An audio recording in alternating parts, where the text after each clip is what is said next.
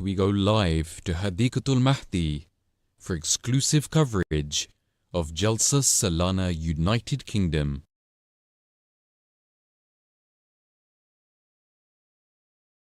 ربنا لا تجعلنا مع القوم الظالمين मोहब्बत के नगमात गाएंगे हम अखुवत की ताने उड़ाएंगे हम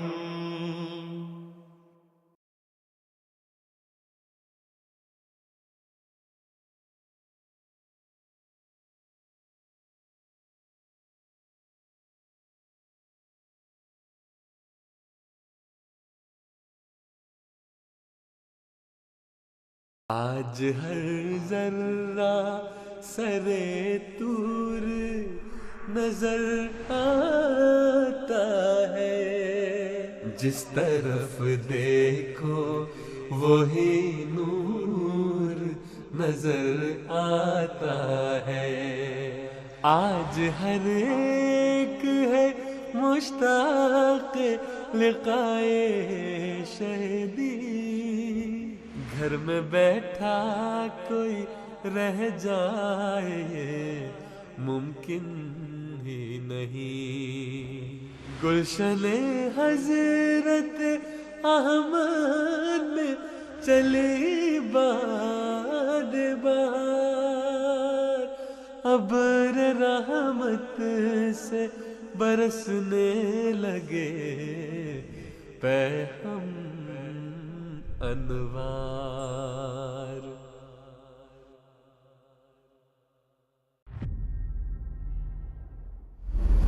फिर आए हैं फिर आए हैं फिर आए हैं। बिस्मिल्लाहिर्रहमानिर्रहीम अस्सलामु अलैकुम वरहमतुल्लाहि वबरकातुहू। आज जुमा का बाबरकत दिन है और हम मौजूद हैं हदीकतुल महदी ऑल्टन हैम्पशायर बरतानिया में। इंशाअल्लाहुल अज़ीज़ आज से यहाँ जमात अहमदिया बरतानिया का 3 रोज़ा जलसा सालाना शुरू हो रहा है। आइए नशरियात का बाकायदा आगाज़ करते हैं तलावत कुरान पाक के साथ। Assalamu alaikum dear viewers and welcome to a blessed Friday. Assalamu alaikum warahmatullahi wabarakatuh. Hadikatul Mahdi Jalsa Gama Chuzu Jaumpyo Chabare. Jalsa Salana Patama Zone Niya Pe Pare. Jamia Goran Payo Chene Season Go Satem Up Pare.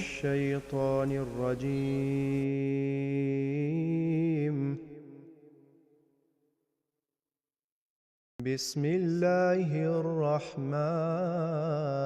الرحيم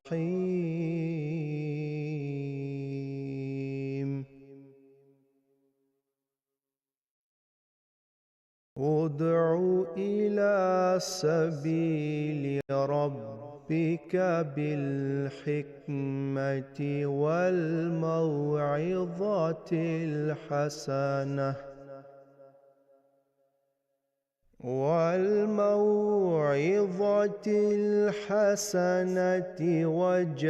وجادلهم بالتي هي أحسن إن ربك هو أعلم بمن ضل عن سبيله وهو أعلم بالمهتدين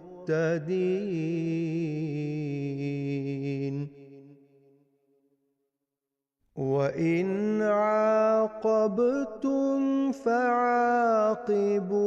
بمثل ما عوقبتم به ولئن صبرتم لهو خير للصابرين واصبر وما صبرك إلا بالله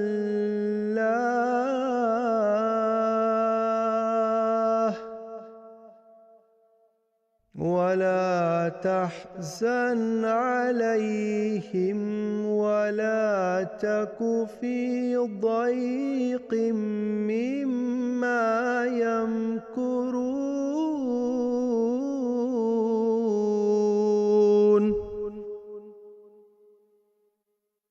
إن الله مع الذين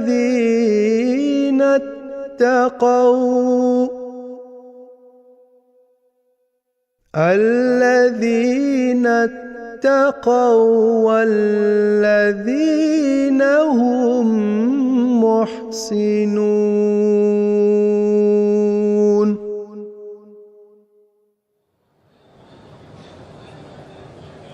अभी हमने तलावत कुरान पाक से आज की नशरियात का आगाज़ किया है।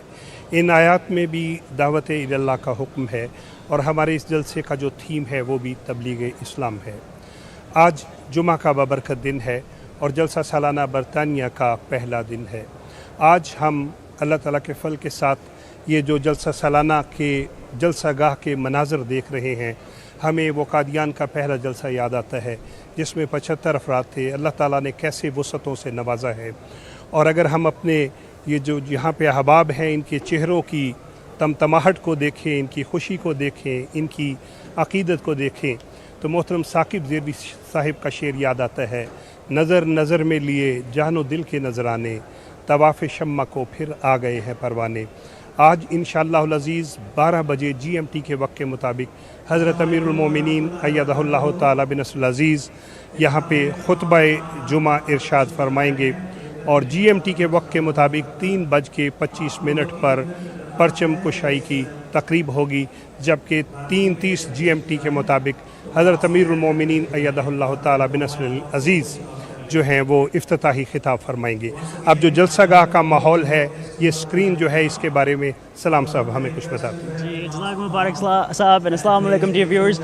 behind us we see a phenomenal backdrop, and it looks like your typically normal backdrop, but this is actually a purely digital display, and the panels on the side are customizable so that when it's a specific salat time, it will display which salat it is.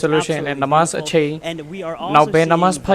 ဖြစ်ကြောင်းကိုလည်းပြသတာမှာဖြစ်ပါတယ် display ဖြစ်တဲ့အတွက်ကို background လည်းပြောင်းနေလို့ရမှာဖြစ်ပါတယ် beautiful to think about is how over 100 years ago the first Jalsa only had 75 people နှစ်ပေါင်း100ရင်ကစတင်ခဲ့တဲ့ Jalsa Salana မှာတော့လူ85ယောက်ပဲရှိခဲ့ပါတယ် so mashallah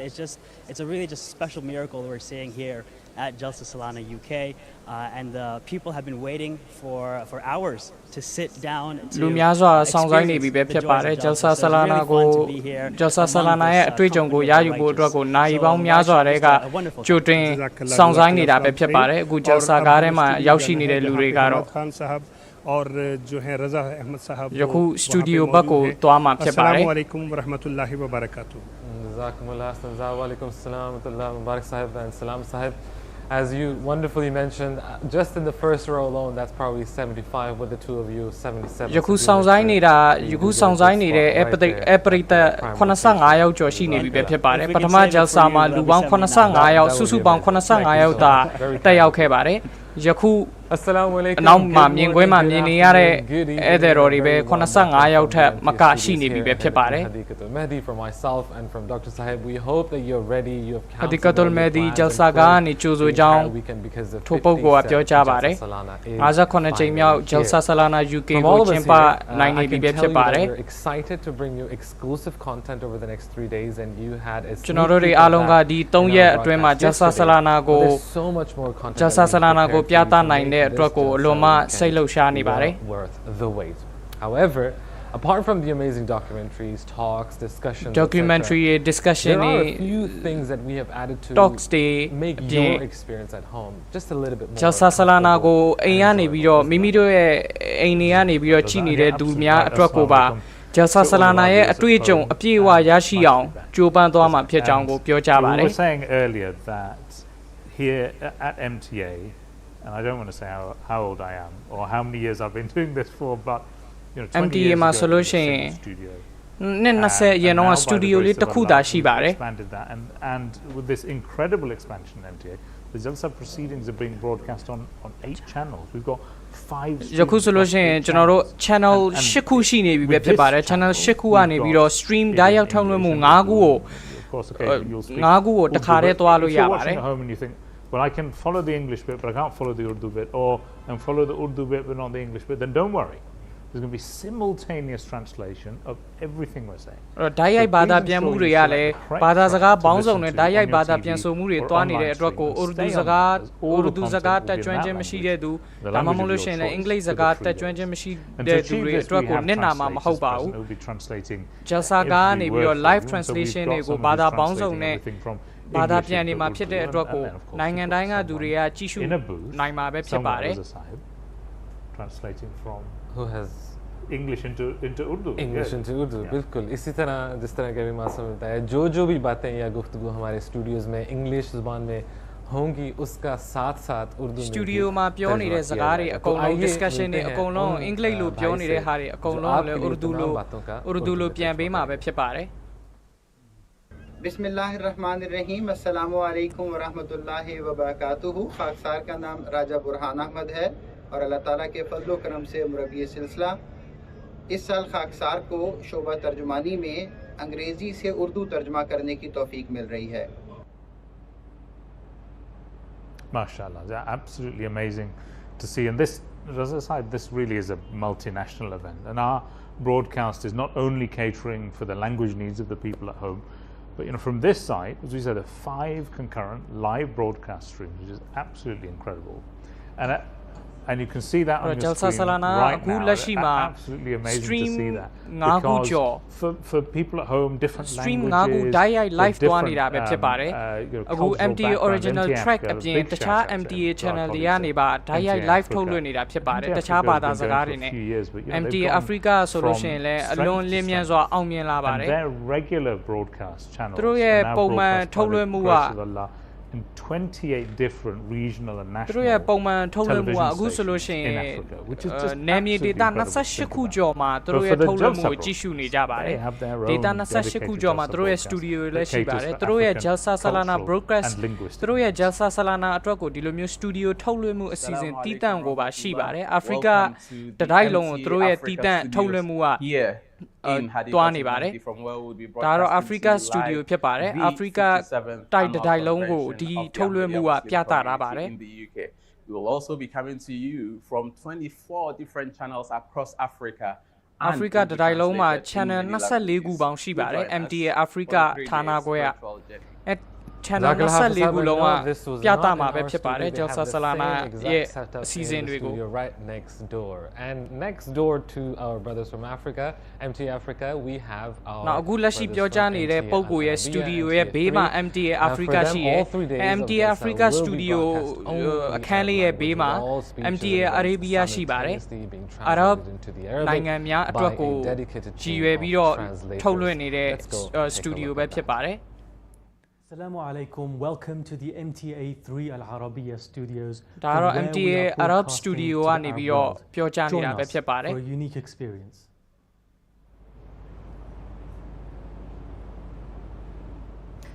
Lastly and not leastly, as I say, and our viewers at home, the entire Jalsa has this year special streams in French and Bangla Jalsa Salana ဒီနေ့ Jalsa Salana ကအထူးအစီအစဉ်အနေနဲ့ပြင်သစ်ဘာသာနဲ့ဘင်္ဂါလီဘာသာနဲ့ပါဓာတ်ရိုက်ထုတ်လွှင့်မှုတွေပြုလုပ်နေပါတယ် Jalsa Salana UK 2023ကိုဒါတော့ we are here in Hadikatul Mahdi in the French studio streaming live from YouTube ဒါတော့ပြင်သစ် translation ပဲဖြစ်ပါတယ် we welcome you to from Hadikatul Mahdi to Jalsa Salana UK Bengali translation ပဲဖြစ်ပါတယ်ဒါ Bengali translation အတွက်ကို studio လေးဖြစ်ပါတယ် we are streaming for the very first time on our YouTube channel the Bangla ပထမဆုံးအကြိမ်အနေနဲ့ Bangladesh MTA ဌာနကလည်းပထမဆုံးအကြိမ်အနေနဲ့ Jalsa Salana UK 2023ကို live ဒီလိုမျိုး studio လေးတစ်ခုလုပ်ပြီးတော့ Jalsa ကနေပြီးတော့ direct live ဘာသာပြန်မှာပဲဖြစ်ပါတယ် Bangla channel and the French channel and we were saying before how much it's grown. I mean, this studio that we're sitting in right now, it was designed studio တစ်ခုတည်းကနေပြီးတော့စတင်ခဲ့တဲ့ထုတ်လွှင့်မှုတွေကယခုဆိုလို့ရှိရင်နိုင်ငံအသီးသီးတိုက်အသီးသီးအတွက်ကို တိုက်တီးတီးမှရှိတဲ့လူတွေအတွက်ကိုဘာသာစကားကအဟံအတားမဖြစ်စေအောင်ဘာသာပေါင်းစုံနဲ့ထုတ်လွှင့်နိုင်နေပြီပဲဖြစ်ပါတယ် And the broadcast itself was what? A couple of hours? It was a few hours and one channel, and now from that we've gone to 5 simultaneous channel လေးတစ်ခုကနိုင်အနှဲငယ်သာထုတ်လွှင့်နိုင်ခဲ့ပါတယ်နှစ်ပေါင်း20အရင်တော့ broadcast for everyone at home ယခုဆိုလို့ရှိရင် channel 5ခုကျော် studio 5ခုကျော်ကနေပြီးတော့ဘာသာအသီးသီးကဘာသာစကားအသီးသီးဖြစ်ထုတ်လွှင့်နေနိုင်ပြီပဲဖြစ်ပါတယ် So many countries that you still cover and as I said after so many years when I spoke to the French stream yesterday Bilal Sab the excitement they're back we're here we get to work we get to make content create content and they were excited to bring that to the viewers ယခုနှစ်မှစပြီးတော့လွင့်ဘာသာပြန် live ထုတ်လွှင့်မဲ့ပြင်သစ် studio နဲ့ Bengali studio မှာရှိတဲ့ပုံကိုယ်တွေကဆိုရင်လည်းအလုံးမသူတို့စူးစမ်းပန်းစားနဲ့ထုတ်လွှင့်နိုင်ဖို့အတွက်ကိုသူတို့ကြိုးပမ်းနေကြပါတယ်ဒါသူတို့ရဲ့ပထမဆုံးနှစ်ဖြစ်တဲ့အတွက်ကိုသူတို့လည်းအလုံးစိတ်လှုပ်ရှားနေကြပါတယ် listen to in the language of your choice right here on MTA and then at 3:25 p.m. that's when we expect the flag hoisting as Beloved Hazur will raise the Leviathan GMT 12နာရီမှာခလီဖတ်တုလ်မစီဒ်ခင်ကြီးရဲ့ဂျုမာခွတ်ဘာစတင်မှာပဲဖြစ်ပါတယ်နောက်ထပ်45မိနစ်လောက်နေစတင်မှာပဲဖြစ်ပါတယ် International Jalsa Salana UK now all times are in GMT add an hour for British summer time but now here's a sneak peek of what else လန်လွင့်ထူခြင်းအခမ်းအနားကတော့ GMT 3နာရီ25မှာပဲဖြစ်ပါတယ်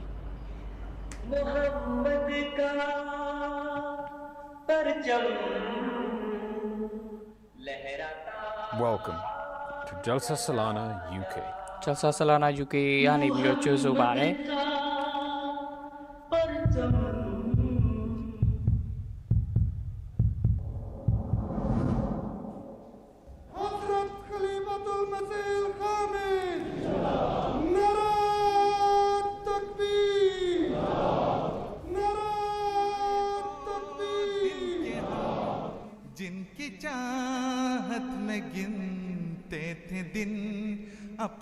ပြသမဲ့ documentary တွေရဲ့ introduction promo လေးတွေပြသနေတာပဲဖြစ်ပါတယ် Hadikatul Mehdi အကြောင်း Jamia Qadian အကြောင်းအလံလွင့်ထူခြင်းအခမ်းအနားအစီအစဉ်အကြောင်း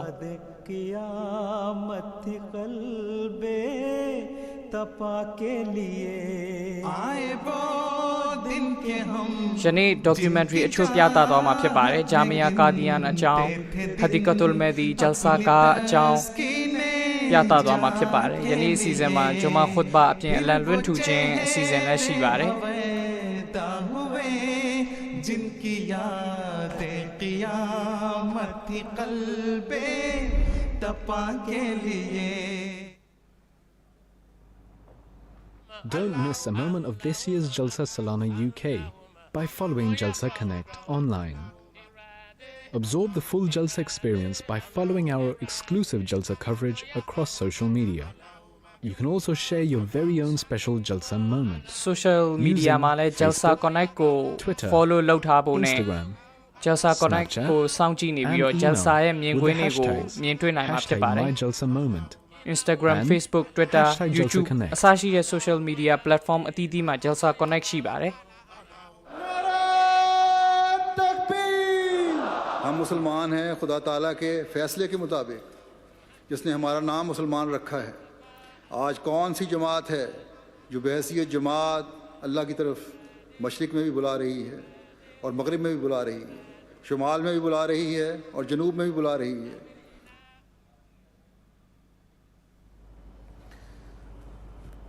And there you have it. Yes, this is just what we are going to expect in today's broadcast of the Friday. အခုပြသသွားတဲ့အရာတွေကတော့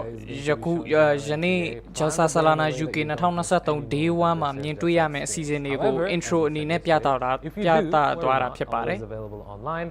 And as we've just heard in the short piece on the social media aspect, if you want to share your social media မှာ Jalsa Salana ရဲ့အတွေ့အကြုံတွေကို share လုပ်ချင်တယ်ဆိုလို့ရှိရင်လည်း Jalsa Connect ရဲ့ Jalsa Connect ဆိုပြီး hashtag လေးသုံးပြီးတော့ social media မှာ post တွေတင်ပေးဖို့အတွက်ကို we're going to go outside နှိုးဆော်လျက်ရှိပါတယ် So let's go outside to Salam Bhatti Saab, who's going to introduce us to this year's lineup of presenters here on MTA1. We are outside here. It is raining very nicely. တော့ Jalsa ကားမှာတော့မိုးအနှဲငယ်ရွာသွန်းနေပါတယ် into the Jalsa Ga to အဲ့ prepare တော့ဒီ for လို the မိုးအနှဲငယ်ရွာ spiritual သွန်းတာ drop ကတော့ကောင်းတဲ့တစ်ချက်ကပါလဲဆိုတော့အပြင်မှာရှိတဲ့လူတွေအားလုံးက Jalsa ကားတွေကို Now, dear ဝင် viewers, သွားနေ we've ကြပြီပဲ met, ဖြစ်ပါတယ် so many of the translators and so many of the အဲ့တော့ translator တွေ studio တွေကိုကျွန်တော်တို့မြင်တွေ့ပြီးပြီပဲဖြစ်ပါတယ် the team of presenters who will become အခု your ကတော့ family for the next Jalsa Salana So Studio outside, မှာ we have our Jalsa second Salana box, Siddiqui Studio Sahib, ရဲ့ Inspector presenter တွေ Hafiz အစီအစဉ်တင်ဆက်မဲ့သူတွေကိုသူတို့မိတ်ဆက်ပေးတော့မှာပဲဖြစ်ပါတယ် And Hafiz Saab is joining us from France, so ဒါပြင်သစ်က Hafiz Saab And, ပဲ this is ဖြစ် your ပါတယ် first time at Jalsa UK with us, so သူရဲ့ပထမဆုံးအကြိမ်ပဲဖြစ်ပါတယ် क्या ख्यालात हैं? जज़ाकल्लाह सलाम साहब बहुत ही मुबारक मौका है माशाल्लाह और လုံးဝမင်္ဂလာရှိရဲ့ मुश्किल काम है, ခန္ဓာအစီအစဉ်လေးဖြစ်ပါတယ် दिल की धड़कनों को अल्फाज में बयान करना मुश्किल काम है बड़ा अच्छा माहौल है माशाल्लाह और जैसे कि आपने बताया अभी कि खाक सर फ्रांस से हाज़िर हुआ है तो इस हवाले से मैं समझता हूँ कि बड़ी ही सादत की बात है MTA की टीम का हिस्सा बनना और इंशाल्लाह आइंदा कुछ दिनों में जिस तरह प्रोग्राम MTA पे आएंगे कोशिश करेंगे कि अच्छे तरीके से बेहतर तरीके तक से नाजरीन तक जो हमारे प्रोग्राम हैं वो पहुँच सकें နောက်ရက်အနေငယ်မှာပြသမယ် MTA ရဲ့ program တွေအစီအစဉ်တွေအားလုံးကိုအကောင်းဆုံးဖြစ်အောင်တင်ဆက်နိုင်အောင်ကြိုးစားသွားပါမယ်လို့ပြင်သစ်ကပုဂ္ဂိုလ်ကပြောကြားပါတယ် जैसे अभी हाफिज साहब ने कहा हम सब बहुत खुशकिस्मत हैं बड़े खुश नसीब हैं कि ये खूबसूरत दिन देख रहे हैं ကျွန်တော်တို့ဒီလိုမျိုးအလွန်လှပတဲ့နေ့ရက်ကိုတွေ့နိုင်တာကအလွန်မှကျွန်တော်တို့ကံကောင်းထောင်းမလာပါတယ် Jalsa Salana UK ကိုပြန်လည်ပြီးတော့ပြန်လည်ပြီးတော့တွေးကြုံရရှိနိုင်ခြင်းက अच्छी बात है ये तो फवार है बात ये है कि अगर मूसलाधार बारिश भी हो हमारे दिल गुलाब हैं अहमदियत के जो फ़िदाईन हैं जो हुजूर अनवर की ज़ियारत करना चाहते हैं उन्होंने आना ही आना है बाकी अल्लाह ताला के फज़ल के साथ हमारी एक बहुत बड़ी टीम है MTA की और हमारी कोशिश ये है कि जो लोग किसी वजह से यहाँ पे नहीं आ सके या दूर दराज के MTA team ကအလုံးမအင်အားတောင်းနေပြီပဲဖြစ်ပါတယ် Jalsa Salana UK ကိုကိုယ်တိုင်ကိုယ်ချတက်ရောက်နိုင်ခြင်းမရှိတဲ့ပုံကိုယ်တွေအားလုံးအတွက်ကိုအိမ်မှာတက်တောင့်တက်တာနဲ့ TV အရှိမှာ Jalsa Salana ရဲ့အစီအစဉ်တွေကိုအပြည့်အဝတက်တောင့်တက်တာကြည့်ရှုနိုင်ဖို့အတွက်ကို MTA အဖွဲ့တစ်ဖွဲ့လုံးကကြိုးစားသွားမှာဖြစ်ကြောင်းကို Mubarak Siddiqui Saab ကပြောပါတယ် Perhaps there was some snow, but certainly what I heard was beautiful. Jazakallah Salam Saab for that wonderful introduction, and of course you look beautiful as well, as does the incredible backdrop of the Jalsa Salana. We can see the flags there fluttering in the wind. I mean, it just looks amazing, and it's so good to be back here at the Jalsa Salana. And Salam Saab, you know, we can hear everyone coming into the Jalsa Ga now and then. Jalsa Ga တွေကိုအဲ့တော်တွေကဝင်ရောက်နေကြပြီပဲဖြစ်ပါတယ် because မကြာခင်မှာ Khalifa တခင်ကြီးရဲ့ khutbah စတော့မှာပဲဖြစ်ပါတယ် being able to watch the Jalsa Salana and to be able to listen to MTA's and watch MTA's coverage. And this year, by the grace of Allah, MTA has been ဒီနေ့ live facility ကျေးဇူးတော်နဲ့ MTA အတွက်ကို team တစ်ခု Khalifa တခင်ကြီးကပေးထားပါတယ်ခေါင်းစဉ်လေးတစ်ခုကို in the 21st century and 21ရာစုမှာအစ္စလာမ်သတင်းစကားဖြန့်ချီခြင်းဆိုတဲ့ခေါင်းစဉ်ကို Khalifa တခင်ကြီးက MTA အတွက်ကိုပေးထားပါတယ် team တစ်ခုအနေနဲ့သတ်မှတ်ထားပါတယ် which includes the immense service of the spread of the true teachings of the Quran through its various translations. ရှမ်းမြတ်ကုရ်အာန်ရဲ့တုတ်တင်ချက်တွေအစ္စလာမ်ရဲ့စစ်မှန်တဲ့တုတ်တင်ချက်တွေကို MTA ကနေပြီးတော့ပို့ချနေတဲ့ MTA ကပို့ဆောင်နေတဲ့လုပ်ငန်းစဉ်တွေကိုပါပြသမှာဖြစ်ပါတယ် during the time of Khilafat Khamsa. The bleak efforts made by not just Murabbiyan but Da'in ilallah and the tireless efforts of Hazrat Khalifatul Masih in his speeches to parliaments and world leaders across the globe. His various tours and press engagements. We'll cover this through documentaries and special guests. ဒါရလာလုပ်ငန်းစဉ်တွေ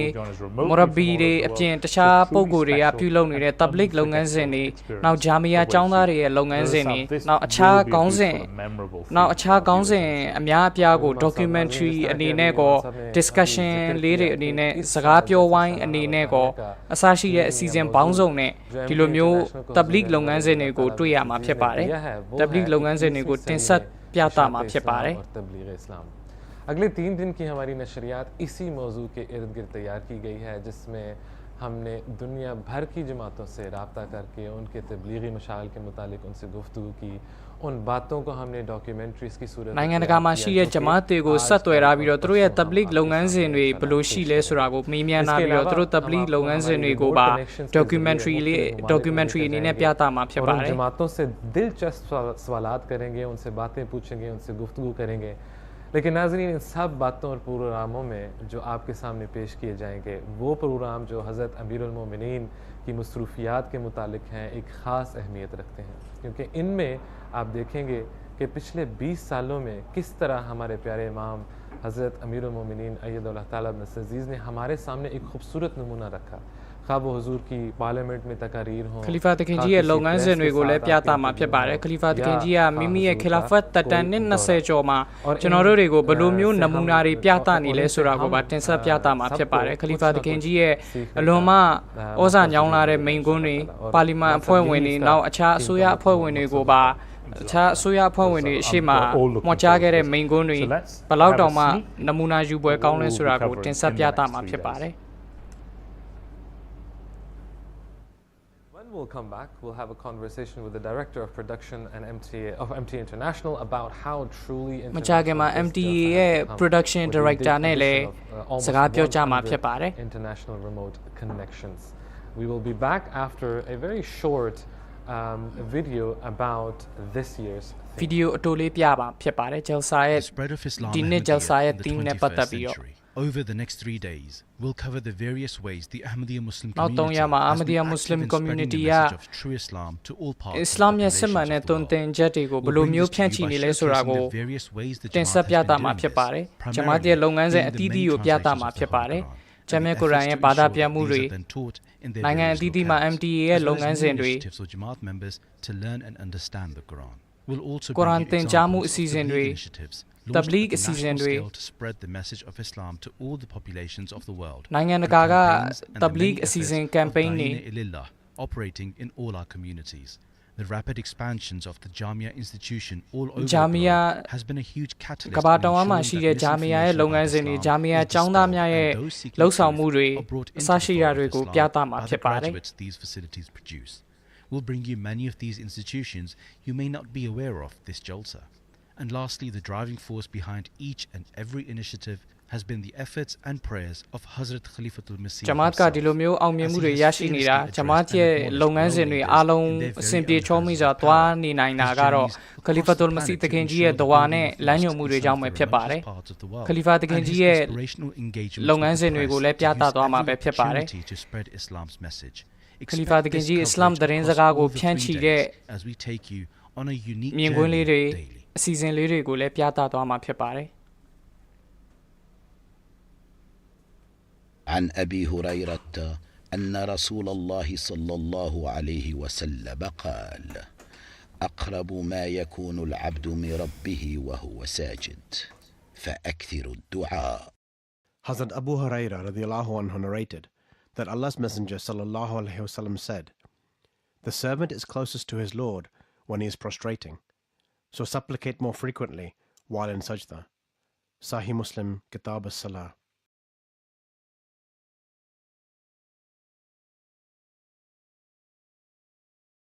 Hazrat Mirza Ghulam Ahmad of Qadian, the promised Messiah and Imam Mahdi alayhi salam states, "Let it be clear that to affirm the covenant of Bayt with the tongue alone amounts to nothing, unless it is practiced with full heartfelt resolve.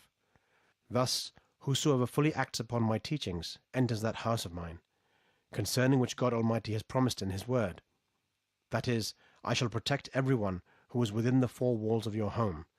This should not be taken to mean only such people who dwell in my house, made of brick and mortar. Rather, this also refers to all those who follow me completely and dwell in my spiritual home. To follow me, it is necessary for them to believe that they have an omnipotent, self-sustaining God, who is a creator of all things, and whose attributes are eternal, everlasting and unchangeable. He has no father and no son. He is above suffering, being crucified and killed. He is such that despite being far, he is near, and despite being near, he is far. Despite being one, his manifestations are diverse. For a person who brings about a change in himself, he becomes a new God for him, and deals with him by means of a new manifestation. Thus, Such a person experiences a change in God according to the change in himself. Yet no change takes place in God, for he is eternally unchangeable and possesses complete perfection. But when a person undergoes a transformation and begins to move towards virtue, God manifests himself to such a person in a new way. At the time of every improved condition that manifests itself in a person, the manifestation of God Almighty's power also reveals itself to a greater extent. He manifests his might in an extraordinary way only when an extraordinary change takes place in a person. This is the root of all extraordinary happenings and miracles. The God so described is the fundamental bedrock of my community. Believe in him and give precedence to him over your own souls and comforts, and over all your relationships. Show sincerity and loyalty in his cause by exhibiting courage in your practice. Worldly people do not prefer him over their means, and their kith and their kin, but you ought to, so that you may be counted in heaven as belonging to his community. Noah's Ark, pages 17 to 19. जिस तरफ देखो वही नूर नजर आता है। नाज़रीन, इससे पहले कि हम आज की नशरियात को आगे बढ़ाएं, यहाँ पर हदीक़तुल महदी में अज़ान का वक्त हुआ जाता है, जो जुमे की अज़ान है, तो हम आपको मेन मार्की में लेकर जाएंगे। हदीक़तुल महदी में अज़ान पीनी भी वेब पाने जुमा अज़ान। Now is the time for the azan for the Jummah prayer, and we will take you inside the main marquee. हदीक़तुल महदी ये मेन जलसा गारे को खोदवा में वेब पाने।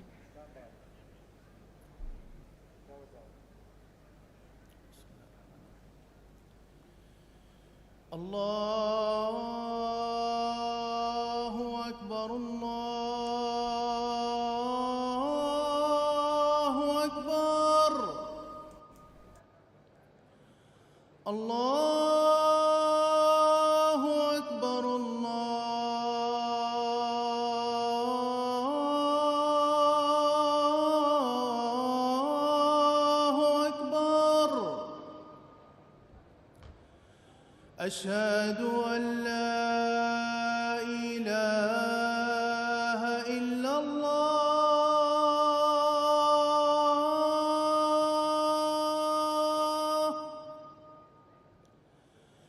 أشهد أن لا إله إلا الله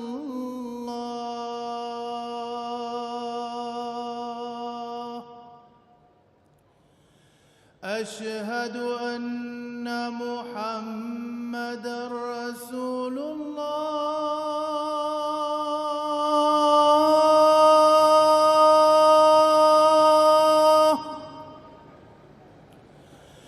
أشهد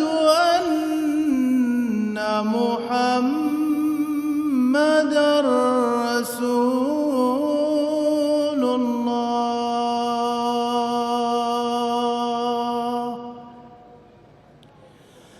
حي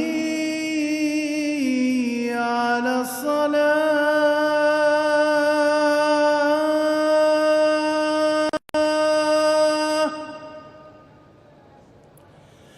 حي على الصلاة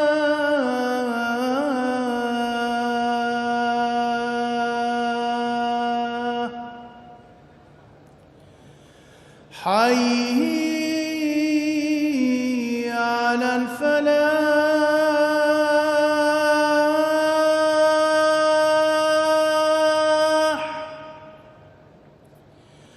حي على الفلاح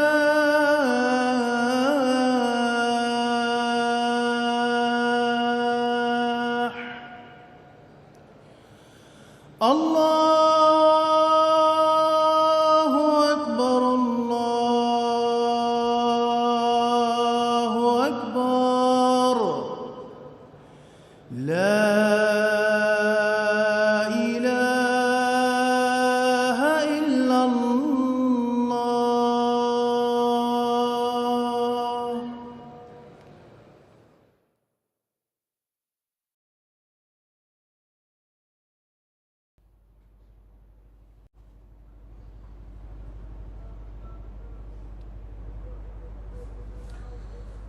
The azan has been called and a quick change of personnel here. I'm joined by Hafiz Asim Sahib here, who's made his way into the studio quickly from the lightly rained mist outside. And we're now going to introduce you to some special guests here with us as well. Joining us in the studio is Munir Sahib, who's currently serving as the Director of Production of MTA International. MTA who will also be going to Director Qadian and Belize, which is one of many countries joining us for the very first time this year.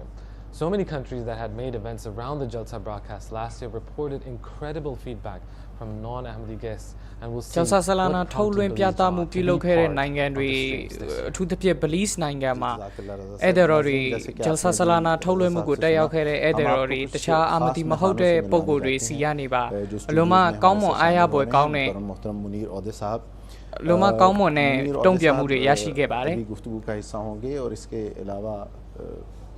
हम कादियान भी जाएंगे और बेलीज़ भी जाएंगे और बेलीज़ इन बहुत से ममालिक में से एक है जैसा रज़ा साहब ने भी बताया कि जो इस साल पहली बार हमारे साथ शामिल हो रहे हैं बहुत से ममालिक हैं नाज़रीन जिन्होंने पिछले साल जलसे की नशियात में रिमोट कनेक्शन के ज़रिए हिस्सा लिया था और बहुत सी इत्तलात जो थी वो वहाँ से ऐसे नाकाबिल यकीन तासुरात जो थे वो वहाँ से आए थे चुनाचे हम देखेंगे इस साल भी बिलीज़ जमात जो है वो कैसे हिस्सा बनती है जलसे का तो रज़ा साहब now we were just talking about this from 1980 what was it the year 92 to today 1992ကနေပြီးတော့ယခုနှစ်တိုင်2023ခုနှစ်အထိကို MTA ရဲ့အောင်မြင်မှုကိုဒီပုဂ္ဂိုလ်ကလက်တွေ့မြင်တွေ့လာခဲ့တဲ့ပုဂ္ဂိုလ်ပဲဖြစ်ပါတယ် And the shortest probably expression, MTA is one of the signs of the Prophet MTA ကမစီမောဒ်အစ္စလာမ်တခင်ကြီးရဲ့မစီမောဒ်အစ္စလာမ်တခင်ကြီးရဲ့နမိတ်လက္ခဏာတစ်ခုပဲဖြစ်ပါတယ် Imam Mahdi alayhi salam to spread his message to every corner of the world, and this is one of the big manifestation of that sign, alhamdulillah. Now we see the growth of MTA since it started in 92 with a small little studio. It was half of the studio that you now have as a temporary studio. ယခုလက်ရှိဒီပုဂ္ဂိုလ်တွေထိုင်နေတဲ့စတူဒီယိုလေးထက်ကိုမှ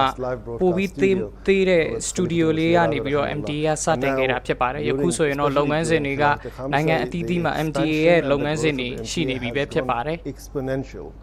where you have teams around လွန်လင်းမြန်စွာတိုးပွားနေတာဖြစ်ပါတယ်နိုင်ငံတကာမှာတိုက်အသီးသီးမှာ MTA အဖွဲ့တွေရှိပါတယ်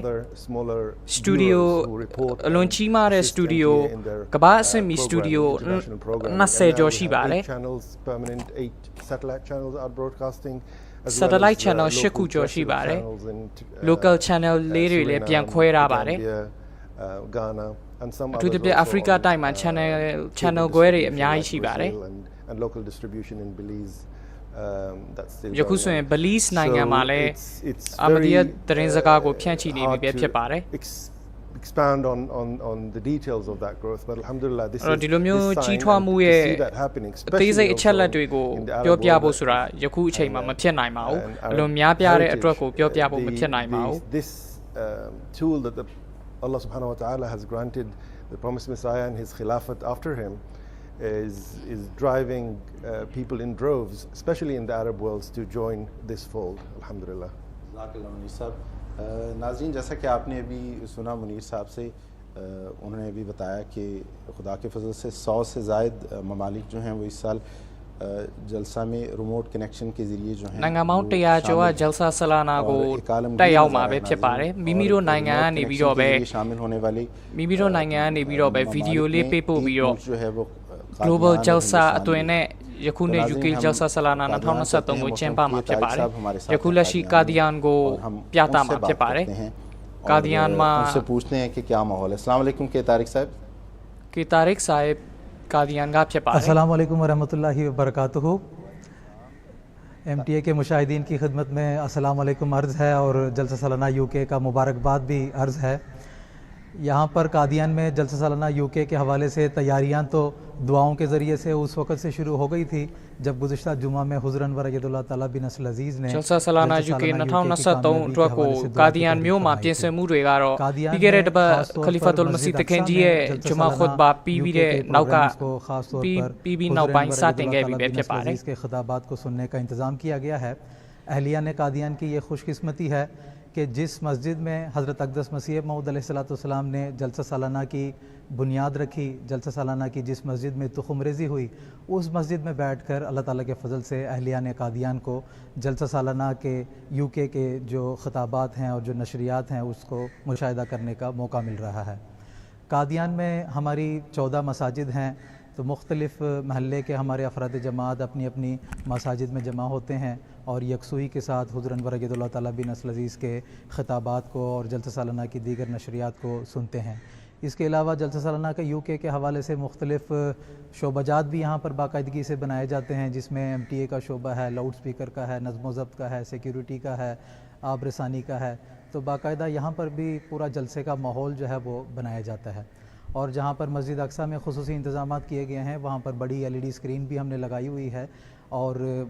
यहाँ पर अफराद जमात कसरत से जमा होते हैं और हुज़ुर अनवर के ख़िताबात को और जलसे के मुख्तलिफ़ प्रोग्राम्स को मुशाहिदा करते हैं। तो ऐसा हमें महसूस होता है कि गोया कि हम भी जलसा सालाना में शामिल हैं और उसके रूहानी फ़यूज़ व बरक़ात से हम फ़ायदा उठा रहे हैं। अफराद जमात अपने घरों में भी कादियान म्यूगा ले अच्छा म्यू रे पोंजा में दू म्याज़ो का सूजी भी और जलसा सालाना UK को तजुदजी चिशु जामा पे फिपारे बहुत खुशी महसूस करते हैं कि जैसा कि हमारा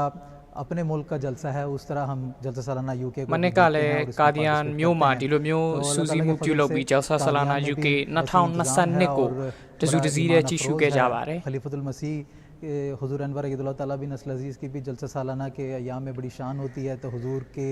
दीदार का भी यहाँ पर हमें इंतज़ार होता है। और जब जलसा सालाना UK को हम देखते हैं तो ऐसे वसी इंतज़ामात हैं और जलसा सालाना की ऐसी तरक्यात हैं कि हज़रत अक़दस मसीह मऊद अलैहिस्सलाम की आवाज़ जो कादियान की बस्ती से उठी थी वो आज पूरी दुनिया में जलसा सालाना UKရဲ့အောင်မြင်မှုကိုကြည့်ရှုမယ်ဆိုလို့ရှိရင်ကျွန်တော်တို့သတိထားမိနိုင်တာကမစီမောဒ်လိုင်စလမ်တခင်ကြီးရဲ့ကာဒီယန်မျိုးကနေပြီးတော့စတင်လွင့်ထူခဲ့တဲ့အတန်ယခုဆိုလို့ရှိရင်ကဘာတဝမ်းကိုပြန်လွင့်နေပြီပဲဖြစ်ပါတယ် The birthplace of the Ahmadiyya Muslim Jamaat, that tiny village in the Punjab ကာဒီယန်မျိုးလေးရနေပြီးတော့ယခုဆိုလို့ရှိရင်ကဘာတဝမ်းကိုအာမဒီယတ်သတင်းစကားကပြန်လည်ရောက်ရှိနေပြီပဲဖြစ်ပါတယ် the Jalsa connections here. Assalamu alaikum wa rahmatullahi wa barakatuh. ယခုဘလီစ်နိုင်ငံကပြုတ်ပုတ်ကိုနဲ့ very briefly I know စကားပြောမှဖြစ်ပါတယ် It's very difficult to do the last year's experience and what prompted you to join us today. By the grace of Allah Almighty, you know, it was Lashme Fazal Jesu ro ne be a part of the Jalsa Salana Jalsa Salana ma ကျွန်တော်တို့ပါဝင်နိုင်နေပြီဖြစ်ပါတယ် It's a very special time of the year, and so လုံမင်္ဂလာရှိတဲ့အချိန်ပဲဖြစ်ပါတယ် Jalsa အချိန်ဆိုတာက very exciting, and this year is also အ very လုံးစိတ်လှုပ်ရှားဖို့ကောင်းတဲ့အချိန်ပဲဖြစ်ပါတယ် to be a part of it, and so ကျွန်တော်တို့စီမှာ Jalsa အစီအစဉ်ကိုအတူကြည့်ရှုကျင်နေတဲ့အဖွဲ့ဝင်တွေများစွာရှိပါတယ် feel like in the spirit of being at the Jalsa ကျွန်တော်တို့ Jalsa Salana UK မှာတကယ်ပဲကိုယ်တိုင်ကိုယ်ကြရောက်နေတဲ့ပုံစံအတိုင်းပဲကျွန်တော်တို့ဖြစ်နေပါတယ်ယခုလက်ရှိကျွန်တော်တို့ Police နိုင်ငံဂျမာတ်အဖွဲ့ဝင်တွေကတစုတစည်းတည်းကြည့်ရှုကြမှာဖြစ်ပါတယ် all of us be blessed by the wonderful experience, no? Thank you so much for joining us today. You should have maybe gone to that design and have that in the background, but don't worry, we'll get the pictures through inshallah over the next 3 days. Inshallah. Jazakumullah ahsan jaza. Now this was just, I think, Hafsa, what two connections out of the 100 that we have this year. နိုင်ငံပေါင်းရာချီတစုတစည်းတဲ့ကြည့်ရှုကြမဲ့တဲ့ကမှနှစ်နိုင်ငံကိုပဲထုတ်လွှင့်ပြသသွားခဲ့တာပဲဖြစ်ပါတယ်နှစ်နိုင်ငံကိုပဲပြသသွားခဲ့တာဖြစ်ပါတယ်နိုင်ငံပေါင်း100ကျော်ကဒီလိုမျိုးပဲမိမိတို့ရဲ့ masjid တွေမှာ center တွေမှာစူးစီးပြီးတော့ကြည့်ရှုကြမှာဖြစ်ပါတယ် on the globe, so inshallah ta'ala Rabe ये तो अल्लाह ताला ने एक दफ़ा बल्कि ये फरमाया भी था बिल्कुल जैसे मुनीर साहब कह रहे हैं कि अब अल्लाह के फजल से जमात एक ख़ानदान की शक्ल इख्तियार करेगी MTA की बरक़ात से एक आलमी बरादरी की शक्ल MTA फजल जेजू रो ने जमात နိုင်ငံတကာမှာရှိတဲ့ဂျမတ်တွေအားလုံးကအခုကျွန်တော်တို့စူးစီးနိုင်နေပြီပဲဖြစ်ပါတယ်တစုတစည်းတဲ့ကျွန်တော်တို့ Jalsa Salana UK ကိုတက်ရောက်နိုင်ပြီးကြည့်ရှုနိုင်နေပြီပဲဖြစ်ပါတယ် in the 21st century is the theme of this year's Jalsa Salana. ဒီနှစ် Jalsa Salana UK ရဲ့ theme ခေါင်းစဉ်က21ရာစုမှာအစ္စလာမ်သတင်းစကားဖြန့်ချိခြင်းလုပ်ငန်းစဉ်ဆိုတဲ့ခေါင်းစဉ်ပဲဖြစ်ပါတယ် for the sake of Islam Ahmadiyya. The founder of the Ahmadiyya Muslim Jamaat, Ahmadiyya Muslim Jamaat ရဲ့တည်ထောင်သူ Hazrat Mirza Ghulam Muhammad alayhi salam မိန့်ကြားပါတယ် honored in heaven. ကျမ်းမြတ်ကုရ်အာန်ကိုဂုဏ်ပေးလေးစားသူတွေကဂျန်နတ်မှာဂုဏ်ပေးလေးစားခြင်းကိုခံရပါလိမ့်မယ် Revealing the treasures of verities and subtleties of knowledge hidden in the မွတ်စလင်အစ္စလာမ်တခင်ကကျမ်းမြတ်ကုရ်အာန်ထဲမှာရှိရဲ့အလိုမှတန်ဖိုးထားဖွယ်ကောင်းတဲ့ယတနာတွေကိုကျွန်တော်တို့ကိုထုတ်ဖော်ပြသခဲ့ပါတယ် in the service of propagation of the divine book. Be it the verities revealed by Hazrat Hakim Nuruddin, may Allah be pleased with him, or the extensive exegesis of Hazrat Mirza Bashiruddin Mahmud Ahmad. ပထမခလီဖတ်တုလ်မစီတခင်နဲ့ဒုတိယခလီဖတ်တုလ်မစီတခင်ကလည်းကျမ်းမြတ်ကုရ်အာန်ဒီကရှင်းလင်းဖွင့်ဆိုချက်များစွာပြုလုပ်ခဲ့ပါတယ် May Allah have mercy on him. The contemporary knowledge brought to light in the Darsul Quran of Hazrat Mirza Tahir Ahmad, may Allah တတိယခလီဖတ်တခင်ဇရုဒ္ဓခလီဖတ်တခင် Hazrat Mirza Masroor တတိယခလီဖတ်တခင်နဲ့ဇရုဒ္ဓခလီဖတ်တခင်တို့ကလည်း Darsul Quran ကျမ်းမြတ်ကုရ်အာန် Daras ပေးခြင်းအစီအစဉ်တွေကိုများစွာပြုလုပ်ခဲ့ပါတယ် quench the spiritual thirst of multitudes of humanity.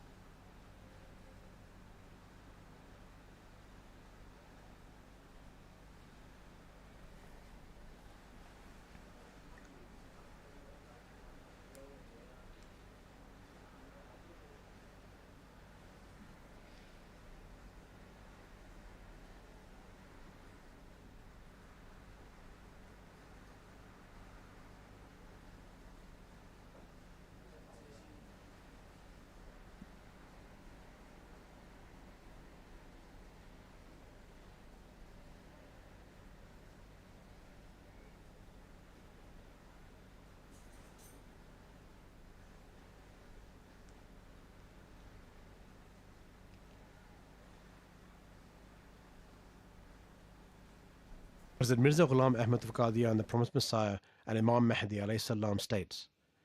"It has been the practice of God since the remotest ages to manifest signs of His mercy, but you can partake of it only when nothing separates you from Him. His will becomes your will, His desire becomes your desire, and you remain prostrate at His threshold at all times and in all conditions, whether of success or failure, so that He may do whatever He wills. If you do so, then God, who has for so long kept His countenance hidden, will manifest Himself in you. Is there anyone from among you who will implement this and seek His pleasure without being dissatisfied by His will and decree? So when you encounter misfortune, you should step forth even more eagerly, for this is the means of your success. Exert all your power to spread the oneness of God on earth. Show mercy to His servants and do not wrong them by your tongue or your hand or by any other means, and strive for the welfare of God's creation. Behave not arrogantly towards anyone, even if he is your subordinate, and revile not anyone, even if he should revile you. Become humble, tolerant, well-intentioned, and compassionate towards God's creation, so that you may be accepted by God. There are many who show meekness, but they are wolves from within. There are many who outwardly appear clean, but from within they are serpents.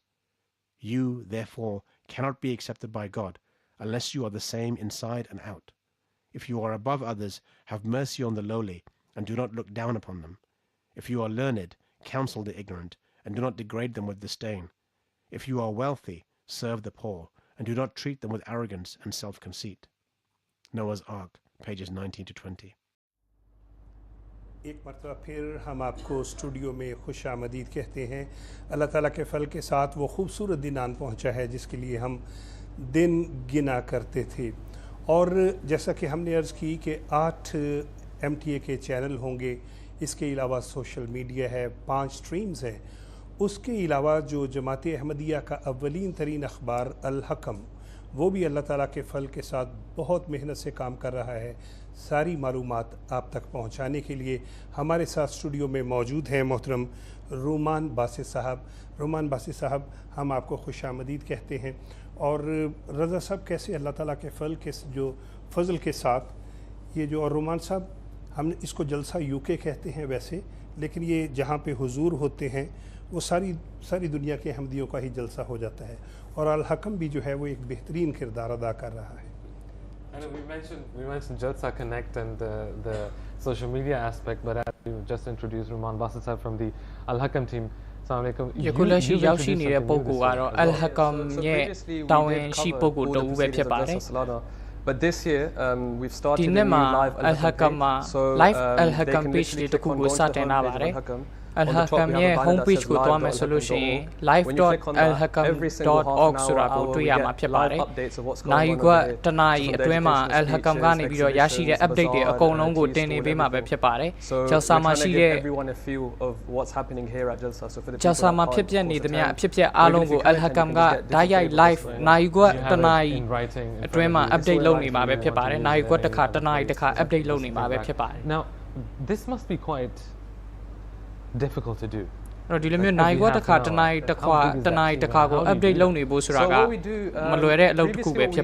we used to try and cover maybe every day, you know, Hazur has a speech. We realized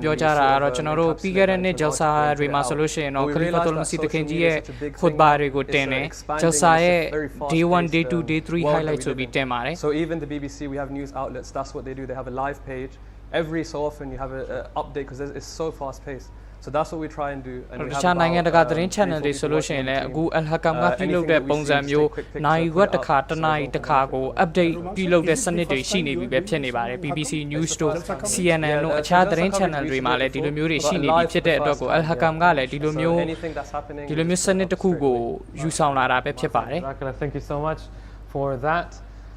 Now, for the viewers at home, the Ahmadiyya Muslim community has been the first Muslim organization to publish the translation of the Holy Quran into Braille for the benefit of those who are Ahmadiyya Muslim Jamaat ka pathama zong do Muslim poezi takhu phit pare.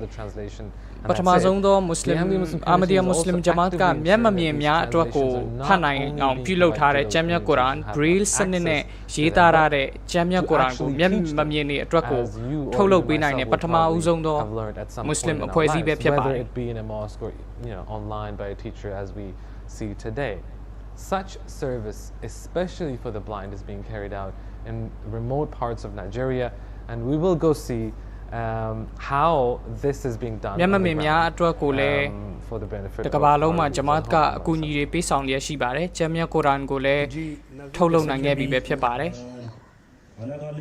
Da ga ro Nigeria nainga ma myam myin mya Jamya Quran ko phat ni jin be phit pare. Braille sanit ne ye ta ra de Jamya Quran phit pare.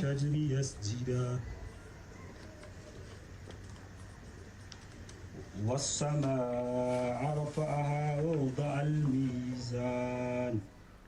Ahmadiyya Muslim community took lead among all other Muslim communities. Ahmadiyya Muslim Jamaat ka pathama uzong do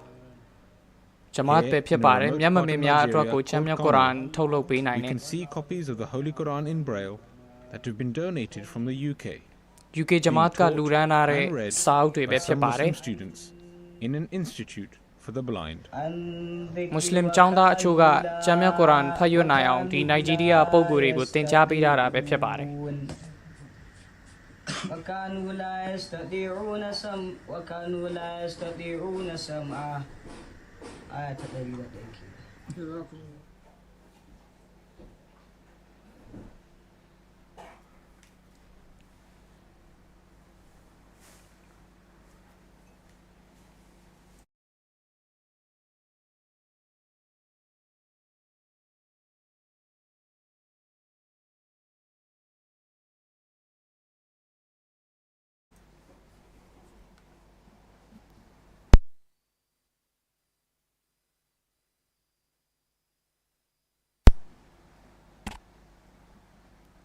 हज़रत अक़दस मिर्ज़ा ग़ुलाम अहमद क़ादियानी मसीह महदी मऊहूद अलैहिस्सलातु वस्सलाम फरमाते हैं, ऐ वे तमाम लोगो जो अपने तई मेरी जमात शुमार करते हो, आसमान पर तुम उस वक्त मेरी जमात शुमार किए जाओगे जब सचमुच तकवा की राहों पर कदम मारोगे।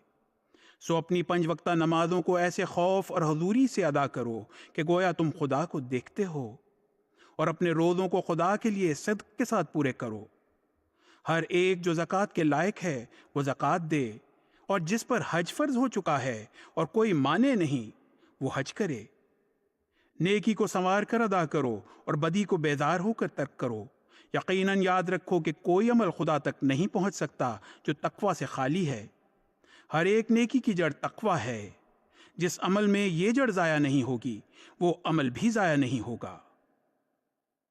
हवाला कश्ती नूह, रूहानी ख़ज़ाइन, जिल्द नंबर 19।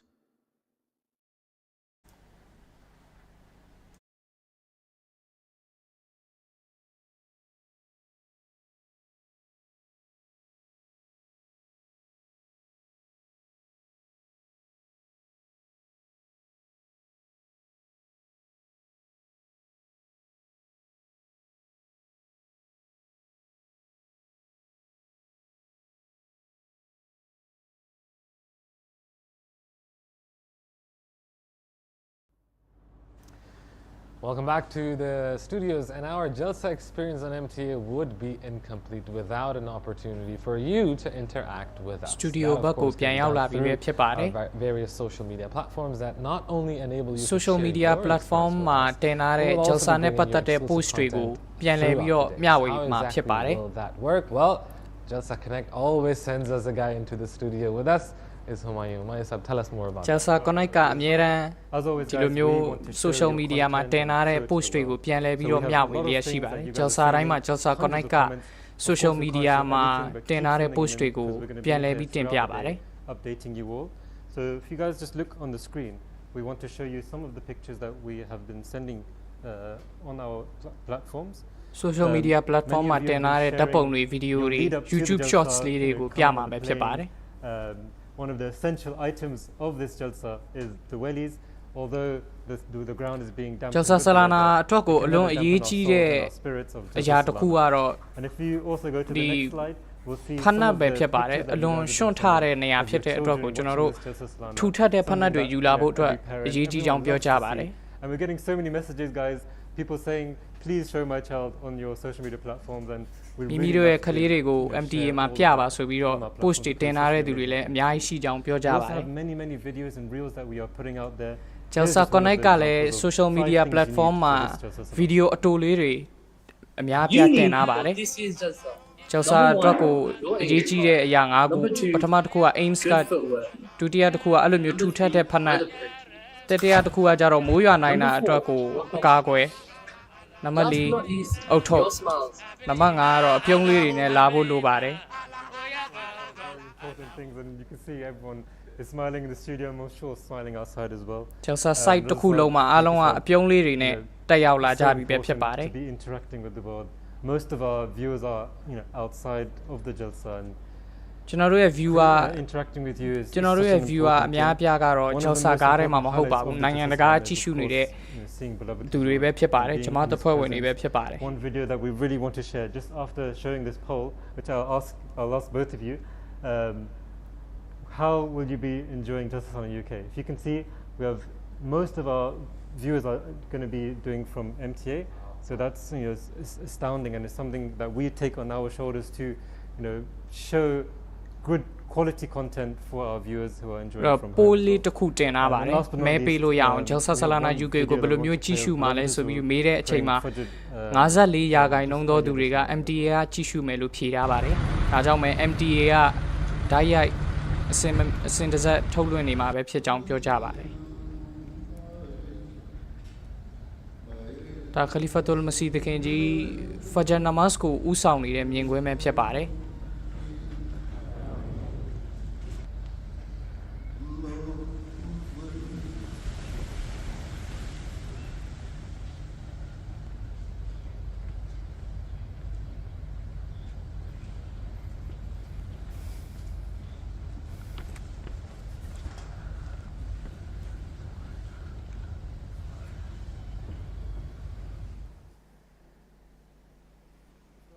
This is exclusive content. Please follow us on our social media handles at Jalsa Connect ကို Twitter, Instagram, Facebook မှာ follow လုပ်ထားဖို့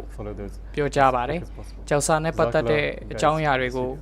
Jalsa Connect page တွေမှာမြင်တွေ့နိုင်မှာဖြစ်ပါတယ်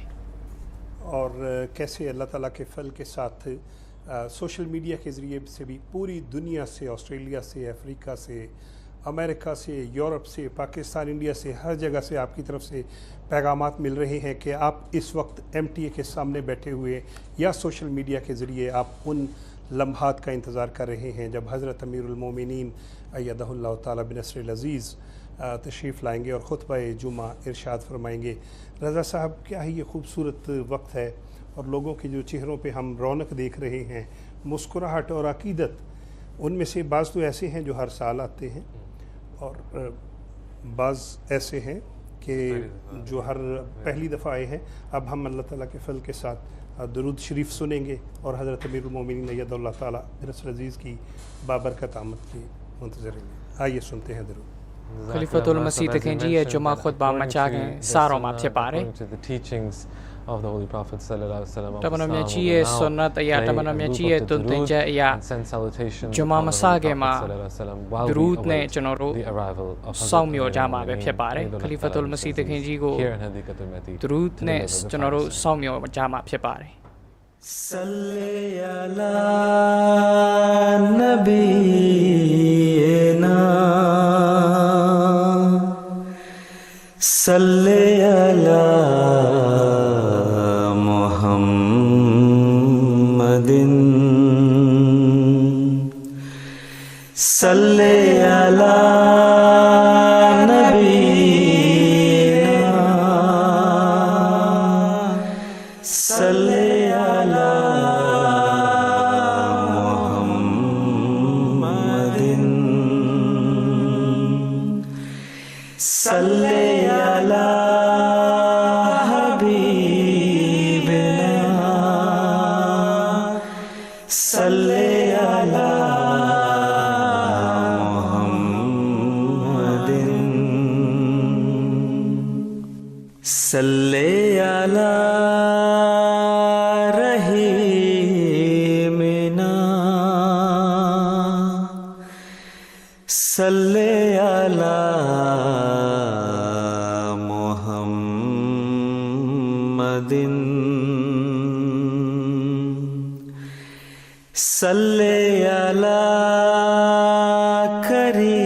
karimina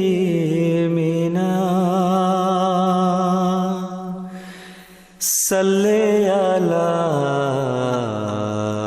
Muhammadin Salli ala nabiyina Salli ala Muhammadin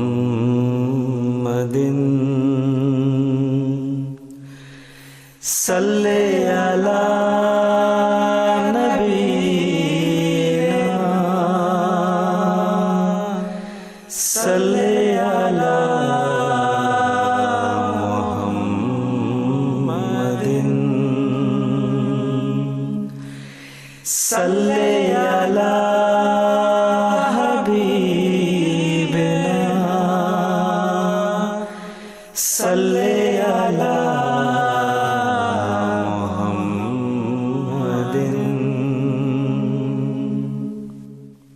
Balaghal ula bikamalihi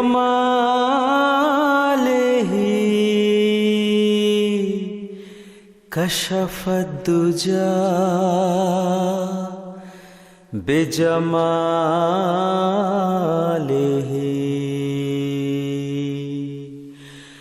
Balaghal ula bikamalihi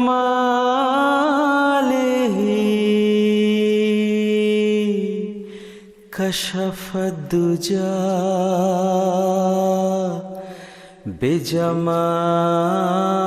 bijamalihi hasuna jamiyo khisalihi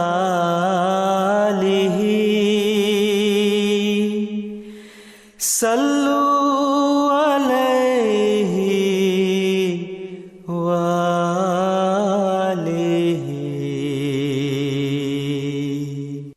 Salli ala nabiyina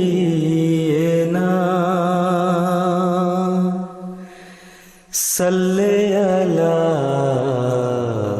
मुहम्मदिन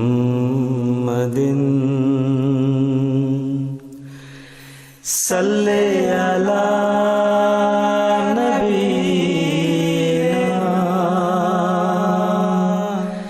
सल्ले अला मुहम्मदिन सल्ले अला हबीबिना सल्ले अला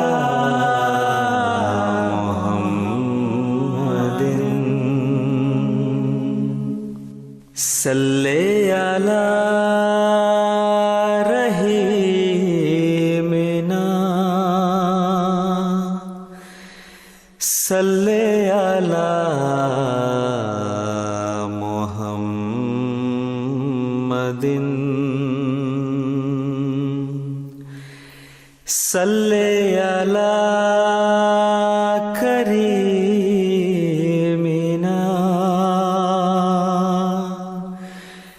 सल्ले अला मुहम्मदिन सल्ले अला नबीना सल्ले अला मुहम्मदिन सल्ले अला नबीना सल्ले अला मुहम्मदिन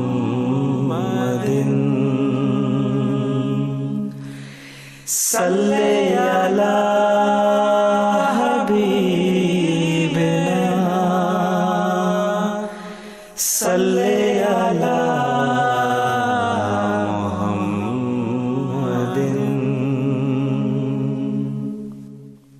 बलगल उला बिकमालिही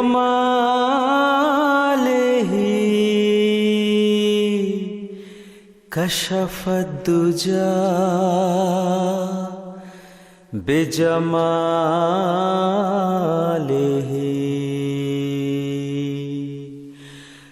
बलगल उला बिकमालिही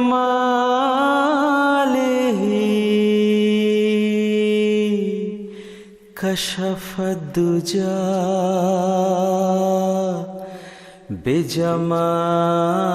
बिजमालिही हसून जमीओ खिसालिही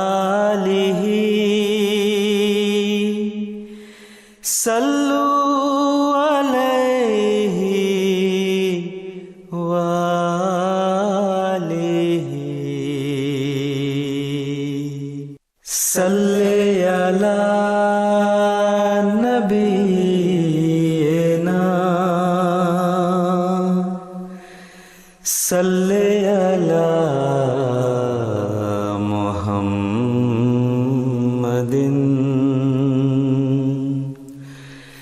सल्ले अला नबीना सल्ले अला मुहम्मदिन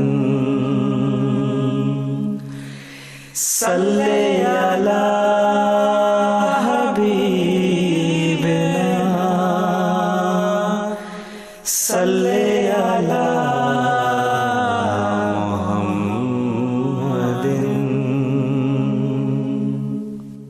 सल्ले अला रहीमिना सल्ले अला मुहम्मदिन।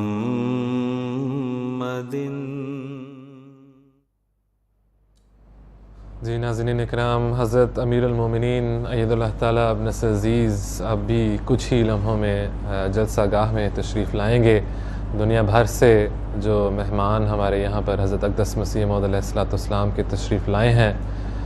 बड़ी बेचैनी से हुज़ूर अनवर ईद ताला अज़ीज़ के इंतज़ार में यहाँ पर खड़े हैं, मेन मार्की में जा रहे हैं। तो अहमद साहब, ये खुतबा जो है हुज़ूर अनवर ईद ताला अज़ीज़ का,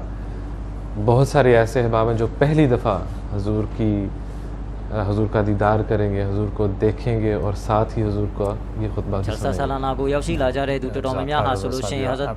खलीफतुल मसीह अल खामिस तखें जी को पठमाज़ों चौंटुया में मियंटुया में अखों ये लेबे रूप से पारे पीरो खलीफत के यौशी ला में जलसा गागो जलसा चैंपा या नहीं आगो खलीफत के यौशी ला में अच्छे इंगो लेबे एदे मियाज़ वहाँ नाइंगर का लायक जा रहे एदे मियाज़ वहाँ सौम्योले अच्छी जा बारे who are there in the Jalsa Gah. As you said, for some of them it's the first time they will have had the opportunity to be in the presence of beloved Huzoor as he gives that Jummah khutbah and have the opportunity to be able to pray behind beloved Huzoor as well.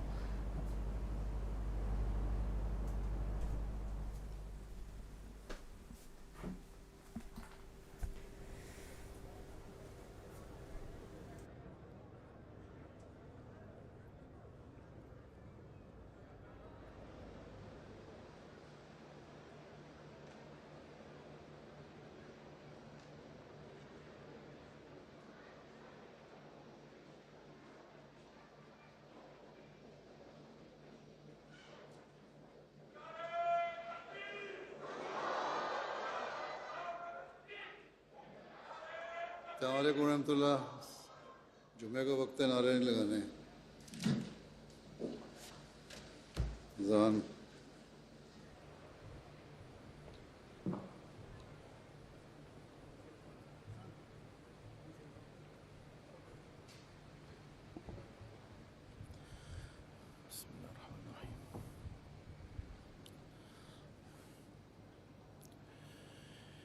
अल्लाहु अकबर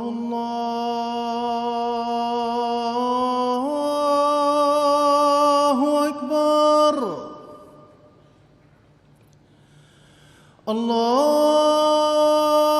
अल्लाहु अकबर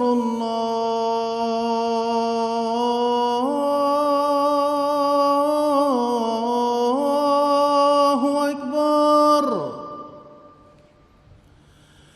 أشهد أن لا إله إلا الله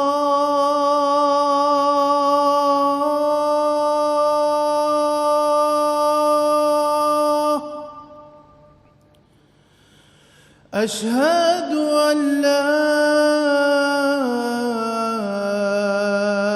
إله إلا الله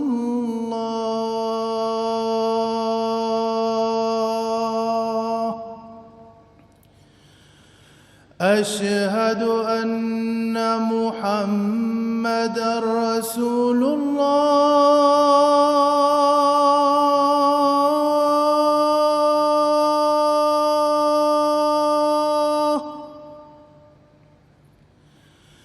أشهد أن محمدًا رسول الله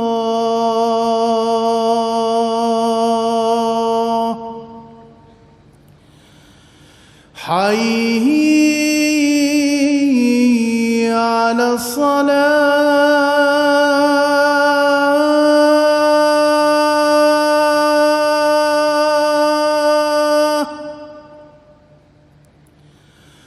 حي على الصلاة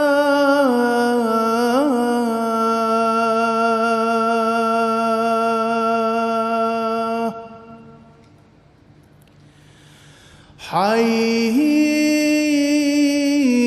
على الفلاح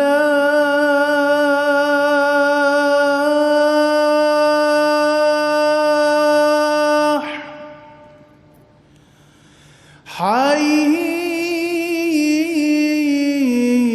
على الفلاح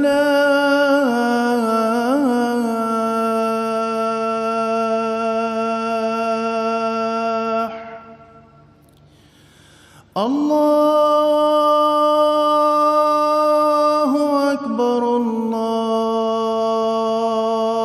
الله أكبر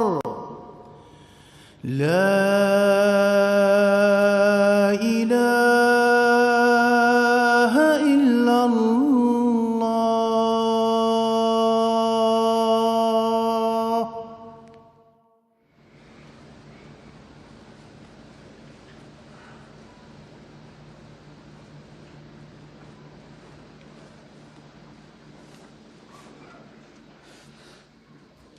السلام عليكم ورحمة الله.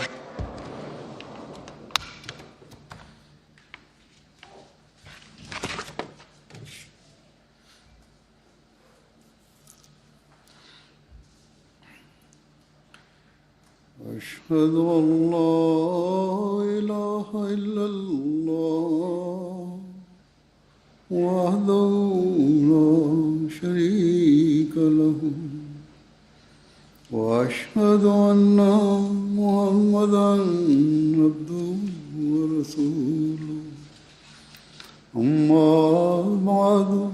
فأعوذ بالله من الشيطان الرجيم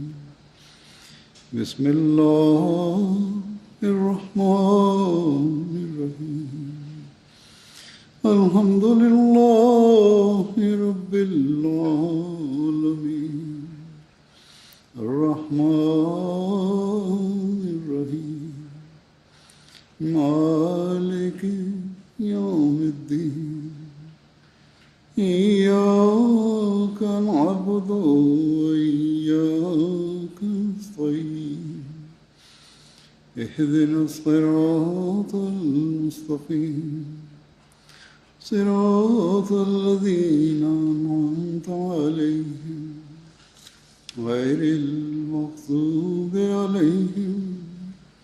ولا الضالين.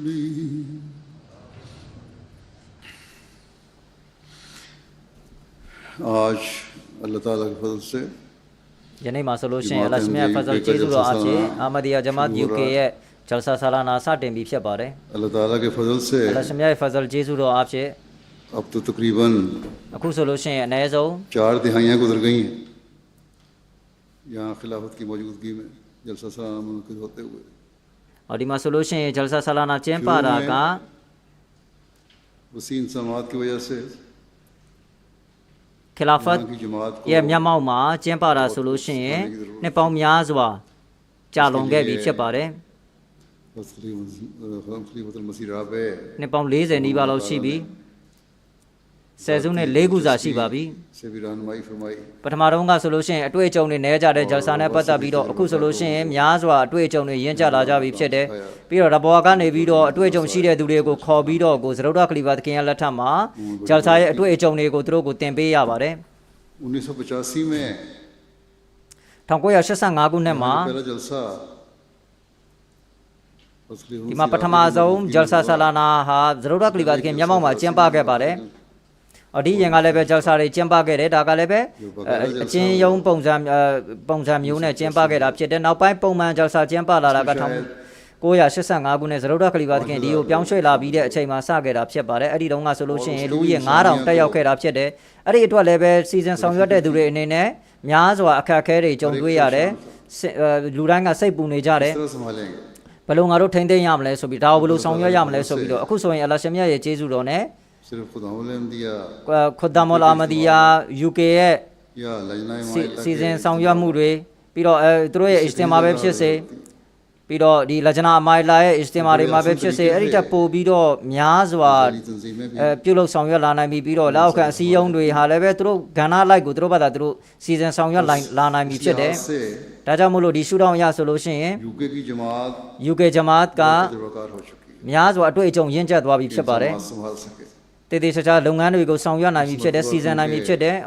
ဒီနှစ်မှာဆိုလို့ရှိရင်နှစ်ပေါင်း3နှစ်ကြာပြီးတဲ့နောက်မှာတည်တည်ချာချာဒီအကြကြပြပြကျင်းပတာဖြစ်တယ်ဂျလ်ဆာကိုကျင်းပတာဖြစ်တယ်ဒါကြောင့်မို့လို့စီဇန်ဆောင်ရွက်တဲ့သူတွေအနေနဲ့စိတ်ပူနေကြတယ်4000ကျော်လောက်ရှိတဲ့လူဦးရေတွေကိုငါတို့ဘယ်လိုလုပ်ပြီးတော့တည်တည်ချာချာအကောင်းဆုံးပုံစံနဲ့ထိမ့်သိမ့်နိုင်မလဲဆောင်ရွက်ပေးနိုင်မလဲဆိုပြီးစိတ်ပူနေကြတယ်ဒါပေမဲ့အလ္လာဟ်ရှင်မြတ်ရဲ့ကျေးဇူးတော်အဖြစ်ကျွန်တော်မျှော်လင့်ပါတယ် कि बड़े आसान रंग में အကောင်းဆုံးပုံစံနဲ့ कारकुन ကျွန်တော်တို့ရဲ့အလုံးမှုဆောင်တွေကမိမိတို့ရဲ့တာဝန်တွေကိုအကောင်းဆုံးထိန်းသိမ်းသွားနိုင်မယ်အကောင်းဆုံးဆောင်ရွက်သွားနိုင်မယ်ဆိုပြီးတော့မာရှာလာ अब तो यहाँ के အခုဆိုလို့ရှိရင်ဒီမှာ रहने वाले लोग နေထိုင်ကြတဲ့သူတွေဟာ बल्कि यहाँ पैदा होने वाले ပြောရမယ်ဆိုလို့ရှိရင်ဒီမှာပဲမွေးတဲ့သူတွေကကလေးတွေက जो अब जवान हो चुके हैं အခုဆိုလူငယ်ရွယ်ကိုရောက်ရှိလာပြီဖြစ်တယ် इस उम्र को पहुँच चुके हैं ဒါမှမဟုတ် शोहबाज သူတို့တိတက်နားလေတဲ့အရွယ်ကိုရောက်ရှိလာကြပြီဖြစ်တယ်ဒီလုပ်ငန်းတွေကိုဆောင်ရွက်နိုင်တဲ့ကလေးအရွယ်တွေကိုရောက်ရှိလာကြပြီဖြစ်တယ် तजुर्बाकार हैं ပြီးတော့တေးသေးချာချာအတွေ့အကြုံလည်းရင့်ကျက်သွားပြီဖြစ်တယ်သူတို့ရဲ့လုပ်ငန်းတွေကိုအကောင်းဆုံးပုံစံနဲ့ထိန်းသိမ်းပြီးလုပ်ကင်သွားနိုင်တဲ့အရွယ်ကိုရောက်ရှိလာကြပြီဖြစ်ပါတယ် गुज़श्ता इतवार ပြီးခဲ့တဲ့တနင်္ဂနွေနေ့ရဆိုလို့ရှိရင် कायमशुदा इंसामात का တေချာလောက်ထားတဲ့စီဇန်ဆောင်ရွက်မှုတွေကိုကျွန်တော်လေ့လာဆောင်ကြည့်ရှုခဲ့ပါတယ်လှည့်ပတ်ပြီးတော့အလရှင်မြတ်ဖဇလ်ဂျေဇူတော်နဲ့နေရာတိုင်းမှာဌာနတိုင်းမှာ मैंने ကျွန်တော် कुरान को အလုံးမှုဆောင်တွေနဲ့တာဝန်ကျဝန်ထမ်းတွေကို और अपना काम जानने वालों को သူတို့ရဲ့လုပ်ငန်းတွေကိုကောင်းစွာတိတက်နားလဲတဲ့လူတွေအဖြစ်ကျွန်တော်မြင်ခဲ့ရပါတယ်အလရှင်မြတ်ဖဇလ်ဂျေဇူတော်နဲ့ जो फिक्रें थी သူတို့စိတ်ပူနေကြတာတွေလည်းပဲရှိတယ် वो दूर भी हुई အဲ့ဒါတွေစိတ်ပူတာတွေလည်းပဲပျောက်သွားပြီအခုဆိုလို့ရှိရင်ပြီးတော့စိတ်ပူနေကြတာတွေက वक़फ़े के बाद बहुत ज़्यादा वसी पैमाने पर ကာလတစ်ခုကြာပြီးတဲ့နောက်မှာကြဲကြဲပြန့်ပြန့်ကြီးဂျလ်ဆာကိုကျင်းပလိုက်တာဖြစ်တဲ့အတွက် कोई इंसानी အလုံးမှုဆောင်တွေအနေနဲ့တာဝန်ကျဝန်ထမ်းတွေအနေနဲ့ कमियां ज़ाहिर ना हों ရောင်းနေချက်တွေတစ်ခုခုဖြစ်လာမလားဆိုပြီးစိတ်ပူနေကြတယ် अल्लाह ताला भी इंशाअल्लाह ताला အလရှင်မြတ်ကလည်းပဲအဲ့ဒါကိုအဲ့ဒီစိတ်ပူမှုတွေကိုလုံးမှုဆောင်တွေထံကနေပြီးတော့ဖယ်ရှားပေးပါလိမ့်မယ်ဒါပေမဲ့တစ်ခုရှိတာကကျွန်တော်တို့အနေနဲ့အလရှင်မြတ်ရဲ့ဖဇလ်ရဲ့ကျေးဇူးတော်တွေကိုဆွဲယူနိုင်ဖို့အတွက်အမြဲတမ်း मुतवज्जे रहें အာယုံစိုက်ထားရမယ်ကျွန်တော်တို့အနေနဲ့ हमारे काम ကျွန်တော်တို့ရဲ့လုပ်ငန်းဟာ हमारी किसी होशियारी ကျွန်တော်တို့ရဲ့ဒရိဝရိယကြီးမှု से अंजाम नहीं पाते ကျွန်တော်တို့ရဲ့အတွေ့အကြုံတွေအားဖြင့်ပန်းနိုင်ကိုရောက်ရှိမှာမဟုတ်ဘူး अल्लाह ताला के फजल အလရှင်မြတ်ဖဇလ်ကျေးဇူးတော်တတ်တအားဖြင့်သာပန်းနိုင်ကိုရောက်ရှိမှာဖြစ်တယ် खुतबे में ပြီးခဲ့တဲ့တပတ်ခွတ်ဘာမှာတော့က इसके लिए मैंने कार အဲ့အတွက်ကျွန်တော်အလုံးမှုဆောင်တွေနဲ့တာဝန်ကျဝန်ထမ်းတွေကိုဒါကိုအကျဉ်းချုပ်အနေနဲ့ကျွန်တော်တင်ပြခဲ့တယ်ပြောပြခဲ့တယ်တွင်တင်ခဲ့ပြီးဖြစ်တယ်အလရှင်မြတ်ကအလရှင်မြတ်အရှင်တမန်တော်က तालीम पर अमल करते हैं ကိုရောရဲ့တွင်တင်ချက်တွေပေါ်မှာကျွန်တော်တို့အားထုတ်ကြိုးပမ်းပြီးတော့အမြင့်ဆုံးသောကိုချင်းတရားတွေသဘောထားကြီးခြင်းတွေဒွါဆူတောင်းမှုတွေအလရှင်မြတ်ရဲ့အကူအညီတွေကိုတောင်းခံပြီးတော့အလုံးမှုဆောင်တွေအနေနဲ့တာဝန်ကျဝန်ထမ်းတွေအနေနဲ့ဒါကိုတည်တည်ချာချာလုပ်ငန်းဆောင်ရွက်သွားရမယ်ဆိုတဲ့အကြောင်းကျွန်တော်ပြောပြခဲ့ပါတယ်ဒီလိုပြုလုပ်ပြီးဆိုလို့ရှိရင်တော့အလရှင်မြတ်ကလည်းကျွန်တော်တို့ဘာရကတ်ပေးပါလိမ့်မယ် हमने बेलॉस होकर ကျွန်တော်တို့ဟာကိုကျိုးမဖတ်ဘဲနဲ့ मसीह मौद अलैहिस्सलाम အာဇတ်မစီမောဒ်အလ္လာမ်တခင်ရဲ့အဲ့ဒီတွေကို खिदमत के लिए အလုပ်ကျွေးပြုဖို့အတွက် अपने आप को पेश किया है မိမိတို့ကိုယ်တင်ဆက်ထားတာဖြစ်တယ် जो खालिसतन ဒါကြောင့်မို့လို့ दीनी गरज से यहाँ သာသနာရည်ရွယ်ချက်တတ်နဲ့ဒီအဲ့ဒီတွေကလာရောက်ကြတာဖြစ်တယ် बस ဒါကြောင့် दोबारा मैं ဒုတိယကြိမ်ချက်ပြီးတော့ कहता हूँ အလုံးမှုဆောင်တွေတာဝန်ကျဝန်ထမ်းတွေကိုကျွန်တော်ပြောလိုပါတယ်စိတ်အားထက်သန်စွာနဲ့မိမိတို့ကိုယ်ကိုဒီလိုစိတ်အားနဲ့မိမိတို့ကိုယ်ကိုတင်ဆက်ထားကြတာဖြစ်တယ်ဒါကြောင့်အဲ့ဒီစိတ်အားကိုတည်တံ့အောင်ထားပြီးတော့ဘလောက်ရက်ပဲကြာကြာကျွန်တော်တို့ဟာတာဝန်တွေကိုကျေပွန်စွာထမ်းဆောင်သွားရမှာဖြစ်တယ်တစ်ဖက်မှာအဲ့ဒီတွေကိုလည်းပဲကျွန်တော်တို့ဟာတာဝန်ကျေစွာနဲ့အခမ်းရမှာဖြစ်တယ်လို့အခြားတစ်ဖက်မှာလည်းပဲဒီဟာကိုမမေ့ရဘူးကျွန်တော်တို့ဟာ अल्लाह ताला की အလရှင်မြတ်ရဲ့အဘာဒတ်ကိုလည်းပဲပြုလုပ်ရမယ်တာဝန်ရှိတယ်ဆိုတာမမေ့ရဘူး अपनी नमाजों की भी हिफाजत မိမိတို့ရဲ့နမတ်ကိုလည်းပဲတေချာထိန်းသိမ်းရမယ်မလွတ်စေရဘူး माहौल से ဒီပတ်ဝန်းကျင်ကနေဂျလ်ဆာပတ်ဝန်းကျင်ကနေ फायदा उठाते हुए အမြဲတမ်းကျွန်တော်တို့ဟာအကျိုးရယူခံစားလျက်မိမိတို့ကိုယ်တိုင်ကိုရောတန်ရှင်းစင်ကြယ်အောင်ပြုလုပ်ဖို့အတွက်ကြိုးစားသွားရမယ် सिर्फ ड्यूटियों का हक अदा करके ကျွန်တော်တို့ကတာဝန်တွေကိုပဲအောင်မြင်အောင်လုပ်ပြီးတော့ကျွန်တော်တို့ဟာ हमारा जो မိမိတို့ဟာရည်ရွယ်ချက်ကိုပေါက်မြောက်သွားပြီဆိုပြီးတော့မထင်ကြပါနဲ့ बगैर इबादत के हमारा အဘာဒတ်မရှိဘူးဆိုရင်ကျွန်တော်တို့ရဲ့ရည်ရွယ်ချက်အောင်မြင်မှာမဟုတ်ဘူး बच्चे ဒါကြောင့်မို့လို့ကလေးတွေလူငယ်တွေ मर्द औरतें ယောက်ျားမိန်းမအားလုံးအလုံးမှုဆောင်တာဝန်တွေအားဝန်ထမ်းတွေအားလုံးအနေနဲ့ဒီတာဝန်ဒီသဘောတရားကိုနားလည်အောင်ဂရုစိုက်ရမယ်အခုဆက်လက်ပြီးကျွန်တော်အနေနဲ့တချို့အကြောင်းအရာတွေကိုဂျလ်ဆာကိုလာကြတဲ့ဧည့်သည်တွေကိုလည်းပဲကျွန်တော်ပြောပြလို့တယ်တွင်တင်လို့တယ်ဂျလ်ဆာကိုတက်ရောက်လာကြတဲ့သူတွေအနေနဲ့ဒီအချက်ကို सामने रखना चाहिए အများအားမျက်မှောက်ပြုထားရမယ် कि ये न समझे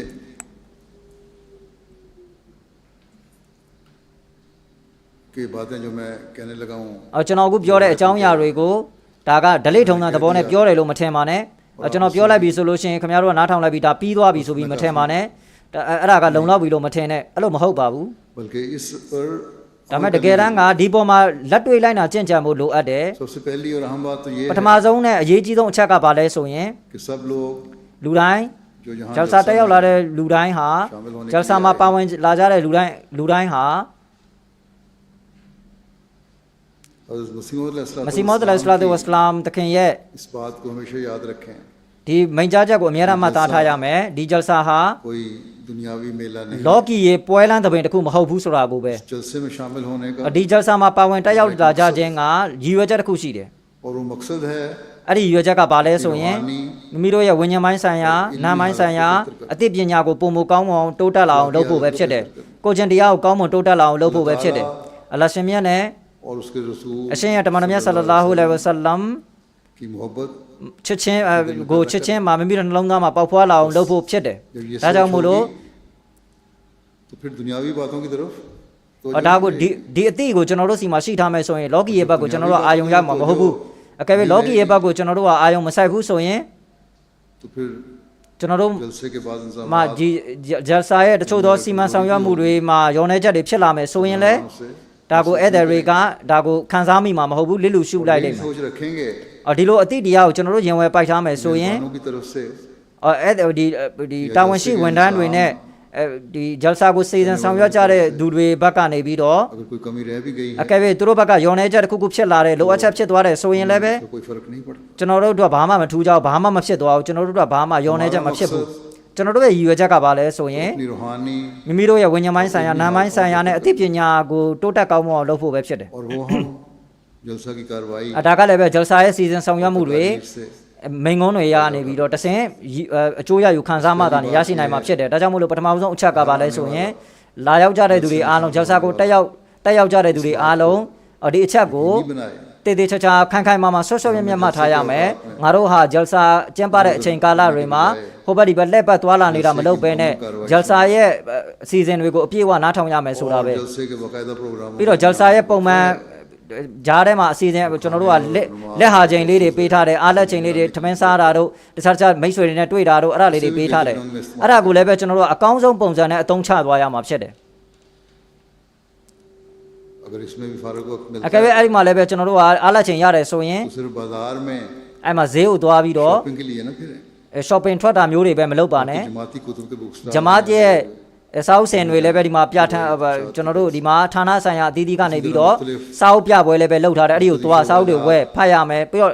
့သက်ဆိုင်ရာဌာနအသီးသီးကိုကျွန်တော်တို့ဒီမှာဖွင့်ပြထားတယ်အဲ့မှာမက္ဆာနေသစာပြီးဆိုတော့ဓာတ်ပုံပြပွဲရှိတယ် review of religion ရှိတယ် public season ဆောင်ရွက်မှုဒီပြပွဲတွေရှိတယ် archive တွေရှိတယ် normal ဒီသူတို့ပြထားတယ်ပြပွဲလေးတွေရှိတယ်အဲ့ဒီမှာတွားကြည့် और अपनी दीनी और तारीखी မိမိတို့ရဲ့ဒီတမိုင်းအသိပညာနဲ့ဘာသာရေးအသိပညာကိုတိုးတက်အောင်လုပ်ရမယ်ပြောရမယ်ဆိုလို့ရှိရင်အရှုတော်အတွေ့အကြုံရနေပြီးတော့ကျွန်တော်တို့ကအပြည့်အဝ दुनियावी झमेलों လုံးဝဒီလောကီရဲ့ပွဲလန်းသဘင်အားလုံးကနေပြီးကျွန်တော်တို့ကခေါင်းကိုဖယ်ခွာပြီးတော့တီးသန့်လောကီဘာသာရေးတတ်ကိုပြီးတော့ဒီအသိပညာတိုးတက်ဖို့အတွက်ကိုပဲကျွန်တော်တို့ကစူးစမ်းသွားရမှာဖြစ်တယ် ये होगा အဲ့ဒီလိုအခြေအနေကျွန်တော်တို့စီမှာဖြစ်လာပြီဆိုရင်အချင်းချင်းကြားကချစ်ချင်းကလည်းပဲဆက်သွယ်မှုကလည်းပဲတိုးတက်သွားမှာဖြစ်တယ် इंतजामिया और मेजबानों में ပြီးတော့ဒီစီဇန်ဆောင်ရွက်တဲ့သူတွေဘက်ကနေပြီးတော့အကယ်၍သူတို့ရဲ့စီဇန်ဆောင်ရွက်မှုတွေမှာတာဝန်ကျဝန်ထမ်းတွေရဲ့စီဇန်ဆောင်ရွက်မှုတွေမှာ कमजोरियां भी हैं အားနည်းချက်တွေရှိမယ်ဆိုလို့ရှိရင်လည်းပဲကျွန်တော်တို့အဲ့ဒါမြင်ရမှာမဟုတ်ဘူးအဲ့ဒါကိုလည်းပဲကျွန်တော်တို့ကမျက်ကွယ်ပြုပြီးလိမ့်မယ်ဒီချစ်စရာကောင်းတဲ့ပတ်ဝန်းကျင်တစ်ခုလုံးဖြစ်နေပါလိမ့်မယ်ဒါကဆက်မှန်တဲ့မုံမှန်တပ်ဝင်ယုံကြည်သူတွေရဲ့ဆက်မှန်တဲ့ဒီလှပတင့်တယ်တဲ့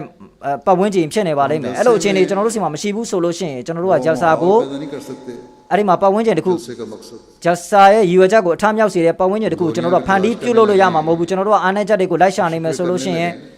ညှဉ်းညူနေမယ်ဆိုရင်တိုင်တန်းနေမယ်ဆိုရင် और आर्जी इंसान အလုံးမကြီးကျယ်လာတဲ့ဒီစီဇန်ဆောင်ရွက်မှုနေရာတိုင်းမှာကျွန်တော်တို့အားနည်းချက်တွေလိုက်ရှာပြီးလိုက်တွေးနေမှာဖြစ်တယ် कमजोरियां नजर आ सकती हैं बहुत सारी ကျွန်တော်တို့ကများစွာသောအားနည်းချက်တွေကိုတွေးသွားလိုက်မယ်အဲ့ဒီအခါမှာကျွန်တော်တို့ကစိတ်မအေးချမ်းတာတွေဖြစ်လာမယ်ဥပမာပြောရမယ်ဆိုလို့ရှိရင်ချက်ပြုတ်ရေးဌာနကိုမှလည်းပဲအဲ့ဒီအတိုင်းပဲအဲ့ဒီမှာများသောအဖြစ်ကကျွန်တော်တို့စူးစမ်းကြတယ်အဲ့ဒီတွေကိုဖြစ်နိုင်သမျှတတ်နိုင်သမျှနီးလန်းနဲ့ကျွန်တော်တို့ကတည်တည်ချာချာသူတို့ထမင်းကျွေးဖို့အတွက်စီစဉ်ကြပါတယ်အဆအဆကျွေးဖို့အတွက်ပြီးတော့လည်းပဲဟဲမလောက်တာတွေမဖြစ်အောင်လို့စီစဉ်ကြတယ်ထမင်းကလည်းပဲဖြန့်ဝေတဲ့သူတွေကလည်းပဲအဲ့ဒီတွေကိုတ တေးသေးချာချာအကောင်းဆုံးပုံစံနဲ့ मेहमानों की सही तौर पर अल्लाह ဒီဧည့်သည်တွေကိုသူတို့အကောင်းဆုံးသဘောထားကြီးစွာနဲ့သူတို့လှုပ်ချွေးပြုကြပါတယ်ဒါပေမဲ့တချို့အခါတွေမှာတော့ अंदाजे में कमी पेशी हो जाती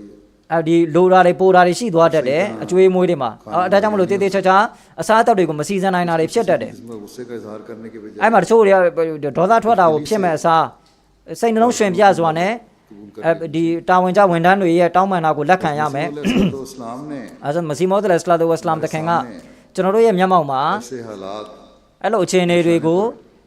ုဖြစ်လာပြီဆိုလို့ရှိရင်ဘလို့ဆန္ဒမူနာကျွန်တော်တို့မစီတခင်ရပြသခဲ့တယ်လေအဲ့ဒီအကြောင်းနဲ့ပတ်သက်ပြီးတော့ सीरत में से မစီမောဒ်အလ္လာဟ်တခင်ထေရုပ်ပတ်တီတွေကဖြစ်ရတဲ့ခုကိုကျွန်တော်တင်ပြပါမယ်အမှရေးထားတာက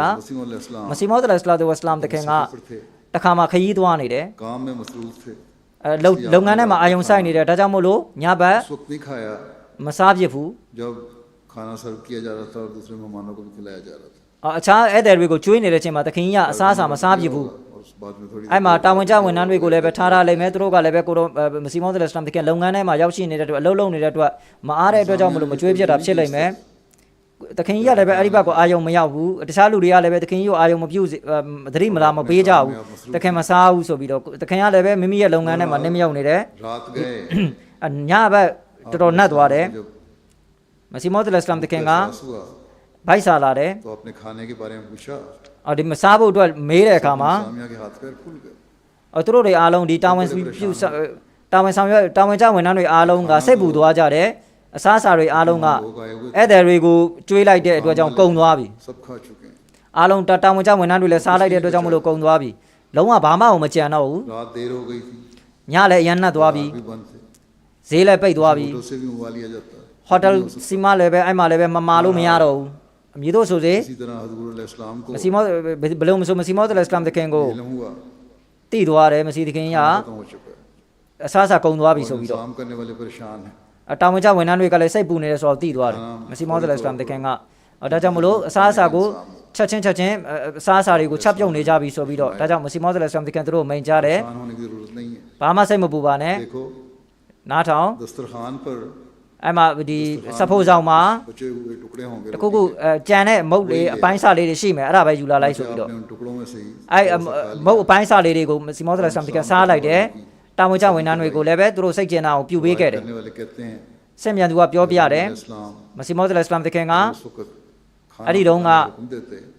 ချက်ပြုတ်ဖို့အတွက်အမိန့်ပေးမယ်ဆိုရင်ကျွန်တော်တို့အတွက်ဂုံရှိသွားပါလိမ့်မယ် फख्र महसूस करते ဒါကိုကျွန်တော်တို့ကဂုံယူမှာဖြစ်တယ် हैं खिदमत का मौका मिला है ငါတို့ကအလုပ်ကျွေးပြုခွင့်ရပြီမစီတခင်ယူဆိုပြီးအဲ့လိုဂုံယူမှာဖြစ်တယ်အဲ့မှာဘရကတ်ရရှိမှာဖြစ်တယ်ဒါပေမဲ့မစီမောဒ်အလ္လာဟ်တခင်ကကျွန်တော်တို့ဒုက္ခရောက်မှာကိုစိုးရိမ်ပြီးတော့ကျွန်တော်တို့တားလိုက်တယ်မချက်နဲ့ဆိုပြီးတော့ဘာမှမလိုအပ်ဘူးမချက်ပါနဲ့ नमूना है ဒါကြောင့်မလို့ဒီနမူနာကကျွန်တော်တို့ဟာဒါကိုကျွန်တော်မျက်မှောက်ပြောရမယ်မိမိတို့လိုက်နာကြင့်ကြံရမယ်ဒါကြောင့်ကျွန်တော်တို့သတ်မှတ်ထားတဲ့အချိန်မှာသတ်မှတ်ထားတဲ့အချိန်မှာအစားအစာမရဘူးဆိုလို့ရှိရင်လည်းပဲဒီအတွက်ကျွန်တော်တို့ကမျက်နှာမပြတ်ရဘူးစိတ်မဆိုးပါဘူးအစားအစာရတယ်ဆိုရင်ရတဲ့လောက်ကိုကျွန်တော်တို့စားရမှာ बहुत साल စားရမှာဖြစ်တယ် हो जाता है တချို့ဟင်းတွေပါတစ်ခါတည်းကြလို့ရှိရင်ကုန်ကြတတ်သွားတယ်ချက်ချင်းကျွန်တော်တို့မချက်နိုင်တာတွေဖြစ်တတ်တယ် जल्दी पक जाती है တချို့ခါတွေမှာမြန်မြန်ဆန်ဆန်လည်းပဲချက်လိုက်နိုင်တာရှိတယ် मेहमान कोई भूखा न रहे ဒီလိုအဖြစ်ဧည့်သည်တွေဘိုက်မစားအောင်ဖြစ်တယ်စားလောင်ပြီးမနေရအောင်ဖြစ်တယ်ဒါကြောင့်ဧည့်သည်တွေအနေနဲ့ကစိတ်ကြည်ကြည်နန်းနန်းနဲ့ဒါကိုရတာလေးကိုစားလိုက်ရမှာဖြစ်တယ် आपने दिया ဒီတိုင်းပဲသခင်ကြီးကကျွန်တော်တို့ဗာသင်္ကန်းစာပေးလိုက်ဆိုရင်မုတ်တွေကိုမဖြုံးရဘူးဆိုပြီးတော့သခင်ကြီးကသိတယ် लोग रोटी လူတွေက छोड़ जाते हैं မုတ်တွေကိုကိုယ်အောင်မစားဘဲနဲ့ခြံလိုက်ကြတယ်ဆိုပြီးတော့ဒါကြောင့်မလို့သခင်ကြီးကကြံတာကိုယူလာဆိုပြီးတော့မိန်ကြားခြင်းဖြစ်တယ်ငါစားလိုက်ကျွန်တော်စားလိုက်မယ်ဆိုပြီးတော့ဒါကြောင့်ဒီနေရာမှာလဲကျွန်တော်တို့အတွက်ဧည့်သည်တွေကိုကျွန်တော်အနေနဲ့ပြောလို့တယ် खाने वालों की तो မုတ်တွေချက်ပြုတ်တဲ့သူတွေကလည်းပဲသူတို့စူးစမ်းအားထုတ်ထားကြတယ် रोटी अच्छी पके မုတ်ကိုကောင်းကောင်းမွန်မွန်ဖြစ်စေဖို့အတွက်ဒါကြောင့်တချို့အခါတွေမှာပျော့သွားတာတို့မာသွားတာတို့တူးသွားတာတို့ဖြစ်တယ်လေ इस सूरत में उसे छोड़ा जा सकता है ဒါကြောင့်မလို့ဒါကို आमतौर पे नहीं ပုံမှန်ဒီ बहुत कमी बेशी रह गई हो တချို့လိုတာတွေလည်းပဲရှိနိုင်တယ်ဒါကြောင့်မလို့အဲ့လိုမျိုးလိုအပ်တဲ့အခြေအနေမျိုးမှာလည်းပဲမုတ်တွေကိုကျွန်တော်တို့အဲ့ဒါကိုအချင်းကြီးဖြစ်အောင်မဖြုံးရဘူးဒါကိုအလုံးမှုဆောင်တွေကတေးသေးချာချာအားထုတ်ပြီးတော့ချက်ပြုတ်ထားတာမုတ်ဖုတ်ထားတာဖြစ်တယ် बेहतरी के लिए ဒါကိုလူတွေအားလုံးစားဖို့အကောင်းဆုံးပုံစံနဲ့သူတို့လှုပ်ထားကြတယ်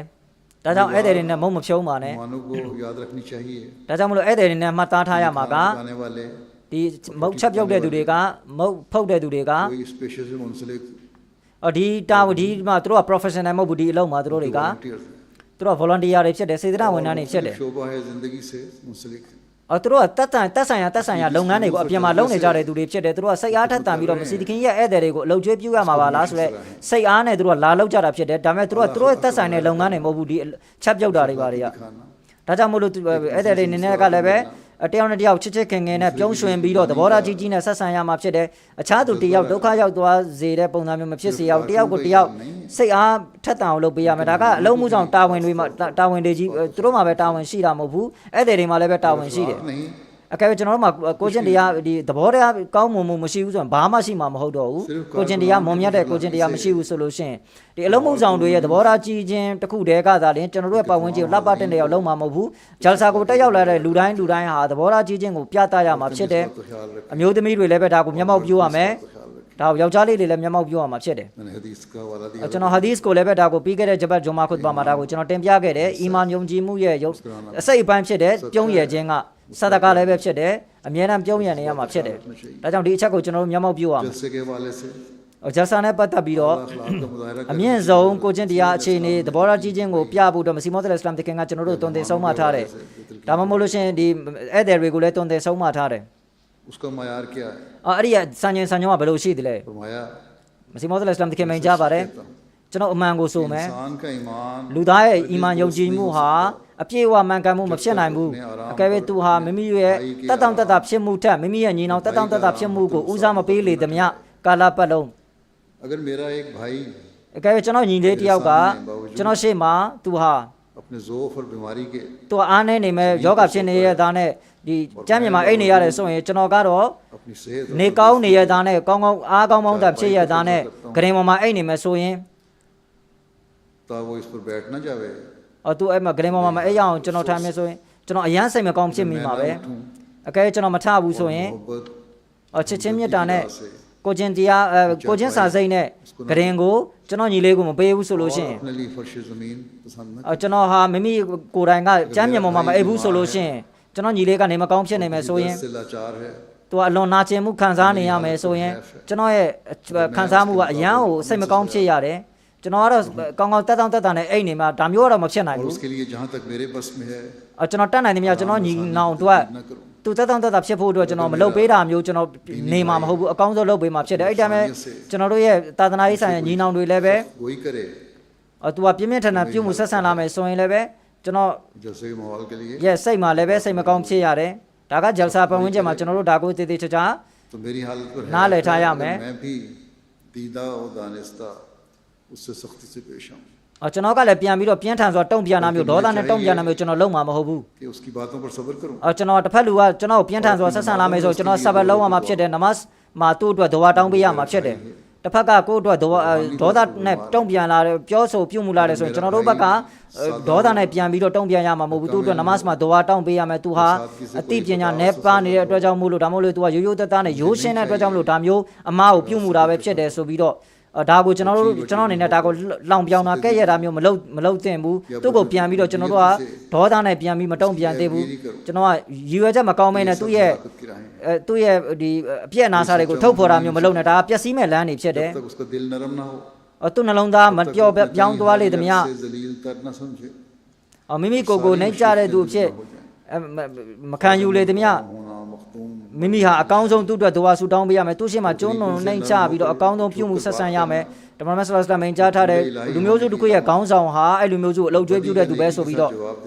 ဒါကြောင့်မကောင်းမှုကောင်းမှုနဲ့တုံ့ပြန်ရမယ်ဒါဟာကံကောင်းထောက်မှခြင်းလမ်းဖြစ်တယ်ဒေါသကိုမျိုးသိရမယ်ခါတိပွဲစကားရက်တွေကိုဒါ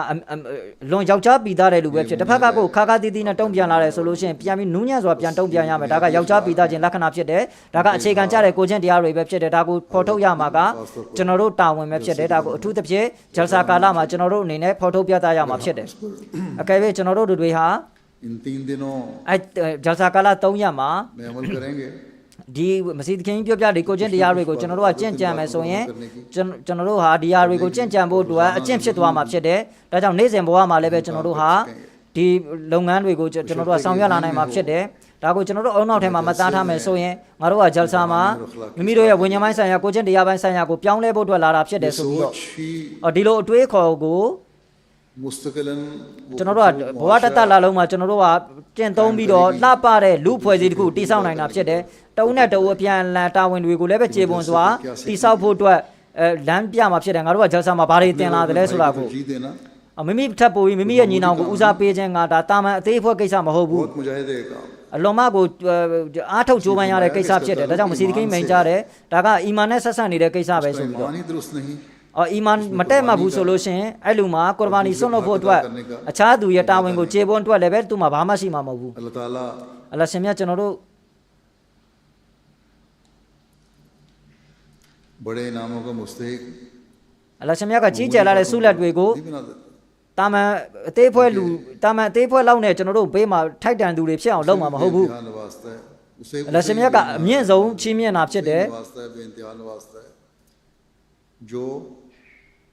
मुजाहिदे में बड़ा हुआ အပြည့်အဝကြိုးပမ်းအားထုတ်သူကိုသာလေအလ္လာဟ်ရှင်မြတ်ကဆုလက်ကိုအတိုင်းအဆမရှိပေးတာဖြစ်တယ်ဟာကိုကိုလက်ဘတ်ကိုခြေပွန်ထမ်းဆောင်ခြင်းကအလွန်ကြီးကျယ်တဲ့ကိစ္စပဲဖြစ်တယ်ဒါကြောင့်မစီမောဒ်အစ္စလာမ်တခင်ကတနေရာမှာမိန်ကြတော်မူတယ် हुकूकुल्लाह तो बाज़ दफ़ा अदा हो जाते हैं ဟာကိုကိုလာကတချို့ခါတွေမှာပြေဝသွားနိုင်တယ်ဒါပေမဲ့ဟာကိုကိုလက်ဘတ်ကအလွန်ခက်ခဲတဲ့အလုပ်ပဲဖြစ်တယ် बस हर एक को ဒါကြောင့်လူတိုင်းအနေနဲ့ सामने रखना चाहिए ဒီအတွေးခေါ်ကိုအများအားမျက်မှောက်ပြုထားရမယ် कि हमने अपने पर ကျွန်တော်တို့ဟာငါတို့ပုံမှာကျွန်တော်တို့ထပ်ပို့ပြီးကျွန်တော်တို့ညီနောင်တွေကိုဦးစားပေးရမယ်ဒီအတွေးခေါ်ကကျွန်တော်တို့တယောက်ချင်းစီမှာရှိသွားပြီဆိုရင် के साथ पैदा हो जाए ဒီလိုအတွေးခေါ်နဲ့အတူ दूसरे का हक အခြားသူထက်တာဝန်ကိုအလ္လာဟ်ရှင်မြတ်ကျင့်တဲ့တတ်မှုအတွက်ကျေပွန်တယ်ဆိုပြီးတော့ကျွန်တော်အဲ့လိုအတွေးခေါ်ရှိသွားပြီဆိုရင်အဲ့လိုလူဖွဲ့စည်းမျိုးကချစ်ချင်းမြတ်တာနဲ့ဖွဲ့စည်းထားတဲ့လူဖွဲ့စည်းဖြစ်သွားမှာဖြစ်တယ်ဒါဂျယ်ဆာ3ရက်မှာပဲ के लिए नहीं होते ချစ်ချင်းမြတ်တာဖော်ထုတ်တာမဟုတ်တော့ဘူး पूरी जिंदगी ဘဝတစ်လျှောက်လုံးမှာ मोहब्बत का ချစ်ချင်းနဲ့ဖွဲ့စည်းထားတဲ့စံနမူနာတွေဖြစ်သွားမှာဖြစ်တယ် कैसी कैसी खूबसूरत အလုံးမကိုလှပတင့်တယ်တဲ့တွန်တဲ့ဆုံးမမှုတွေကိုမစီမောဒ်အစ္စလာမ်တခင်ကကျွန်တော်တို့ဒီလိုတန်ရှင်တဲ့လူဖွဲ့စည်းဖြစ်တည်ဆောက်ဖို့အတွက်ကျွန်တော်တို့တွန်တင်ခဲ့ပါတယ်တခင်မိန်ကြတယ်လူတစ်ယောက်ကပြင်းပြင်းထန်ထန်ပြောဆိုလာတယ်ဆိုရင်ကျွန်တော်ရဲ့ပြန်တုံ့ပြန်တာကသူ့လိုပဲပြန်ဖြစ်နေမယ်ဆိုရင်ကျွန်တော်ကဒါဝမ်းနေစရာကောင်းတာပဲဖြစ်တယ်ကျွန်တော်ဖြစ်တင်တာကသူပြင်းထန်လာတဲ့အတိုင်းကျွန်တော်ကပြန်ပြင်းထန်မယ်ဆိုရင်သူ့အတွက်ဒွါတောင်းပေးရမှာဖြစ်တယ်တကယ်တမ်းကအဲ့လိုမလုပ်ရဘူး जो इस्लाम कायम करना चाहते ဒါကအစ္စလာမ်ကကျွန်တော်တို့ဖြစ်စေလိုတဲ့လူဖွဲ့စည်းပဲဖြစ်တယ်အဲ့ဒီလူဖွဲ့စည်းကပဲ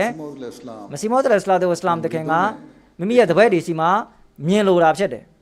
ये कितनी खूबसूरत बात आपने ဒါဘယ်လောက်တော့မှလှပတဲ့အကြောင်းကိုမစီတခင်ကမိန်ကြားထားပါတယ်လေအဲ့မှာတချို့ဒီမကောင်းမှုတွေ့တယ်ဆိုရင်လူတစ်ယောက်စီမှာသူကဝิญญาณပိုင်းဆိုင်ရာနေမကောင်းဖြစ်နေတာပဲဖြစ်တယ်ကျွန်တော်ရဲ့တာဝန်ကသူ့ကိုကုသပေးရမယ်တာဝန်ရှိတယ် दूसरे की इस्लाह के लिए नहीं အခြားလူတစ်ယောက်ကိုတက်မှတ်ပေးဖို့အတွက်ပဲမဟုတ်ကျွန်တော်တာဝန်က बल्कि अपनी इस्लाह के लिए भी မိမိရဲ့ကိုလည်းပဲတက်မှတ်ပေးဖို့တာဝန်ရှိတယ်မိမိကိုတက်မှတ်ရမယ်တာဝန်လည်းပဲရှိတယ် बल्कि दूसरे से बढ़कर အခြားသူတွေပို့ပြီးတော့မှ अपनी इस्लाह के लिए है မိမိကိုတက်မှတ်ဖို့အတွက်လာရခြင်းဖြစ်တယ် कि दूसरी की रूहानी बीमारी का इलाज အခြားသူရဲ့ဝิญญาณပိုင်းဆိုင်ရာနေမကောင်းတာကို उसी वक्त हो ကုသပေးဖို့အတွက်ဘယ်ချိန်မှဖြစ်နိုင်မလဲဆိုရင် खुद इंसान इस ကိုယ်တိုင်ကကိုဒီဝิญญาณပိုင်းဆိုင်ရာယောဂကနေကင်းစင်ဖို့လိုတယ် बीमारियों से बचने ဒါကြောင့်မလို့ဒီလိုဝิญญาณပိုင်းဆိုင်ရာယောဂကနေကင်းဝေးဖို့အတွက်အခြားသူတွေရဲ့မကောင်းမှုကိုကျွန်တော်တို့ကရှာဖွေတာကိုရှောင်ကျဉ်ရမှာဖြစ်တယ်မိမိတို့နှလုံးသားကိုအခြားသူတွေအတွက်ပျော်ပြောင်းအောင်လုပ်ရမယ်မာမနာထောင်လွှားချက်ရှုထောင့်အသွယ်ကနေပြီးတော့ကိုယ့်ရဲ့နှလုံးသားနဲ့ထုတ်ပြစ်ကြမယ် पर मेजबानों को भी गौर करना चाहिए ဒါကြောင့်မလို့အလုံးမှုဆောင်တွေနဲ့လက်ကလည်းပဲဂျယ်ဆာဧည့်သည်လာတဲ့သူတွေအနေနဲ့ကောနောက်နှစ်ဖက်စလုံးဒါကိုမှတ်ထားရမယ်ဒီကိစ္စတွေကို एक दूसरे की गलतियों को အကဲတစ်ဖက်အမားတွေကိုလိုက်ရှာနေမယ်ဆိုရင်တမားတွေလိုက်မရှာဘဲနဲ့မျက်ကွယ်ပြုတ်မယ်ဆိုရင်ကိုချင်းစာစိတ်ကိုရင်ဝယ်ပိုက်မယ်ဆိုရင် तो ये 3 दिन ဒီ3ရက်ဟာဂျယ်ဆာ3ရက်ဟာ करने वाले बन ဒီရွယ်ချက်တွေကိုရရှိဖို့အတွက် इसके लिए हम ဂျယ်ဆာကိုလာရောက်ရခြင်းရွယ်ချက်ကိုကျွန်တော်တို့ဟာရရှိပိုင်ဆိုင်သွားမှာဖြစ်တယ်အချို့အခါတွေမှာ मामूली बातों पर भी တာမန်အသေးဖွဲကိစ္စတွေနဲ့ जश्न पैदा हो जाती हैं ပြဿနာတွေတက်ကြတာရှိတယ် और ऐसा माहौल बन ကြော जाता က်ကစားတွေဖြစ်ကြတယ်ဘယ်လိုအခြေအနေဖြစ်သွားသလဲဆိုရင် है एक दूसरे को တယောက်နဲ့တယောက် बुरा भला कहने लगते हैं बल्कि အပြစ်တင်ဝေဖန်တာတွေဖြစ်သွားတယ် सफाई तक တချို့တွေမှာလက်ပါပြီးကိုထိလက်ရောက်ရိုက်နှက်ကြတာတွေအောင်ဖြစ်သွားတယ်ဒါပေမဲ့ကျွန်တော်တို့ကဖြစ်ရမယ့်ပုံစံကကိုယ့်ရဲ့ रखना ဂျက်စဘာစိတ်အားထက်သန်စိတ်ပြင်းပြမှုတွေကို control မလုပ်နိုင်ဘူးဆို control လုပ်ပြီးတော့ပုံမကောင်းမွန်တဲ့ဂျက်ဆာပတ်ဝန်းကျင်ကိုကျွန်တော်တို့ကလောက်ရမှာဖြစ်တယ် ट्रैफिक के मामले में खास तौर पर शिकायत आती हैं ဒီ traffic နဲ့ပတ်သက်ပြီးတော့လည်းပဲတချို့တိုင်တန်းတာတွေရှိတယ်ပါကင်မှာလည်းပဲနေရာလည်းအကန့်အသတ်ရှိတယ်ဒီကားအရေအတွက်ကရမ်းများတဲ့အတွက်ကြောင့်မို့လို့ပါကင်ကမဆန့်အောင်ဖြစ်သွားတယ် ज़्यादा कारें हों तंगी ကားတွေရမ်းများလာပြီဆိုလို့ရှိရင်နေရာမလောက်တော့ဘူး दूसरी जगह တခြားတနေရာမှာပို့လိုက်မယ်ဆိုလို့ရှိရင် तावन करते हुए हर मेहमान को चले जाना चाहिए ဒါကြောင့်မလို့လုံမှုဆောင်တွေနဲ့ပေါင်းပြီးတော့သူတို့ကလောက်ရမှာဖြစ်တယ်အများသောအဖြစ်ကတော့ဒီလူတွေကလည်းပေါင်းပူးပေါင်းပြီးလောက်ကြပါတယ် लेकिन बाज तबीयत ဒါပေမဲ့တချို့လူတွေစိတ်ထားပြင်းထန်တဲ့သူတွေရဲ့သဘောတဘာဝအရာသူတို့တွေကပူးပေါင်းဆောင်ရွက်ခြင်းမရှိဘူးသူတို့ထင်ကြတာကအခြားနေရာကိုပို့လိုက်တာကငါတို့ရဲ့အစီအစဉ်တွေကိုပြတ်သွားစေတယ်ဆိုပြီးတော့ဂျယ်ဆာရောက်ဖို့အတွက်နောက်ကျသွားမယ်ဆိုပြီးတော့အဲ့လိုလူတွေအနေနဲ့ बहरहाल ख्याल रखना चाहिए ဂရုစိုက်ရမယ် की मजबूरियों को भी देखना चाहिए အလုံးမှုဆောင်တွေရဲ့မတက်တာမှုနားလည်ပေးရမယ်ဒါကြောင့်မလို့အချိန်မတိုင်ခင်လာရမယ်ဂျယ်ဆာရဲ့စီကံချက်တွေကိုလိုက်နာတော့အဖြစ် और ड्यूटी वाले जो हैं वो भी အလုံးမှုဆောင်တွေနဲ့ကလည်းတာဝန်ကျဝန်ထမ်းတွေနဲ့ကလည်းပဲအဲ့လိုလူတွေနဲ့လည်းပဲပြဿနာတက်မယ်ဆိုသူတို့ချစ်ချစ်ခင်ခင်နဲ့ပြောပြရမယ် अल्लाह ताला करे အလ္လာဟ်ရှင်မြတ်ပြုလုပ်ပေးသနာတော်မူပါစေကျွန်တော်တို့ကအချင်းချင်း हमारे सामने ना आए ကျွန်တော်ကမကောင်းတဲ့အဲ့လိုပုံစံမျိုးတွေကျွန်တော်တို့ရှင်းမှာမရောက်လာအောင်အလ္လာဟ်ရှင်မြတ်ပြုလုပ်ပေးသနာတော်မူပါစ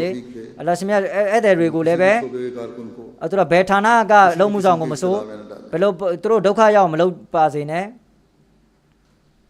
और कारकुनान အလုံးမှုဆောင်တွေနေနဲ့ကလည်းပဲ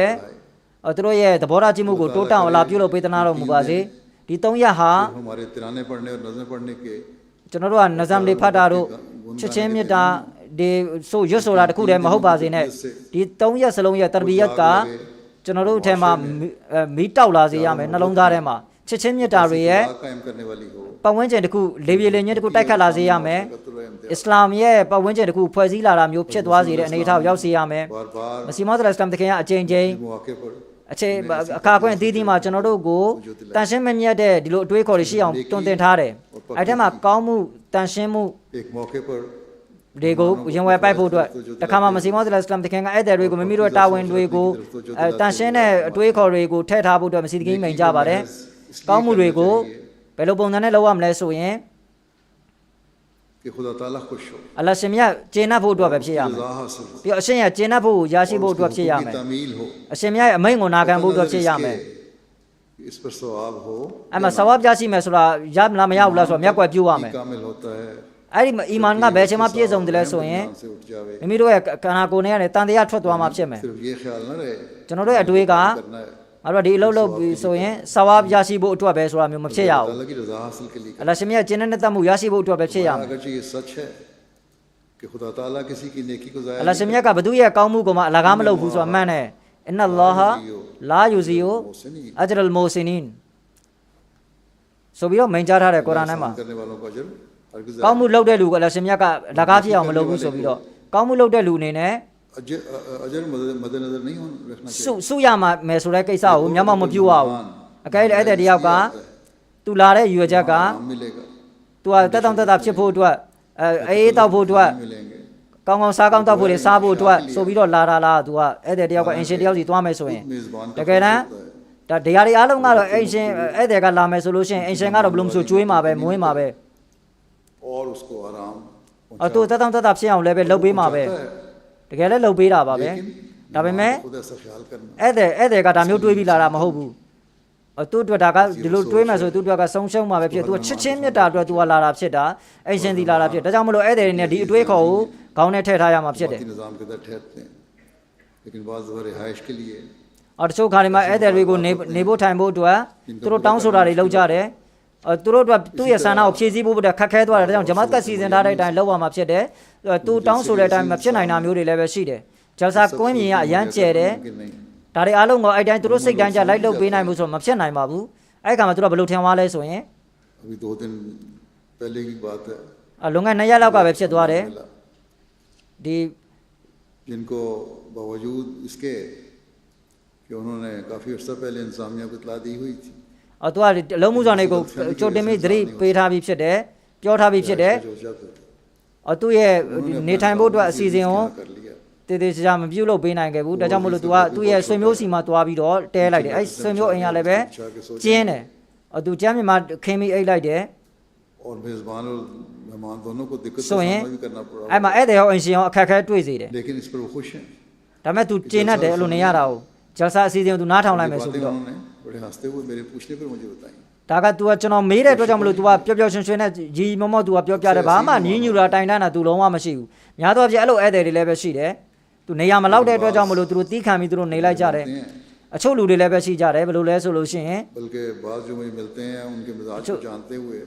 သူတို့ရဲ့စိတ်ထားသဘောထားကိုကျွန်တော်သိပြီးတော့ကျွန်တော်ခံမှန်းမိတယ် इंसान के तहत नहीं रह सकते သူတို့ဂျမာတ်ကစီစဉ်ထားတဲ့နေရာမှာသူတို့မနေနိုင်ဘူးဆိုတာကိုကျွန်တော်သိတယ်ဒါပေမဲ့လည်းသူတို့မနေနိုင်ပေမဲ့လည်းပျော်ပျော်ရွှင်ရွှင်နဲ့သူတို့နေလိုက်ကြတယ် उलट होती है ख्याल यही होता है कि शायद ना रह सके သူမနေနိုင်ဘူးလို့ကျွန်တော်ထင်ခဲ့တယ်ဒါပေမဲ့သူပျော်ပျော်ရွှင်ရွှင်နဲ့သူတို့နေလိုက်ကြတယ်အဲ့လိုအများစုရှိကြပါတယ်ဧည့်သည်တွေထဲမှာ बाज़ ऐसे भी होते हैं ဒါပေမဲ့တချို့လည်းပဲရှိကြတာက उनको बहुत ज़्यादा शिकवा भी होता है အများကြီးတိုင်တော်မှုတွေအငြင်းညူတာတွေလောက်ကြတယ်ဒါကြောင့်မလို့သူတို့အနေနဲ့ပျော်ပျော်ရွှင်ရွှင်နဲ့အလရှင်မြတ်ရဲ့ကျင်းတဲ့တတ်မှုကိုခံယူပြီးတော့ဒီ၃ယောက်ကိုဖျက်ဆီးရမှာဖြစ်တယ်အဲ့လိုဖျက်ဆီးမယ်ဆိုရင်အလရှင်မြတ်အများကြီးကျွန်တော်တို့ချင်းမြတ်လိုက်မယ်ဆိုတယ် टेंट थे इस्माइल के हम गए အဲ့တချို့ tank နေလည်းပဲကျွန်တော်တို့လုတ်ပေးထားတယ် ज़्यादा लोगों की वजह से पूरी हो गई हैं လူတွေများတဲ့အတွက်ကြောင့်မလို့ ऐसा इंतजाम करना पड़ेगा မလောက်ငါတာတွေလည်းပဲဖြစ်သွားနိုင်တယ်အခက်အခဲတွေ့နိုင်တယ် इंसान को भी खुशी से बर्दाश्त कर लेना चाहिए मेहमानों को ဒါကြောင့်မလို့အလုံးမှုဆောင်တွေနေလည်းပဲအဲ့လိုဧည့်သည်တွေကိုကျွန်တော်တို့သဘောထားကြီးကြီးနဲ့သူတို့ပြုမှုဆက်ဆံရမယ်တီးခံရမှာဖြစ်တယ် मेज़बान पे ये फ़र्ज़ है ဒီဧည့်သည်ဒီအလုံးမှုဆောင်တွေအနေနဲ့ကလည်းပဲမစီမောသလစလမ်တခင်မိန့်ကြားထားသလို दूर मेहमान को आराम တတ်နိုင်သမျှဧည့်သည်တွေအဆင်ပြေအောင်လုပ်ပေးရမယ် मामूली तकलीफों को ဧည့်သည်တွေနဲ့လည်းတာမန်အခက်အခဲတွေကိုတီးခံရမယ်ဆိုရင်အလရှင်မြတ်ဆဝပ်ကောင်းကောင်းပေးမှာဖြစ်တယ် इसको भी उनको सामने रखना चाहिए ဒါကိုလည်းပဲကျွန်တော်မျက်မှောက်ပြုရမယ် मुआशरे में ကျွန်တော်တို့လူအဖွဲ့အစည်းထဲမှာ सलामती से रहने ငြိမ်းချမ်းမှုနဲ့နေရမှာက सलामती की फिजा पैदा करने ငြိမ်းချမ်းမှုပတ်ဝန်းဒေဘီလေးညကိုဖြန့်ချီဖို့အတွက် आ हजरत တမန်တော်မြတ်ဆလလာဟူအလိုင်ဝါဆလမ်က क्या नसीहत फरमाई ဘယ်လိုကျွန်တော်တို့တွင်တင်ထားသလဲတခါမှတမန်တော်မြတ်လူတစ်ယောက်က वसल्लम की खिदमत में हाजिर हुआ ကိုရောစီကိုရောက်ရှိလာတယ် किया या လျှောက်ထားတာကအိုးအလိုက်တမန်တော်မြတ် कौन सा इस्लाम सबसे बेहतर है အစ္စလာမ်ထဲမှာအစ္စလာမ်ဘယ်လိုအစ္စလာမ်ကအကောင်းဆုံးပါလဲကိုရောမြတ်ဆလလာဟူအလိုင်ဝါဆလမ်ကဖြေကြားတာက खाना खिलाओ အားနေတဲ့သူတွေလိုအပ်ချက်ရှိတဲ့သူတွေကိုအစာကျွေးတာဖြစ်တယ် जानते हो या नहीं जानते အသင်သိသူဖြစ်တယ်မသိသူဖြစ်စေဆလမ်ပေးခြင်းပဲဖြစ်တယ် मुआशरे में ဒါကြောင့်လူဖွဲ့စည်းထဲမှာ पैदा करने ညီနောင်ဖွဲ့ဖို့အတွက်က तो सलामती कायम ငြိ करने မ်းချမ်းမှုဖြန့်ချီဖို့အတွက်ကတည်တံ့စေဖို့အတွက်က उसूल है ဒါကအခြေခံကျတဲ့စီးမြင်တစ်ခုပဲဖြစ်တယ် जिसे अगर अपना लिया जाए ဒါကိုကျွန်တော်တို့ကလိုက်နာကျင့်သုံးမယ်ဆိုရင် और सलामती फैलाने वाला मुआशरा ငြိမ်းချမ်းမှုအတိပေးတဲ့ပတ်ဝန်းကျင်တစ်ခုကိုလူဖွဲ့စည်းတစ်ခုတည်ဆောက်နိုင်မှာဖြစ်တယ် साथ इसलिए हैं ကမ္ဘာပေါ်မှာဖြစ်ပျက်နေတဲ့ပြဿနာရက်တွေအများစုကဆင်းရဲသားတွေကလည်းဆင်းရဲတဲ့ဆင်းရဲပြီးတော့ဆင်းရဲတဲ့နတ်နေတယ် की रोटी भी नहीं मिलती သူတို့ကဒီနတ်စာမှန်အောင်တော့မစားဘူးနတ်စာမှန်တယ်ဆိုလို့ရှိရင်လည်းနေထိုင်တဲ့နေရာမရှိဘူး मुल्क कहलाते हैं တချို့ချမ်းသာတဲ့နိုင်ငံတွေမှာလည်းပဲအဲ့လိုရှိနေတယ်ဒီနိုင်ငံမှာလည်းအဲ့လိုရှိတယ် UK မှာလည်းပဲရှိတယ် अमीर मुल्क कहा जाता है गोवा को ချမ်းသာတဲ့နိုင်ငံဆိုပြီးတော့လူတွေကတော့ပြောကြတာပဲ UK နိုင်ငံကို लेकिन बहुत से बेहतर है ဒါပေမဲ့တော်တော်များများကအခြေအနေမလာတာတွေရှိကြတယ်ခလေးတွေနဲ့တော်တော်များလူတွေလမ်းမှာအိတ်နေရတယ် महंगाई की वजह से रोटी भी सही तरह मुयस्सर नहीं အစားအစာတွေဈေးကြီးတဲ့အတွက်ကြောင့်မုတ်လည်းကောင်းကောင်းမစားဘူးနေအထိုင်မှုလာလည်းဈေးကြီးနေတယ် तालीम है ဒါကအစ္စလာမ်ရဲ့အခြေခံသွန်သင်ချက်ကစာလောင်နေတဲ့သူတွေအစာကျွေးရမယ်အကဲမွတ်စလင်တွေအားလုံးကဒီဟာကိုနားလည်ရင်ကောင်းမယ်သူတို့တိုင်းအဲ့တိုင်းလိုက်နာကျင့်သုံးရင်ကောင်းမယ် और सिर्फ अपने खजाने ना भरते रहें မိမိတို့ရဲ့ဒနာဥစ္စာတွေကိုပဲစုဆောင်းတာမျိုးမလုပ်ဘဲနဲ့ဆင်းရဲသားတွေကိုလည်းပဲဝင်ငှပေးရမှာဖြစ်တယ်လူဖွဲ့စည်းမှာဖြစ်ပေါ်နေတဲ့ပြဿနာတွေကိုဖယ်ရှားဖို့အတွက်လိုအပ်တယ်အရင်ထက်ပိုပြီးတော့မှပြဿနာတွေစိတ်မချမ်းသာစရာတွေကလူဖွဲ့စည်းမှာတိုးပွားလာနေတယ်မစီမောသလစလမ်တခင်မင်ဂျာတမန်မဆလာစလမ်မင်ဂျာကဆလမ်ပေးရမယ်တယောက်ကိုတယောက်ဒါလည်းပဲငြိမ်းချမ်းမှုတည်ဆောက်ဖို့အတွက်အခြေခံစည်းမျဉ်းပဲဖြစ်တယ်မိမိတို့ရဲ့လူဖွဲ့စည်းမှာဒီဒလိတ်ကိုကျွန်တော်တို့ကကြယ်ပြအောင်လုပ်ရမယ်တွင်ကြယ်အောင်လုပ်ရမယ်ဆလမ်ဆိုခြင်းက से बोल देना ही नहीं ပါဇက်ထင်ကနေပြောလိုက်ရုံပဲမဟုတ်ဘူး बल्कि जब इंसान လူသားဟာတကယ်စစ်မှန်တဲ့ဆလမ်ကိုဆိုဖို့အတွက်ဆိုတာက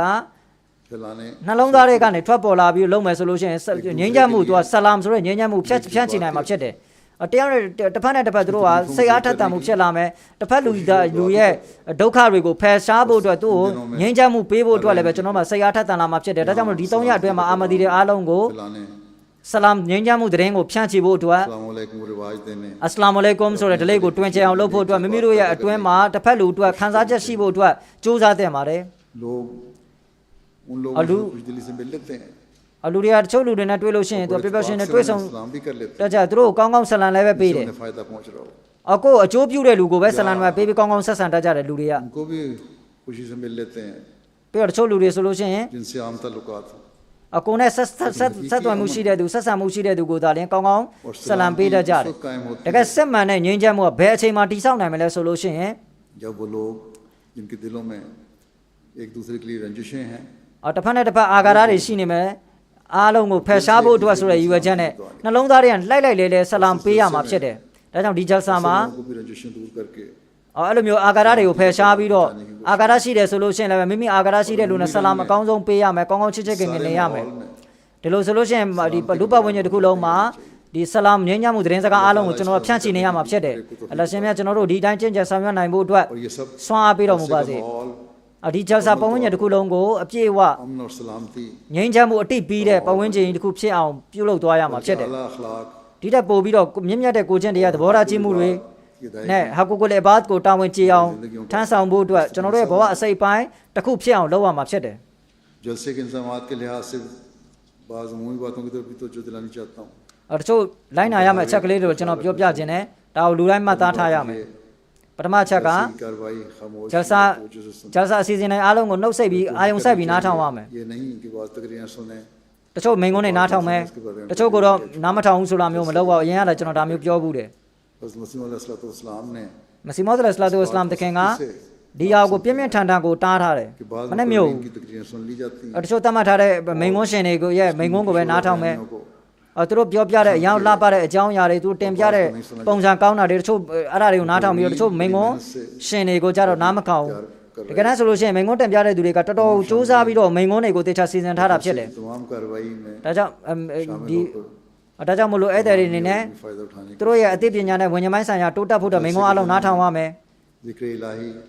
ဂျယ်ဆာကာလာတွေမှာဇီကရ်အီလာဟီလောက်ရမယ်သူတို့ရှစ်တွေကိုဖတ်ရမယ်အထူးသဖြင့် iPad ကိုအာယုံစားရမယ်ဒီတိုင်းလည်းပဲဒါလည်းပဲမဟာရမ်ကာလာလည်းပဲဖြစ်တယ်အဲ့ဒီကာလာတွေအခုကာလာမှာအထူးသဖြင့် दुरूद शरीफ पढ़ना चाहिए ဒရုရှရစ်ကိုကျွန်တော်တို့ကဖတ်နေရမှာဖြစ်တယ် के साथ पढ़ना चाहिए ကျွန်တော်ဒီအတွေးခေါ်နဲ့ဖတ်နေရမယ်အလ္လာဟ်ရှင်မြတ်ကတမန်တော်မြတ်ဆလ္လာလာဟူအလိုင်ဝါဆလမ်ရဲ့အဆင့်အတန်းကိုပုံမူပြီးတော့မြင့်တင်ဖို့အတွက်လှုပ်သွားပါစေဆိုပြီးကျွန်တော်တို့ကဖတ်ရမယ်ကိုရောမြတ်ရဲ့သတင်းစကားကိုအောင်မြင်မှုနဲ့ और गलबा अता फरमाए လွှမ်းမိုးမှုအလ္လာဟ်ရှင်မြတ်ပေးတော်မူပါစေလို့ဒုအာဆုတောင်းပါမယ် शरीयत को ကိုရောမြတ်ယူလာတဲ့ရှရီယတ်နဲ့ရှရီယတ်ကိုမြန်မာမှုပေးသနာတော်မူပါစေဆိုပြီးတော့ကိုရောမြတ်ကမိမိရဲ့အွမ်မတ်ကိုတောင်းထားတဲ့ဒွါတွေကနေအကျိုးရယူခံစားနိုင်မှုတို့ဒွါဆုတောင်းရမယ် बिगाड़ से पाक कर दे မွတ်စလင်အွမ်မတ်ကိုလည်းပဲပျက်စီးမှုအားလုံးကနေအလ္လာဟ်ရှင်မြတ်ဖယ်ရှားပေးဖို့အတွက်ဖြစ်တယ်ယနေ့အခါမှာမွတ်စလင်တွေနဲ့အလ္လာမွတ်စလင်တွေဆိုအလ္လာနဲ့အရှင်တမန်တော်ရဲ့နာမည်ကိုကန်ပြီးတော့အစ္စလာမ်ရဲ့နာမည်ကိုဖြတ်တဲ့အလုပ်တွေအားလုံးလုပ်နေကြတယ်အလ္လာဟ်ရှင်မြတ်တို့အသိဉာဏ်ပေးတော်မူပါစေခက်ကာလာရဲ့အီမာမ်ကိုလက်ခံနိုင်တဲ့စွမ်းအားပေးတော်မူပါစေ दिन दुआएं कबूल होती हैं इस बात ဒီကာလာတွေမှာအလ္လာဟ်ရှင်မြတ်ဟာကျွန်တော်တို့ဒွါကိုလက်ခံတော်မူတာဖြစ်တယ်ဒါကြောင့်မလို့ဒီကာလာမှာဒွါဆုတောင်းရမယ်အလ္လာနဲ့အလ္လာရဲ့တမန်တော်ရဲ့နာမည်ကိုကန်ပြီးတော့အမြဲတမ်းမွတ်စလင်တွေက सल्लल्लाहु अलैहि वसल्लम की တမန်တော်မြတ်ဆလ္လာလာဟူအလိုင်ဝါဆလမ်ရဲ့ जुल्म किया था आज के दिन အခုခေတ်ကာလမှာဆိုလို့ရှိရင်မတရားပြုနေတာဖြစ်တယ် वसल्लम की रूहानी आल ကိုရောမြတ်ရဲ့ဝิญဉာဏ်ပိုင်းဆိုင်ရာ उनकी जमात पर ये लोग कर रहे हैं မစီမောဒ်အစ္စလာမ်တခင်ပေါ်မှာရှုတ်ချပြုစုပါကစ္စတန်မှာဆိုလို့ရှိရင်အလုံးမကိုစိတ်ပြက်စရာအခြေအနေဖြစ်ပေါ်နေတယ်စံကြမရန်သူတွေကအာမဒီယာဂျမာတ်ကိုဒုက္ခအမျိုးမျိုးပေးနေကြတယ်ငါတို့ကတမန်တော်မြောက်ချစ်လို့ဒါမျိုးလုပ်နေလို့သူတို့ကကြွေးကြော်ကြတယ်အာမဒီတွေကနာဦးဇ်ဘလာတမန်တော်မြတ်ဆလ္လာလာဟူအလိုင်ဝါဆလမ်ကိုဂုံတက်ခါချနေလို့ဆွဆွဲကြတ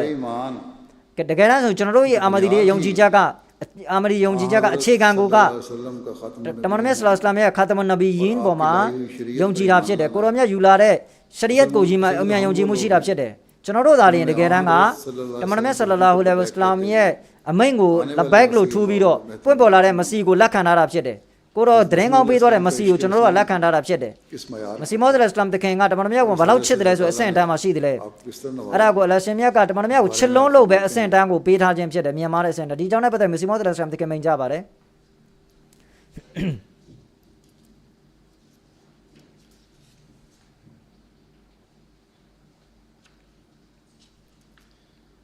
एक मर्तबा တခါမှာဘယ်လိုတိုက်ဆိုင်လဲဆိုလို့ရှိရင် दुरूद शरीफ के पढ़ने ဒရုရှရစ်ဖတ်နေတဲ့အတွက်ကြောင့်မို့လို့တမန်တော်မြတ်ဆလ္လာလာဟူအလိုင်ဝါဆလမ်ပေါ်မှာမြောင်များစွာဒရုမြတ်တာပို့တာတဲ့အတွက်ကြောင့်မို့လို့ इस्तिगराक रहा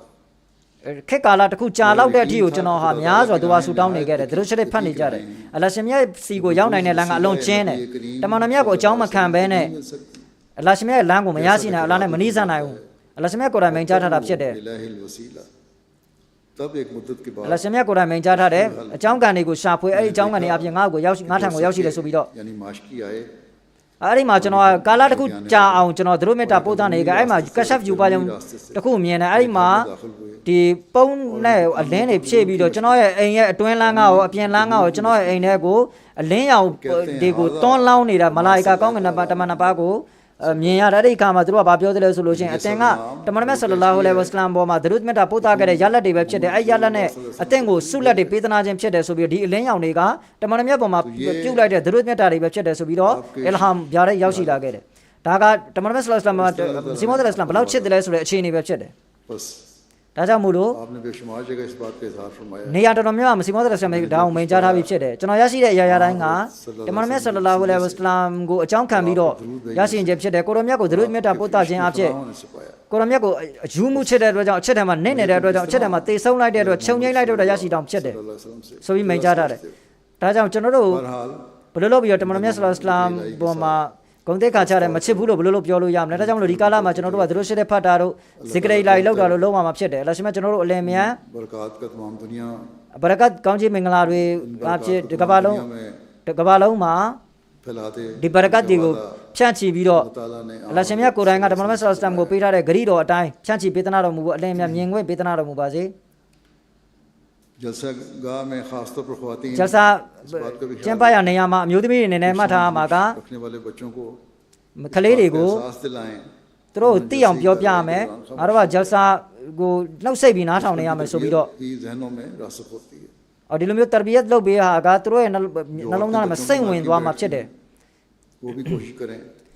ကလေးနဲ့မိန်းကလေးတွေပဲတီးတန်းထိုင်တဲ့နေရာမှာသူတို့လည်းပဲကလေးတွေကိုတုံတင်ဆုံးမမယ်တည်တည်ချာချာအာယုံဆိုင်နားထောင်မယ်ဆိုပြီးတော့ကလေးတွေကငိုကြွေးနေတဲ့အတွက်ကြောင့်မလို့မိန်းကလေးတွေကလည်းပဲသူတို့ကအကြောင်းပြပြီးကလေးတွေငိုတယ်ဆိုပြီးအကြောင်းပြပြီးတီးတဲ့နေရာမှာသူတို့တွားပြီးတော့တွားထိုင်လိုက်ကြတယ်ဆိုပြီးကျွန်တော်စီတိုင်တန်းချက်တွေလာကြတယ်အဲ့ဒါမဲ့ security အပိုင်းကလည်းပဲဂျလဆာမှာတက်ရောက်လာကြတဲ့သူတွေအားလုံးကိုမိမိတို့ရဲ့ပတ်ဝန်းကျင်ကိုတည်တည်ချာချာကြည့်ရမယ်ဒါကလုံးမကိုလုံခြုံရေးကအလွန်ကျယ်ပြန့်တဲ့အခြေအနေမှာရှိတယ်ပြီးတော့တတ်မှတ်ထားတဲ့လမ်းညွှန်ချက်တွေလည်းပဲရှိတယ်မှာရေးထားတဲ့ဆိုင်းဘုတ်တွေမှာဒါကိုတည်တည်ချာချာဖတ်ဘယ်လိုလမ်းညွှန်ချက်တွေရှိထားတယ်လဲဆိုတာကိုအလ္လာဟ်ရှင်မြတ်ဂျလဆာကနေအကောင်းဆုံးကျွန်တော်တို့အကျိုးရယူခံစားနိုင်မှာပေးသနာတော်မူပါစေမျိုးမျိုးသောနောက်ဆက်တွေကနေကာကွယ်တော်မူပါစေအလ္လာဟ်ရှင်မြတ်တနာကင်းနာတွေအားလုံးကျွန်တော်တို့ပေါ်မှာမိုးလိုရွာသွန်းဖြိုးပေးသနာတော်မူပါစေဆိုပြီးတော့ဒူဝါဆူတောင်းမီခလီဖာတခင်ကြီးကဂျမာခွတ်ဘာနေကုန်းချုပ်ခဲ့ပါတယ်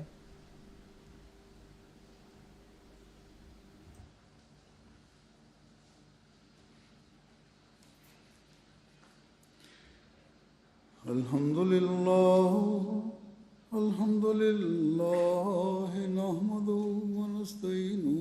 ونستغفره ونؤمن به ونتوكل عليه ونعوذ بالله من شرور أنفسنا ومن سيئات أعمالنا من يهده الله فلا مضل له ومن يضلل فلا هادي له ونشهد أن لا إله إلا الله ونشهد أن محمدا عبده ورسوله عباد الله رحمكم الله إن الله يأمر بالعدل والإحسان وإيتاء ذي القربى وينهى عن الفحشاء والمنكر والبغي يعظكم لعلكم تذكرون اذكروا الله يذكركم وادعوه يستجب لكم ولذكر الله أكبر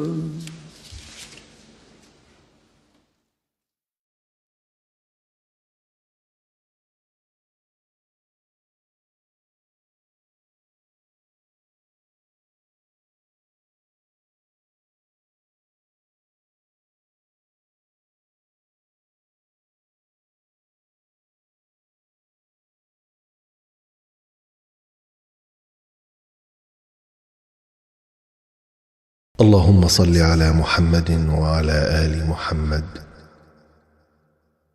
كما صليت على إبراهيم وعلى آل إبراهيم إنك حميد مجيد اللهم بارك على محمد وعلى آل محمد كما باركت على إبراهيم وعلى آل إبراهيم إنك حميد مجيد.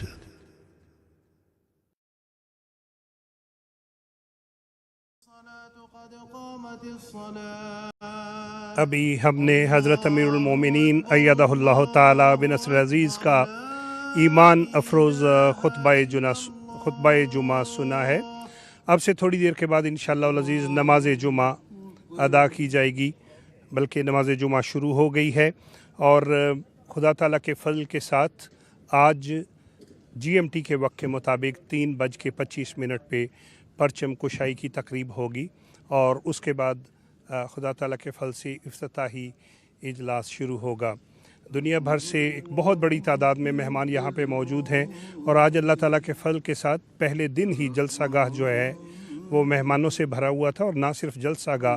बल्कि बहुत से अहबाब बाहर भी बैठे हुए थे। अब थोड़ी देर तक खाने का वक्फ़ा होगा नमाज़ों के बाद और खाने की जो मार्की है वहाँ पे भी हम आपसे मिलेंगे इंशाअल्लाह अज़ीज़। जी जज़ाकुम मुबारक साहब and assalamu alaikum to your viewers. You just heard a very spiritually uplifting khutbah Jummah from Hazrat Amirul Mu'mineen Ayyadullah Ta'ala bin Aziz. And of course Jummah is happening right now, Jummah Salat. And I want to just remind the viewers, last time you saw us it was raining. And the weather shifted as soon as Hazur arrived. It is absolutely beautiful here right now, and alhamdulillah, this is great. So let's check out what's going on in the studio. Hamad Saab, what's the news? Assalam Saab, and I mean, it looks amazing out there, and really, wonderful having heard that first khutbah from Hazur. We had a glimpse of what we have in store for us, and beloved Hazur Hazrat Mirza Masroor Ahmad delivered that Friday 7 to all who were congregated here at the Jalsa site. And our Jalsa experience at MTA would be incomplete without an opportunity for you to interact with us as well. So just a reminder that we have our various social media platforms out there, and an opportunity for you to interact with us. And salam, I'm sure people back home probably messaging as well and sending out little tweets and messages, especially to say salam uncle is on the TV, look everyone. Always a favorite hashtag Jalsa moment. Okay, and jazakallah salam. So as the excitement builds up, and we've had with the MTA so many different ways of being able to bring the Jalsa Salana to people at home. But now we have a very special guest here in the studio, Sayyid Ehsan Ahmed, who is part of the Al-Fazl International newspaper, and Hafiz Saab is going to have a conversation with Sayyid Saab to talk about Al-Fazl International and what they've been doing newly at Jalsa Salana this year. ज़ाकिला, जैसे कि भी नाज़रीन हमाद साहब ने गुफ्तगू की social media platform के हवाले से, जलसा का जो हमारा ये प्रोग्राम है इसमें आपके साथ गुफ्तगू के बगैर ये जलसे का प्रोग्राम एक तरह से नामुकम्मल ही रहता है। चुनाचे इसमें आप जो सोशल मीडिया प्लेटफॉर्म्स हैं MTA के, उसके ज़रिए आप अपने तजर्बात शेयर कर सकते हैं जलसे के हवाले से और अपनी तस्वीर शेयर कर सकती हैं जो भी आपकी हैं। तो हमारे साथ इस वक्त जो हमारे मेहमान हैं सोशल मीडिया के हवाले से, तो थोड़ा सा नाज़रीन को बताएंगे इस हवाले से। हाँ जी, अल्लाह ताला के बिस्मिल्लाहिर्रहमानिर्रहीम। अल्लाह ताला के फजल से अल-फज़ल इंटरनेशनल को गुज़श्ता साल जलसा सालाना पर पहली मरतबा लाइव पेज जारी करने की तौफीक मिली थी। तो लोगों ने क्योंकि बहुत पसंद किया, इसलिए हमने इस साल दोबारा ये लाइव पेज किया है। और इसका जो मेन फोकस होता है वो ये है कि जो जलसे की कार्रवाई है, सारी तकरीर हुज़ूर के खिताबात हैं, उनका ख़ुलासा हम देते हैं साथ साथ। और दूसरा ये कि जलसे का माहौल मुख्तलिफ़ रिपोर्ट्स और तस्वीर की सूरत में उसमें दिया जाता है। इस मरतबा हमने ये एक नई चीज़ शामिल की है कि ट्रैफिक के हवाले से जो अपडेट्स हैं वो भी हम दे रहे हैं, ताकि मसलन जो लोग लंदन से यहाँ पे हदीक़तुल महदी जलसे के लिए आ रहे हैं उनको पता लगे कि रास्ता ठीक है, जहाँ पे रश है और कोई और रास्ता अगर इख्तियार किया जा सके ताकि उनको किसी किस्म की तकलीफ़ ना हो। ये तो माशाल्लाह बहुत आपने इसमें काम किए हैं, जज़ाकुमुल्लाह। तो नाज़रीन आइए अब हम अपने अगले प्रोग्राम की तरफ चलते हैं और देखते हैं कि क्या है आपको दिखाने के लिए हमारे पास।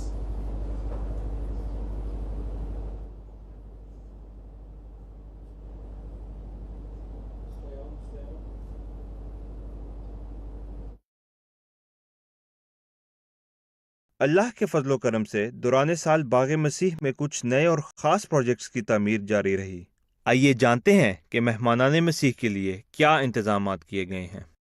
जैसा कि आपको पता है कि इस दफ़ा साहब की जो ख़ास हदायत थी कि हमारा इस जलसा पे जो तैयारी है वो 50,000 मेहमानों को कम से कम ज़हन में रख के की जाए। तो इसी सिलसिले में ये एक बहुत ज़रूरी था कि जो इंफ्रास्ट्रक्चर है हमारा यहाँ पे, क्या वो इस काबिल है कि हम 50,000 की तादाद कैटर कर सकें। उसमें सबसे जो बड़ी ज़रूरत महसूस हुई उस वक्त हमें सारे का सारा जो बान एरिया है हमारा, जहाँ पे हमारा स्टोर भी है, जहाँ पे हमारा रोटी प्लांट भी है, जहाँ पे हमारा पॉट वॉश भी है, जहाँ पे हमारा किचन भी है, इन सब सर्विसेज को इम्प्रूव करना बहुत ज़रूरी है। ये जो भी हम सर्विसेज की बात कर रहे थे कि जो इंफ्रास्ट्रक्चर नया डाला गया है, लेकिन इस साल मज़ीद यहाँ पे जहाँ जहाँ एक्सटेंशन हुई है उसमें मज़ीद इसमें इसको उसके मुताबिक, उस एक्सटेंशन के मुताबिक ये सर्विसेज भी एक्सटेंड की गई हैं। और जो हमारा मेन जो बान एरिया है यहाँ पे मेजॉरिटी यहाँ पे काम हुआ है इस साल कि सारे का सारा जहाँ पे जो इंफ्रास्ट्रक्चर है, जो यूटिलिटीज़ के हिसाब से वो सारे का सारा अपग्रेड किया गया है। इदरीस साहब ने हदीक़तुल महदी के ड्रेनेज के बारे में बताया कि इमसाल इसमें मज़ीद तब्दीली की गई है जिससे पानी की ड्रेनेज और बेहतर हो गई है। तकरीबन यहाँ पर टोटल जो लैंड ड्रेनेज का काम है तकरीबन 48 किलोमीटर लेंथ है जो हमने यहाँ हदीक़तुल महदी में डिज़ाइन की गई है डालने के लिए। अब तक तकरीबन कोई 40 किलोमीटर के करीब लैंड ड्रेनेज यहाँ डाल चुकी है। हज़रत साहब ना सिर्फ हमें हदायत सिर्फ देते हैं बल्कि यहाँ आकर फ़िज़िकली साइट पे आकर मुआयना भी करते हैं काम का। और हज़रत साहब के कई विज़िट्स हुए हैं यहाँ पे जिसमें उन्होंने लैंड ड्रेनेज को भी देखा है और जो पिछले साल जो लैंड ड्रेनेज डाली गई हैं उनको भी उन्होंने बड़ा बगौर देखा, उसका मुआयना किया और हमें मज़ीद नसाहे से भी नवाजा वहाँ पे। लेकिन पिछले साल की जो मज़ीद इम्प्रूवमेंट हज़रत साहब ने हमें फरमाई वो ये थी कि उस मिट्टी को आगे जो हम काम करने जा रहे हैं उस मिट्टी को ऊपर से उतार कर वहाँ पे पत्थरों को डाल दिया जाए ताकि जो पत्थर हैं all the way up to the top आ जाएँ और उससे ये होगा कि उसकी जो ड्रेनेज जो एबिलिटी है वो बहुत ज़्यादा बढ़ जाएगी। तो उसका हमने ज़्यादा इस दफ़ा लिया है और अल्लाह के फजल से आपने देखा है कि कितनी ज़्यादा इंप्रूवमेंट हुई है ड्रेनेज में और ग्राउंड बहुत तेज़ी के साथ ड्राई होना शुरू हो गया हुआ है। इसकी एग्जैक्टली मिसाल यह हमारे पीछे जो फील्ड है, अगर मैं आपको इसमें आपको कुछ ड्रेनेज दिखाऊँगा जिसमें आप देखेंगे कि अगर आपको यहाँ पे सफ़ेद रंग की पत्थरों की लाइंस नज़र आ रही हैं, बेसिकली ये वो लैंड ड्रेनेज है जो इस साल डाली गई हैं यहाँ पे ना। दौरान साल हजूर अनवर अय्यदहुल्लाहु ताला की हिदायत और दुआओं के साथ हज़रत मसीह मौऊद अलैहिस्सलातु वस्सलाम के मेहमानों के इस्तकबाल के लिए मज़ीद तामीराती काम किए गए हैं।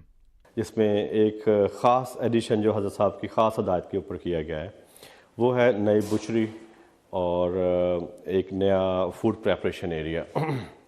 तो ये जो आप कमरा देख रहे हैं बेसिकली ये फूड प्रेपरेशन एरिया है। इस होल पूरी बिल्डिंग में जिसमें एक तरफ बुचरी है और एक तरफ फूड प्रेपरेशन एरिया है,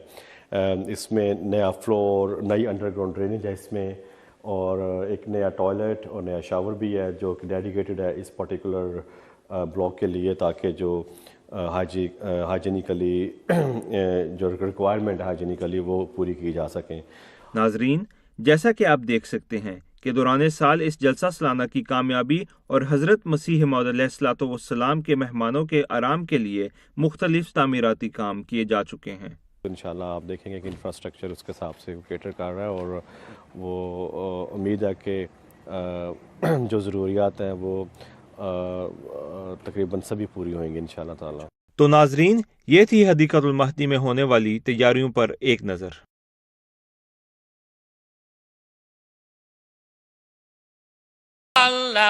Don't miss a moment of this year's Jalsa Salana UK by following Jalsa Connect online. Absorb the full Jalsa experience by following our exclusive Jalsa coverage across social media. You can also share your very own special Jalsa moment using Facebook, Twitter, Instagram, Snapchat and email with the hashtags #MyJalsaMoment and #JalsaConnect.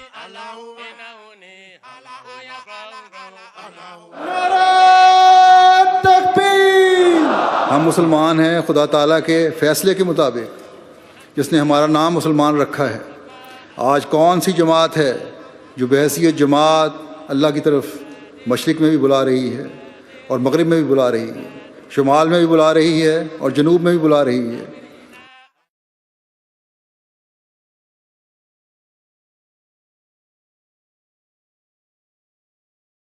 So every month for about 3 or 4 months I would write to Hazur and say, Hazur, this month I wasn't able to find a bed, but please pray in the next month that someone will come. And it wasn't until about 4 months later where an elderly gentleman in the Jamaat who called me and told me that he had come across someone at the bus stop, and neither he knew English nor the person that he was talking to knew English. So somehow he communicated to that particular individual and pointed towards our mosque in Walsall and guided him towards the mosque and showed him around. And it wasn't until he got to the main hall inside the mosque where the pictures of the Khulafa are, and he was just showing each of the Khalifas to him, and he stopped at the picture of Khalifa Rabi Rahimullah, and he just paused and looked at him, and he said that I have seen this man somewhere. And so this elderly gentleman, he phoned me and told me this incident and said, I want you to be able to talk to him because I can't speak English and he is an Arab, so you may have to communicate with him in Arabic. So he was someone who came from Egypt and he settled down in the UK, and he was just going from mosque to mosque doing prayers, but never had any particular connection with any of those mosques until he came to the Ahmadiyya Jamaat mosque. And he was someone which I found was always so reliant on Allah. Wherever he went in the world, he would always put Allah before anything, and this is something which really shocked me and I really caught on to, and I realized that anything I ask him, whether it's help with food or help with money or anything, he would always say, Allah is looking after me. And I knew that this is someone very special, very pious, and he would always put prayer and Allah before anything. And so it got to a point where he mentioned to me once that I'm ready to become an Ahmadi. And so we sat down in the mosque, and there were other members of the Jamaat there as well. And I showed him the bet process that happens during Jalsa. And I said, look, this is the bet process of how we do bet in Jalsa behind our Khalifa. And that also made him realize that this is something very powerful. And so after he did the initiation and the pledge of initiation, we did dua. Alhamdulillah, these stories I'm sure many people have as well. But I'm very fortunate to have that experience, to have seen it firsthand and be part of it as well, of how Allah guides people's hearts towards the Jamaat. जिस तरफ देखो वही नूर नजर आता है. Assalamu alaikum wa rahmatullahi wa barakatuhu. Welcome back to the studio, and we just heard there a really powerful story of the power of tabligh. And just before that, a remarkable documentary on what happens at the site of Jalsa Salana during the rest of the year. And Hafiz Sahib, it's amazing to see the hidden story of this incredible and blessed place. And obviously we've also just heard Hazur's first address of the 3 days, and we've seen how excited the world is from all of the messages, some of which we will have the opportunity to hear. And now, as you know and saw during the session, it wasn't just the participants sitting here in Hadikatul Mehdi that were attendees, but you witnessed so many countries being displayed via remote connections on your screen as well as inside the marquee. And we've got the opportunity now to speak to some of those countries, and Hafiz Sahib, I think we have the opportunity to speak to some brothers in Sri Lanka. जी बिल्कुल, जैसे कि अभी नाज़रीन हमाद साहब ने कहा कि हम रिमोट कनेक्शन के ज़रिए जो जमातें हमारे साथ जुड़ी हुई हैं इस वक्त जलसा में शरीक हैं, उनमें से एक जमात जो है वो श्रीलंका भी है। तो हम श्रीलंका की जमात के पास चलते हैं और वहाँ पे कुछ बात उनसे करते हैं।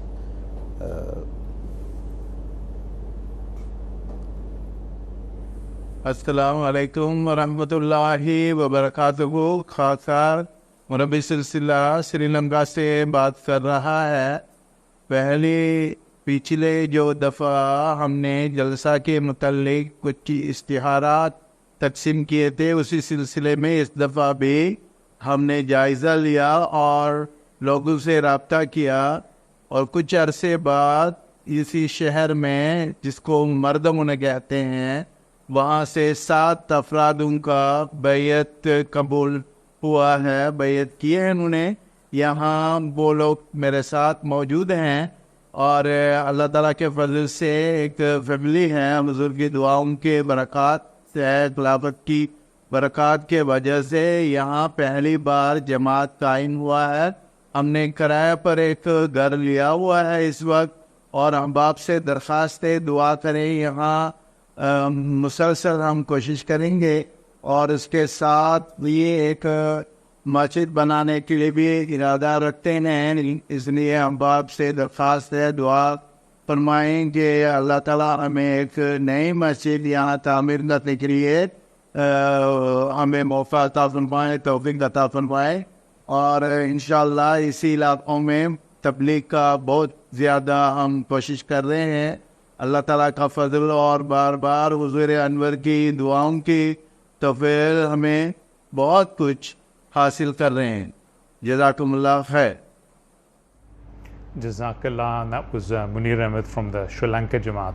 and really amazing to see all of those people there watching the Jalsa Salana and participating as well. And now we have the opportunity to go to some of our brothers in one of the larger Jamaats in West Africa, and that is Nigeria, and amazing to see so many of our brothers there. And Nuruddin Saab, Assalamu Alaikum.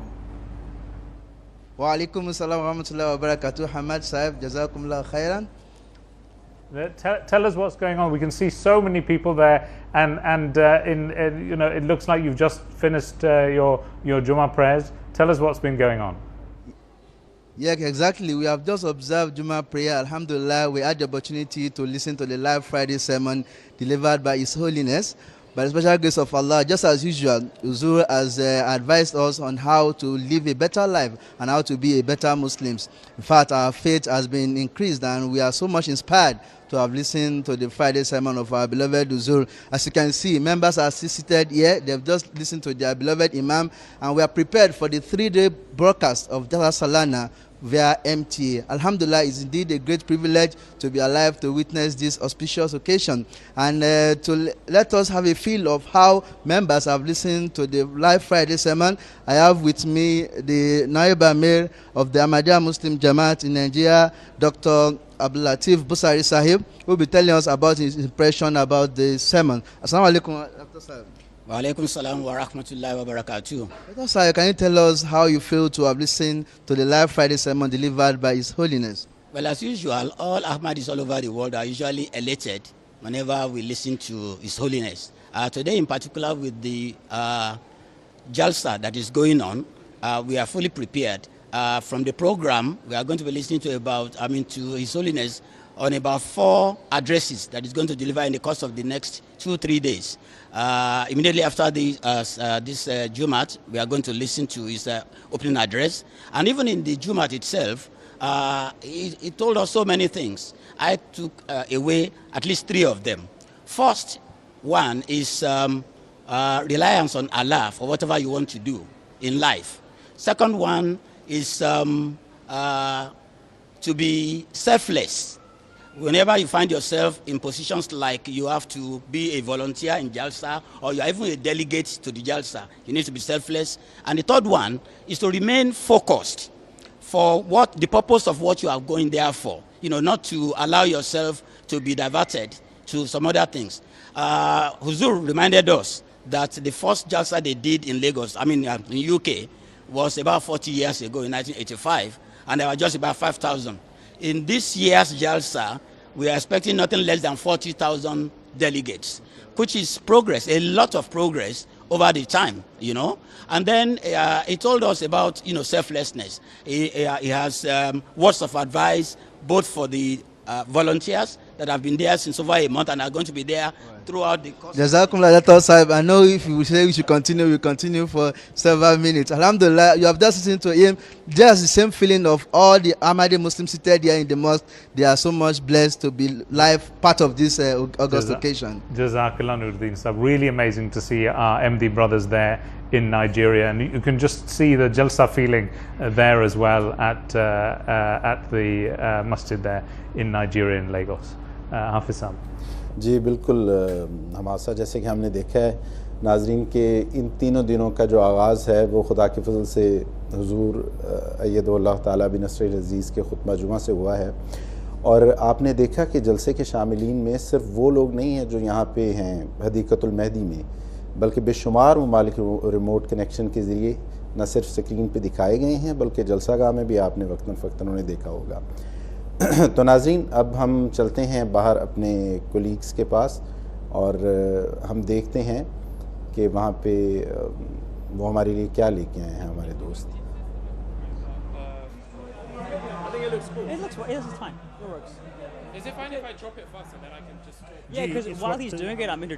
Food marquee में जहाँ आपसे थोड़ी देर के बाद हज़ारों की तादाद में जो मेहमान हैं खाना खाने के लिए आएंगे। हमारे साथ मौजूद हैं मोहतरम इनामुल्लाह ताहिर साहब जो कि नायब नाजिम है यहाँ के। हम इनसे बात करते हैं। अस्सलाम वालेकुम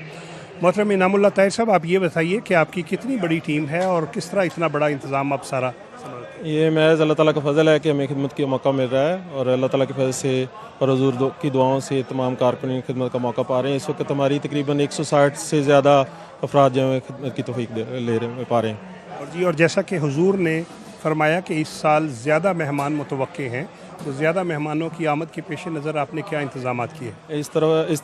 दफ़ा हमने तकरीबन इंतज़ामात में थोड़ी सी तोसी की है। इस दफ़ा मार्की ज़्यादा है, अल्लाह के फज़ल से टेबल ज़्यादा है, हमारे पास लोग कारकुनान ज़्यादा हैं। हमारी कोशिश है कि इस्लाम के मेहमानों की बेहतर तौर पर खिदमत की जाए। जज़ाकल्लाह। और अब हम सलाम साहब की तरफ चलते हैं जो कि मार्की में यहाँ पर मौजूद है। I'm here with Aqtas Inamullah Sahib, who is serving as Muavin Mehman Nawazi. Assalamu alaikum, Aqtas Sahib. Wa alaikum salam. So, Aqtas Sahib, you know, we are prepared here to feed tens of thousands of people. What's the practicalities of preparing for that? In Mehman Nawazi, we have over 160 team members. And across this half of the marquee, we have over 5 stations, which helps maintain the amount of people that we have to accommodate for. Hazur just spoke in the Jummah khutbah about making sure people aren't wasting food. How do you make sure people don't waste food here? While we're pouring the dal in this case, the portions are relatively small. This means that if someone wants a small amount, they're satisfied. And if someone wants more, we'll happily give them more. So while the menu is dal today, aloo gosht is the fan favorite at Langar Khana. And let's go to a short video about the butchery that helps prepare the aloo gosht.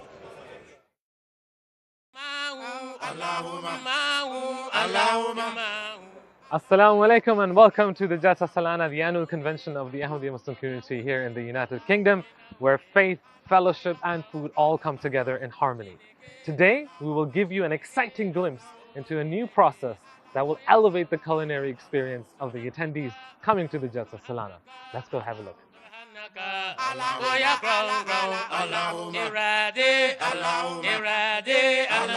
So the aim is that every year here at Jalsa Salana, we try to improve that guest experience. The people who come from all far and wide to attend this blessed Jalsa Salana. I'm on my way to see Nasir Khan Sahib, who is the Afsar Jalsa Salana, to find out a little bit more about where this idea of farm to feast actually originated from.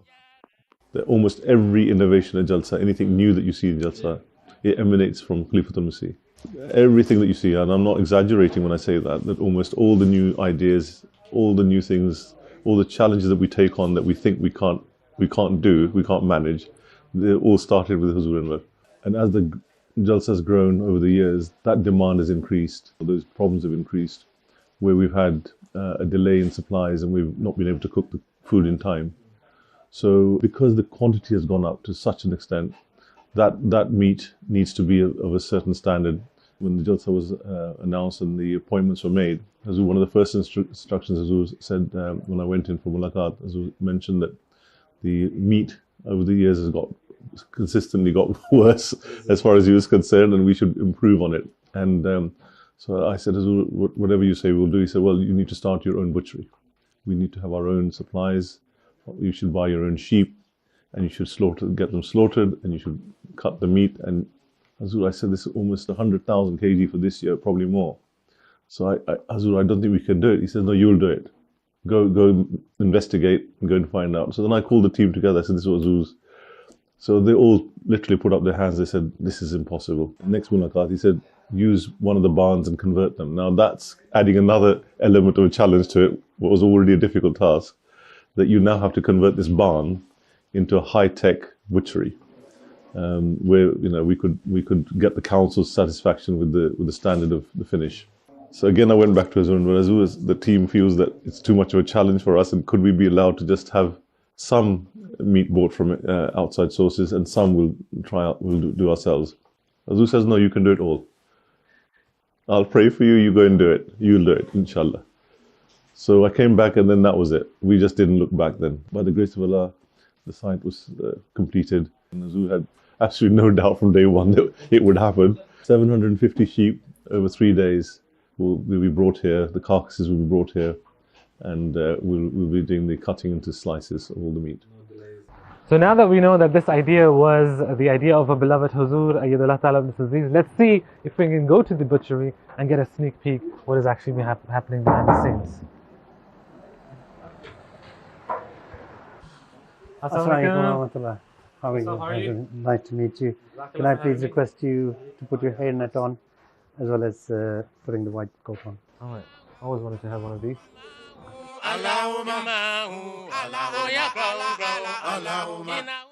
This is too small. Oh, yeah, we got it. So this is my first question is, I see quite a lot of meat here right now, but I know that this is just a very, very tiny portion of what is going to be consumed over in these 3 days of Jalsa. What's the numbers that we're looking at? So inshallah, over the 3 days, we will be preparing 12,000 kgs meat. Wow. That's almost 12 tons. And where does that come from? So we have got 2 different slaughterhouses who we have contracted with, and they will be delivering this meat over the period of 5 days. How many pots of aloo gosht are we looking at? Inshallah, we will be preparing over 600 plus pots of aloo. That is amazing. So that's just the preparation here, the butchery. How big is that team that will cut 12,000 kgs of meat? We have 18 team members. They are all professional qualified butchers. You can see a few of them behind us who are working away. Meat comes, I believe this is the first station. The first station. So it comes here. I see Barsab got the half carcass in front of him. Barsab is basically spreading the ribs from the legs and shoulder, and then he will hand it over to the next department where they will be clearing the meat, removing the fat from the meat. And then they've got bone saw machine where he will be working away and cutting the bones. And then all the way to the packaging on that side, doesn't it? Boxing the meat into 16 kg per box. So you knew I was going to ask you if I can have a try. Where are you going to put me? So let me ask Zafar Saab to quickly give you a quick intro. बताएं, क्या मैं करूँगा?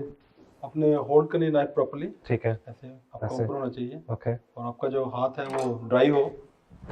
ड्राई है। उसको चर्बी वगैरह ना लगी हो। ओके। ये जो फैट है, ये आगे को हम चलाएंगे नाइफ जितनी भी है। ठीक है।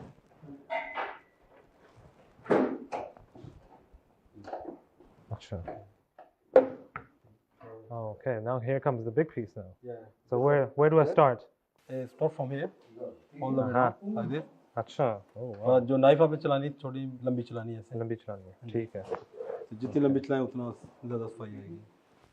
तो ये इसको यहाँ पे? ये फैट है। अच्छा। सॉरी। माशाल्लाह। Very good. है? Very good. ठीक है कि नहीं? तो ये आपको किस तरह पता है कि कौन सा हिस्सा उतारना कौन सा नहीं? सारा स्प्रे तो नहीं ना उतर सकता? ये फैट है। अच्छा। और ये सारा ये सारी फैट है। मैक्सिमम जो फैट है वो उतार देते हैं। नीचे से मीट नजर आना चाहिए। नीचे से मीट नजर आना चाहिए। That's going to take a lot more practice than this, isn't it? You'll be butchered within a couple of days. Couple of days? Yeah. Zakir Zafar Saab for teaching me the basics of how to cut this piece of meat, and as you've just heard, 12,000 kgs of meat is going to be cut over these 3 days of Jalsa Salana. Certainly not an easy task, but these 18 brothers here, the team, this wonderful team at the butchery is going to do an amazing job, inshallah. Now that I've seen how it's actually made, you didn't really think I was going to leave without actually tasting it.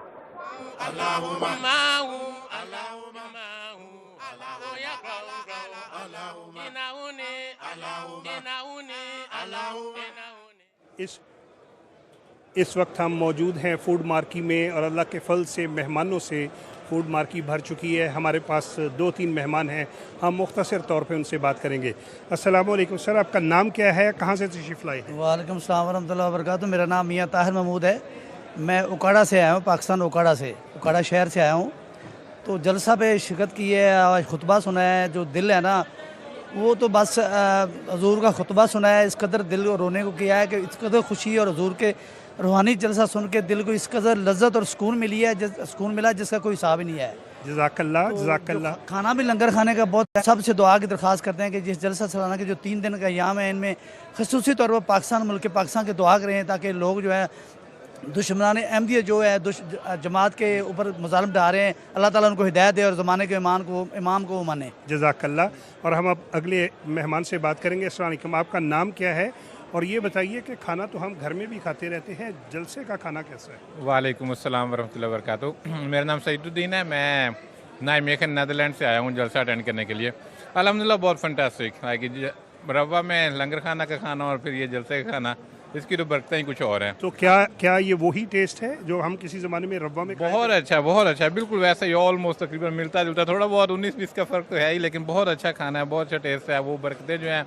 वो बरकतें इसमें, इसी खाने में भी वो बरकतें हैं हमारे लिए। तो जज़ाकल्लाह। और हम अपने अगले मेहमान से बात करते हैं। माजरत चाहते हैं, आप खाना खा रहे हैं और हमने आपका इंटरव्यू शुरू कर दिया। अपना तारुफ करवाइए और ये बताइए कि ये जो लंगर का खाना हज़रत अक़दस मसीह मौद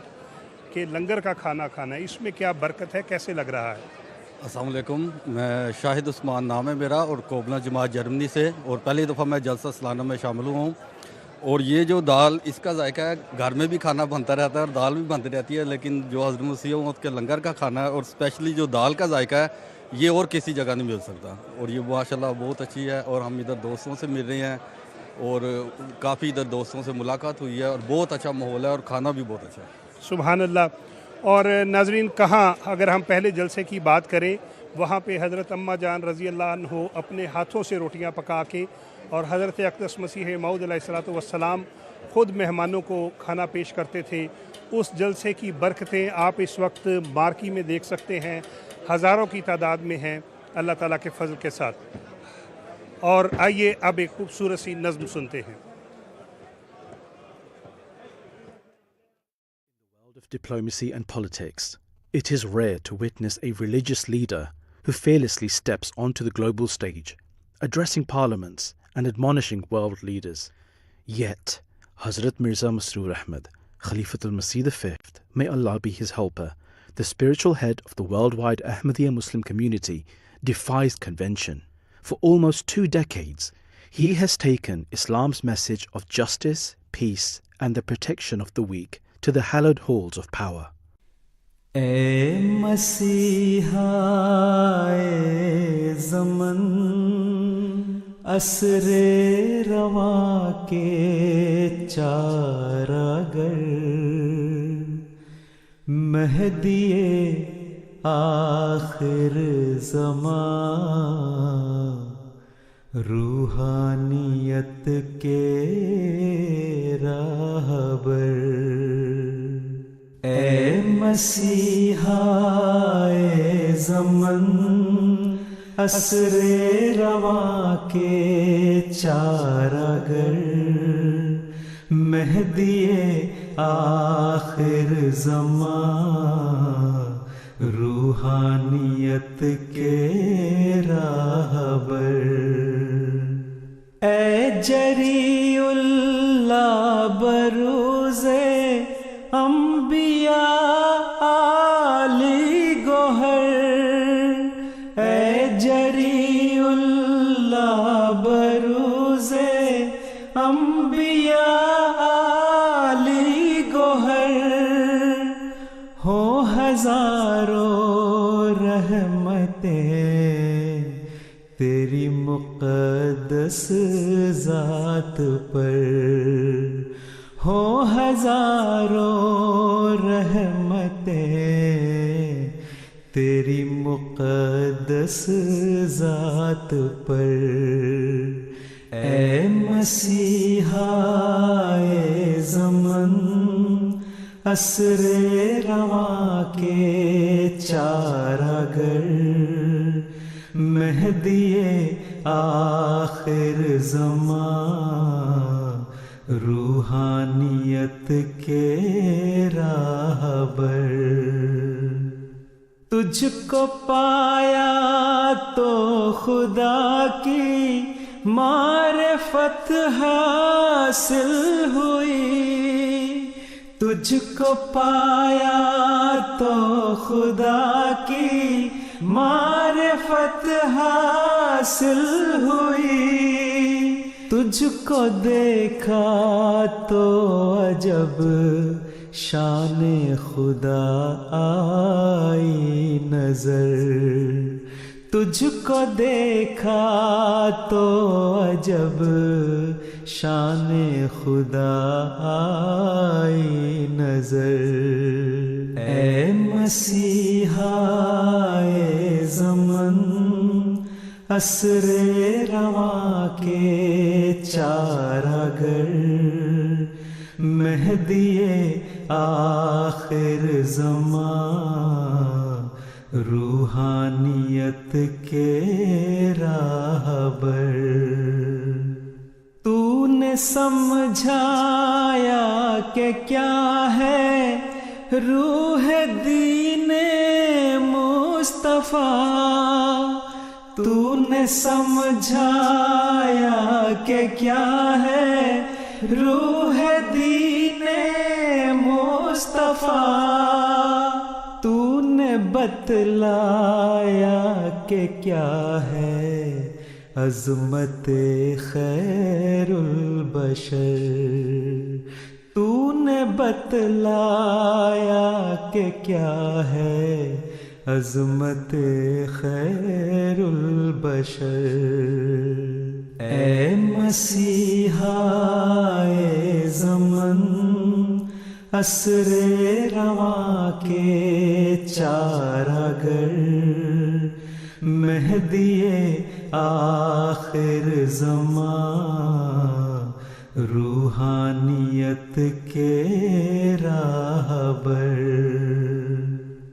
तूने फरमाया कि हर नेकी की जड़ है इत्तिका, तूने फरमाया कि हर नेकी की जड़ है इत्तिका, रंग तक़वा से कोई रंगत नहीं है खूब तर, रंग तक़वा से कोई रंगत नहीं है खूब तर। ए मसीहा ए ज़मन असरे रवां के चारागर, मेहदिए आखिर ज़मां रूहानियत के राहबर। वो खज़ाइन जो हजारों साल से मदफून थे, वो खज़ाइन जो हजारों साल से मदफून थे, तूने फिर जाहिर किए दुनिया पे सब लालो गोहर, तूने फिर जाहिर किए दुनिया पे सब लालो गोहर। ए मसीहा ए ज़मन असरे रवां के चारागर, मेहदिए आखिर ज़मां रूहानियत के राहबर, रूहानियत के राहबर, रूहानियत के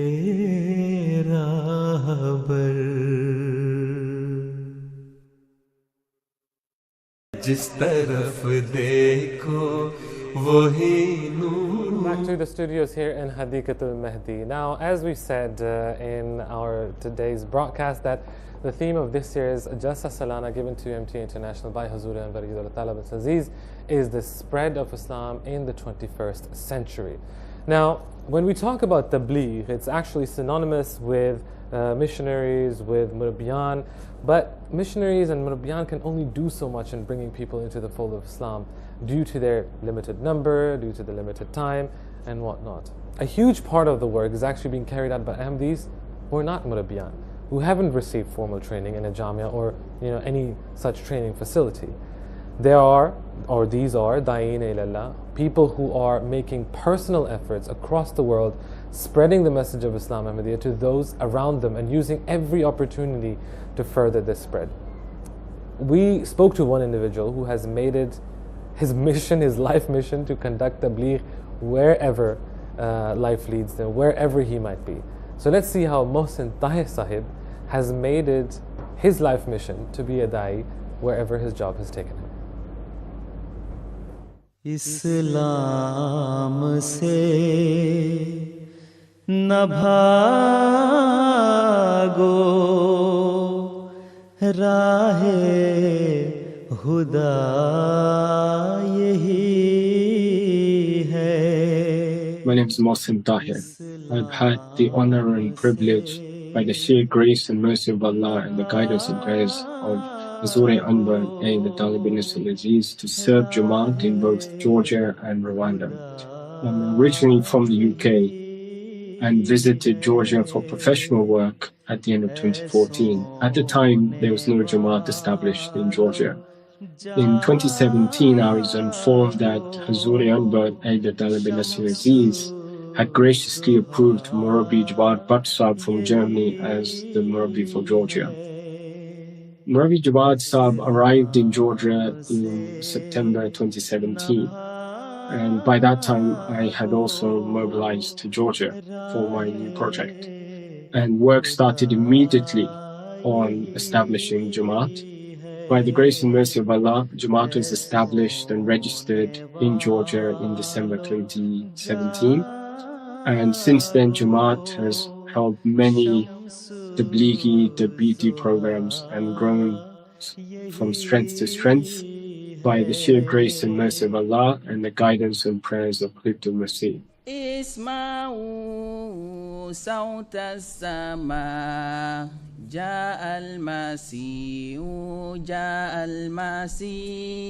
I had the opportunity in 2020 to move to Kigali, Rwanda, which is a country in East Africa. Rwanda has been through a tough history. In 1994,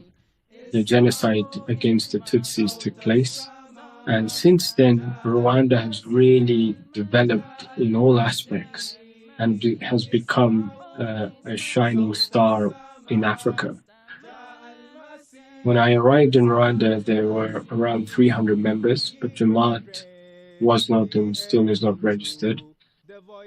MashaAllah, alhamdulillah, the Ahmadis here are very eager to spread the message of the promised Messiah, Islam. There's no Murabi in Rwanda because Jamaat is not registered here. In Rwanda, I've had the opportunity to support the Jamaat in establishing Jamaat Nizam here and discussing with the members of the Jamaat on how Jamaat is run, bringing the experiences from the UK and from Georgia. Alhamdulillah, Jamaat has grown from strength to strength here as well.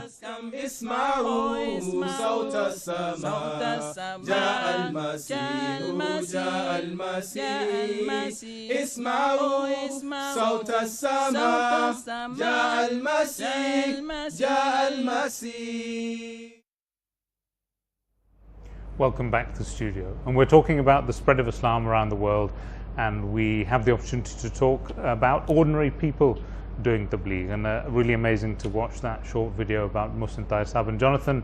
Sahib is joined us in the studio. Assalamu alaikum, Jonathan. How are you? Wa alaikum assalam wa rahmatullah. Alhamdulillah, very well. Jazakallah. Wonderful to have you here. And Jonathan, your own story of how you became an Ahmadiyya, I think, is exceptional. And if you could briefly tell us about it. It wasn't a missionary who took a hand in your conversion to Ahmadiyya Islam. This is true. Yeah, most definitely. So it was my friend who I studied with. He studied law with me in uni, and for a number of years then he, unbeknownst to me, had perhaps wanted to talk to me about Islam, but it was so much not on my radar that I hadn't even noticed that he had given me books and such things, and I didn't read them at that point. But then later, as I developed my own questions and wanted to answer those questions,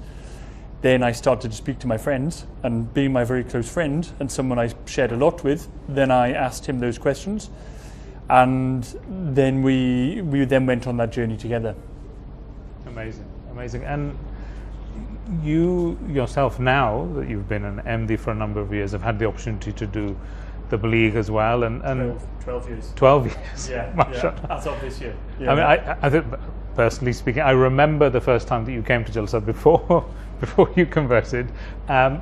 You've had the opportunity to do the Baligh, and you haven't been to Jamia. You haven't had that sort of formal training, as it were. And if someone's thinking about how do I do the Baligh, what are the basics that I need? What would you tell them? What's your advice? Yes, I mean, Kamal Sahib will have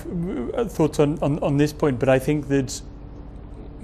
maybe if you look at it a different way, that because Allah Almighty tells us in the Holy Quran that it is our duty to convey the message, even the very first revelation received by the Holy Prophet ﷺ was Iqra, to recite or to proclaim, you could say, or to read, to recite. You see it, and so it's inherent within the duty of everybody who is a Muslim to convey the message. And it's not something that is really an optional added extra, and I think that people in the West will find it, and certainly I find it, that unless you don't convey the message, I'll even go this far to say that part of your faith begins to decay and decline, and even a spiritual death can take place. Because either you are conveying the message to other people, or they are conveying the message to you. And the question is who will follow who? And if we don't share our message with others, we will start to follow the way of the people around us. And obviously they are not spending 5 daily prayers in prostration to Allah Almighty and listening to Huzur. So in fact we have to do it. And once you do something, you have to learn more about it, and you learn on the job.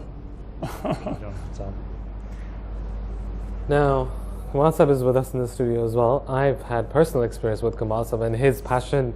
for Tabligh, because you get this correspondence as well. I believe we have something to share from Kamal Sahib, which can be beneficial, as we said, for everyone, isn't it? Yes. Jazakumullah. Assalamu alaikum. My experience in Tabligh, first of all, we have to pray a lot. That's the first things, yeah. To pray a lot, and to pray to write to Amir Mu'mineen a lot for dua, yeah. The question, I don't understand the question. What it mean? My experience and anything that you can share. Yes. Okay. Anything. Okay. Tabligh is something very, very important for me, and not just for me. I think for every Ahmadiyya. Every Ahmadiyya have to do Tabligh. One day I heard the Khalifa Rabi rahimahullah was saying, don't say Secretary Tabligh is the only one who do Tabligh. Every Ahmadi is Secretary Tabligh. When I go to Tabligh, I feel myself I am in another world. Tabligh for me, everywhere I am, Hudur, alhamdulillah, give me this opportunity to go in Spain, for example. Every 3 months I have to go in Spain. And I take books with me, I take my sack with me, and I work in the street. And I am a person, if I see anybody in the street, I go to him to speak, to introduce myself. And after I told him a little bit dunya, and a little bit deen. Can we talk a little bit about what you call it, about religion? And I told him, I introduced myself, and I give him, after the introduction, I give him the leaflet. And I'm doing that's many years, and alhamdulillah, I've been going now many times in Tabligh in Spain, and we have a few bay'at until now, yeah. And just last time as well, I had the opportunity to go as well to New Caledonian. It was a long way, 20 hours. Before I left, I asked Hodor, I told him, Hodor, I am going to New Caledonian, and please, can you give me some things to tell me? Told me, I don't tell you nothing, you know everything. I was surprised. Exactly. Amazing, really wonderful. Jazakallah. And it's through these amazing stories of ordinary people doing tabligh that we see the Jamaat of the Promised Messiah spreading throughout the world. And now let's see how the Australian Jamaat came to be through the incredible endeavors of tabligh. With the intent of offering the Friday prayer alongside the Promised Messiah, companion Hazrat Bhai Abdur Rahman Qadiani attempted to take a horse cart in the early morning from Batala to Qadian in the early 1890s. Narrating his ordeals, he stated, no one knew the whereabouts of Qadian, only a village named Qadi. After an extensive and arduous journey on the beaten track, he was greeted by the dome and minaret of Masjid Aqsa. He had finally reached Qadian, which at the time had no significance in the eyes of the world. The condition of this land nor its anonymity could deny its destiny ordained by Allah the Almighty, that a day will dawn when it will shine in the world as a beacon of truth, casting its light across the world. I will cause thy message to reach the corners of the earth. The rediscovery of this vast abundance, the continent of Australia, is one such corner of the earth which stands in testimony to this ongoing promise. The early Ahmadis of Australia were among those Muslim cameleers who arrived during the second half of the 20th century,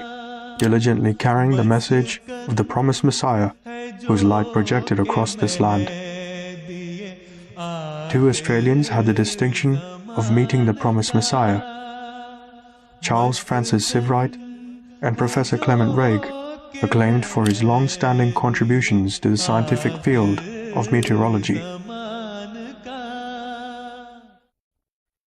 The early Ahmadi migrants continue to showcase the brilliance of this light. Among them, Hazrat Malik Muhammad Baksh Sahib, Ali Bahadur Khan Sahib, Ghulam Rasool Sahib, Abdul Khalik Sahib, Alam Kandhari Sahib, and the most notable figure who fronted this movement in Australia, Hassan Musa Khan Sahib. Guided by the literature of the promised Messiah, Hassan Musa Khan Sahib valiantly defended Islam through his prolific writings. This fearless display of dedication continues to be acknowledged by historians and writers alike. The efforts of Hassan Musa Khan Sahib and other Ahmadis not only brought the true light of Islam to Australia, it could be seen stretching far beyond its shores, illuminating many of its neighboring islands. A new phase in the history of Ahmadiyya dawned when Hazrat Khalifatul Masih III expressed his wish to formally establish a Jamaat in Australia following a series of Ahmadi migrations. Through the efforts of the early Ahmadi settlers and those who formally established the Jamaat in Australia, the past century of history bears witness to the light which is now being projected internationally. Local Jamaat activities aim to create a peaceful representation of the organization Jamaat Ahmadiyya Australia by actively participating in exclusively Australian opportunities such as Clean Up Australia Day, Red Cross Door Knock Appeal, Ahmadiyya Muslim Australia's Jamaat biggest Australia morning tea, က National Tree Day, နိုင်ငံလုံးဆိုင်ရာအစီအစဉ်တွေများစွာပြုလုပ်လျက်ရှိပါတယ်။နိုင်ငံတော်အတွက်ကိုအကျိုးရှိနိုင်တဲ့အစီအစဉ်တွေလည်းပြုလုပ်လျက်ရှိပါတယ်။ They provide the perfect platform to showcase the true light of Islam. इस्लाम ये से माने तो ने जटे को ऑस्ट्रेलिया नांगे जमात का छापिया नहीं बारे testimonies of the local media, politicians, civil workers and the common public. Much like the condition of Qadian in its early days, the history of Islam Ahmadiyya in Australia is a story of perseverance, dedication, Qadian म्यू मासा टेंगेरे आमदिया जमात ये तमाई टाइम में सोबाई काला मारो आमदिया मुस्लिम जमात ऑस्ट्रेलिया का लुंजोमा चूजा युंगंगे जाया बारे लोले लुंजोती का मेम्या मुगु प्याता के भी चूजा आठो मुरे बिलो के जा बारे is a testament to the enduring promise of Allah the Almighty that His light will continue to reach every corner of the earth.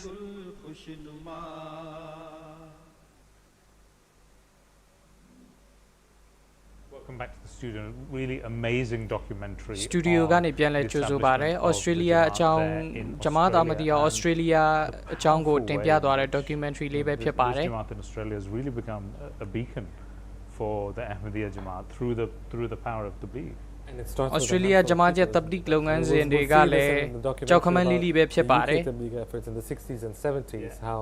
again people who were not missionaries who were not trained in jamias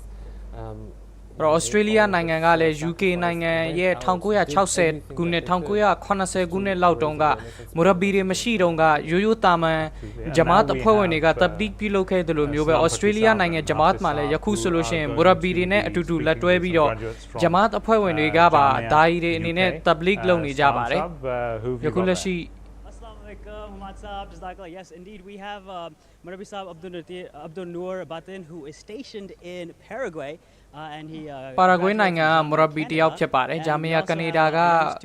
Jamia कनेडा मा शाहिद बोयारा दु चे पारे. Remote island of Mayotte. I love the name Mayotte because it sounds like remote. But we're going to be speaking with these two fine gentlemen about their experience in Jamia. Jamia takheronga di pogo ye atwe chong de ko myawe pe ma be phit pare di pogo ne yaw long ga Jamia takhe de du de phit pare Jamia ko tait khe chin a phit alon ma wei lan ne neya de ko twa pi ro tabligh pyu lou nai aung Jamia ka balo myo pyin sin mu de lou khe pe de le soda ko shin pya pe ma phit pare. नाज़रीन बात यह है कि कितनी ही इंस्पिरेशनल बातें हैं ऐसी जो हमें सुनने को मिलती हैं और यही वो जज्बा है और यही वो इशात इस्लाम की खिदमत का जज्बा है जो हमारे नौजवानों को इस तरफ ले कर आता है. और जैसा कि आप देख सकते हैं कि मुख्तलिफ़ वीडियोज़ में आपने देखा होगा कि हुजूर अनवर की क़यादत में जामिया अहमदिया का क़याम जो है वो तमाम दुनिया में जिस तरह से हो रहा है और जिस तरह से सारी दुनिया में स्टूडेंट्स जो हैं वो जामिया में आते हैं इशात इस्लाम की खिदमत का जज्बा लेके और मुख्तलिफ़ इलाक़ों से और बहुत से ऐसे इलाके जामिया मा नांगे दगा आमदी चौंदारे का लाभी पिन्या सी पूजा बारे इस्लाम ने पता दे पिन्यारे को सी पूजा बारे जहाँ पे अभी पूरी तरह से जो एक्सप्लोर भी नहीं हुए दुनिया के सामने उन इलाकों में खुदा के फजल से इस वक्त जमात जो है वो अल्लाह के फजल से खिदमत इस्लाम का काम जो है वो कर रही है. हमारे साथ मुरब्बियान सिलसिला इस वक्त मौजूद हैं जो बिल्कुल अभी वहाँ से जामिया से ग्रेजुएट हुए हैं और अल्लाह के फजल से जो मैदान है खिदमत का उसमें अपना काम सर अंजाम दे रहे हैं. सलाम साहब. In fact, we're outside the Tabshir marquee right now, and you go in there and it's just jam-packed. If somebody from the first Jalsa was to time travel and go into that tent as their first instance, Patamazon Jalsa Salana go tayaw khere pogo tiyaw ka da kewe di Jalsa go la bi ro tayaw mai solution yongchi nai ma raw ma hou ba bu. Here at Jalsa Salana. So यकु Janeiro tent दे तखु मा she they लु रे का बलाउ दाउ म्या प्या ले सोल्यूशन एडी पठमाजों जलसा को तयाव खे बु रे लु का दा अकेवे तनी मौ तनी ने यकु प्युलौ ने रे जलसा सलाना को तयाव नाइ में सोल्यूशन जलसा ये डराउं जलसा का ये डराउं तनिया को चीजें आफे दाउ मा अलोन टोंग लौ त्वा मा बे फिट पारे लु ये आफे अलोन मा क्वा छा द्वा भी बे फिट पारे अलोन म्या प्या ला भी बे फिट पारे जलसा सलाना यूके हा solution pass the baton of Islam to remote communities across the world. बिल्कुल बिल्कुल जो जिस तरह अल्लाह ताला ने हज़रत मसीह अलैहिस्सलाम को जो इल्हामन फरमाया था कि मैं तेरी तबलीग को ज़मीन के किनारों तक पहुँचाऊँगा तो जामिया अहमदिया का क़याम जो है वो दरअसल सारी दुनिया में हुजूर के इस इल्हाम की सदाकत का मुँह बोलता सबूत है क्योंकि जामिया बुनियादी तौर पर वो सोर्स है जहाँ से तबलीग इस्लाम के लिए और जमात के अहबाब के लिए भी की तरबियत के लिए भी जहाँ से मुरब्बियान को तैयार किया जाता है और तमाम दुनिया में भेजा जाता है इस्लाम से। So I believe we have a short. No, you've graduated from Jamia about 10 years ago, and you've been in Paraguay for about 7 years now. 10 နှစ်အရင်ဂျာမီယာနေပြီးတော့ရှာဟစ်ဘွဲရရှိခဲ့တာပဲဖြစ်ပါတယ်ဒီပုဂ္ဂိုလ်ကယခုလက်ရှိပါရာဂွေးနိုင်ငံမှာတာဝန်ထမ်းဆောင်နေပါတယ်ဂျာမီယာမှာကျမ်းမြတ်ကုရ်အာန်သင်ကြားပေးတယ်ကျမ်းမြတ်ကုရ်အာန်ဘာသာပြန်တဖ်စီရ် Apart from that, how did it prepare me for the field? I think it taught me resilience. It taught me. တဘလီဂ်ပြုလုပ်ဖို့အတွက်ကိုကြိုးစားရမယ်ကြိုးစားရမှာဖြစ်ကြောင်းဘရောမအရှုံးမပေးရကြောင်းအစရှိတဲ့အရာတွေကိုသင်ပေးပါတယ်ပါရာဂွေးနိုင်ငံမှာဒီပုဂ္ဂိုလ်မသွားခင်တော့ဂျမတ်မရှိခဲ့ပါဘူးယခုဂျမတ်တစ်ခုဖြစ်လာပြီဖြစ်ပါတယ်ပါရာဂွေးနိုင်ငံမှာ and the majority of them are local Paraguayan people. ဂျမတ်အဖွဲ့ဝင်တော်တော်များများကပါရာဂွေးနိုင်ငံသားတွေပဲဖြစ်ပါတယ်ပါရာဂွေးရဲ့ local တွေဖြစ်ပါတယ်ခလီဖတ်တူလ်မစီဒ်ခင်ကြီးစီကိုလည်းအပတ်စဉ်စာတွေရေးပါတယ် report တွေပို့ပြီးလမ်းညွှန်ချက်တွေယူလျက်ရှိပါတယ်ဘာရဲ့ယူလာတဲ့လူတွေအကြောင်းလဲတင်ပြပါတယ်ခလီဖတ်ခင်ကြီးစီကလည်းလမ်းညွှန်ချက်တွေ response တွေပြန်ရပါတယ် As soon as we mentioned Azur, the smile that came on whatever we saw. ခလီဖတ်ခင်ကြီးဆိုတဲ့စကားကိုပြောလိုက်တာနဲ့ဂျမတ်အဖွဲ့ဝင်တွေအားလုံးရဲ့ပုံစံအတိုင်းပဲမူရဘီဆပ်ရဲ့မျက်နှာတော်မှာမူရဘီဆပ်ပြုံးလာတာကိုတွေ့ရပါတယ် छोटा सा जजीरा है तो नाज़रीन वहाँ पे जो हमारे नौजवान मुरब्बी सिलसिला इस वक्त खिदमत अंजाम दे रहे हैं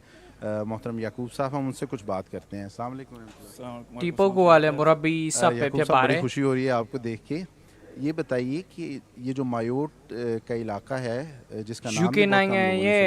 မယုတ်ဆိုတဲ့ပြည်နယ်မှာအလွန်ဝေးလံတဲ့ UK နိုင်ငံရဲ့ကျွန်းလေးတစ်ကျွန်းဖြစ်ပါတယ်အဲ့ဒီကျွန်းမှာဒီပုဂ္ဂိုလ်ကတာဝန်ထမ်းဆောင်နေတာပဲဖြစ်ပါတယ်မူရဘီဆပ်က मुसलमान थे वहाँ पे जी मुसलमान थे उधर और मैं सलाफी में था ဒီပုဂ္ဂိုလ်တာဝန်ကျတော့အဲ့ဒီကျွန်းမှာမွတ်စလင်တွေတော့ရှိခဲ့ပါတယ် मैंने बायत की थी उसके बाद मैं जमा में आ गया तो हजूर ने कहा था कि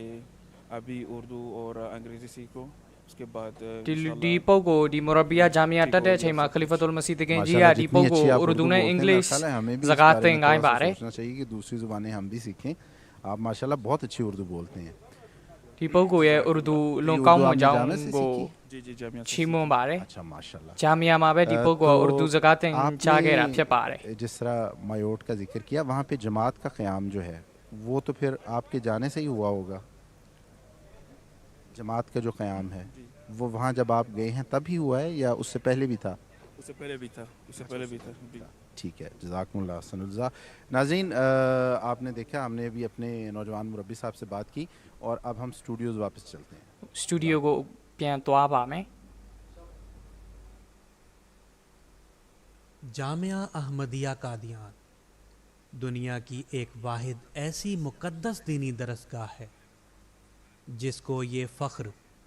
और एज़ाज़ हासिल है कि इसकी बुनियाद इमाम दौरान जामिया अहमदिया कादियान အကြောင်းကို documentary ပြသနေခြင်းဖြစ်ပါတယ် Hazrat Masih Maud alayhi salatu wassalam ကမိမိရဲ့လက်တော်နဲ့တည်ထောင်ခဲ့တာပဲဖြစ်ပါတယ်1905ခုနှစ်မှာမစီမောဒ်အလိုင်စလမ်တခင်ကြီးရဲ့အလွန်မှထူးချွန်ပြောင်မြောက်လာတဲ့ဆဟာဘာနှစ်ယောက်ကွယ်လွန်သွားခဲ့ကြပါတယ် Hazrat Maulana Abdul Karim Sahab ने Hazrat Maulana Burhanuddin Sahib रदियल्लाहु ताला अन्हु को लंदवा के जा बारे ထိုပုဂ္ဂိုလ်တွေကိုလင်သွားပြီးတဲ့နောက်မှာမစီမောဒ်အလိုင်စလမ်တခင်ကပူဆွေးတော့ကတစ်ခုဖြစ်ခဲ့ပါတယ်ဒီလိုမျိုးထူးချွန်ပြောင်မြောက်လာတဲ့ဆဟာဘာတွေဒီလိုမျိုးပုဂ္ဂိုလ်တွေ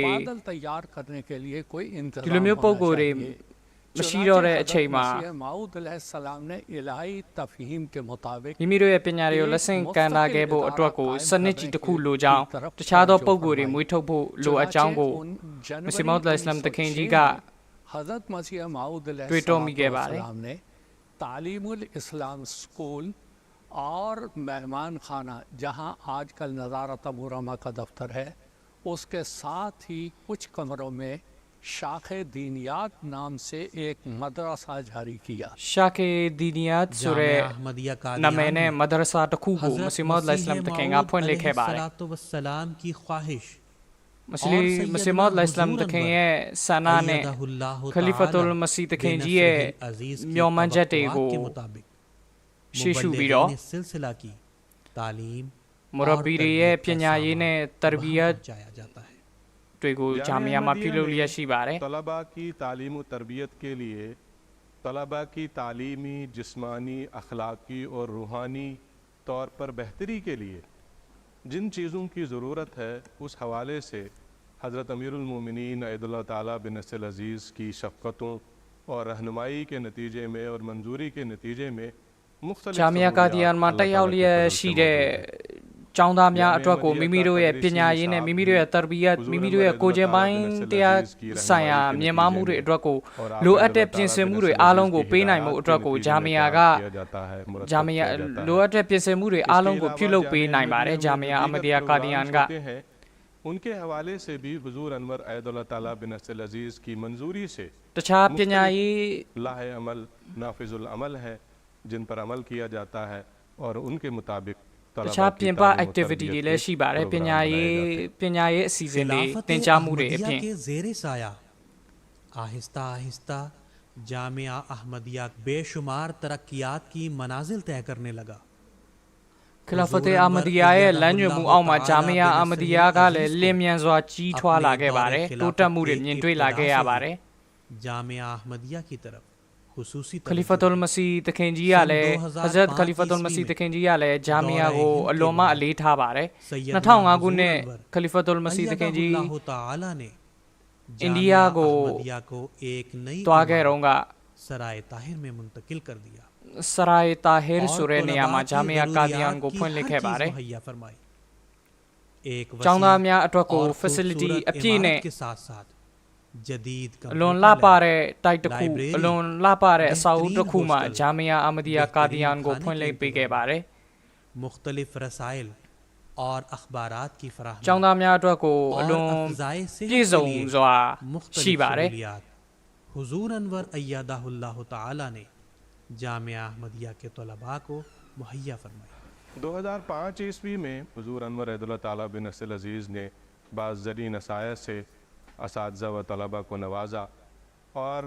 खुसूसन हुजूर अनवर अयदुल्लाह ताला बिन नस्ल अज़ीज़ ने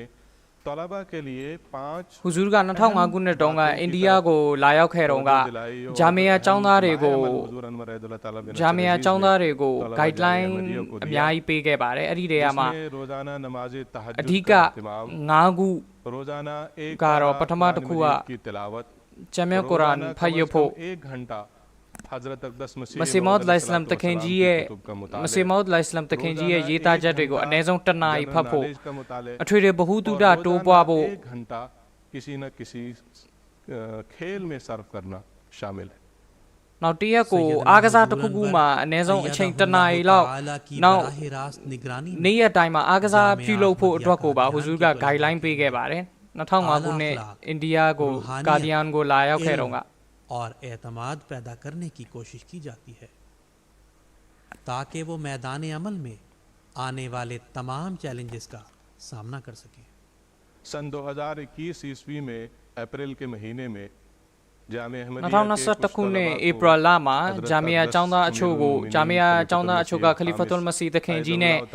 वर्चुअल मुलाकात ट्विसोंगवे याशी के बारे में बैठने का मौका मिला।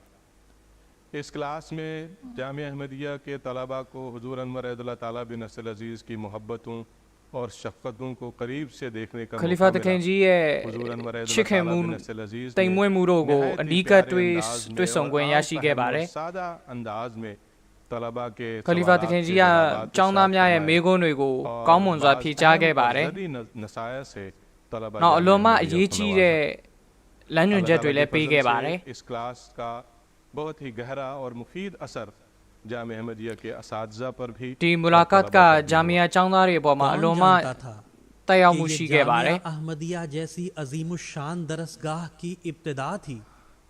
जिसने आइंदा चलकर दुनिया में बड़े बड़े जलीलुल कद्र उलमा पैदा किए। जिन्होंने अकनाफ आलम में इशाअत इस्लाम की खिदमात सर अंजाम दी और अब भी सैयदना हुजूर अनवर अय्यदहुल्लाहु तआला जामिया अहमदिया का चौंदारिया इस्लाम दरेंजका को गबा लोकाय असोंफ्या म्यादो लाइन पोसाउं लिया बारे हजरत खलीफतुल मसीह तकेंजी ओले मिमी दरेंजका फ्यान चीजे लोंगान से निमा कुनी बेलिया बारे तलबा थे उनमें से हजरत मौलाना अब्दुल रहमान साहब रज़ी अल्लाह ताला अन्हु नाज़िर आला व अमीर मकामी थे। उन्होंने खुद मुझे बताया कि हम टाट पे बैठा करते थे। जामिया पटमाजों सागे रोआ के लिए एक मुसल्ला मेजीबो मादा ठांगे जाया बारे था जिस पे वो बैठता था और हमें वो पढ़ाता था। तेंजाबेरे दुआले मेजीबो मादा ठाइमीरो तेंजाबे के बारे का सिलसिला शुरू किया। तिरोम्यो जोशेने पोंगजाने पिन्यारे सीबू के जा बारे उनके सामने सिर्फ एक ही हदफ था कि तेंजाबेरे सियारे सीमाले जियजे टकू बेदाशी बारे मकाम तक पहुंचाना है। हजरत मौलाना अब्दुल करीम सब ये से गो याशी नाइने थी हजरत मौलाना अब्दुल करीम सब लो म्योपो गोरे फिलाबो जियजे टकू दाशी बारे तेंजारे सियारे मा नहीं थे। सादगी से हम अरे छैनो बलो दिलोम्यो कॉमन फैसिलिटी रे मशीगे बाबू के हसूल के लिए तकवा के हसूल के लिए थी। पिन्यासी बुबो ने तकवा को याशीबो ड्रगो वे चोपंगे जा बारे में इस वक्त हिंदुस्तान के तूलो अर्ज से कुल 245 जामिया कादियान मा यखुलशी चौना बाउन नया लीजंग आया उसी बारे हिफ्ज कर रहे हैं। जामिया को रंगो चौना नसंग आया का दस्ते मुबारक से बारे शाखे दीनियात के नाम से जो बीज बोया गया आज वो तनावर दरख्त की शक्ल इख्तियार कर चुका है और हज़रत अक़दस मसीह मऊद अलैहिस्सलाम की मंशा मुबारका के मुताबिक मसीह मऊद अलैहिस्सलाम तकेंजी सना साले आलिम दीन तैयार होकर सलफ़े सालेहीन के कायम मकाम बनकर मसीह मऊद अलैहिस्सलाम तकेंजी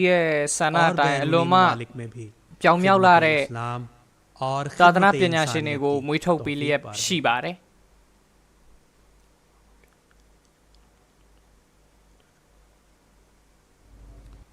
अभी आपने देखा कि वो बीज जो 100 साल पहले हज़रत मसीह मऊद अलैहिस्सलाम के ज़माने में लगाया गया था, अब इस बीज का दरख्त इसकी शाखें दुनिया में फैल गई हैं और ये जामिया अब दुनिया भर में पाए जाते हैं। इसी सिलसिले में अभी हम गुफ्तगू करेंगे दो बड़े अहम मेहमानों के साथ, लेकिन इससे पहले हम बताते चलें कि एक ताज़ा तरीन तहकीक में बताया गया है कि इस वक्त दुनिया में सबसे तेज़ी से फैलने वाला मज़हब इस्लाम है और आज से 40 साल बाद 1/3 यानी हर 10 में से 3 लोग मुसलमान होंगे। और अगर देखा जाए तो इस्लाम में अल्लाह के फल से सबसे ज़्यादा तेज़ी से जमात अहमदिया तरक्की कर रही है। खलीफा वक्त अय्यदहुल्लाह ताला बिन अज़ीज़ की हिदायत और रहनुमाई में दुनिया भर में जामियात की बुनियाद रखी जा रही है। हमारे साथ हैं मोहतरम मिर्ज़ा नसीर अहमद साहब जो उस्ताद जामिया UK और मोहतरम फरीद नवीद साहब प्रिंसिपल जामिया अहमदिया UK मा प्रोफेसर टियाउ ने प्रिंसिपल याउशी ने बारे स्टूडियो को अल्लाह के फल से कादियान में जामिया का क़याम होता है और अब हम देखते हैं कि हुजूर की जो बसीरत अफरोज़ रहनुमाई है मुल्कों जामिया बन रहे हैं, तो इसके क्या समरात देखते हैं? जी बिस्मिल्लाहिर्रहमानिर्रहीम। वर्क सर ये बहुत ही दिलचस्प बात है कि आमतौर पर जब जामिया के क़याम की बात होती है तो मौलाना अब्दुल करीम साहब सियालकोटी, मौलाना बुरहानुद्दीन जेलमी साहब रज़ी अल्लाह ताला अन्हुम का ज़िक्र आता है, लेकिन एक बहुत ही खूबसूरत पहलू है जो जामिया के हवाले से बात करते हुए हमारे सामने आना चाहिए, रखना चाहिए। हज़रत मसीह मऊद अलैहिस्सलाम ने सन 1905 में 1905 में रिसाला अल-वसीयत तहरीर फरमाया था, जिसमें हुजूर ने 2 मुअय्यन चीज़ें पेशखबरियाँ जमात को दी थी, खुशखबरियाँ दी थी। उनमें से एक निज़ाम खिलाफत के क़याम की थी और दूसरी बहिश्ती मकबरा और उसके हवाले से थी। और 1905 ही वो साल है जिसके दिसंबर के जलसे में हज़रत मसीह मऊद अलैहिस्सलाम ने खुसूसियत के साथ एक लेक्चर इरशाद फरमाया, एक तकरीर इरशाद फरमाई, जिसमें हुजूर ने तफसील के साथ ये ज़िक्र फरमाया कि जामिया के खद्दुखाल क्या होने चाहिए, और फरमाया कि इस तरह के उलमा तैयार होने चाहिए जिनका ज़िक्र हुआ, जो मददगार बन सकें सिलसिले के, जो मददगार बन सकें निज़ाम के, और तालीम और तरबियत और तबलीग के काम को आगे बढ़ा सकें। तो मैं ये समझता हूँ कि खिलाफत की जो खुशखबरी हज़रत अक़दस मसीह मऊद अलैहिस्सलाम ने अपने बाद अता फ़रमाई, उसी साल में खिलाफत के खुदाम पैदा करने के लिए जो इदारा कायम किया, और 1906 में जैसा भी हमने सुना कि जामिया फिर बन भी गया मदरसा अहमदिया की शक्ल में, दीनियात शाख की शक्ल में। तो ये बड़ी खूबसूरत बात है कि जामिया बना ही दर हकीकत गोया खिलाफत अहमदिया के मददगार और खुदाम और मुइन और सुल्तान नसीर पैदा करने के लिए था। और ये वो मकसद है जो हज़रत अक़दस मसीह मऊद अलैहिस्सलाम के अपने फ़ेल से और हुजूर की अपनी इन तहरीरात से पता चलता है और तकरीर से पता चलता है। जहाँ तक जामिया के फैलाव का ताल्लुक़ है तो अल्लाह ताला के फ़ज़ल से जामिया कादियान से शुरू हुआ, फिर पाकिस्तान पहुँचा, 2003 में कनाडा में पहला जामिया बाहर बना, बाहर के सब कॉन्टिनेंट से बाहर, फिर उसके बाद यूके और जर्मनी से होता हुआ दुनिया के बेशुमार मुल्कों में फैल चुका है। लेकिन ये जामिया कहीं का भी हो, खा वो मशरिक़ का हो, मगरिब का हो, अफ्रीका का हो या यूरोप का हो, बहैसियत मजमूई इसका जो बुनियादी मकसद है वो खिलाफत अहमदिया के वो ग़ुलाम पैदा करना है जो दुनिया भर में फैल के खिलाफत की आवाज़ को बढ़ाने का, फैलाने का बायस बन सकें, और खलीफा वक्त के जो काम हैं उनको आगे बढ़ाने का उसमें मुइन और मददगार बन सकें। जज़ाकल्लाह, आपका बेहद शुक्रिया। और हमारे साथ बड़े सीनियर जामिया अहमदिया यूके के उस्ताद मिर्ज़ा नसीर अहमद साहब हैं। मेरे ख्याल में रज़ा साहब अगर आप कुछ हमारे भी उस्ताद हैं, तो इसलिए मैंने चाहा कि हम मिर्ज़ा से बात करें। मिर्ज़ा साहब जज़ाकुमुल्लाह सज़ा, आपसे मैं पूछना चाहूँगा कि आप ख़ुद जामिया में पढ़े, आप लोगों ये भी सादत हासिल है कि आपने मुख्तलिफ़ जामियात में पढ़ाया भी है, जैसा कि मैंने अभी ज़िक्र किया, हम भी आपके तलबा में शामिल हैं। आपने इन सालों में क्या तरक्की देखी है? क्या आपने देखा कि जमात या जामियात का जो सिलसिला शुरू हुआ जब आप तालिब इल्म थे और आज जब आपके जामिया यूके में पढ़ाते हैं, क्या तरक्की आपने देखी निज़ामत के लिहाज से और बच्चों की तरबियत के लिहाज से, इल्म के लिहाज से? ये क्या बता सकते हैं? औज़ु बिल्लाहि मिनश शैतानिर रजीम, बिस्मिल्लाहिर रहमानिर रहीम। अभी फरीद साहब ने जिस जामिया की वसअत का जिक्र किया है कि जामिया खुदा के फज़ल करम से दुनिया के बेशतर ममालिक में कायम हो चुका है, फैल इसमें वसअत पैदा हो चुकी है, तो मुझे उससे एक रोया हज़रत साहबजादी अमतुल साहबा का याद आया, जिसमें उन्होंने देखा कि वो हज़रत मुस्लिम मऊद रज़ियल्लाहु तआला अन्हु के हमरा एक जहाज़ पर बैठी हुई हैं और वो जहाज़ उड़ रहा है और नीचे सब जामियात का सिलसिला फैला हुआ है। और उससे ये मालूम होता था कि जामियात में यानी एक वसअत पैदा होने वाली है और बहुत जल्द जमात को अल्लाह ताला ऐसी तौफीक बख्श देगा, ज़ाहिरी लिहाज से भी बातिनी लिहाज से भी, कि जामियात का सिलसिला दुनिया के बड़े बड़े अहम ममालिक में जो है वो कायम हो जाएगा। मैं हज़रत साहबजादी साहब के नाम से दो निकात हासिल किया करता हूँ। उनका नाम मतीन था, अमतुल मतीन। तो मतीन में एक तो मजबूती क़ुव्वत का जो है वो मफ़हूम पाया जाता है। इससे मालूम होता है कि जामियात जो है वो जमात की मजबूती का और क़ुव्वत का एक बहुत बड़ा ज़रिया होगा। और दूसरे मैं इसे दूसरा नुक्ता ये हासिल करता हूँ कि मतीन से मतानत का भी मफ़हूम निकलता है। तो हमारे जामिया से जितने भी तलबा फ़ारिग़ तहसील होते हैं उनको मतानत का पहलू कभी भी हाथ से नहीं जाना चाहिए, जिससे उनका वक़ार, उनकी जो है अज़मत दुनिया में जो है वो तस्लीम की जाए और उसके नतीजे में लोग उनको देखकर अहमदी हों, अहमदियत कबूल करें, दलाइल देने की दूध पेश ना आए। जिस ज़माने में हम पढ़ते थे तो हमारे असातिज़ा में बाज़ सहाबा भी थे हज़रत मुहम्मद के, और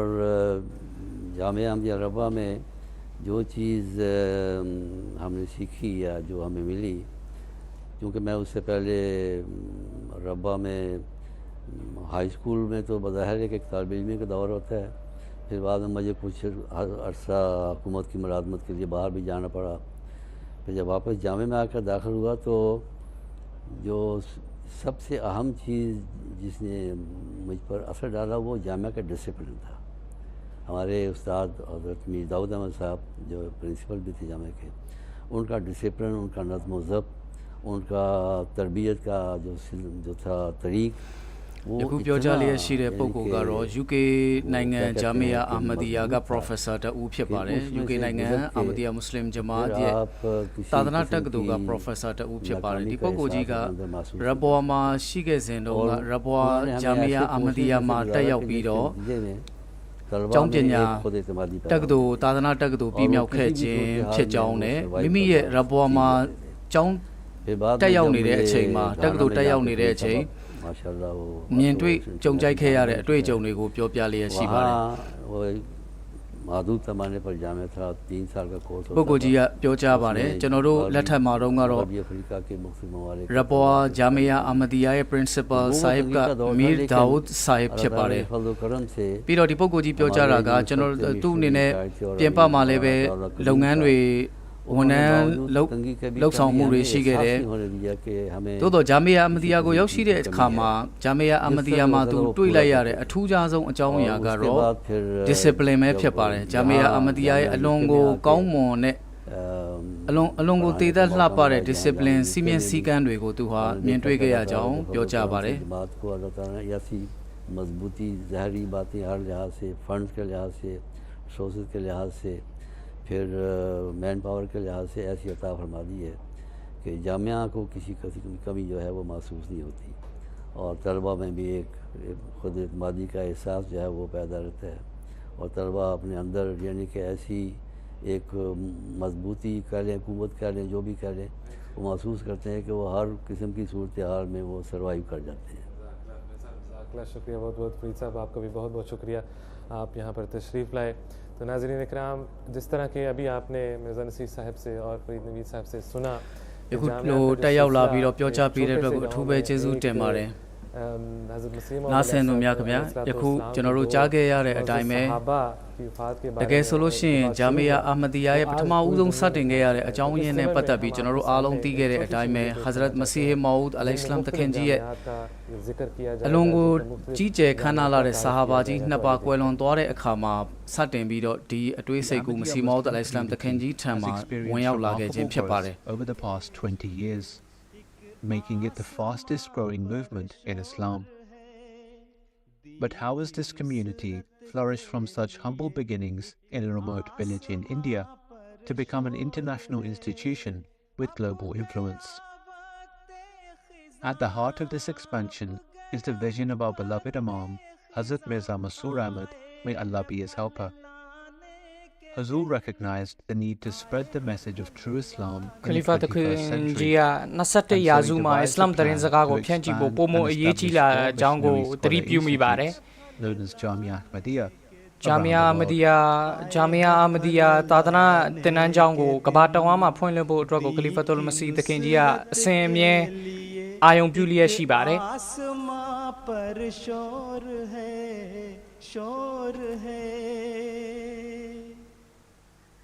Initially, this institute was set up in India in 1905. ကနဦးကာလမှာ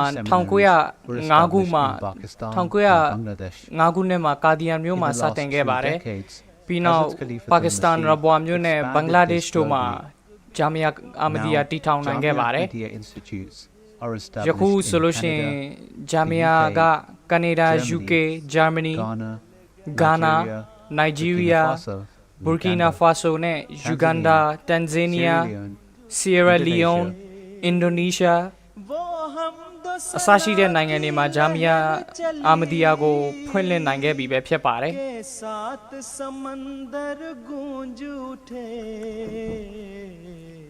एक मंजर हर सू फैल गया फैल गया फैल गया एक मंजर हर सू फैल गया We're at the flagship location where missionaries are being trained in order to spread the message of true Islam in the 21st century. This is also where students spend 7 transformative years of their lives, ယခုပြသနေတဲ့မြင်ကွင်းတွေကတော့ Jamia Ahmadiyya UK ရဲ့မြင်ကွင်းတွေပဲဖြစ်ပါတယ်21ရာစုမှာ Ahmadiyya ရဲ့သတင်းစကားစစ်မှန်တဲ့အစ္စလာမ်သတင်းစကားကိုဖြန့်ချီဖို့အတွက်ကိုပညာရှင်တွေမွေးထုတ်ပေးနေတဲ့အစည်းအရုံးကြီးကျောင်းတော်ကြီးတစ်ခုပဲဖြစ်ပါတယ် It all began with the Talim al-Islam College in Qadian, established in 1898. 1898 ခုနှစ်မှာ Talim al-Islam College ကိုတည်ထောင်ပါတယ် Jamia Ahmadiyya Qadian by Khalifa al-Masih II in 1928. Following the partition of Pakistan and India, Jamia Ahmadiyya Rabwa was set up in a new India နဲ့ Pakistan ကွဲထွက်ပြီးတဲ့နောက်ပိုင်းမှာ Rabwa မြို့မှာ Jamia တစ်ခုဖွင့်လှစ်ခဲ့ပါတယ် UK နိုင်ငံကိုဇရူဒါခလီဖာတခင် Hijrat ပြုလုပ်ပြီးနောက် UK နိုင်ငံမှာပါ Jamia တစ်ခုဖွင့်လာခဲ့ပါတယ် In London, it is now located in Hazelmere, just a short distance from the home of Khilafat, Islamabad.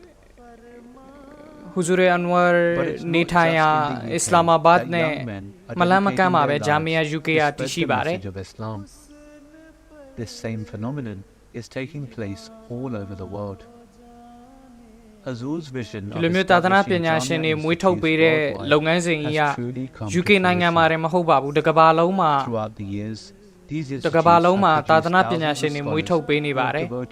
to 7 years of their livesနှစ်တိုင်းကိုထောင်ချီတဲ့သာသနာပညာရှင်တွေမွေးထုတ်ပေးနေပါတယ် Islam Ahmadiyya Muslim Jamaat က has empowered the Ahmadiyya Muslim movement to send Ahmadiyya Muslim Jamaat ကိုအင်အားတောင်းလာစေပါတယ် Murabbi တွေရဲ့ကြိုးပမ်းမှုတွေ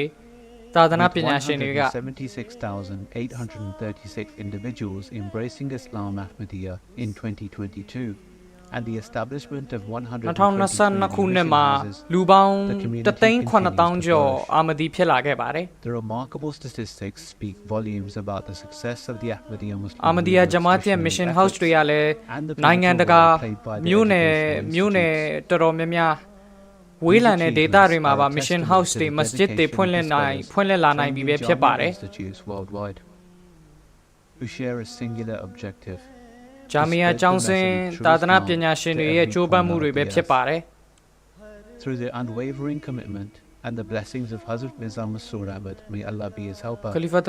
Khalifatul Masih တခင်ကြီးရဲ့အစဉ်အမြဲရရှိ Khalifatul Masih တခင်ကြီးစီကအစဉ်အမြဲရရှိနေတဲ့လမ်းညွှန်ချက်တွေနဲ့ and harmony. Jamia ကျောင်းသားတွေကအစ္စလာမ်သတင်းစကားကိုဖြန့်ချီဖို့အတွက်ကိုကြိုးပမ်းလျက်ရှိပါတယ်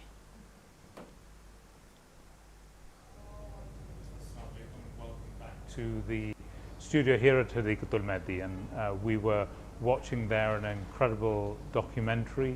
on the various jamias around the world and the ကမ္ဘာတဝန်းမှာရှိတဲ့ Jamia ကျောင်းတော်ကြီးတွေနဲ့ပတ်သက်ပြီးတော့ documentary ကိုကြည့်ရှုခဲ့တာပဲဖြစ်ပါတယ် Khalifatul Masih တခင်ကြီးပေးလျက်ရှိတဲ့လမ်းညွှန်ချက်တွေကိုလည်းဖော်ပြသွားခဲ့ပါတယ် Jamia နဲ့ပတ်သက်ပြီးတော့ Jamia ကျောင်းသားတွေနဲ့ပတ်သက်ပြီးတော့ Khalifa တခင်ကြီးရဲ့လမ်းညွှန်ချက်တွေကိုလည်းဖော်ပြသွားခဲ့ပါတယ် in that respect a miracle of the Jamaat because it is through the establishment of these jamias through the graduates ဒီလိုမျိုး Jamia တွေကြောင့် Jamia ကျောင်းဆင်းတွေကြောင့် Murabbi တွေကြောင့် and we're very lucky Jamaat ကယခုလက်ရှိ on the line now by Jamaat ရဲ့ယခုလက်ရှိအောင်မြင်မှုတွေရရှိနေနိုင်တာပဲဖြစ်ပါတယ် Assalamu alaikum Abdul Nasir Sahab. We were talking earlier about Da'in ilallah and different ways of doing tabligh. အစတုန်းက Da'in ilallah အကြောင်းနဲ့ပတ်သက်ပြီးတော့ဆွေးနွေးနေခဲ့တာဖြစ်ပါတယ် in the USA USA နိုင်ငံရဲ့ local Sadr Sub လည်းဖြစ်ပါတယ်ယခုလက်ရှိရောက်ရှိနေတဲ့ပုဂ္ဂိုလ်ကတော့ about tabligh there in the USA and USA မှာရှိတဲ့ tabligh လုပ်ငန်းစဉ်နဲ့ပတ်သက်ပြီးတော့ဆွေးနွေးပေးဖို့အတွက်ကိုပြောကြားပါတယ် Jazakallah. Assalamu alaikum wa rahmatullah to Dr. Saab, to you and the viewers. So I've have had this honor of serving as a Da'i Allah for quite some time. Da'i Allah အနေနဲ့သူတာဝန်ထမ်းဆောင်တာနှစ်အနည်းငယ်ကြာပြီဖြစ်ပါတယ် Always think of Tabligh ဆိုတဲ့ခေါင်းစဉ်ရောက်ရှိလာတိုင်းကျွန်တော်စဉ်းစားမိတာကအလာရှင်မြတ်ရဲ့စီကပေးထားတဲ့အမြဲတမ်းစိမ့်လန်းဆိုပြေနေတဲ့လက်ဆောင်ပုံလို့ကျွန်တော်မြင်မိပါတယ် Tabligh ဆိုတဲ့အရာကတော့ When it comes to the gift giving, we all know that we take quite a good care in selecting a gift ကျွန်တော်တို့ tabligh ဆိုတဲ့လက်ဆောင်ကိုပေးတဲ့အချိန်ကြာလို့ရှိရင်ကျွန်တော်တို့ကလက်ဆောင်ပေးတိုင်းအမြဲတမ်းကျွန်တော်တို့လှလှပပထုတ်ပိုးပြီးတော့မှဒါလက်ဆောင်တွေကိုကျွန်တော်တို့ပေးပါတယ်ဘယ်သူကိုမဆိုလက်ဆောင်ပေးတယ်ဆိုလို့ရှိရင် the person likes it same way တစ်ဖက်လူကကြိုက်နေတဲ့အောင်ကျွန်တော်တို့စီမံကြပါတယ်အဲ့တော့ဒီလိုမျိုးပဲ tabligh ဆိုတဲ့လက်ဆောင်မုံကိုလည်းကျွန်တော်တို့ကလှလှပပဖြစ်အောင်စီမံပြီးတော့မှလက်ဆောင်ပေးရမှာဖြစ်ပါတယ် you select the box or the bag of prayers write to Hazur for prayers and tabligh လုပ်တဲ့အချိန်မှာ Khalifatul Masih တခင်ကြီးစီကလည်းဒွါတွေရယူရပါတယ် you wrap it with a soft paper of compassion and care and အဲ့တော့ Khalifa တခင်ကြီးရဲ့ဒွါတွေအရေးကြီးဆုံးဖြစ်တယ် Khalifa တခင်ကြီးရဲ့ဒွါတွေပြီးတဲ့နောက်ပိုင်းမှာ tabligh ဆိုတဲ့လက်ဆောင်မုံကိုပေးတဲ့အချိန်မှာနောက်ထပ်ဘာကအရေးကြီးလဲဆိုတော့ so and that will be the gift I think it will go a long way I remember နောက်ထပ်အရေးကြီးတာကတော့ယူယူရရ tabligh ပြုလုပ်ခြင်းစိတ်ကအရေးကြီးပါတယ်ချင်းချင်းနာနာအစ္စလာမ်သတင်းစကားကိုဖြန့်ချီဖို့အရေးကြီးပါတယ် Central Jersey and used to get different types of customers and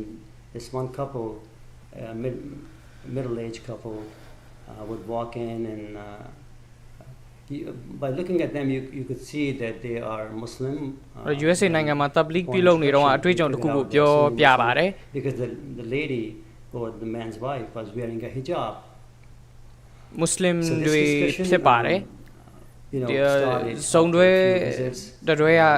ဒီပုဂ္ဂိုလ်နဲ့စကားပြောဆိုမိပါတယ်သူတို့က Muslim ပဲဖြစ်ပါတယ်ထိုမျိုးသမီးက hijab ဝတ်ထားတော့သူက Muslim ဖြစ်မှန်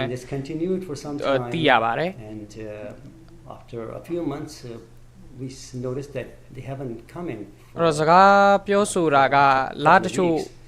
ဖြစ်သွားပါတယ်အဲ့တော့သူတို့ဂျမာတ်နဲ့အဆွဲအသွယ်မရှိတာရတရဘတ်အနေငယ်ကြာသွားတော့ we figured that the husband was sick အဲ့တော့ဆက်သွယ်ကြည့်လိုက်တော့ထိုအမျိုးသမီးရဲ့အမျိုးသားဖြစ်သူကနာမကျန်းဖြစ်နေကြောင်းကိုဂျမာတ်ကသိရှိသွားရပါတယ်ဒီပုဂ္ဂိုလ်ကသိရှိသွားရပါတယ်အဲ့တော့သူတို့ကိုလက်ဆောင်တွေပေးခဲ့တယ်ဆေးရုံမှာသွားပြီးတော့လူနာသတင်းမေးခဲ့ပါတယ်အဲ့တော့သူတို့ကလည်းအလွန်မှကျေးဇူးတင်ကြောင်းပြောကြားခဲ့ပါတယ်တလားလောက်နေပြီးတော့ဒီဇုံတွဲကပြန်ရောက်လာပါတယ်ဂျမာတ်နဲ့ဆက်သွယ်မှုပြန်ဆက်သွယ်လာပါတယ်အဲ့တော့ဗလီကိုလာဖို့လေသူတို့လာလို့ရမလားဆိုပြီးတော့မေးပါတယ်ခွင့်တောင်းပါတယ်အဲ့တော့ဂျမာတ်ကသူတို့ဗလီကိုလာဖို့အတွက်ကိုခွင့်ပြုခဲ့ပါတယ်ဗလီကိုလိုက်လဲဖိတ်ခေါ်ခဲ့ပါတယ်အဲ့တော့နှစ်ချိန်သုံးချိန်လောက်ဗလီဝေကျောင်းတော်ကိုလာပြီးတဲ့နောက်ပိုင်းမှာသူတို့ဘယတ်ယူခြင်းကျောင်းကိုပြောပါတယ်အလာဖဇန်လည်းသူတို့ဘယတ်ယူခဲ့ပါတယ်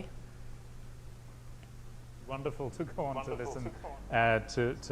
to more of these incredible stories, but unfortunately we've run short of time. And that was Abdul Nasser Saab from Jersey Jamaat in the USA. And now we're very, very lucky to have Ahmed Mahmood Khan from Los Angeles joining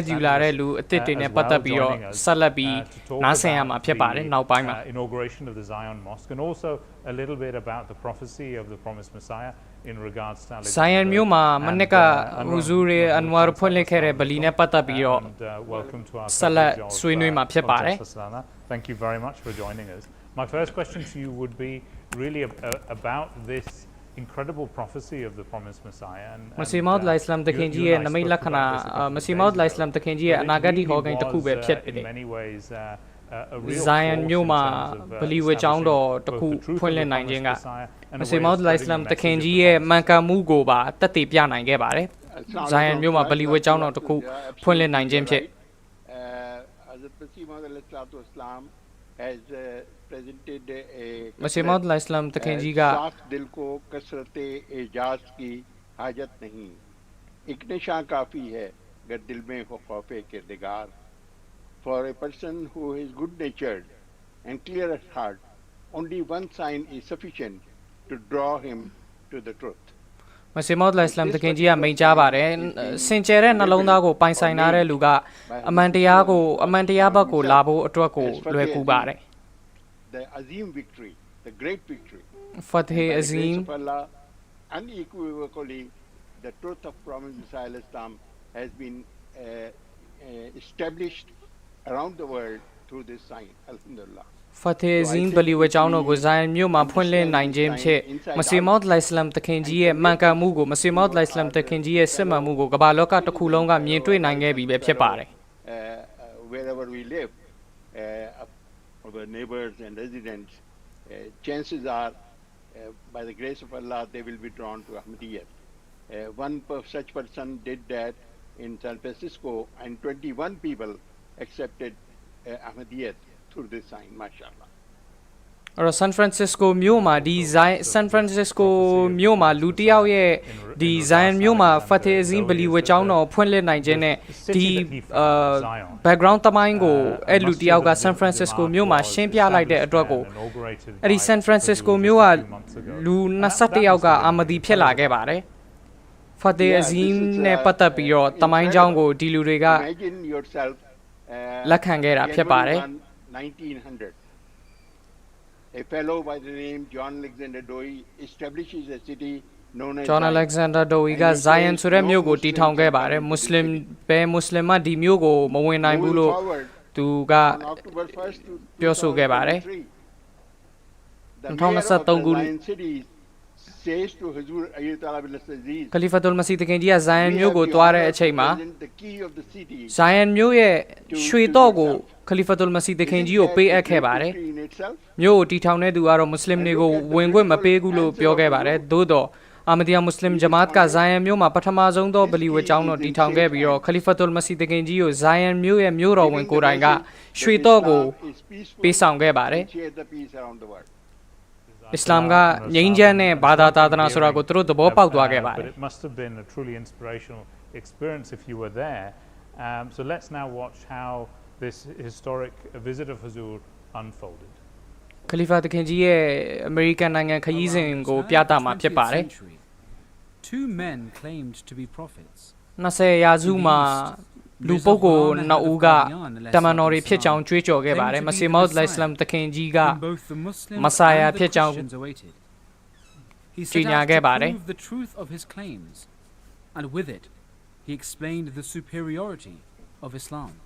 မစီမောတ်လိုင်စလမ်တခင်ကြီးကမိမိကမဆာယာဖြစ်ကြောင်းမစီနဲ့မဲဒီဖြစ်ကြောင်းကြွေးကြော်ခဲ့ပြီးတော့အစ္စလာမ်ကအခြားဘာသာသာသနာတွေအားလုံးထက်တာလွန်ကြောင်းရှင်းလင်းမှုတွေပြုလုပ်ခဲ့ပါတယ်ရေးသားချက်တွေနဲ့ Inni anal bustanu bustanul huda ta'ti ilayya al-'aynu la tatasarramu. On December 26, 1899, the Arizona Republican published the claims of Mirza Ghulam Ahmad. 26ရက်နေ့မှာအမေရိကန်နိုင်ငံရဲ့သတင်းစာတစ်ခုကမစီမောတ်လိုင်စလမ်တခင်ကြီးနဲ့ပတ်သက်ပြီးတော့ There was a claim ရေးသားခဲ့ပါတယ် manifestation of Elijah Alexander Dowie. အနောက်တိုင်းမှာအဲ့ဒီအချိန်တုန်းကဒေါက်တာ Alexander Dowie ဆိုတဲ့ပုဂ္ဂိုလ်က Zion မြို့ကိုတည်ထောင်ခဲ့ပါတယ်တည်ထောင်ခဲ့ပြီးတော့အဲ့ဒီအချိန်မှာသူကအလာရှင်ဖျားသခင်ဘက်ကဆေလွတ်ထားတဲ့ပုဂ္ဂိုလ်ဖြစ်ကြောင်း ire and joy of many. He prophesied the return of Jesus Christ. ဖျားသခင်ဘက်ကဆေလွတ်ထားတဲ့ပုဂ္ဂိုလ်ဖြစ်ကြောင်းနဲ့ယေရှုသခင်ကဇတ်အီဆာအလိုင်စလမ်က25နှစ်အတွင်းမှာပြန်ကြွမြန်းလာမယ်ဆိုပြီးတော့သူကကြွေးကြော်ခဲ့ပါတယ် After Elijah the third appeared, the city of Zion anxiously waited with him. Zion မြို့ကသူနဲ့အတူအီဆာအလိုင်စလမ်ယေရှုခရစ်တော်ပြန်လာခြင်းကိုပြန်လာမှာကိုစောင့်မျှော်နေကြပါတယ် One of the greatest systems in the Orient is Mohammedanism. Zion will have to wipe out that blot upon humanity. Zion က Mohammedanism ဆိုတဲ့သာသနာကိုအမြင့်လန်ပြည့်ရမှာဖြစ်ကြောင်းကိုကျိန်ဝါခဲ့ပါတယ် Alexander Dowie ကအစ္စလာမ်သာသနာကို Mohammedanism လို့ခေါ်ဝေါ်ခဲ့ပါတယ် Sallallahu alayhi wa sallam, he issued a challenge. No blood would be shed in this challenge. Prayer alone would decide the truth. မစီမောတ်လိုင်စလမ်တခင်ကြီးကစိန်ခေါ်ချက်တစ်ခုကိုပြုလုပ်ခဲ့ပါတယ်သွေးထက်တန်ရိုးမဖြစ်စေတဲ့စိန်ခေါ်မှုဖြစ်ပြီးတော့ဒေါ်ဝါဆူတောင်းမှုစိန်ခေါ်ခြင်းတရက်ကိုပြုလုပ်ခဲ့ပါတယ် Islam is the true faith and the Christian doctrine is false. And I am the same Messiah from God who was to come in the latter days and was promised in the scriptures of the prophets. I also wrote that Dr. Dawi was false in his claim of prophethood. Mobile စိန်ခေါ်မှုမှာမစီမောက်အလိုင်စလမ်တခင်ကြီးကဒေါက်တာဒိုဝီကမိမိဒေါက်တာဒိုဝီရဲ့ကြွေးကြော်မှုတွေကမှားယွင်းနေကြောင်းနဲ့မစီမောက်အလိုင်စလမ်တခင်ကြီးကသာအလာရှမြတ်စီကဆေလွတ်ထားတဲ့မစီဖြစ်ကြောင်းကိုကြေညာခဲ့ပါတယ် Still not be able to escape divine punishment. The newspapers waited for a response, but silence. ကြေညာခဲ့ပြီးတော့ဒီ mobile စိန်ခေါ်မှုမှာလိန်ညာပြောဆိုတဲ့သူကအခြားသူရဲ့ဘဝတက်တန်းမှာပဲတည်ဆုံးခြင်းကိုမြင်တွေ့ရမယ်ဆိုတဲ့အချက်ပါဝင်ခဲ့ပါတယ် American နိုင်ငံကသတင်းစာများစွာကလည်းဒီစိန်ခေါ်မှုကိုဖော်ပြခဲ့ပါတယ်မစီမောဒ်လိုင်စလမ်တခင်ကြီးရဲ့ဒီလိုမျိုးအလွန်ရဲရဲနဲ့စိန်ခေါ်မှုကိုသတင်းစာတော်တော်များများကချီးမွမ်းဖော်ပြခဲ့ကြပါတယ်1903ခုနှစ်ဒီဇင်ဘာလမှာဒေါ်ဝီဒေါက်တာ1903ခုနှစ်မှာဒေါက်တာအလက်ဇန်ဒါဒေါ်ဝီကပြန်ပြီးတုံ့ပြန်ခဲ့ပါတယ်သူတုံ့ပြန်ဖို့အချိန်အတော်တန်ကြာခဲ့ပါတယ် People ask me, why do I not send him the necessary reply? Do you think that I should answer such gnats and flies? If I were to put my foot on them, I would crush them to death. The fact is that I merely give them a chance to ဒါဝီယာမိမိဒီလိုမျိုးမစီမောဒ်လိုင်စလမ်တခင်ကြီးဘက်ကစိန်ခေါ်မှုကိုဘာဖြစ်လို့တုံ့ပြန်ဖို့အတွက်အချိန်တော်တန်ကြာခဲ့လဲလို့လူတွေမေးတဲ့အချိန်မှာသူကပြောတာကဒီလိုမျိုးသေးမွားတဲ့စိန်ခေါ်မှုတွေကိုသူကပြန်လဲပြီးတော့တုံ့ပြန်ခြင်းစိတ်မရှိဘူးအကယ်ဒါသူဖြစ်စေခြင်းနဲ့ဆိုလို့ရှိရင်ဒီအဖွဲ့အစည်းကိုသူနင်းခြေမုံပြစ်နိုင်လိုက်တယ်လို့သူကရိုင်းဆိုင်စွာပြောဆိုခဲ့ပါတယ် And his congregation learned in his absence that Zion was in financial ruin. ဒါဝီကမကြခင်မှာပဲနာမကျန်းဖြစ်လာခဲ့ပါတယ်နာမကျန်းဖြစ်လာခဲ့တဲ့အတွက်ကိုသူဇိုင်ယန်မြို့ကနေထွက်ပြီးတခြားမြို့မှာသူကုသမှုခံယူပါတယ်သူလည်းထွက်သွားပြီးတဲ့နောက်ပိုင်းမှာဇိုင်ယန်မြို့ကငွေကြေးအခက်အခဲတွေနဲ့ကြုံတွေ့လာခဲ့ရပါတယ် by his own wife and his community. Dawi died with a handful of followers surrounding him. He refused to ဒါဝီထွက်သွားပြီးတဲ့နောက်ပိုင်းမှာဇိုင်ယန်မြို့ကလည်းကြာရှုံးခဲ့ကြပါတယ်ဒါဝီရဲ့ဇနီးနဲ့သားသမီးများကလည်းသူ့ကိုဆွန့်လွတ်သွားခဲ့ကြပါတယ် On March the 7th, 1907, the prayer jewel that had held the attention 1909ခုနှစ်မှာမိုဘိုင်လာစိန်ခေါ်မှုကပြီးဆုံးသွားခဲ့ပါတယ် man of wealth, health, family, fame. တစ်ချိန်မှာဒါဝီကအလွန်မှဩဇာညောင်းလာတဲ့ပုဂ္ဂိုလ်တစ်ယောက်ဖြစ်ခဲ့ပါတယ် He died without any of these. ဒါပေမဲ့သူတည်ဆုံးသွားတဲ့အချိန်မှာတော့သူ့နာမှာဘယ်သူမှမရှိခဲ့ကြပါဘူးအလွန်မှဆိုးရွားလာတဲ့ကြာရှုံးမှုကိုအလက်ဇန်ဒါဒါဝီကကြုံတွေ့ခဲ့ကြရပါတယ်ယခုဆိုရင်တော့အလက်ဇန်ဒါဒါဝီရဲ့ဒီမြို့မှာပဲဇိုင်ယန်မြို့မှာအာမဒီယာမွတ်စလင်ဂျမာတ်ကဗလီဝဲကျောင်းတော်ဖွင့်လှစ်နိုင်ခဲ့ပြီဖြစ်ပါတယ်ခလီဖတ်တုလ်မစီသခင်ကြီးရဲ့လက်တော်နဲ့ဖွင့်လှစ်ပေးခဲ့တဲ့ဗလီပဲဖြစ်ပါတယ်ဇိုင်ယန်မြို့ရဲ့တော့ကိုပါရရှိခဲ့ပြီးပြီပဲဖြစ်ပါတယ်ခလီဖတ်သခင်ကြီးကဒီဗလီကိုတော့ဖတ်ထေအဇီမ်လို့ခေါ်ပါတယ်ကြီးမားတဲ့အောင်နိုင်မှုလို့ကြီးမားတဲ့အောင်နိုင်မှုလို့အမည်ပေးထားပါတယ် To those who oppose the truth. Such is the truthfulness of the claim of the promised Messiah alayhi salatu wassalam, that no forger and no fabricator was able to stand in his way. ဒီဖြစ်ပျက်ကိုကြည့်ခြင်းအဖြစ်မစီမောဒ်လိုင်စလမ်တခင်ကြီးရဲ့မှန်ကန်မှုကိုလည်းကျွန်တော်တို့မြင်တွေ့နိုင်ပါတယ် and will continue to do so.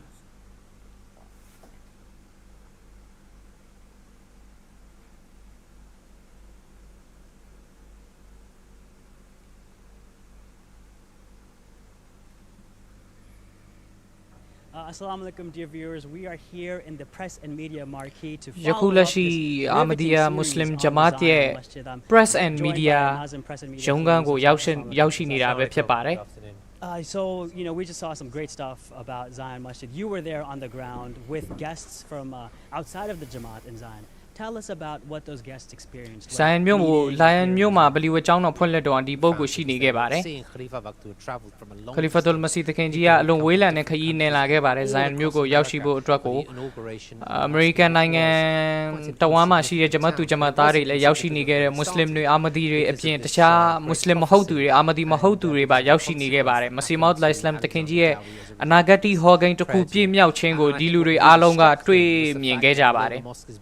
primarily for the 5 daily prayers. It's a place of unity and that everybody who ဒီဗလီဝတ်ကျောင်းတော်ကနမတ်9ချိန်ဝတ်ပြုမဲ့အပြင်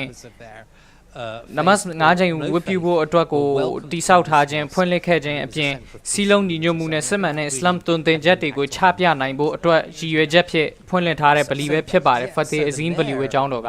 He came in 1962 at a time when there was segregation in America. And for him it was also pretty profound as well because again you were building Zion မြို့ရဲ့ယခုလက်ရှိမြို့တော်ဝင်က1960ကျော်လောက်မှာဒီ Zion မြို့ကိုရောက်ရှိလာတာပဲဖြစ်ပါတယ်အဲ့တော့သူက Khalifatul Masih တခင်ကြီးရဲ့မိန့်ခွန်းကိုလည်းသူတေချာစွာနားထောင်နိုင်ခဲ့ပါတယ် The people that I was sitting with on the table at the inauguration event Ahmadiyya the mosque was opened Ahmadiyya Muslim Jamaat ကလူတွေနဲ့ဒီမြို့တော်ဝင်ကတွေ့ဆုံပြီးတော့ Khalifatul Masih တခင်ကြီးနဲ့တွေ့ဆုံပြီးတော့ Jamaat ရဲ့သတင်းစကားကိုကြားရတဲ့အချိန်မှာသူကအလွန်မှအံ့ဩခဲ့ပါတယ်အံ့ဩအားရခဲ့ပါတယ် Just to inaugurate mosques. Now, lots has happened over the past 20 years, but let's take a look at just 3 amazing mosque inaugurations. ဗလီဝတ်ကျောင်းတော်3ခုရဲ့ဖွင့်လှစ်မှုတွေကိုကြည့်ရှုရမှာဖြစ်ပါတယ်ယခု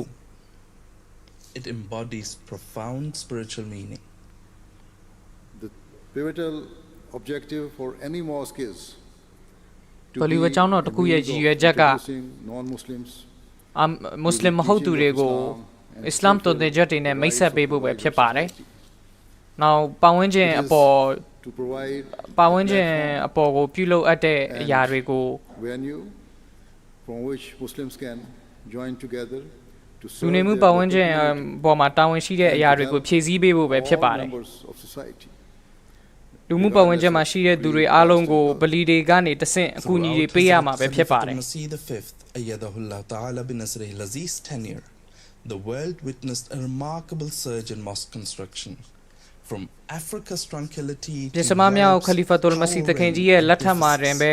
ဗလီဝတ်ကျောင်းတော်မြောင်များစွာဖွင့်လှစ်မှုတွေကိုကျွန်တော်တို့မြင်တွေ့ခဲ့ရပါတယ်ယခုလက်ရှိနောက်ဆုံး Khalifa တခင်ကြီးဖွင့်လှစ်ပေးခဲ့တာကတော့ Baitul Salam Mosque ပဲဖြစ်ပါတယ် Baitul Salam ဝတ်ကျောင်းတော်ကတော့ Scunthorpe မြို့မှာတည်ရှိတဲ့ဗလီပဲဖြစ်ပါတယ် Amid opposition and misunderstandings about Islam, the local Ahmadiyya Muslim community, under Hazrat Khalifatul Masih V, Ayyadahullahu Ta'ala bin Nasrihil Aziz guidance, transformed this dream into a reality, fostering mutual respect in an area marked by a divided past during the Cold War. Germany နိုင်ငံရဲ့ Berlin မြို့မှာလည်းအစ္စလာမ်အပေါ်ကိုအစ္စလာမ်နဲ့ပတ်သက်ပြီးတော့သူတို့ကအမြင်အမှားတွေရှိနေပါတယ်အစ္စလာမ်နဲ့ပတ်သက်ပြီးတော့စစ်မှန်တဲ့အစ္စလာမ်တွင်တင်ချက်တွေကိုမသိသေးတဲ့သူတွေရှိတဲ့ Germany နိုင်ငံ Berlin မြို့မှာပါ Khalifatul Masih တခင်ကြီးကဗလီဝတ်ကျောင်းတော်ဖွင့်လှစ်နိုင်ခဲ့ပါတယ် Berlin မြို့မှာရှိတဲ့ဗလီဝတ်ကျောင်းတော်ဖွင့်လှစ်တဲ့အချိန်မှာဆိုလို့ရှိရင်လည်းဆန့်ကျင်မှုတွေကိုရင်ဆိုင်ခဲ့ကြရပါတယ်အစ္စလာမ်နဲ့ပတ်သက်ပြီးတော့ Islam နဲ့ပတ်သက်ပြီးတော့ကြောက်ရွံ့မှုတွေရှိနေခဲ့ကြပါတယ် expressed their hatred and anger towards Islam. ဂျာမန်တွေက Islam နဲ့ပတ်သက်ပြီးတော့ဆန့်ကျင်တဲ့မုန်းတီးတဲ့စကားတွေကိုပြောလာတယ်ဆိုလို့ရှိရင်တခြားတစ်ဖက်မှာက some extremely enlightened people, no doubt in the majority, who do not care about this unjustified opposition. အခြားတစ်ဖက်မှာကဒီလိုမျိုးကိစ္စတွေပေါ်မှာအာရုံမရှိတဲ့သူတွေလည်းရှိပါတယ်မိမိတို့ကလူသားဆန်မှုနဲ့ကျင်နာမှုတွေနောက်ပြီးတော့အမှန်တရားကိုရှာဖွေလိုခြင်းနဲ့စိတ်တွေကိုပြသတဲ့သူတွေလည်းတခြားတစ်ဖက်မှာရှိကြောင်းပြသခဲ့ပါတယ်ဆန့်ကျင်သူတွေရှိသလိုအမှန်တရားကိုရှာဖွေသူနဲ့စစ်မှန်တဲ့အစ္စလာမ်တွင်တင်ချက်တွေကိုရှာဖွေသူတွေရှိကြောင်းခလီဖာတခင်ကြီးကမိန့်ကြားခဲ့ပါတယ်စပိန်နိုင်ငံဗာလန်စီယာမြို့မှာလည်း which ခလီဖာ Hazur တခင်ကြီးကဗလီဝဲကျောင်းတော် Ayyadahullah Ta'ala bin Nasr ဖွင့်လှစ်ခဲ့ပါတယ် al-Aziz စပိန်နိုင်ငံရဲ့ဒုတိယမြောက်ဗလီပဲဖြစ်ပါတယ် sanctuary of peace and beacon of true Islam. ခလီဖာတခင်ကြီးကစစ်မှန်တဲ့အစ္စလာမ်ရဲ့ပြရုပ်အဖြစ်ဗလန်စီယာမြို့မှာစပိန်နိုင်ငံဗလန်စီယာမြို့မှာဒီဝဲကျောင်းတော်ကိုဖွင့်လှစ်ခဲ့ပါတယ် inconvenienced in ဗ any လီဝဲ way. ကျောင်းတော်ဖွင့်လှစ်ခြင်းအဖြစ်ပတ်ဝန်းကျင်မှာရှိတဲ့လူတွေက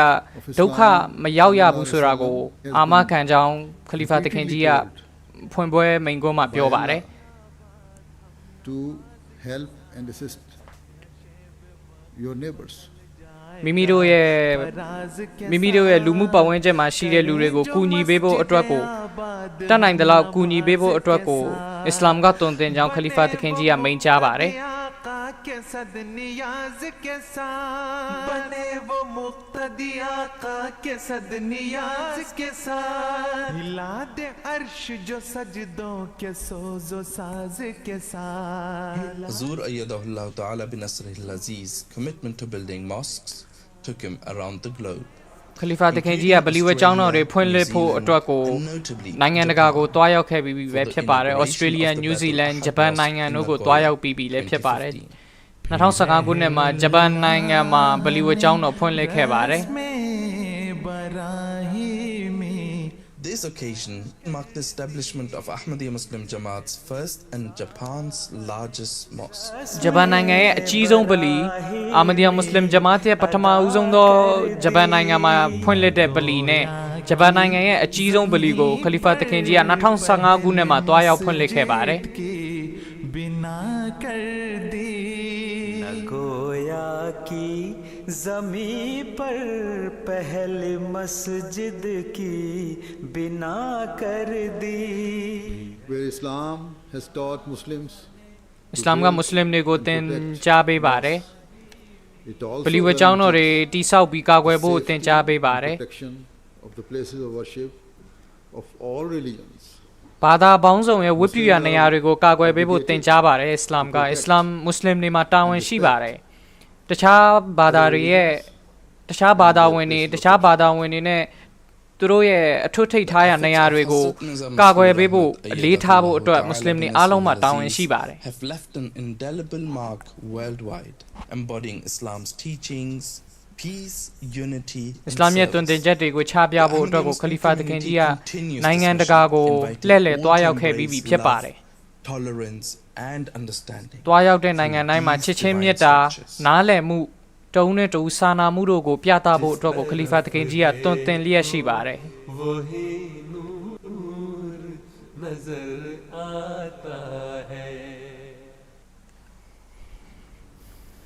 So that was the first in our series on the efforts of Hazrat Khalifatul Masih Khamis Ayyadullah Ta'ala bin Nasr al-Aziz in the spread of Islam Ahmadiyya in the past 2 decades. ခလီဖာတခင်ကြီးရဲ့ပြင်စမမြောက်ခလီဖာတခင်ကြီးရဲ့နှစ်20အတွင်းမှာအစ္စလာမ်သတင်းစကားကိုဖြန့်ချီခဲ့တဲ့ကြိုးပမ်းမှုတွေကိုပြသခဲ့ခြင်းပဲဖြစ်ပါတယ် of the Ahmadiyya Muslim community in compared to other groups and communities around the world, that you have mosques in such historic places, in such အာမဒီယာမွတ်စလင်ဂျမာတ်နဲ့တခြားမွတ်စလင်အဖွဲ့အစည်းတွေကိုရှင်းကြည့်လိုက်မယ်ဆိုလို့ရှိရင်အာမဒီယာမွတ်စလင်ဂျမာတ်ကသာဒီလိုမျိုးကြီးကျယ်ခမ်းနားတဲ့မြို့တွေအလွန်မှဗလီဝတ်ကျောင်းတော်တိဆောက်ဖို့အတွက်ကိုခက်ခဲတဲ့နေရာတွေမှာဗလီဝတ်ကျောင်းတော်တွေတိဆောက်နိုင်ခြင်းကအာမဒီယာမွတ်စလင်ဂျမာတ်တစ်ခုတည်းကသာတိဆောက်နိုင်ကြောင်းကိုအကယ်၍လေးလာကြည့်မယ်ဆိုလို့ရှိရင်သိရှိနိုင်ပါတယ်ဂျပန်နိုင်ငံတို့ဂျာမနီနိုင်ငံရဲ့ဘာလင်မြို့တို့မှာဗလီဝတ်ကျောင်းတော်တိဆောက်နိုင်ခဲ့ခြင်းဟာအလွန်မှအံ့ဩဖွယ်ကောင်းလာတဲ့လုပ်ငန်းစဉ်တွေပဲဖြစ်ပါတယ် And that's the beautiful part. And we are so blessed that it is not just a mosque but a source of, prayers. It's a source of blessings, not just for the community, not just for the Jamaat, but also, the neighbors. ဒီဗလီဝတ်ကျောင်းတော်တိဆောက်တယ်ဆိုတာကမွတ်စလင်တွေအတွက်တီးတန့်တိဆောက်ထားတာမဟုတ်ပါဘူးအဲ့ဒီပတ်ဝန်းကျင်မှာရှိတဲ့သူတွေအားလုံးအတွက်ဒီမစဂျစ်ဝတ်ကျောင်းတော်ကသက်ဆိုင်ပါတယ် और जैसे भी आपने बात की कि दुनिया के मुख्तलिफ इलाकों में और छोटी छोटी जगहों पे भी और बड़ी जगहों पे भी वाकई जमात ने जो है वो मसाजिद बनाई ဝေးလံတဲ့ဒေသတွေကအထင်ကရနေရာတွေမှာပါမစဂျစ်တွေများစွာအာမဒီယာမွတ်စလင်ဂျမာတ်ကတိဆောက်ခဲ့ပြီးဖွင့်လှစ်ခဲ့ပြီးပဲဖြစ်ပါတယ် जमात के जो अमीर साहब हैं मोहतरम अंसर अब्बास साहब वो भी हमारे साथ हैं तो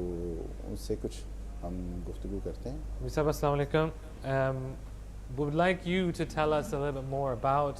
what the preparations are for the Jalsa Salana, and also to tell us a little bit more about the situation there. Jalsa နဲ့ပတ်သက်ပြီးတော့ UK Jalsa နဲ့ပတ်သက်ပြီးတော့ data တစ်ခုက Amisab ကမိမိတို့ data မှာပြင်ဆင်မှုတွေနဲ့ပတ်သက်ပြီးတော့ရှင်းပြမှာဖြစ်ပါတယ် रज़ा साहब ने बताया कि अभी मोहतरम अंसर अब्बास साहब से हम गुफ्तगू करेंगे। तो अस्सलाम वालेकुम अंसर अब्बास साहब।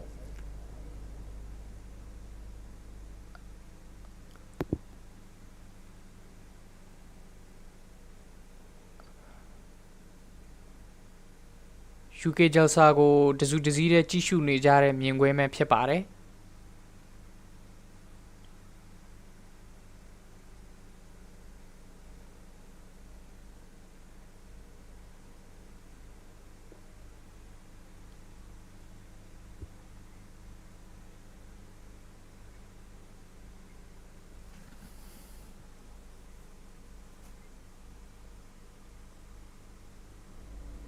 जी बिल्कुल, आपने देखा कि साउथों में भी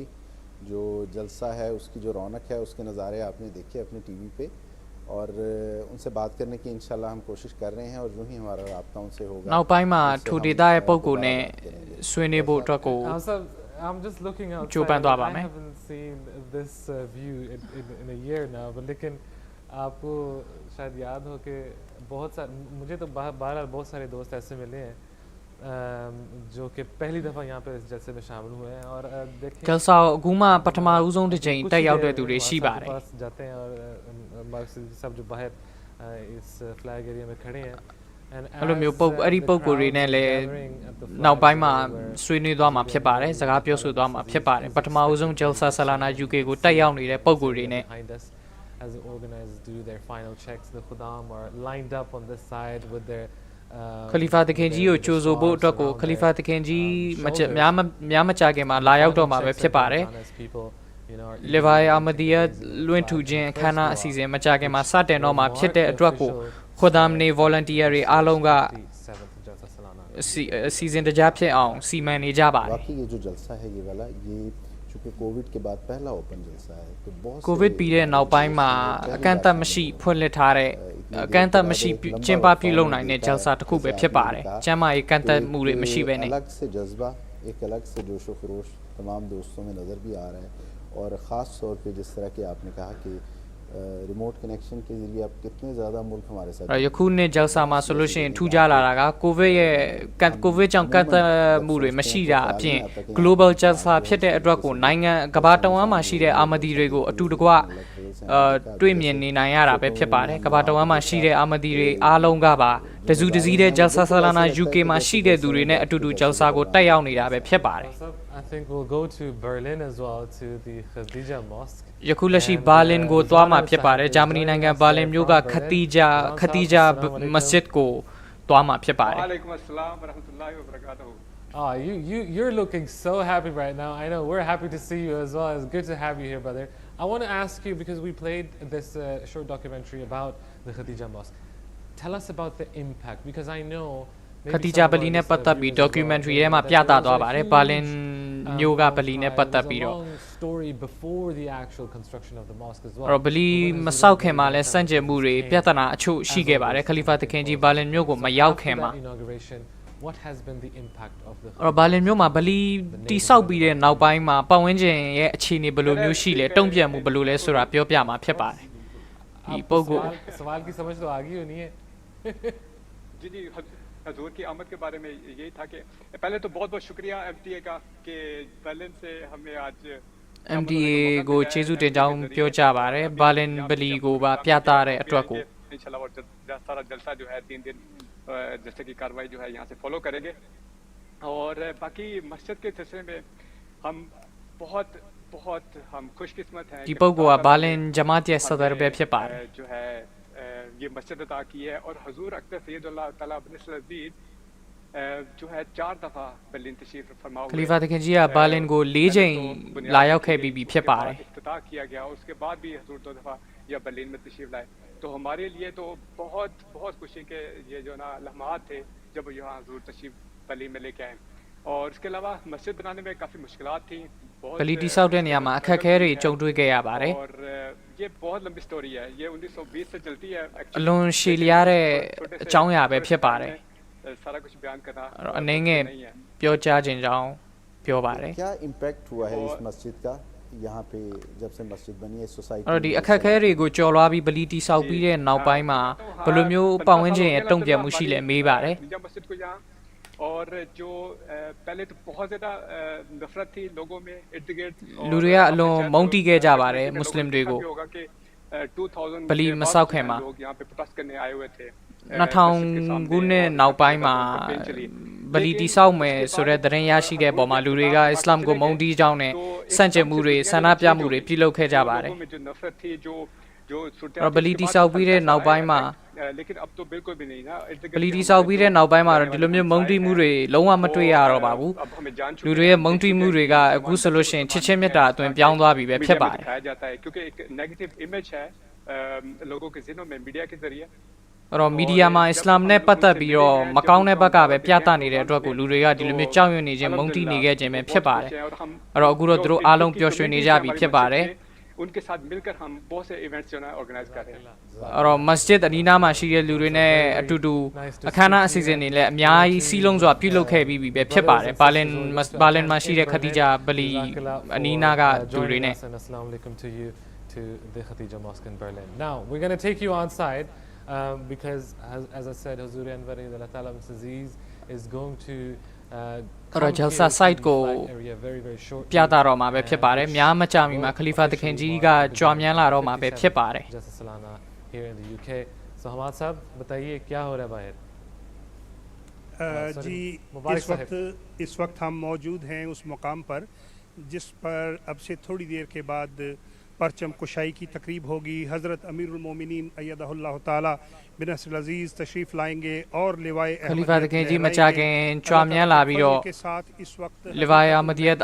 अल्लाह को लुंटे नो मा वे छिपारे तादाद में मेहमान जो हैं वो यहाँ पे तशरीफ़ लाए हुए हैं और इस खूबसूरत तकरीब के मुंतज़िर हैं इंशाअल्लाह अल अज़ीज़ जी ထောင်ချီတောင်းချီရဲ့ဧည့်သည်တော်တွေရောက်ရှိနေပြီပဲဖြစ်ပါတယ်3နာရီ25 GMT မှာခလီဖာသခင်ကြီးကကြွမြန်းလာမှာဖြစ်ပါတယ်အလံလွှင့်ထူမှာဖြစ်ပါတယ် 1939 में पहली बार लिवाए अहमदियत लहराया गया था और अब हमारे अकब में आप वो जो हज़रत मसीह मऊद अलैहिस्सलाम से वादा था कि मैं तेरी तबलीग को ज़मीन के किनारों तक पहुँचाऊँगा आप ये सारे जो अलम ये जो परचम हमारे अकब में देख सकते हैं खुदा ताला के फजल के साथ दुनिया के 200 ममालिक में 200 से ज़ायद ममालिक में जमात अहमदिया का क़याम हो चुका है और अब हम चलते हैं हमारे मोहतरम हमाद साहब की तरफ Jazakallah Mubarak Sahab, and yes, our viewers at home can see us here at the flag area, and just in a little while we will be joined by beloved Hazrat Amirul Momineen Ayyadullah Ta'ala bin Nasr Aziz and the flag hoisting, which is the official start of the Jalsa Salana, will take place here. And of course, an incredibly emotional moment for everyone who will be here in the presence of Hazrat Amirul Momineen, but everyone watching at home as well. And the significance of this in terms of raising the flag of Jamaat Ahmadiyya and raising the flag along with the flags of the rest of the world. And the Jamaat is, in terms of its presence, around the world, this is the real significance of that flag there. And just a few moments ago, we saw the Liwae Ahmadiyya being brought in a box. It was escorted by a number of individuals, and there is a certain respect given to the Liwae Ahmadiyya because of what it represents. And because of the significance of it in terms of the history of the Jamaat as well. And talking about all of these things, it would be really great to have a feel of what the feeling is around the rest of the world as well. So let's go back to the studio.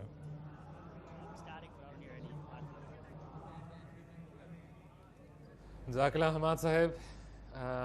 And I know that all the streams and all the channels of MT International are gathered right there, so if you are tuning into any stream, you will not miss a second or any moment of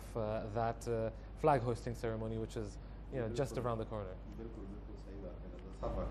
इतने झंडे देखे हैं अभी हमने और उससे वाकई एक्साइटमेंट भी बढ़ जाती है इंसान की। और ये सारा माहौल देख के हमें ये यकीन होता है और पता चलता है वाकई कि खुदा ताला जो है वो इस सारे निज़ाम के, इस सारे मामलात के पीछे खड़ा हुआ है। और इतनी जगह पे, इतनी दुनिया में ညမကြခင်မှာ Hazrat Amirul Mu'minin Hazrat Khalifatul Masih al-Khamis Ayyadahullah Ta'ala bin Nasr al-Aziz တခင်ကြီးကြွားမြန်းရောက်ရှိလာမှာဖြစ်ပါတယ်။အဲ့ဒီအခါမှာကမ္ဘာနိုင်ငံအသီးသီးကအလံတွေနဲ့အတူတကွာJamaat Ahmadiyya ရဲ့အလံကိုလည်းပဲလွှင့်တင်တော့မှာဖြစ်ပါတယ်။ဒီလိုအဖြစ် Jalsa Salana UK 58ကြိမ်မြောက်အခမ်းအနားကြီးကို officially ရစတင်တော့မှာပဲဖြစ်ပါတယ်။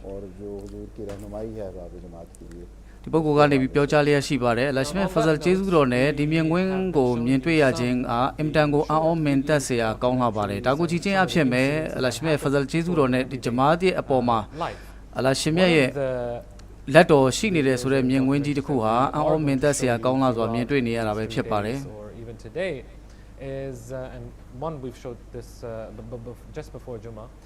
a faith story so things that happen in everyday life things that tell us about the truth of the promised Messiah ﷺ, tell us about the support, the divine support that this Jamaat has. And apart from that, we're also going to give you again more of a glimpse of the activities of Hazuri Anwar Aziz and the service to Islam Ahmadiyya that he has been carrying out for the last 20 years and so much more. I mean, आज सुबह जो हमने एक छोटी सी 1 मिनट की महल वो क्लिप होता है कि आज के दिन आप क्या क्या देख सकते हैं क्या क्या हम आपको दिखाएंगे and it seems like it's just it's for the 3 days but that was just one day wasn't it माशाल्लाह से नहीं वाकई बिल्कुल जैसे मुझे तो अभी आप बता रहे थे तो मुझे वो हुजूर का मिसरा याद आया कि हुजूर ने फरमाया कि हर तरफ आवाज़ देना है हमारा काम आज तो वाकई अगर हम MTA के ज़रिए देखें तो पूरी दुनिया में अल्लाह के फजल से वो जो आवाज़ है जो दरअसल इस्लाम की आवाज़ है जो हकीकी इस्लाम की आवाज़ है वो अल्लाह के फजल से हर जगह जा रही है और Hazrat Amirul Mu'minin တခင်ကြီးရဲ့မိန့်ကြားချက်တစ်ခုအပြင်ကျွန်တော်တို့ပြန်ကြည့်မယ်ဆိုရင်လည်းပဲ हर तरफ आवाज़ देना है हमारा काम आज ဆိုတဲ့အတိုင်းပဲ Hazrat Masih Maud alayhi salam တခင်ကြီးရဲ့ဒီမိန့်ကြားချက်အတိုင်းပဲဒီကနေ့ MTA International အပြင်ကမ္ဘာနိုင်ငံအသီးသီးမှာ Islam Ahmadiyya ရဲ့သတင်းစကားဟာရောက်ရှိနေပြီဖြစ်ပါတယ်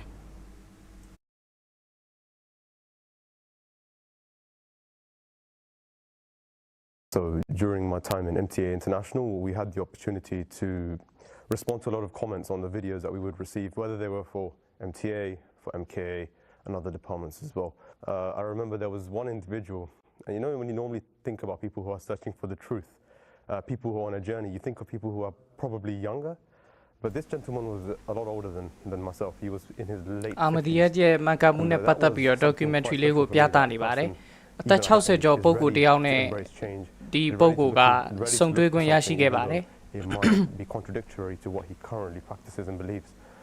He basically contacted us talking about the fact that ဒီပုဂ္ဂိုလ်က Ahmadiyya Jamaat ကိုဆက်သွယ်ခဲ့ပါတယ်သူ MTA ကိုကြည့်ရှုကြောင်းပြောဆိုခဲ့ပါတယ် He speaks to the children very kindly, very nicely. He gives them a lot of time. And when he speaks တော့ Khalifa တခင်ကြီးနဲ့ပတ်သက်ပြီးတော့သူက MTA မှာများစွာသောဗီဒီယိုတွေတွေ့ရှိကြောင်းပြောပါတယ်ကလေးသူငယ်များကိုကျင်နာစွာဆက်ဆံကြောင်း Khalifa တခင်ကြီးရဲ့ speech တွေကိုသူနားဆင်ကြောင်းပြောပါတယ် And of course, he was talking about His Holiness Hazuri Anwar. တော့တခင်ကြီးရဲ့ပြောဆိုချက်တွေနဲ့ပတ်သက်ပြီးတော့သူကအလွန်မှအံ့ဩအားရမိခဲ့ပါတယ် He was even more amazed that a man who's so busy has taken his time out. ဒီလိုမျိုးအလွန်မှလုပ်ငန်းဆောင်တာတွေများပြတဲ့ပုံကိုတယောက်ကဒီလိုမျိုးအားလုံးကိုအချိန်ပေးနိုင်တာကအလွန်အားအသင့်ပွဲကောင်းကြောင်းကိုဒီပုံကချီးကျူးခဲ့ပါတယ်ခလီဖာတခင်ကြီးကလုပ်ငန်းဆောင်တာတွေအလွန်များတာတော့မှဒီလိုမျိုးကလေးတငယ်များနဲ့ကျင်နာစွာဆက်ဆံဖို့အတွက်ကိုအချိန်ထုတ်ပေးကြောင်းကို But ironically, he had a book on his shelf that he'd been reading for the past 12 years. ဒီပုဂ္ဂိုလ်က12နှစ်တာ mentioned that book. And he had not known that this was a book of our community. And he said to me, အဲ့တော့ဒီပုဂ္ဂိုလ်က12နှစ်တာဖတ်နေတဲ့စာအုပ်တစ်အုပ်ရှိပါတယ်အဲ့တော့ဒီ12နှစ်မှာသူဖတ်နေပေမဲ့ဒီစာအုပ်ကိုဘယ်အဖွဲ့အစည်းကထုတ်ထားမှန်းသူမသိပါဘူးအဲ့တော့ဂျမာတ်ကိုဒီစာအုပ်ကိုပြလိုက်တော့မှဒီစာအုပ်ကဘရိုင်းနေအာမဒီယာဖြစ်နေပါတယ်မစီမောက်လိုင်စလမ်တခင်ကြီးရဲ့ကျမ်းတစ်ခုကိုဒီပုဂ္ဂိုလ်က12နှစ်တာဖတ်နေပေမဲ့ဂျမာတ်အာမဒီယာကထုတ်ထားမှန်းကိုသူမသိပါဘူး his local town and his local village and he said to them, this is the belief of this book. This is what they practice and this is what they preach. And all of them, including his own family and his own children, stood up and they went against him. အာနဲ့ဒီလူကဂျမားချက်သတင်းစကားကိုမိမိရဲ့မိသားစုနဲ့ဆွေမျိုးတွေကိုပြောပြတဲ့အချိန်မှာသူ့မိသားစုကပင်သူ့ကိုဆန့်ကျင်ခဲ့ပါတယ် Man, he's a professor in a university,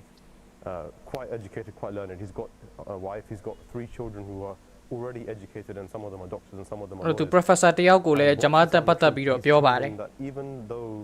he may lose these people, he's still going to stick to the truth. အဲ့တော့သူနဲ့ယဉ်နီးတဲ့သူတွေအလွန်မှဩဇာအာဏာရှိတဲ့ပုံကိုယ်တွေအများကြီးနဲ့သူယဉ်နီးပါတယ်တက္ကသိုလ် professor တွေနောက်အခြားပုံကိုယ်တွေအများကြီးနဲ့သူယဉ်နီးတယ်သူဆွေမျိုးသားချင်းတွေလည်းအများကြီးရှိတယ်အဲ့တော့အာမဒီရဲ့သတင်းစကားကိုသူက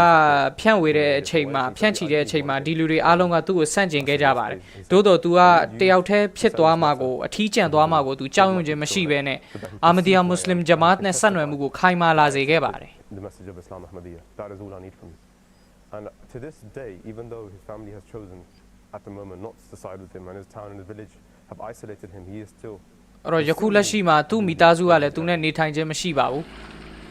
အားလုံးသူ့ကိုထားသွားခဲ့ပါတယ်သို့တော်ညာလည်းပဲသူကအာမဒီယာမွတ်စလင်ဂျမာတ်ကိုခိုင်မြဲစွာစုပ်ကိုင်ထားပါတယ် My duty is there for 11 months because we got a few posts in London and few others outside London. We're nearly 2 months now. Operation start was a marquee size. ဒါကတော့ Jalsa Salana ကိုဝင်ရောက်တဲ့အချိန်မှာ security checkpoint ပဲဖြစ်ပါတယ်ဒီပုဂ္ဂိုလ်ကတော့ဒီ security checkpoint ရဲ့ Nazim officer ပဲဖြစ်ပါတယ်တာဝန်ရှိသူပဲဖြစ်ပါတယ် Jamia and London Mosque, all department, all areas, all entrances, we have an area where we can read or scan people. The system we have here is just a exact system. ဂျမာတ်ရဲ့ department ဌာနအားလုံးမှာဗလီဝကျောင်းတော်တိုင်းမှာလည်းဒီလိုမျိုး system ရှိပါတယ်လုံခြုံရေးအရာ scan ဖတ်ဖို့အတွက်ကိုစနစ်တွေကိုထားရှိထားပါတယ် Jalsa Salana UK မှာလည်းပဲဒါအလွန်မှအရေးကြီးတဲ့ဌာနတစ်ခုပဲဖြစ်ပါတယ်လုံခြုံရေးကိုတာဝန်ယူနေရတာဖြစ်ပါတယ် Jalsa အစီအစဉ်အတွက်ကို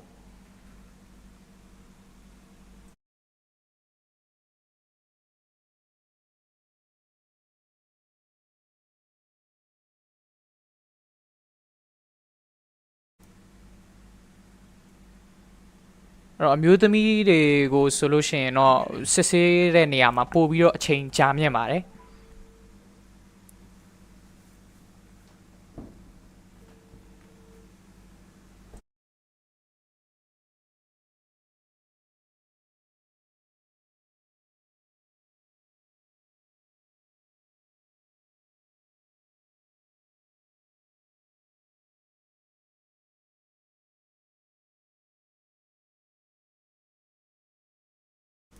အဲ့တော့ဒီပုဂ္ဂိုလ်ကဒီ security ဘိုင်းဆိုင်ရာနဲ့ပတ်သက်ပြီးတာဝန်ယူတာနဲ့အတူတခြားသူတွေကိုလည်းသူက training ပေးလျက်ရှိပါတယ်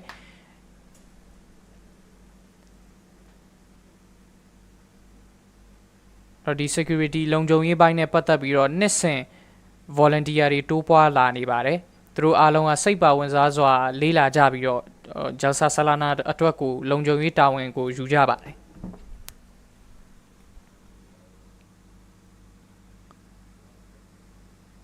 ခလီဖာတခင်ကြီးကလည်းကျွန်တော်တို့အမြဲတမ်းမိမိရဲ့တော်တွေမှာသတိတရားရှိပါတယ်ခလီဖာတခင်ကြီးလမ်းညွှန်ချက်တွေပေးလာပြီဆိုတိုင်းကျွန်တော်တို့ကလိုက်နာကြပါတယ်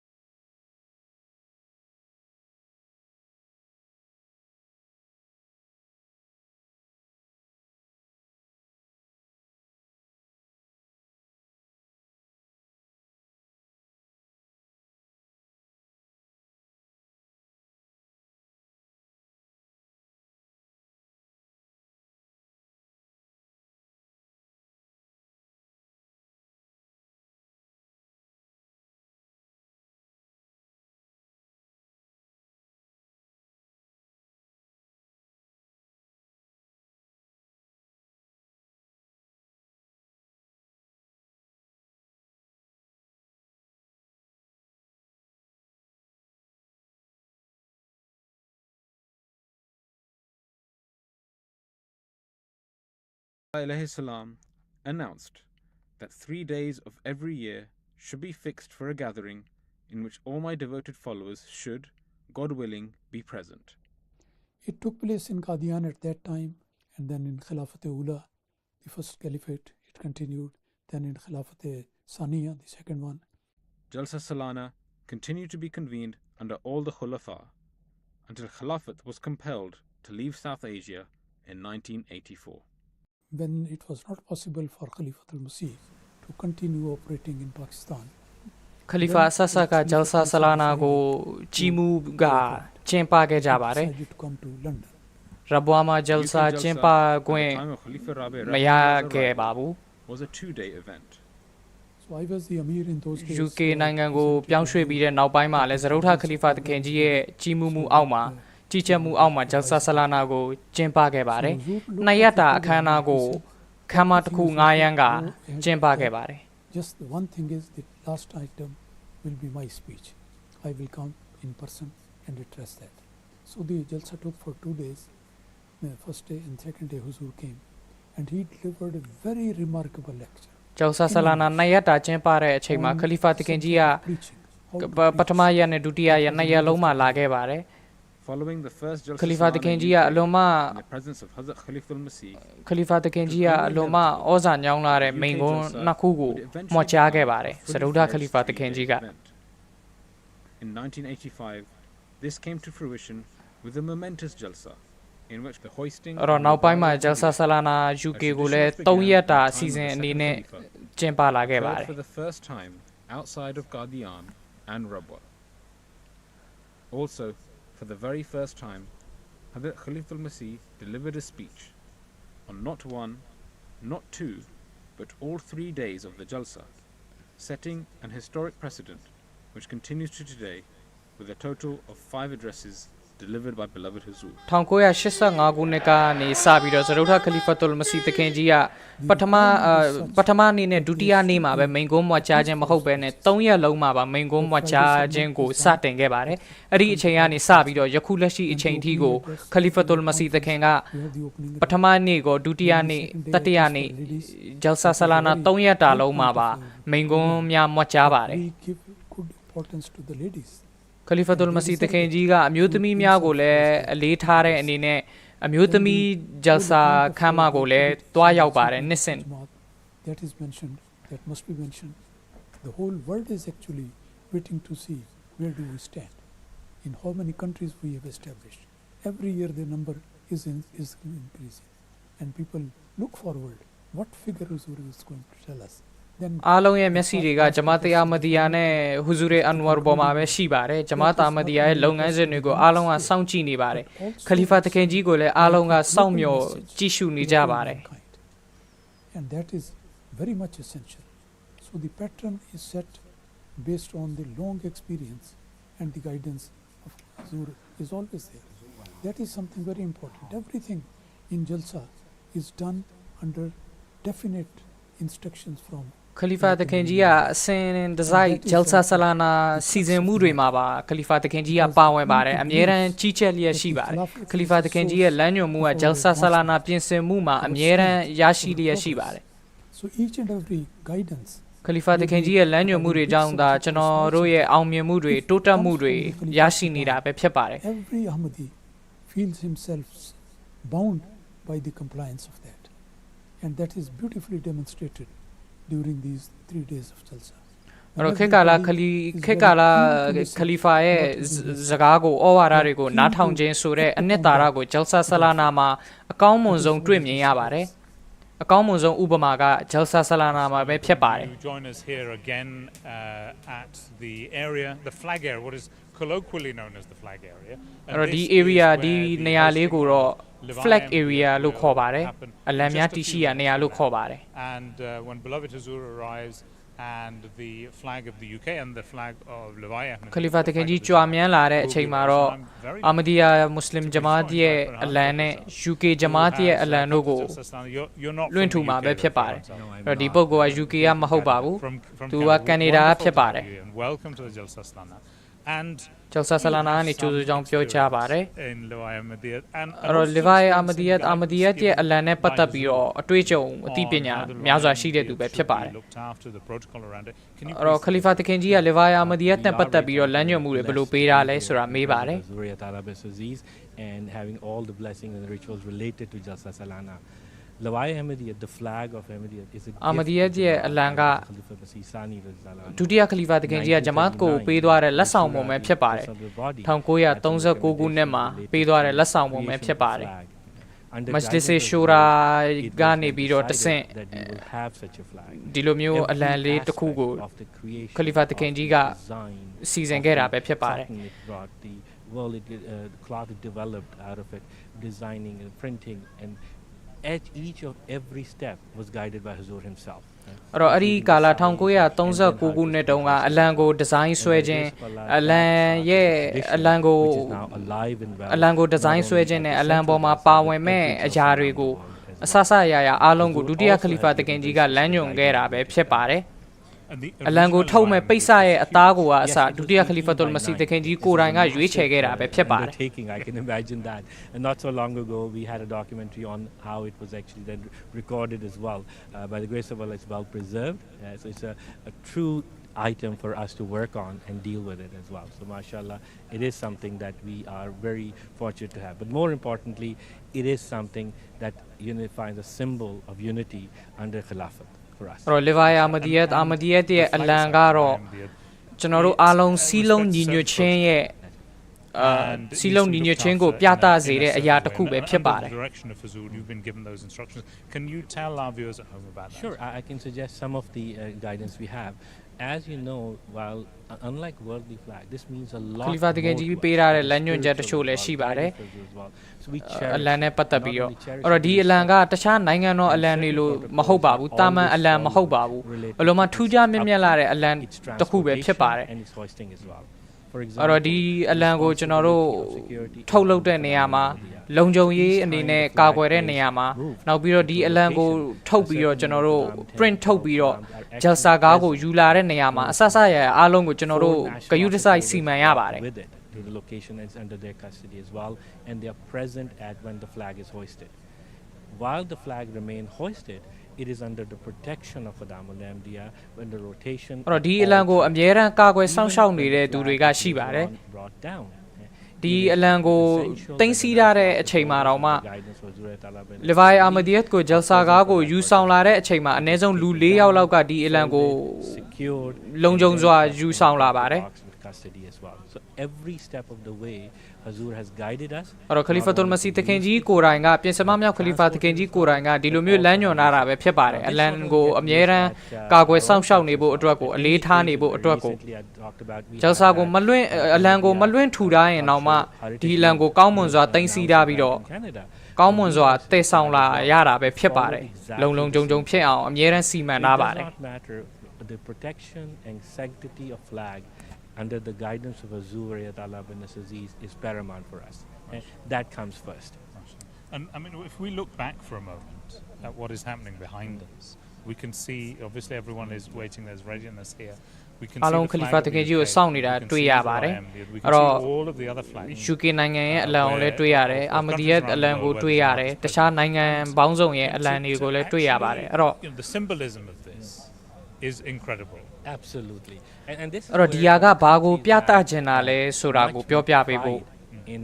ပြောကြပါတယ် And these are just not just flag for us. It's အဲ့တော့ဒါတွေကတမန်ကရှန်ကအလံတွေထောင်ထားတာပဲမဟုတ်ပါဘူး Khilafat ရဲ့အောက်မှာအားလုံးစီးလုံးညီညွတ်စွာရှိနေကြောင်းကိုပြသဖို့အတွက်ပဲဖြစ်ပါတယ် This flag brings peace to the world. Every image and symbol on this flag, the verses, the color, the design, it has taken tradition. Levi Ahmadiyya Muslim Jamaat ရဲ့အလံပေါ်မှာပါဝင်တဲ့Minaratul Masih နောက်ပါဝင်တဲ့စာသားတွေအကုန်လုံးကအစ္စလာမ်ရဲ့တွင်တင်ချက်ကိုပါပြသနေပြီးတော့ငြိမ်းချမ်းရေးသတင်းစကားကိုဒီအလံကပင်ပြသနေတာဖြစ်ပါတယ်ပို့ဆောင်နေတာဖြစ်ပါတယ် Other worldly flags are symbols of nations. တခြားနိုင်ငံတော်အလံတွေကတော့နိုင်ငံတနိုင်ငံကိုကိုးစားပြုတာဖြစ်ပါတယ်အဲ့တော့ Whereas the flag of Jamaat Ahmadiyya represents that thing which is inclusive of anyone, anywhere. အဲ့တော့အဲ့ဒီနိုင်ငံတစ်နိုင်ငံကိုသာကိုစားပြုပါတယ်နိုင်ငံတော်အလံတစ်ခုကတော့နိုင်ငံတစ်နိုင်ငံကိုသာကိုစားပြုပါတယ်ဒါပေမဲ့ Levi Ahmadiyya ရဲ့အလံတော်ကတော့ Ahmadi Muslim တွေအားလုံးကိုကိုစားပြုပါတယ်နိုင်ငံအသီးသီးမှာရှိတဲ့ Ahmadi တွေအားလုံးကိုဒီအလံတစ်ခုကကိုစားပြုပြီးတော့ဂျမတ်သူဂျမတ်သားအားလုံးကဒီအလံအောက်မှာစီစီလုံးလုံးရှိကြပါတယ် It is a symbol for peace of bringing the world together. This is one flag which is bringing nations together. ဒီအလံတလန်တွေကပဲနိုင်ငံပေါင်းစုံကိုစီလုံးစေပါတယ်ကမ္ဘာတဝန်းမှာရှိတဲ့သူတွေအားလုံးကစီလုံးစေပါတယ်ဒီအလံတစ်ခုအောက်မှာ And hoisted at Jalsa Salana across the country. ဒါကြောင့်ကိုဒီအလံကတာမန်အလံတစ်ခုမဟုတ်ပါဘူး But we also mentioned that this love is through what we've learned through Khilafat, what we have learned through the peaceful message of Ahmadiyya, and flag symbolizes that. MashaAllah. And I think for everyone who watches at home and for everyone here at the Jalsa Salana, obviously အိမ်ကနေပြီးကြည့်ရှုနေတဲ့သူတွေကို Jalsa Salana ကိုကိုယ်တိုင်ကိုယ်ကျတက်ရောက်နေတဲ့သူတွေအားလုံးအတွက်ကိုအလံတော်လွှင့်ထူခြင်းအချိန်ကအလွန်မှ the flag itself, the Ahmadiyya, is အလံတော်ကိုလွှင့်ထူတဲ့အချိန်ကအားလုံးအတွက်ကိုအလွန်မှစိတ်ကျေနပ်နှစ်သက်ဖွယ်ရာအခိုက်အတန့်လေးတစ်ခုဖြစ်ပါတယ် in that the symbolism of that and in what is captured during that flag hoisting, the start of the Jalsa Salana. အလံလွှင့်ထူတဲ့အချိန်အားလုံးကြည်နူးမိပါတယ် For people around the world,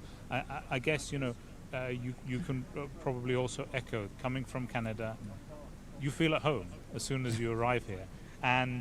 အဲ့တော့ဘယ်နိုင်ငံကပဲမဆိုလာရောက်ပြီဆိုလို့ရှိရင် Jalsa Salana ကိုတက်ရောက်ပြီဆိုလို့ရှိရင် Ahmadiyya အလံကိုတွေ့လိုက်ပြီဆိုတာနဲ့မိမိတို့အိမ်ရောက်နေ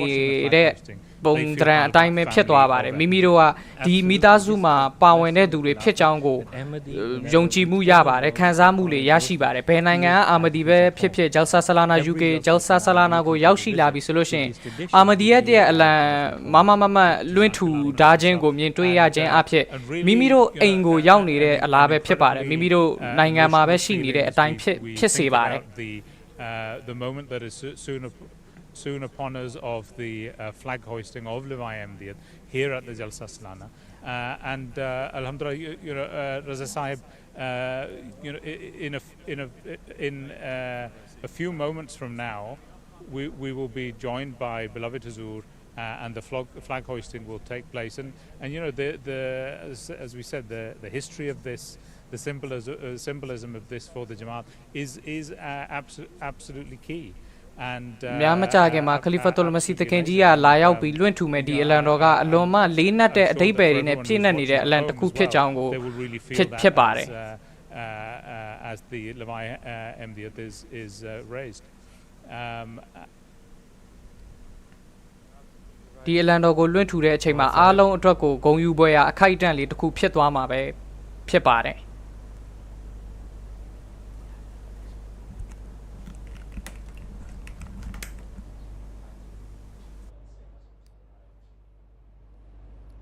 Azur has arrived at the flag area, and as we mentioned before, this marks the official inauguration, the beginning, the start of the 57th annual convention of the Ahmadiyya Muslim community here in the UK.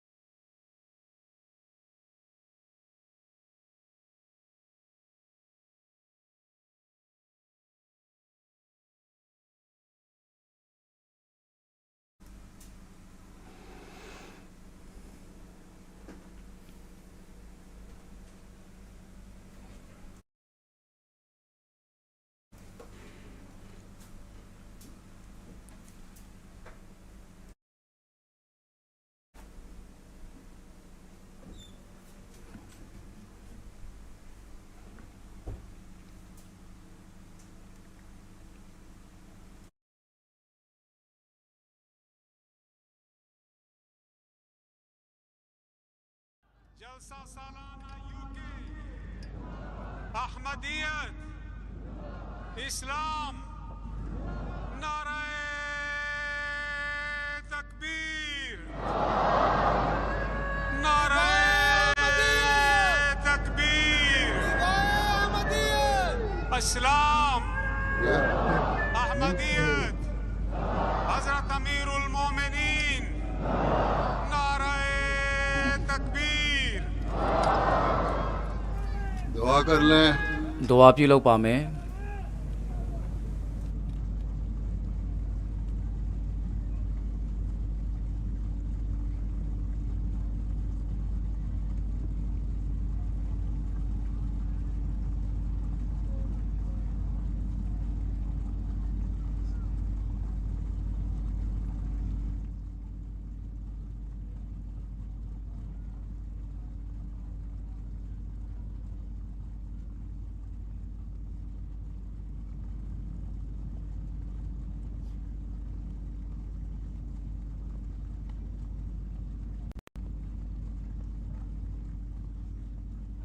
आमीन.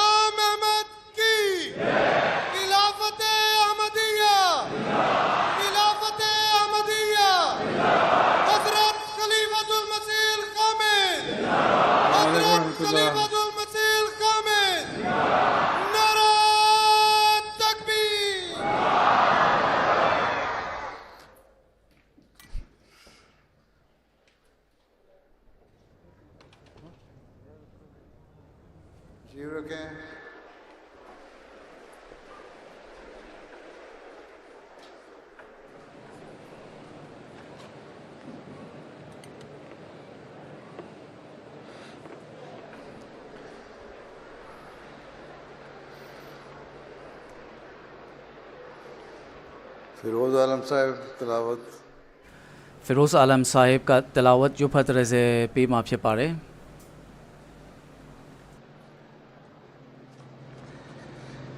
अस्सलामु अलैकुम वरहमतुल्लाहि वबरकातुहू।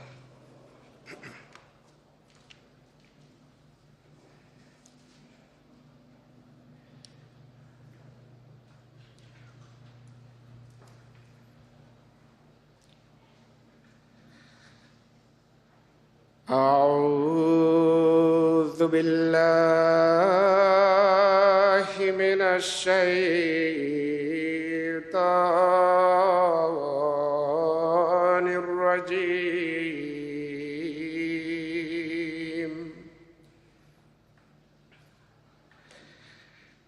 بسم الله الرحمن الرحيم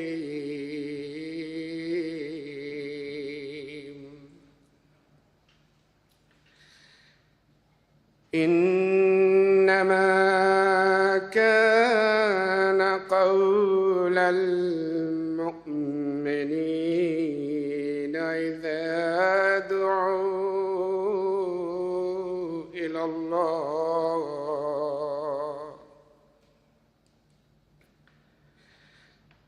إنما كان قول المؤمنين إذا دعوا إلى الله ورسوله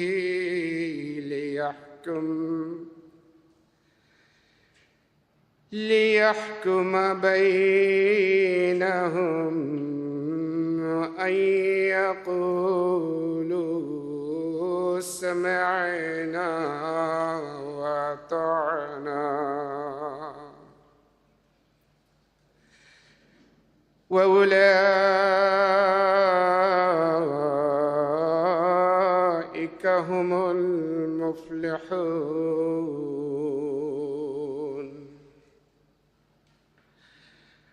ومن يطع الله ورسوله ويخشى الله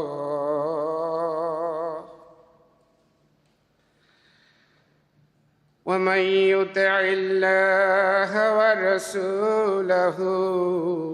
ويخشى الله ويتقه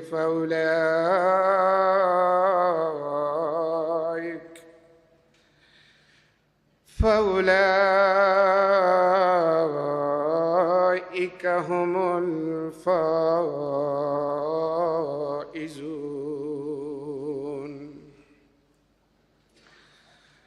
وأقسموا بالله جهد أيمانهم لئن أمرتهم ليخرجن قل لا تقسموا طاعة معروفة إن الله خبير بما تعملون قل أطيعوا الله وأطيعوا الرسول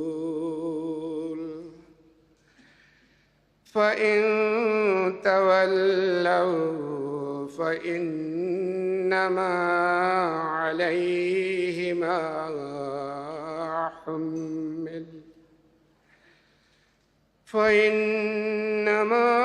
عليه ما حمل وعليكم ما حملتم وإن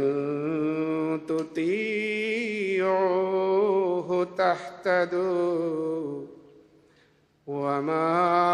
على الرسول إلا البلاغ المبين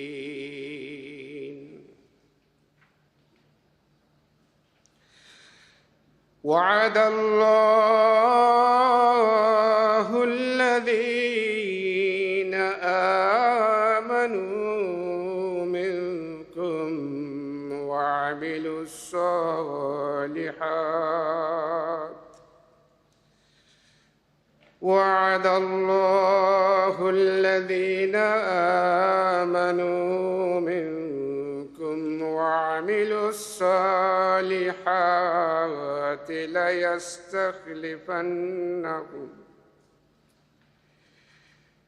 ليستخلفنهم في الأرض كما استخلف الذين من قبلهم وليمكنن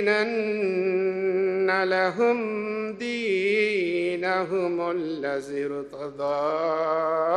لهم وليبدلنهم من بعد خوفهم أمنا يعبدونني لا يشركون بي شيئا ومن كفر بعد ذلك فأولئك هم الفاسقون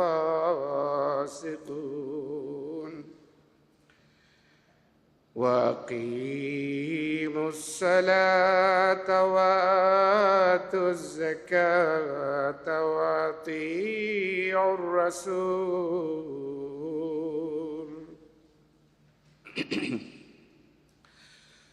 وأقيموا الصلاة وآتوا الزكاة وأطيعوا الرسول لعلكم ترحمون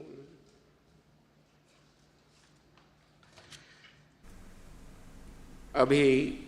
आपके सामने सूरह नूर की आयत Surah Nur, Surah Nasali, ayat 52မှ59ထိရွတ်ဖတ်တဲ့ဆဲသွားခဲ့တာဖြစ်ပါတယ်။ဒီ ayat မုတ်ဘတ်တော်များကို tafsir Sagir ကနေပြီးတော့ဘာသာပြန်ဆိုချက်တင်ပြမှာဖြစ်ပါတယ်။ Shaitan မိစ္ဆာ၏နှောက်ယှက်မှုမှာအလ္လာဟ်ရှင်မြတ်ထံခိုလုံခွင့်တောင်းခံပါတယ်။ကံတမရှိကုဏထားတော်မူသောအရှင်တောင်းခံပဲပေးသနာတော်မူသောအရှင်အလ္လာဟ်၏နာမတော်ဖြင့်အစပြုပါ၏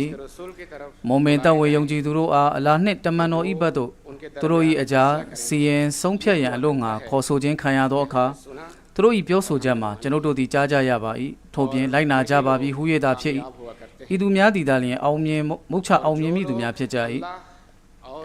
စင်စစ်တမှုကအကျဉ်သူတို့သည်အလ္လာဟ်နှင့်ထိုအရှင်မြတ်၏တမန်တော်အားနာခံလိုက်နာကြ၏ထို့ပြင်အလ္လာဟ်အကြောင်းယွန်းလျက်ထိုအရှင်တကွာဖြူစင်ဖြောင့်မတ်ခြင်းတရားကိုကြင်ကြံစောင့်တည်ကြသောဤသူတို့သည်ပင်လျင်အောင်မြင်မိသူများဖြစ်ကြ၏ထို့ပြင်ယင်းတို့ကအကယ်၍အသင်တို့သည်အသင်သည်ယင်းတို့အားအမိန့်ပေးပါလျင်ယင်းတို့သည်အမှန်ပင်ထွက်ခွာကြပြီအံဟုအလ္လာဟ်အတိုင်တယ်၍အခိုင်အမာကျိန်ဆိုကြ၏အသင်ပြောကြပါလေကျိန်ဆိုခြင်းမပြုကြလင်ထုံတန်းစင်လာနှင့်လျော်ညီစွာနာခံကြလေကုန်ဧကံမုတ်ချအလာဒီအသင်တို့ပြုလုပ်သည်တို့ကိုအစဉ်ထာဝရသတင်းရရှိတော်မူ၏ပြောကြလောအလာအားနာခံကြကုန်ထို့ပြင်တမန်တော်အားနာခံကြကုန်တို့ဖြစ်ရာအကယ်၍အသင်တို့သည်လှည့်ထွက်သွားခဲ့ကြလျင်သူအားတောင်းဝန်ပေးခဲ့သည်နှင့်အညီသာလျင်တောင်းဝန်ရှိပေသည်အသင်တို့အပေါ်၌လည်းအသင်တို့အားတောင်းဝန်ပေးခဲ့သည်နှင့်အညီသာလျင်တောင်းဝန်ရှိပေသည်ထို့ပြင်အကယ်၍အသင်တို့သည်သူအားနာခံကြပါလျင်လမ်းမှန်ကိုရရှိကြပေစင်စစ်တမန်တော်အပေါ်၌ပွင့်လင်းထင်ရှားသောသတင်းပို့ဆောင်ရန်မှတပါအခြားမည်သည့်တောင်းဝန်များမရှိသေးအသင်တို့နဲ့တန်ဝင်ယုံကြည်ကြလျက်ကောင်းမြတ်သောအကျင့်သီလများကိုကျင့်ကြံစောင့်တည်ကြသောသူတို့အားအလာဒီအခိုင်အမာဂရုပြုတော်မူသည်မှာထိုရှင်မြတ်သည်သူတို့ထက်အလျင်ကရှိခဲ့ကြသူတို့အားခလီဖာပြုပေးခဲ့တဲ့ကဲ့သို့သူတို့အားလည်းကဘာမြေ၌အမှန်ပင်ခလီဖာပြုပေးတော်မူမည်ထို့ပြင်သူတို့အဖို့သူတို့၏သာသနာကိုအရှင်မြတ်ကသူတို့အတွက်နှစ်သက်တော်မူသည်နှင့်အညီအမှန်ပင်စွမ်းအားကုန်အရှိန်အဝါကိုပေးသနာတော်မူမည်ထို့ပြင်သူတို့၏စိုးရိမ်ကြောက်ရွံ့ရခြင်းအခြေအနေ၏နောက်တွင်ဧကံမုတ်ချသူတို့အားလုံခြုံငြိမ်းချမ်းသောအခြေအနေသို့ပြောင်းလဲ၍ပေးတော်မူမည်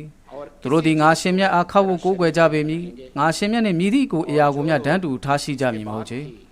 ဤသည့်နောက်တော်မှအကျဉ်သူတို့သည်ကျေးဇူးကမ်းကြသည်ရှိသောဤသူများသည်ပင်မနာခံဖီဆန်သူများဖြစ်ကြ၏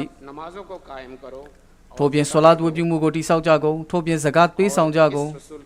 ဤတွင်မကတမန်တော်အားနာခံကြကုန်သို့မှသာအသင်တို့ပေါ်ဂယုဏတော်တတ်ခြင်းကိုခံကြရကြ၏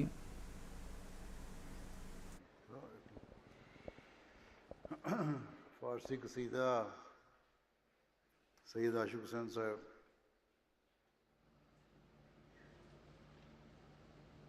फारसी कसीदा တီဆိုရင်ကျူးမှာဖြစ်ပါတယ် अस्सलामु अलैकुम वरहमतुल्लाह फारसी कलाम हज़रत मसीह मौऊद अलैहिस्सलाम कुरान शरीफ के ज़मन में दर्दा के हुस्ने सूरते फुरका आयो नमो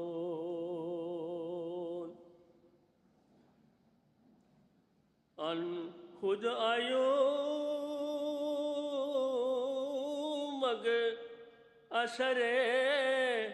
आरफान नमो मर्दुम तलब खुनंद के इजाज़ कुजोस सद दर्दो सदरी के इजाज़ दानमो खूरेम व अज कमाले तगाफुल बेचश्म मो आ रुए खूब व गिसुए अंबर फिशान नमोद जुनाम कबाब शुद ज़कमे इन किताब पाक चंदा बेसूख्तम के खुद उम्मीद जानमोद ए सैयदुल वरा मददी वक्ते नुसरत दर बूस्ताने सराय तो कस बाग बनमोद दर रंजो दर्द भी गुजरोने रोजगार या रब तुरहमी के दिगे मेहबो नमोद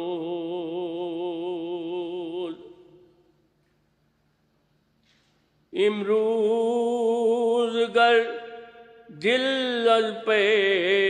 कुरान सुजदत उजरी दिगर तुरा जनाबे यगान नमोद ए भी खबर बेखिदमत कुरान कमर बेबन जा पिशर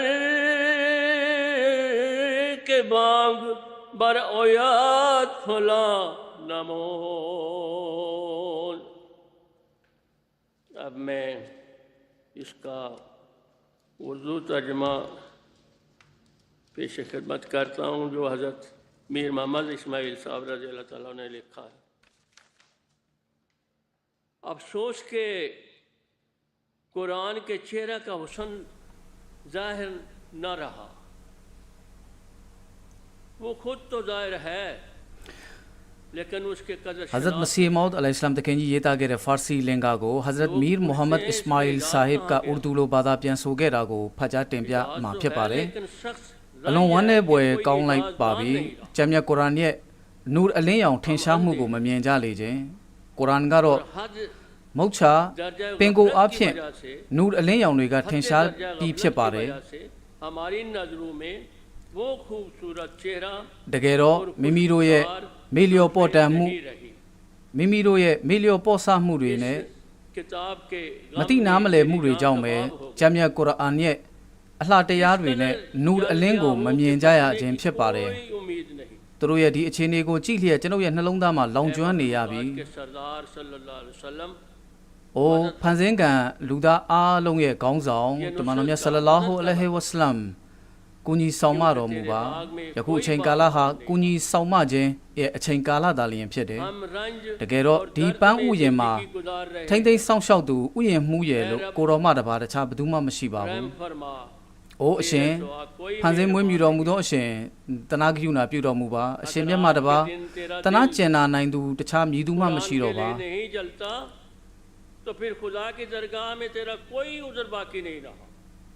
ဒီကနေ့တစုံတဦးဟာဂျမ်မြတ်ကုရ်အာန်အတွက်သူ့ရဲ့နှလုံးသားကလောင်ကျွမ်းမှုရှိမနေဘူးဆိုလို့ရှိရင်အရှင်မြတ်ရဲ့နန်းရင်ပြင်တကဝမှာသူ့အနေနဲ့ဘာမှရစရာမရှိဘူးတင်ပြစရာမရှိဘူးအိုလူသားယနေ့ချိန်ကာလမှာဂျမ်မြတ်ကုရ်အာန်အတွက်သာလျှင်အသင်ဟာကုရ်အာန်ရဲ့အလှတရားကိုဖော်ထုတ်ဖို့အတွက်လောင်ကျွမ်းလျက်စောက်တည်ရမရဖြစ်နေရမယ်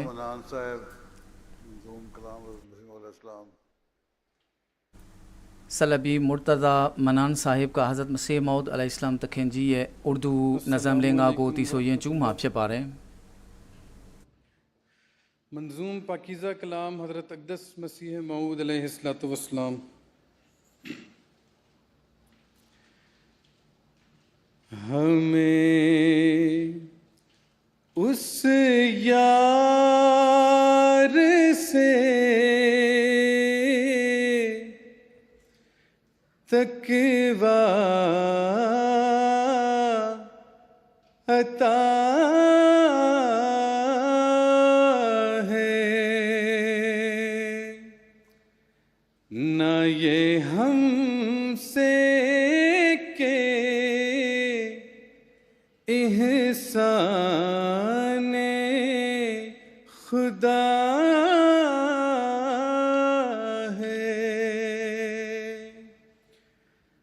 हमें उस यार से तक़वा अता है न ये हमसे के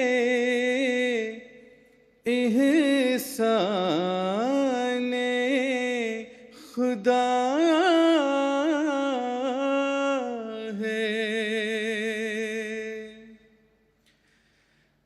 करो कोशिश अगर सिद्को सफा है कि ये हासिल हो जो शर्ते लिखा है कि ये हासिल हो जो शर्ते लिखा है हर एक नेकी की जड़ ये इत्तिका है अगर ये जड़ रही सब कुछ रहा है अगर ये जड़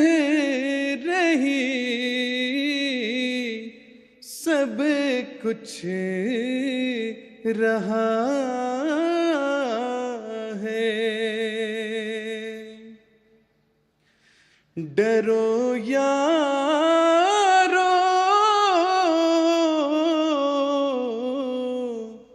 डरो यारो के वो बीना खुदा है अगर सोचो यही दारुल जज़ा है अगर सोचो यही दारुल जज़ा है मुझे तकवा से उसने ये जज़ा दी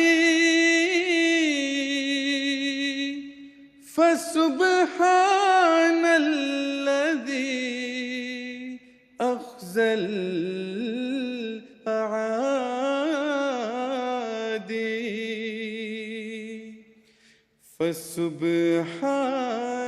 फसुब्हानल्लज़ी अख़्ज़ल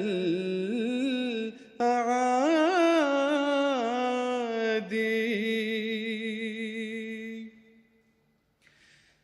अजब गौहर है जिसका नाम तकवा मुबारक वो है जिसका काम तकवा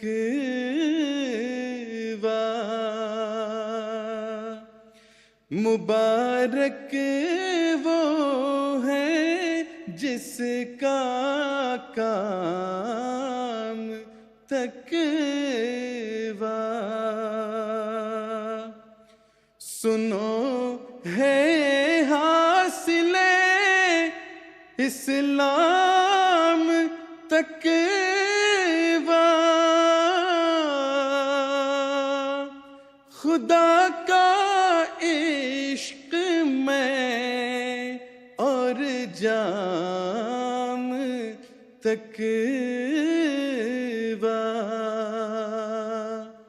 खुदा का इश्क में और जाम तकवा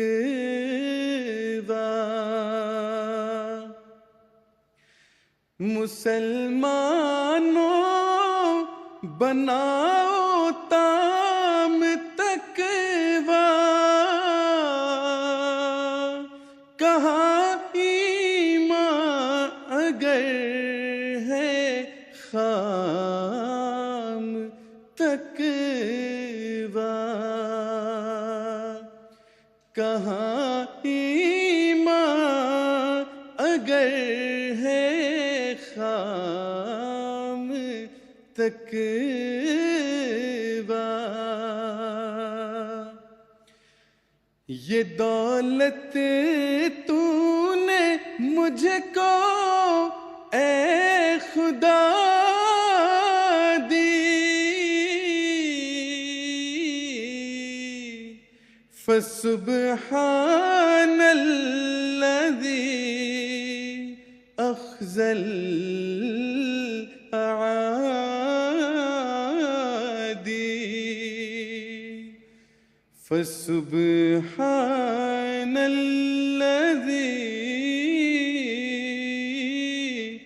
अख़्ज़ल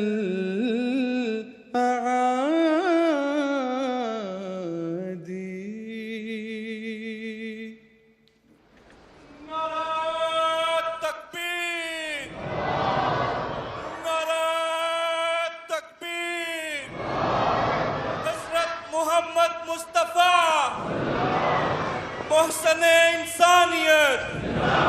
इस्लाम अहमदियत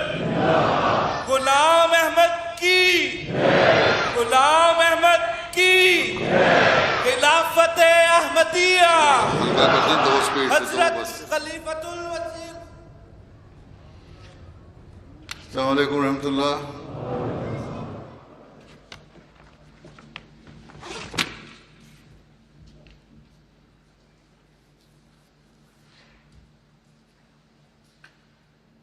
أشهد أن لا إله إلا الله وحده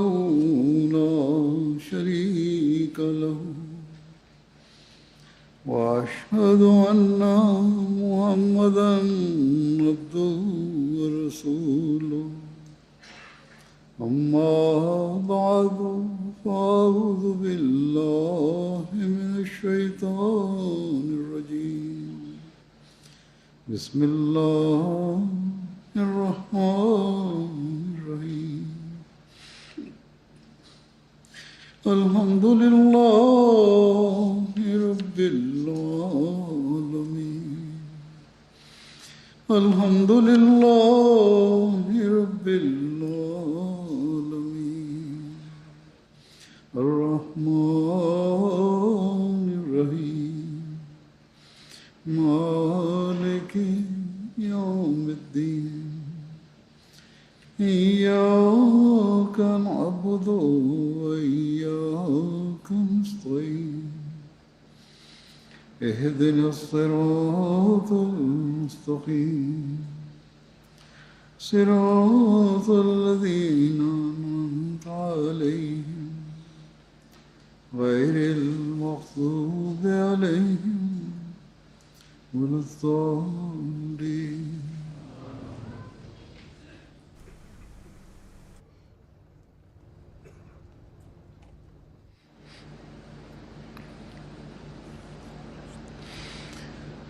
हज़रत अक़दस मसीह मऊद अलैहिस्सलाम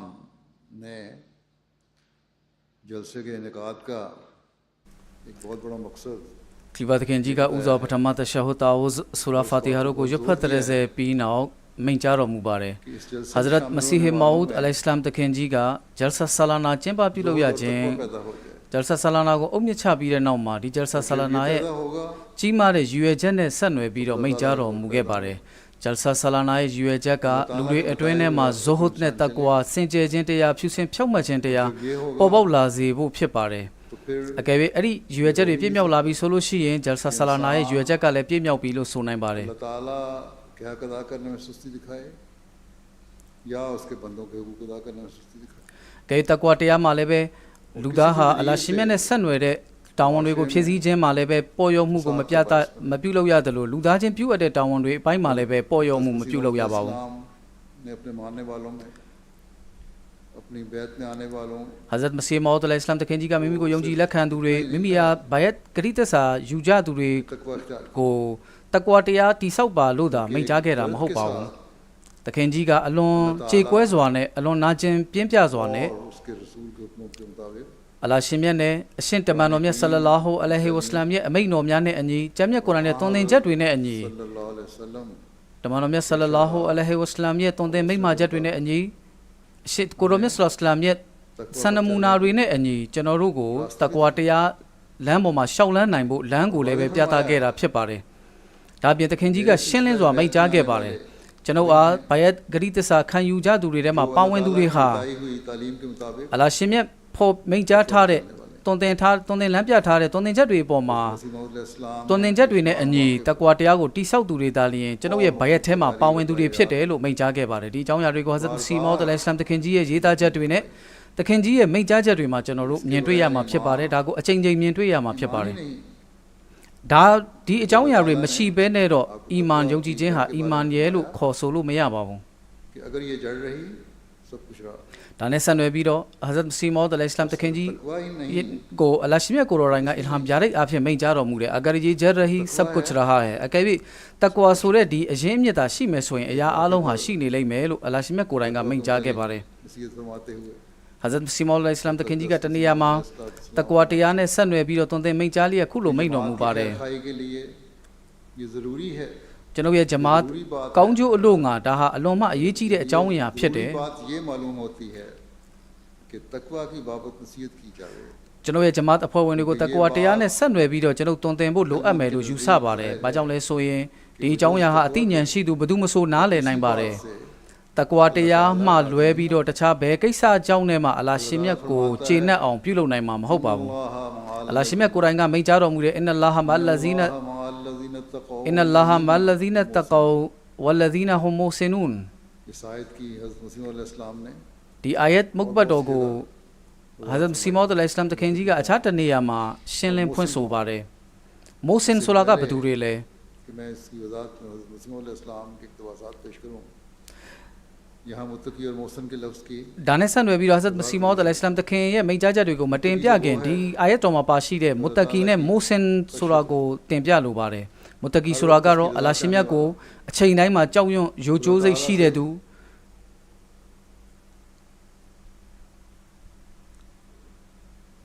कि अल्लाह ताला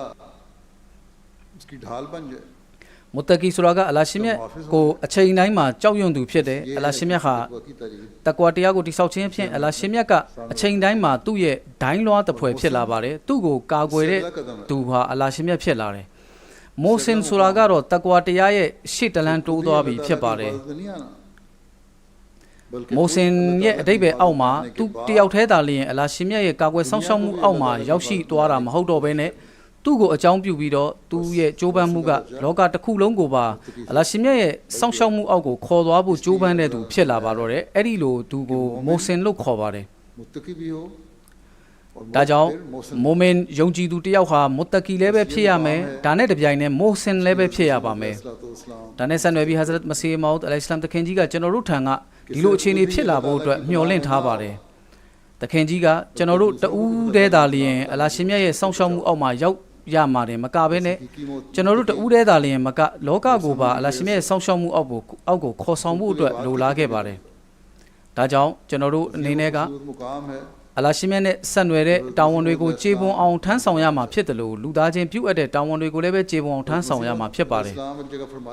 Hazrat Masih Maud al-Islam တခင်ကတနေရာမှာမိန့်ကြားတော်မူပါတယ်မုတ္တကီရဲ့အဓိပ္ပာယ်ကကြောက်ရွံ့သူလို့အဓိပ္ပာယ်ရတယ်တခုကမကောင်းမှုကိုစွန့်လွတ်တာဖြစ်တယ်စွန့်ပယ်တာဖြစ်တယ်နောက်တစ်ခုကကြတော့ကောင်းကျိုးကိုဆောင်ခြင်းဖြစ်တယ်မုတ္တကီဟာမကောင်းမှုတွေကိုစွန့်ပယ်ခြင်းအဓိပ္ပာယ်ရတယ်မိုဆင်ဆိုတာကကြတော့ကောင်းကျိုးဆောင်ခြင်းဆိုတဲ့အဓိပ္ပာယ်ကိုရစေတယ်မုတ္တကီရဲ့အဓိပ္ပာယ်ထဲမှာကမကောင်းမှုကနေရှောင်ကျဉ်ခြင်းလို့အဓိပ္ပာယ်ရတယ်အဲ့ဒါရဲ့ရှေ့တလန်းတက်သွားမယ်ဆိုလို့ရှိရင်တော့ကောင်းကျိုးဆောင်ခြင်းဆိုတဲ့အဓိပ္ပာယ်နဲ့မိုဆင်ရဲ့အဓိပ္ပာယ်ကိုဖော်ဆောင်ပါတယ်ဒါကြောင့်ဒီနေရာမှာမကောင်းမှုကိုတွေရှောင်ကျဉ်ယုံနေမှာကောင်းမှုတွေလည်းပဲပြုလုပ်ရမယ်လို့မိန့်ကြားထားခြင်းဖြစ်ပါတယ်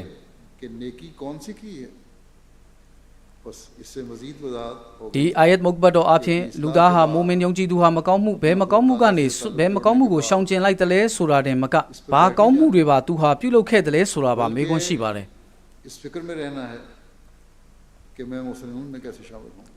ဒီလိုအဖြစ်လူသားအနေနဲ့မကောင်းမှုတွေကိုရှောင်ကျဉ်ခြင်းနဲ့တကွာတရားကိုတိဆောက်ခြင်းနဲ့အတူတကွမိမိအနေနဲ့မိုဆင်တွေထဲမှာပါဝင်အောင်ကြိုးစားရမယ်ဆိုတဲ့တောကပါရှိရပါမယ်အဲ့ဒီအတွက်ကိုဟကူကုလ်အီဘာဒ်လို့ခေါ်တဲ့လူသားချင်းပြုအပ်တဲ့တာဝန်ကိုဖြည့်ဆည်းဖို့လိုအပ်ပါတယ်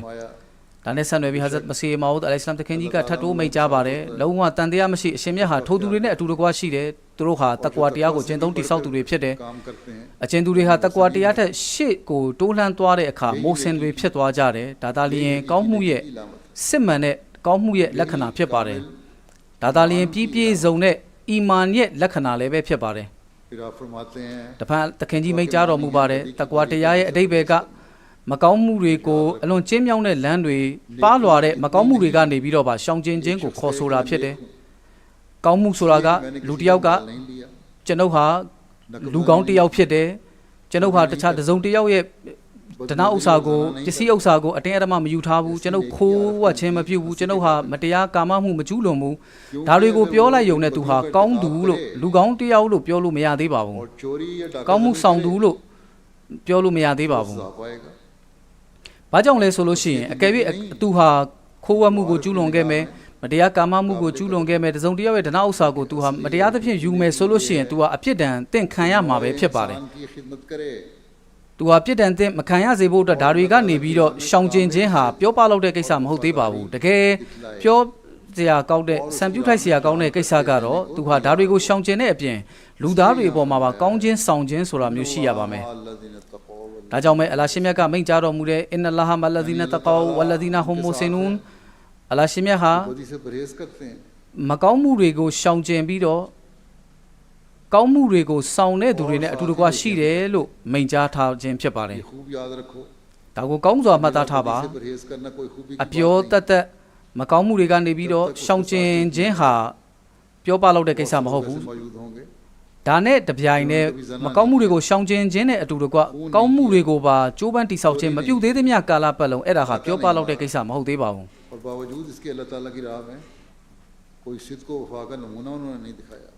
အကျဉ်သူတယောက်ဟာခိုးဝှက်ခြင်းမပြုလုပ်ဘူးမတရားကာမမှုမကျူးလွန်ဘူးဒါတွေကိုဆိုလိုက်ယုံနဲ့သူဟာလူသားမျိုးနွယ်အတွက်ကိုကောင်းကျိုးဆောင်ခြင်းမပြုလုပ်သေးသမျှကာလပတ်လုံးဒါဟာပြောပလောက်တဲ့ကိစ္စမဟုတ်ပါဘူးဟာဇတ်မစီမောဒ်အလိုင်စလမ်တခင်ကြီးမိန့်ကြားတော်မူတယ်ဒါတွေကိုရှောင်ကျဉ်လိုက်ယုံနဲ့အဲ့ဒီလူကသူတော်စင်တွေရဲ့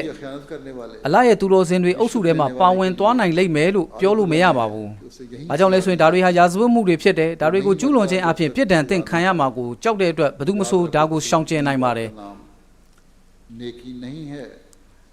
ဟာဇတ်မစီမောဒ်အလိုင်စလမ်တခင်ကြီးမိန့်ကြားတော်မူတယ်။ဒါကြောင့်အသင်တို့ကောင်းစွာမှတ်သားထားပါအပြစ်တွေကိုပြစ်ဒုစရိုက်တွေကိုရှောင်ကျဉ်ုံတတ်ကဒါကိုကောင်းမှုလို့မပြောနိုင်သေးပါဘူး။ ताकि इसमें आला दर्जा का लतीफ खाना डाला जाए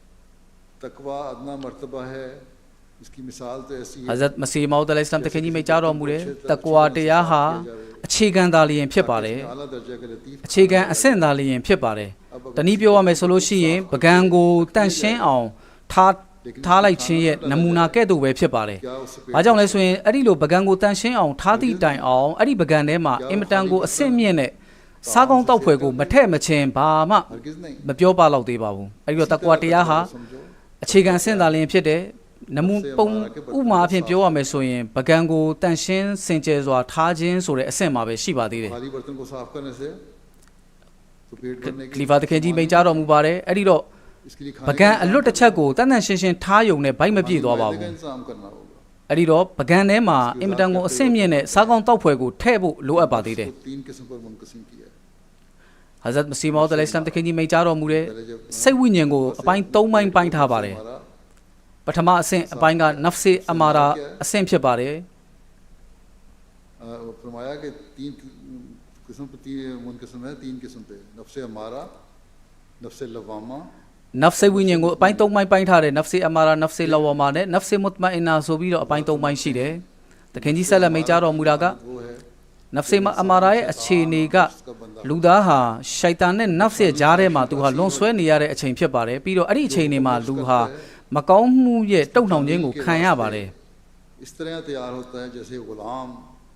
တနည်းပြောရရင်အဲ့ဒီအဆင့်မှာလူသားဟာသူ့ရဲ့စိတ်ဝိညာဉ်ကထိန်းချုပ်မှုအောက်ကိုရောက်သွားပြီးတနည်းပြောရရင်သခင်ရဲ့လက်ထဲမှာကျွန်တယောက်ကရောက်နေတယ်လို့ပဲဖြစ်ပါတယ်။ कोई बुरा काम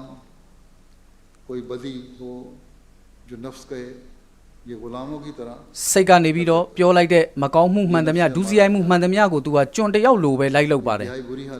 ဒါဟာအလွန်မှကိုနှိမ့်ကြတဲ့ဆိုးရွားတဲ့အခြေအနေဖြစ်ပါတယ်ဒါဟာနဖ်စေအမာရာရဲ့အဆင့်ဖြစ်ပါတယ်ဟာဇရတ်မစီမောဒ်အလိုင်စလမ်တခင်ကြီးမိန့်ကြားတော်မူတဲ့ဒီအခြေအနေကနေပြီးတော့မိမိရဲ့အခြေအနေကိုလုံးဝအုပ်တုံစင်ကြယ်အောင်ပြုလုပ်ရပါမယ်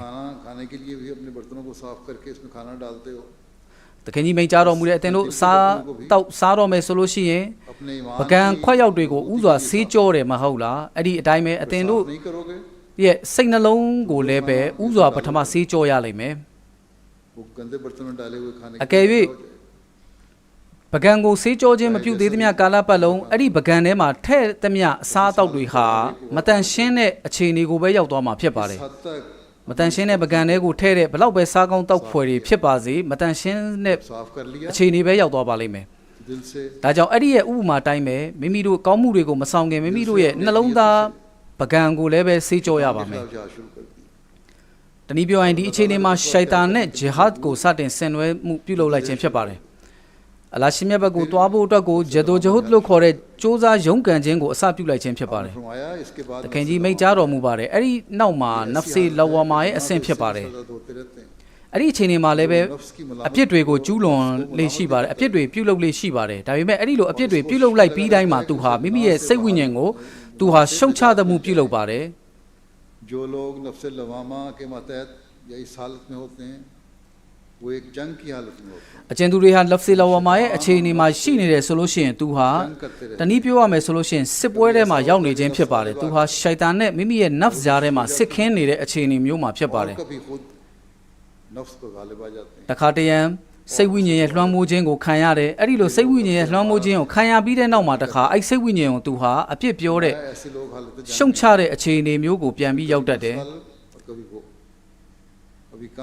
တနည်းအားဖြင့်အဲ့ဒီအခြေအနေမှာရောက်နေတဲ့လူသားဟာတခါတလေနဖ်သူ့ရဲ့စိတ်ဝိညာဉ်ကနိုင်သွားတယ်တခါတလေမှာသူကနိုင်သွားတယ်ဒါကြောင့်ဒီအခြေအနေမှာစင်ဆက်မပြတ် istighfar ပြုလုပ်ဖို့လိုအပ်နေတယ်အလာရှင်မြတ်ထံတော်ကနေပြီးတော့အကူကြီးဆောင်မတွေကိုအချိန်တိုင်းမှာတောင်းခံနေဖို့လိုအပ်တယ်ပြီးတော့အချိန်တိုင်းမှာမိမိအမှတ်ရနေရမှာကမိမိဟာတကွာတရားရဲ့အဆင့်ကိုရရှိအောင်ကြိုးစားရမယ်မိုးစင်တွေအုပ်စုထဲမှာမိမိပါဝင်အောင်ကြိုးစားရမယ်ဆိုတာကိုသတိရှိနေရပါမယ်လူသားဟာအဲ့ဒီလိုစင်ဆက်မပြတ်ကြိုးစားနေတာနဲ့အမျှအလာရှင်မြတ်ရဲ့အလိုတော်နဲ့သူဟာနဖ်စေမုတမန်အင်နာအုပ်စုတွေကိုရောက်ရှိသွားမှာဖြစ်ပါတယ်ဒါနဲ့ဆန်နဘီဟာဇတ်မစီမောဒ်အလိုင်စလမ်တခင်ကြီးမိန့်ကြားတော်မူတဲ့ဒီအခြေအနေကိုဒါလီနဖ်စေမုတမိုင်နာရဲ့အခြေအနေကိုခေါ်ဆိုခြင်းဖြစ်ပါတယ်တနည်းပြောရရင်အဲ့ဒီအခြေအနေမှာစိတ်ဝိညာဉ်နဲ့စစ်ခင်းနေတာတွေအားလုံးဟာချုပ်ငိမ့်သွားပါတော့တယ်ဒါကြောင့်ပဲအဲ့ဒီအခြေအနေကိုရောက်သွားတဲ့သူကိုနဖ်စေမုတမိုင်နာလို့ခေါ်ခြင်းဖြစ်တယ်ဆိုလိုတာကတော့တည်ငြိမ်အေးချမ်းမှုကိုရသွားတဲ့စိတ်ဝိညာဉ်လို့ဆိုလိုခြင်းဖြစ်တယ်လူသားဟာမိမိရဲ့အရေးသွေးစွမ်းအားအရေးချင်းအားလုံးပေါ်မှာအစိုးရသွားတဲ့အခြေအနေကိုရောက်သွားပါတယ်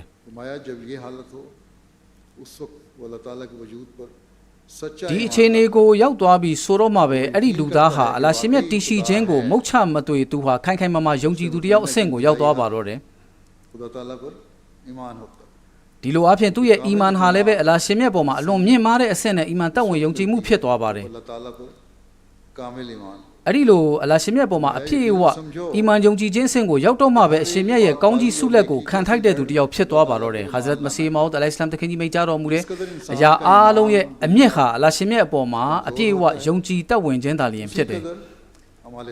အလာရှင်မြတ်အပေါ်မှာတက်ဝင်ယုံကြည်မှုအားနည်းနေတာနဲ့အမျှမိမိတို့ရဲ့ကျင့်ကြံတိဆောက်မှုမှာလည်းပဲအားနည်းနေအောင်မှာဖြစ်ပါတယ်မိမိတို့ရဲ့အီမန်ကစွမ်းအားကြီးမားတာနဲ့အမျှမိမိတို့ရဲ့အီမန်ယုံကြည်မှုကစွမ်းအားကြီးမားတာနဲ့အမျှသူ့အတွင်းထဲမှာလည်းပဲပြုပြင်ပြောင်းလဲမှုဟာအင်မတန်စွမ်းအားကြီးမားစွာပေါ်ပေါက်မှာဖြစ်ပါတယ်အလာရှင်မြတ်ရဲ့ကူညီဆောင်မမှုမပါဘဲနဲ့လူသားဟာမိမိရဲ့အဖြစ်အမှားတွေအပေါ်မှာ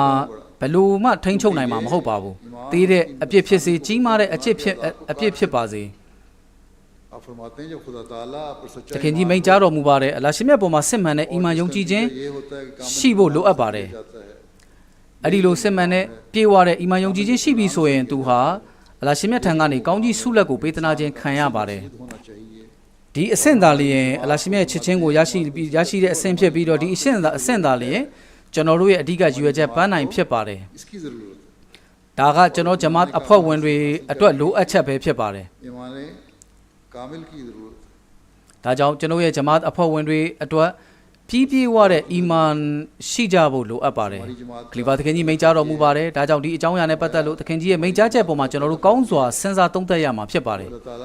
သခင်ကြီးမိန့်ကြားတော်မူတဲ့အတိုင်းပဲကျွန်တော်ရဲ့ဂျမာတ်အဖွဲ့ဝင်များဟာအလာရှင်မြတ်ပေါ်မှာပြည့်ဝတဲ့ယုံကြည်ခြင်းရှိရမယ်လို့ဆိုထားပါတယ်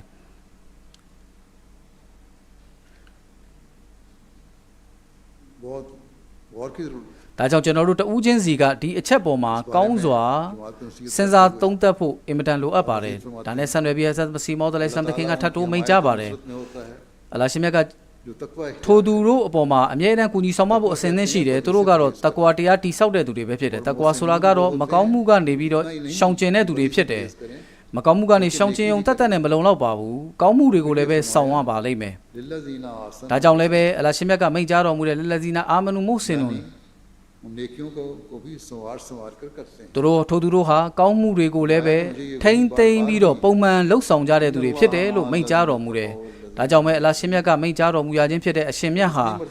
ာတကွာတရားကျင့်ကြံတိဆောက်သူတွေနဲ့မိုးစင်ကောင်းမှုဆောင်သူတွေနဲ့အတူတကွရှိတယ်လို့မိန့်ကြားတော်မူခြင်းဖြစ်တယ် इससे गरज यही है कि ता जमात को मालूम हो जावे कि सिर्फ इस बात पर ही फरिफ्ता ना ဒါကြောင့်ရည်ရွယ်ချက်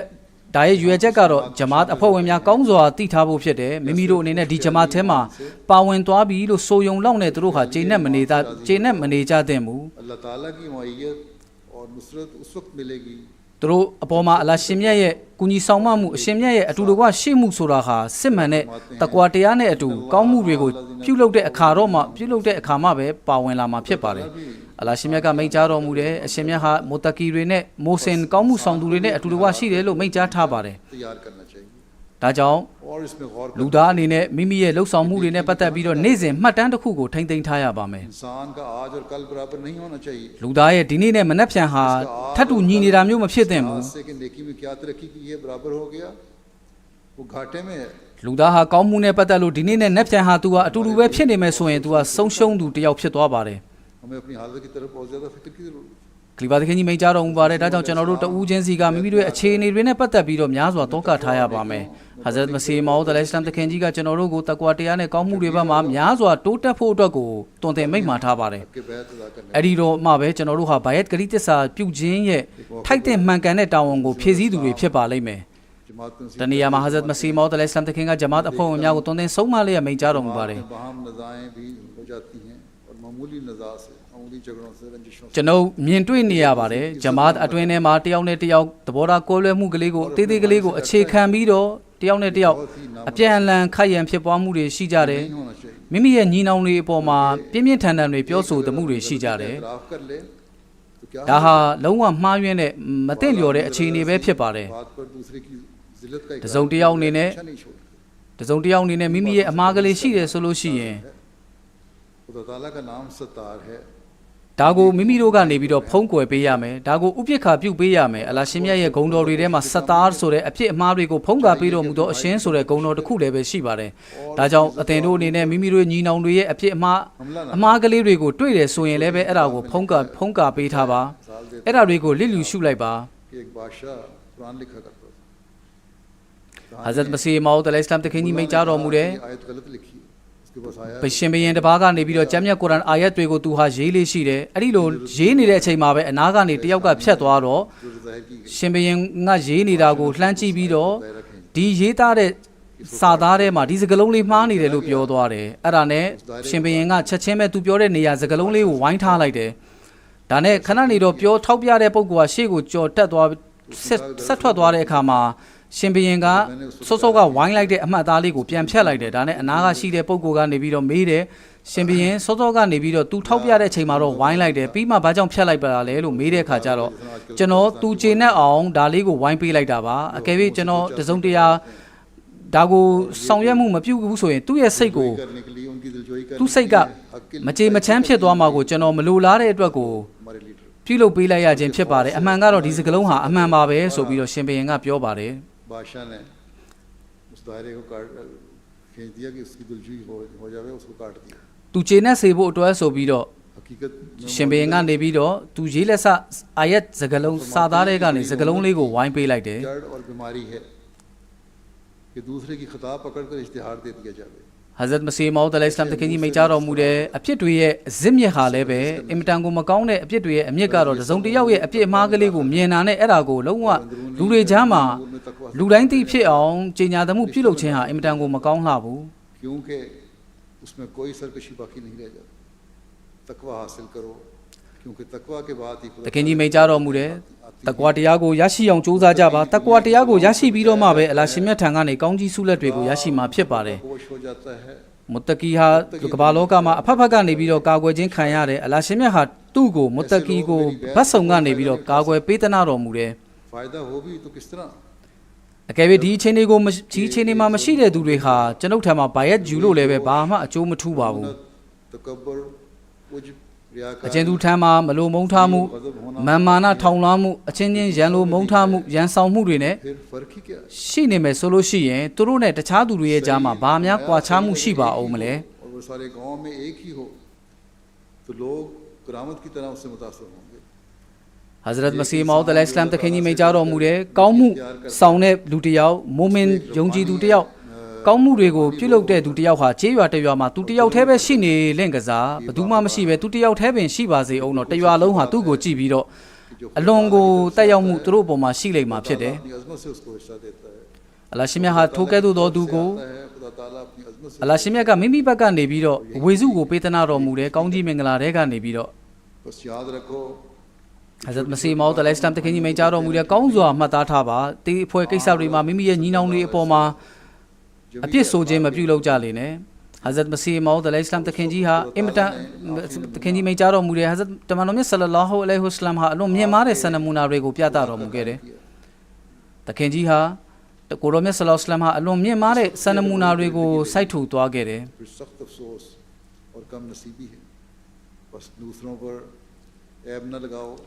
ဒါကြောင့်တခြားသူတွေအပေါ်မှာအပြစ်မဆိုပါနဲ့အပြစ်မတင်ပါနဲ့တစုံတခါတရံမှာလူတစ်ယောက်ဟာတခြားသူအပေါ်မှာအပြစ်ရှာထောက်ပြပြီးတော့ပြောတဲ့အခါမှာသူကိုယ်တိုင်ပင်လည်းအဲ့ဒီအပြစ်ထဲကိုကြာရောက်သွားပါတယ်အကျဉ်သူတစ်ယောက်နဲ့ပတ်သက်လို့လူတစ်ယောက်ကတခြားသူတစ်ယောက်ပေါ်မှာမကောင်းမှုကိုဆွဆွဲတယ်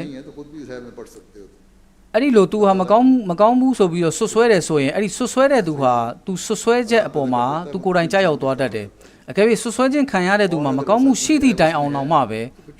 အဲ့ဒီကိစ္စဟာအလ္လာဟ်ရှင်မြတ်နဲ့သာလျှင်သက်ဆိုင်တယ်ဆိုပြီးတော့လွှတ်ထားလိုက်ရမှာဖြစ်တယ်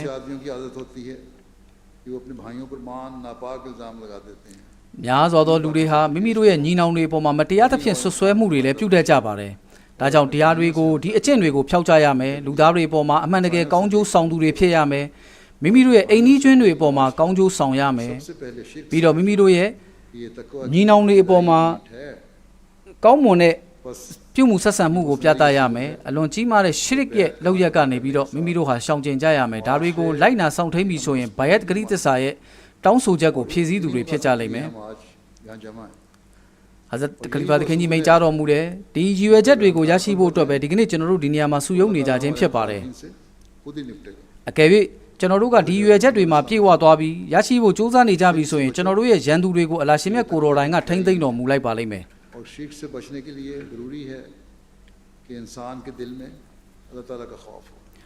တခင်ကြီးမိန့်ကြားတော်မူပါတယ် Hazrat Masih Maud alayhi salam တခင်ကဒီမိန့်ကြားချက်မှာရှရစ်ကနေလည်းရှောင်ကျဉ်ဖို့အတွက်ဆိုပြီးတော့မိန့်ကြားထားတယ်ရှရစ်ကနေပြီးတော့အပြည့်အဝရှောင်ကျဉ်နိုင်ဖို့ဆိုတာမိမိတို့ရဲ့နှလုံးသားမှာအလ္လာဟ်ရှင်မြတ်ပေါ်မှာအမှန်တကယ်ချစ်ကြောက်ယိုကျိုးစိတ်ပေါ်ပေါက်လာအောင်ဝေးမြူရပါမယ်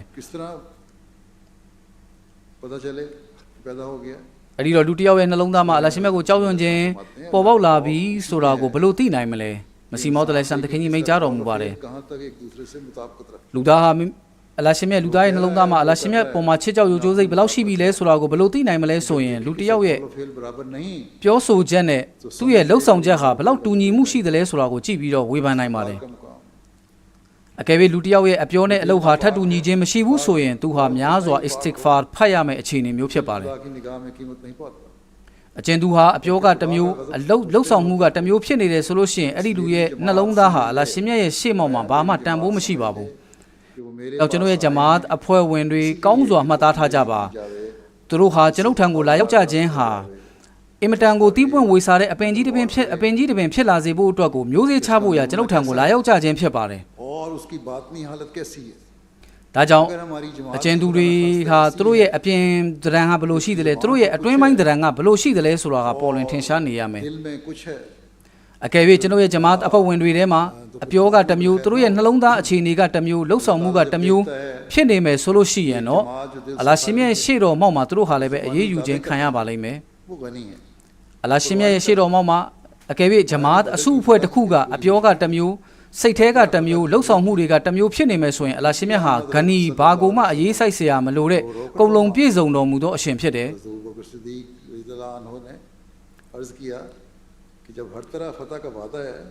Hazrat Masih Maud alayhi salam တခင်ကြီးမိန့်ကြားတော်မူပါတယ်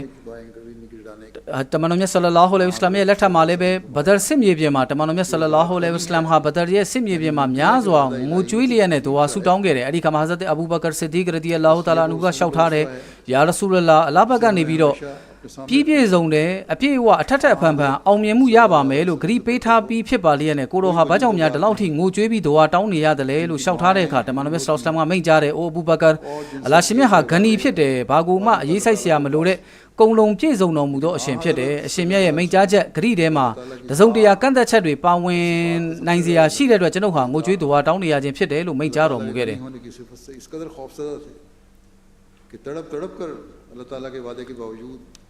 တမန်တော်မြတ်ဆလ္လာလာဟူအလိုင်ဝါဆလမ်ဟာအလ္လာဟ်ရှင်မြတ်ဘက်ကနေပြီးတော့ဗတ်ပေါင်းစုံကနေအောင်မြင်ပါမယ်လို့ဂရီပေးထားပြီးဖြစ်ပါလျက်နဲ့တောင်မှကိုတော်မြတ်ဆလ္လာဆလမ်ဟာအလွန်စောက်တရားမရဖြစ်ပြီးတော့ဒွါဆူတောင်းမှုတွေပြုလုပ်ခဲ့တယ်ခလီဖာသခင်ကြီးမိန့်ကြားတော်မူပါတယ်ဒါကြောင့်ဒီကနေ့အလ္လာဟ်ရှင်မြတ်ကနေပြီးတော့ကျွန်တော်တို့ကိုဂရီပေးထားပြီးဖြစ်ပါတယ်အစ္စလာမ်ဟာအောင်နိုင်လိမ့်မယ်ဆိုတာကိုမုတ်ချဂရီပြုထားပြီးဖြစ်ပါတယ်သို့တော့ကျွန်တော်တို့အလ္လာဟ်ရှင်မြတ်ဘက်ကတတ်မှတ်ထားတဲ့ကန့်သက်ချက်တွေကိုကျွန်တော်တို့ဖြည့်ဆည်းတော့မှသာလျှင်အရှင်မြတ်ပေးထားတဲ့ဒီဂရီတွေဟာပြည့်စုံလာပါလိမ့်မယ်ဒါကြောင့်အလ္လာဟ်ရှင်မြတ်ဘက်ကဂရီတော်တွေအပြည့်အဝအမြန်ဆုံးပြည့်လာတာကိုဂရီတော်တွေပြည့်လာတာကိုကျွန်တော်တို့အမြန်ဆုံးမြင်ရဖို့အတွက်ကိုအရှင်မြတ်ရဲ့ပြဋ္ဌာန်းထားတဲ့တာဝန်တွေကိုလည်းပဲကျွန်တော်တို့ဟာဖြည့်ဆည်းကြရမှာဖြစ်ပါတယ်ဟာဇတ်မစီမောတလိုင်စလမ်တခင်ကြီးမိန့်ကြားတော်မူသလိုပဲကျွန်တော်တို့ဟာတကွာတရားနဲ့ကောင်းမှုတွေပေါ်မှာဘယ်လောက်ထိတိုးလှမ်းခဲ့ကြပြီလဲဆိုတာကိုကျွန်တော်တို့ပြန်ပြီးသုံးသပ်ကြရပါမယ်ဟာဇရတ်မစီမောတလိုင်စလမ်တခင်ကြီးမိန့်ကြားတော်မူတယ်အလ္လာဟ်ရှင်မြတ်ဟာမုတ္တကီတယောက်ကိုလောကရဲ့မလိုလားအပ်တဲ့အရေးကိစ္စတွေကနေပြီးတော့လုံးဝကိုမသက်ဆိုင်လောက်အောင်ကိုအလ္လာဟ်ရှင်မြတ်ဟာပြုလုပ်ပေးသနာတော်မူတယ်လိုအပ်ချက်ကင်းမဲ့အောင်ကိုပြုတော်မူတယ်ဂျမ်မြတ်ကုရ်အာန်မှာအလ္လာဟ်ရှင်မြတ်ကမိန့်ကြားတော်မူတယ်အကျဉ်းသူဟာအလ္လာဟ်ရှင်မြတ်ကိုချစ်ကြောက်ယုံကြည်ခြင်းတကွာတရားကိုတိဆောက်တယ်ဆိုလို့ရှိရင်အလ္လာဟ်ရှင်မြတ်ဟာဘေးဒုက္ခအခြေအနေတိုင်းမှာသူ့ကိုကာကွယ်တဲ့သူဖြစ်လာတယ်ဒုက္ခတွေကနေသူ့ကိုထုတ်ဆောင်တော်မူတယ်ပြီးတော့အဲ့ဒီလိုခက်ခဲရောက်နေတဲ့အချိန်တိုင်းမှာသူမမျှော်လင့်တဲ့နေရာတွေကနေပြီးတော့သူ့ကိုကူညီဆောင်မဖို့ရာအတွက်ကိုအရှင်မြတ်ဟာစီမံပေးသနာတော်မူတယ်အလ္လာဟ်ရှင်မြတ်ဟာမုတ္တကီတယောက်ကိုအချီးနှီးအတိတ်ပဲမဲ့လိုအပ်ချက်တွေကနေပြီးတော့ကင်းရှင်းအောင်ထားတော်မူတယ်ပမာဥပမာပြောရမယ်ဆိုလို့ရှိရင်ဆိုင်သမားတယောက်ဟာသူ့ရဲ့လုပ်ငန်းတွေလွယ်ပတ်ဖို့အတွက်သူ့ရဲ့ပစ္စည်းတွေရောင်းရဖို့အတွက်သူထင်ထားတာကသူဟာမူသားစကားမသုံးလို့ရှိရင်တော့ဒီအယောင်းဝယ်ကဖြစ်လိမ့်မှာမဟုတ်ဘူးဆိုတဲ့အတွေးနဲ့သူဟာပြုလုပ်ရတတ်တယ်ဒါပေမဲ့မုတ္တကီတယောက်အတွက်ကိုဒီအခြေအနေမျိုးရောက်အောင်အလ္လာဟ်ရှင်မြတ်ဟာဘယ်တော့အခါမှမပြုလုပ်ပါဘူးတခင်ကြီးမိန့်ကြားတော်မူတဲ့အကျဉ်သူတယောက်ဟာအလ္လာဟ်ရှင်မြတ်ကိုဆွန့်လွတ်လိုက်ပြီဆိုရင်အလ္လာဟ်ရှင်မြတ်ကလည်းပဲအဲ့ဒီလူကိုဆွန့်လွတ်လိုက်တယ်အဲ့ဒီတော့ရာဟ်မန်အရှင်ကိုဆွန့်လွတ်လိုက်ပြီဆိုရင်တော့ရှိုက်တန်ကသူ့ကိုမိတ်ဆွေလာဖွဲ့လိုက်မှာဖြစ်ပါတယ်တခင်ကြီးကလီဗာတခင်ကြီးမိန့်ကြားတော်မူပါတယ်အကျဉ်သူတယောက်ကိုအလ္လာဟ်ရှင်မြတ်ကဆွန့်လွတ်လိုက်ပြီဆိုရင်ရှိုက်တန်ကသူ့ကိုမိတ်ဆွေလာဖွဲ့မယ်ဆိုတဲ့စကားကိုကျွန်တော်တို့သေချာမှတ်ထားရပါမယ်ဟာဇတ်မစီမောတလိုင်စလမ်တခင်ကြီးမိန့်ကြားတော်မူတဲ့လူသားအနေနဲ့အရေးကိစ္စတိုင်းမှာအလ္လာဟ်ရှင်မြတ်ပေါ်မှာတဝကယ်ယုံကြည်ကိုးစားခြင်းပြုလုပ်မယ်ဆိုရင်မုတ်ချမတွေ့အလ္လာဟ်ရှင်မြတ်ဟာသူ့ကိုအခြေအနေတိုင်းမှာကူညီတော်မူမှာဖြစ်ပါတယ်ဟာဇတ်မစီမောတလိုင်စလမ်တခင်ကြီးမိန့်ကြားတော်မူတဲ့ကျမ်းမြတ်ကုရ်အာန်မှာအလ္လာဟ်ရှင်မြတ်ကမိန့်ကြားတော်မူတဲ့ဝယရ်ဇုခူမင်ဟိုင်ဆူလာယာတဆစ်ကျမ်းမြတ်ကုရ်အာန်မှာဒီမိန့်ကြားချက်ဟာပထမဦးဆုံးရည်ညွှန်းခံတွေဟာသာသနာကိုတတ်ဝင်ယုံကြည်တဲ့သူတွေဖြစ်ပါတယ်တခင်ကြီးမိန့်ကြားတော်မူပါတယ်ဒါကြောင့်ဘာရကာတေတကွာတရားရဲ့ဘာရကတ်ကောင်းကြီးမင်္ဂလာတွေထဲမှာအချက်တစ်ခုကအလ္လာဟ်ရှင်မြတ်ဟာမုတ္တကီကိုလောကရဲ့အချီးနှီးလိုအပ်ချက်တွေကနေပြီးတော့ဖယ်ရှားပေးတော်မူတယ်ဆိုတဲ့အချက်လည်းပါဝင်ပါတယ်ဟာဇတ်ခလီဖာတခင်ကြီးမိန့်ကြားတော်မူပါတယ်ဒါကြောင့်မိုမင်မုတ္တကီတယောက်အနေနဲ့ဒွါပြုလုပ်ရမှာဖြစ်တယ်အလ္လာဟ်ရှင်မြတ်ကျွန်တော်မျိုးတို့ကိုလောကရဲ့အချင်းဒီလိုအပ်ချက်တွေကနေပြီးတော့အလ္လာဟ်ရှင်မြတ်ဖယ်ရှားပေးဖို့အတွက်ရှေ့ဆက်ပြီးတော့ဟာဇတ်မစီမောတ်အလိုင်စလမ်တခင်ကြီးမိန့်ကြားတော်မူပါတယ်မုတ္တကီရဲ့အမတ်လက္ခဏာကအလ္လာဟ်ရှင်မြတ်ကိုအချိန်တိုင်းမှာသတိရပြီးတော့အရှင်မြတ်ကိုချစ်ကြောက်ယိုကျိုးစိတ်နဲ့သူဟာအမြဲတမ်းတုန်လှုပ်လျက်ရှိနေရပါမယ် Don't harm one another. Don't underlook anyone. Don't underestimate anyone. तबीयत का मैलान हो तो फिर अपने दिल को टटोलो कि कि ये हरारत किस चश्मे से निकली है। ये बहुत नाजुक मुकाम है, ये मुकाम बहुत नाजुक है, यानी जल्दी गुस्सा में आने वाला है, तबीयत है। Hazrat Masih Maud alayhi salam တခင်ကြီးမိန့်ကြားတော်မူတဲ့အကယ်၍မိုမင်ယုံကြည်သူတယောက်အနေနဲ့အရေးကိစ္စတစ်ခုခုမှသူဟာထစ်ခနဲဒေါသဖြစ်လာတယ်ဆိုလို့ရှိရင်အဲ့ဒီဒေါသဟာဘာကိုအခြေခံပြီးထွက်လာတယ်လဲအဲ့ဒါရဲ့အရင်းမြစ်ကဘာလဲဆိုတာကိုကပြန်ပြီးသုံးသပ်ရပါမယ်ဒါဟာအင်မတန်မှကိုအကဲဆက်တဲ့အနုစိတ်လာတဲ့အရေးကိစ္စဖြစ်ပါတယ်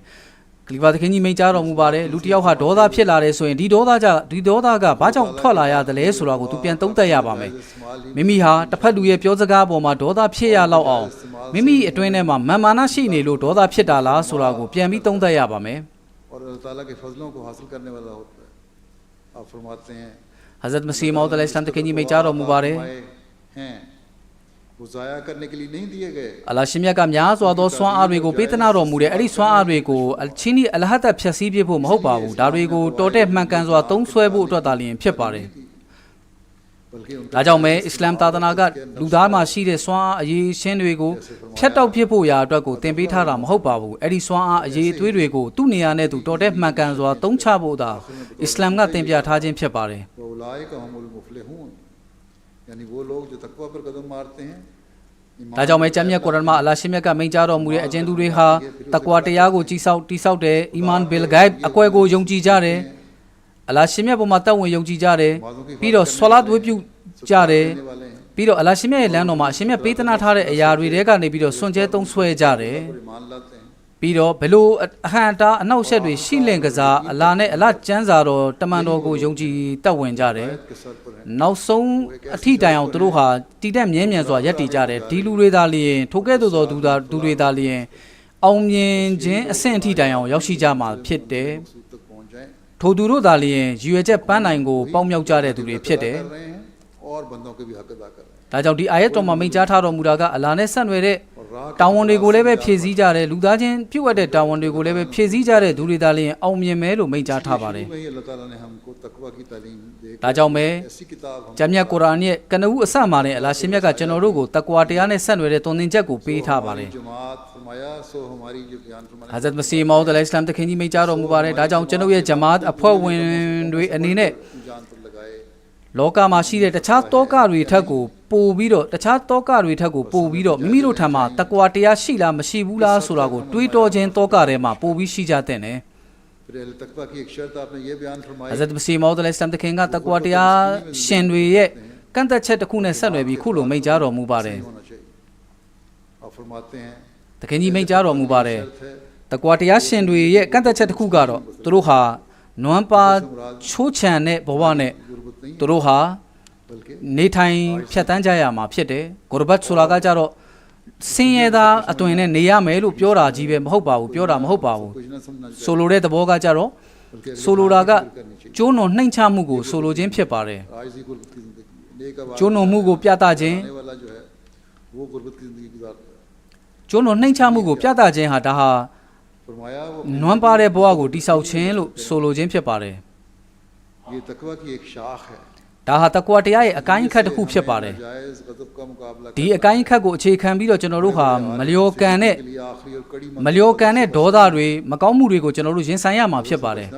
Hazrat Masih Maud alayhi salam တခင်ကြီးမိန့်ကြားတော်မူပါတယ်ဒေါသကနေပြီးတော့ရှောင်ကျဉ်ခြင်းဟာအင်မတန်ကိုကြီးလေးလှတဲ့တာဝန်တစ်ရပ်ဖြစ်ပါတယ်ဒေါသကနေရှောင်ကျဉ်ခြင်းဟာအင်မတန်ကိုခက်ခဲလာပါတယ်အလွန်ကိုအဆင့်မြင့်မာတဲ့သူတော်စင်ကြီးတွေမှာတောင်မှပင်လျင်သူတော်စင်ကြီးတွေမှာတောင်မှသူတို့ဖြတ်တန်းဖို့ရခက်ခဲတဲ့အဆင့်ဟာဒေါသကိုရှောင်ကျဉ်ခြင်းဖြစ်ပါတယ် मैं नहीं चाहता कि मेरी जमात वाले आपस में एक दूसरे को छोटा या बड़ा Hazrat Masih Maud alayhi salam တခင်ကြီးမိန့်ကြားတော်မူတဲ့ကျွန်ုပ်အနေနဲ့မလိုလားတာကတော့ကျွန်ုပ်ရဲ့ဂျမာတ်အဖွဲ့ဝင်တွေအနေနဲ့မိမိတို့အချင်းချင်းညီနောင်တွေကြားမှာဘသူကဖြင့်အဆင့်မြင့်တယ်ဘသူကဖြင့်အစိမ့်နဲ့နဲ့အဆင့်နှိမ့်တယ်အဲ့ဒီလိုမျိုးခွဲခြားဆက်ဆံတာမျိုးကျွန်ုပ်မလိုလားပါဘူး डर है कि ये हकारत बीच ဘသူ में बढ़े ပြီးတော့မိမိတို့ညီနောင်အချင်းချင်းကြားမှာကဲ့ရဲ့တဲ့ရှုံချတဲ့အမြင်နဲ့ကြည်ခြင်းအထင်သေးခြင်းတွေကိုကျွန်ုပ်မလိုလားပါဘူး वो है जो मिस्कीन की बात को मिस्कीनी से सुन မိမိတို့ညီနောင်တွေထဲမှာအဲ့ဒီလိုအပြုတ်မှုတွေကနေပြီးတော့ရှောင်ကျဉ်ကြရမယ်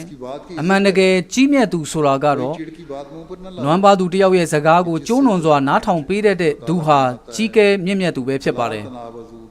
Hazrat Masih Maud alayhi salam တခင်ကြီးမိန့်ကြားတော်မူတယ်အလ္လာဟ်ရှင်မြတ်ကကျမ်းမြတ်ကုရ်အာန်မှာမိန့်ကြားတော်မူပါတယ်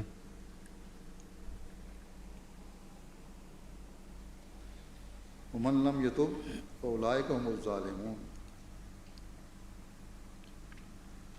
तुम एक दूसरे का चिढ़कर नाम အလရှိမြတ်ကျမ်းမြတ်ကုရ်အာန်မှာမိန့်ကြားတော်မူတဲ့အသင်တို့တဦးနဲ့တဦးနာမည်ပြတ်တွေနဲ့မခေါ်ကြနဲ့ को चिढ़ाता है အကျဉ်သူတယောက်ဟာတစ်စုံတစ်ယောက်အပေါ်မှာ खुद इस तरह मुतला မတရားသဖြင့်ဆွဆွဲတယ်နာမည်ပြတ်နဲ့ခေါ်ဆိုတယ်ဆိုရင်သူကိုယ်တိုင်ကအဲ့ဒီအခြေအနေကိုမရောက်ရမချင်းသူဟာတေရလိမ့်မှာမဟုတ်ဘူး हो तो कौन जानता है किस ဟာဇတ်မစီမောဒ်အလိုင်စလမ်တခင်ကြီးမိန့်ကြားတော်မူတဲ့အသင်တို့ညီနောင်တွေအချင်းချင်းစမ်းကြောင်းတစ်ခုတည်းကနေအတူတူတောက်ကြတဲ့သူတွေဖြစ်ကြပါလျက်နဲ့ अल्लाह के नज़दीक बड़ा ပြီးတော့အသင်တို့ထဲမှာဘသူဟာပိုပြီးတောက်သုံးဝင်ရမလဲဆိုတာကိုအလရှိမြတ်သားလျင်အတိဆုံးဖြစ်ပါတယ်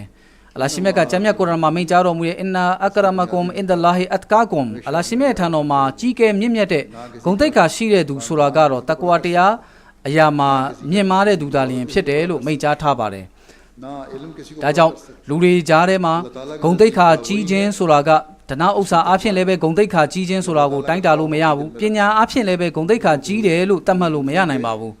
हकूक अदा करता है တကယ်တော့တကွာတရားအဖြစ်သာလျင်ဂုံတိတ်ခါကြီးသူတယောက်ဖြစ်လာနိုင်မှာဖြစ်တယ်ပြီးတော့အဲ့တကွာတရားအဖြစ်မဲ့အလရှိမြတ်နဲ့ဆက်နွယ်တဲ့တောင်းဝန်ကိုဒီလူသားဟာဘလောက်ကြေပြွန်တယ်လဲလူချင်းပြုတ်အပ်တဲ့တောင်းဝန်ကိုဒီလူသားကဘလောက်ကြေပြွန်တယ်လဲဆိုတာနဲ့ကြည့်ပြီးတိုင်းတာရမှာဖြစ်ပါတယ် उनके मुकाबले पर सरहद पर घोड़ा होना ज़रूरी है ဟာဇရတ်မစီမောဒ်အလိုင်စလမ်တခင်ကြီးမိန့်ကြားတယ်ဒီအခြေအနေကိုကျွန်တော်တို့ထိမ့်သိမ်းခြင်းနဲ့ပတ်သက်ပြီးတော့မိန့်ကြားထားတာကကျမ်းမြတ်ကုရ်အာန်မှာအလရှိမြတ်ကမိန့်ကြားထားတော်မူတယ် इसी तरह तुम भी तैयार रहो တစ်ဖက်ရန်သူကိုကာကွယ်ဖို့အတွက်တစ်ဖက်ရန်သူရဲ့ရန်ကနေပြီးတော့ पहुंचाए လုံခြုံအောင်ရှိစေဖို့အတွက်နေကြားစီးတွေမှာမြင်းတွေကိုစောင့်ကြက်ပြီးတော့ထားတယ်လို့ပဲ तो पहले खुद तकवा ကျွန်ုပ်တို့အနေနဲ့လည်းပဲတကွာတရားပေါ်မှာအဲ့ဒီလိုမျိုးစောင့်ကြက်ရမှာဖြစ်တယ် इसमें हसीन में आ सको ဒါကြောင့်အသင်တို့အနေနဲ့တကွာတရားကိုအခုလိုမျိုးစောင့်ကြက်ထိမ့်သိမ်းခြင်းအဖြစ်အလားရှင်မြတ်ရဲ့အလွန်ကိုခိုင်ခန့်တဲ့ရဲတိုက်ထဲကိုကာကွယ်ခြင်းရဲတိုက်ထဲကိုအသင်တို့ရောက်ရှိလာမှာဖြစ်ပါတယ် फिर तो अल्लाह ताला तुम्हें भी खिदमत का मौका देगा အဲ့ဒီလိုအခြေအနေကိုရောက်ပြီဆိုလို့ရှိရင်အလရှိမြတ်ကအသင်တို့ကိုအကျိုးတည်ပိုးခွင့်လည်းပြုမှာဖြစ်ပါတယ်ဟာဇတ်မစီမောဒ်အလိုင်စလမ်တခင်ကြီးမိန့်ကြားတော်မူတယ်ဒီကနေ့မွတ်စလင်တွေရဲ့အခြေအနေကိုကြည့်လိုက်ပါအောင်ဘလောက်တောင်မှ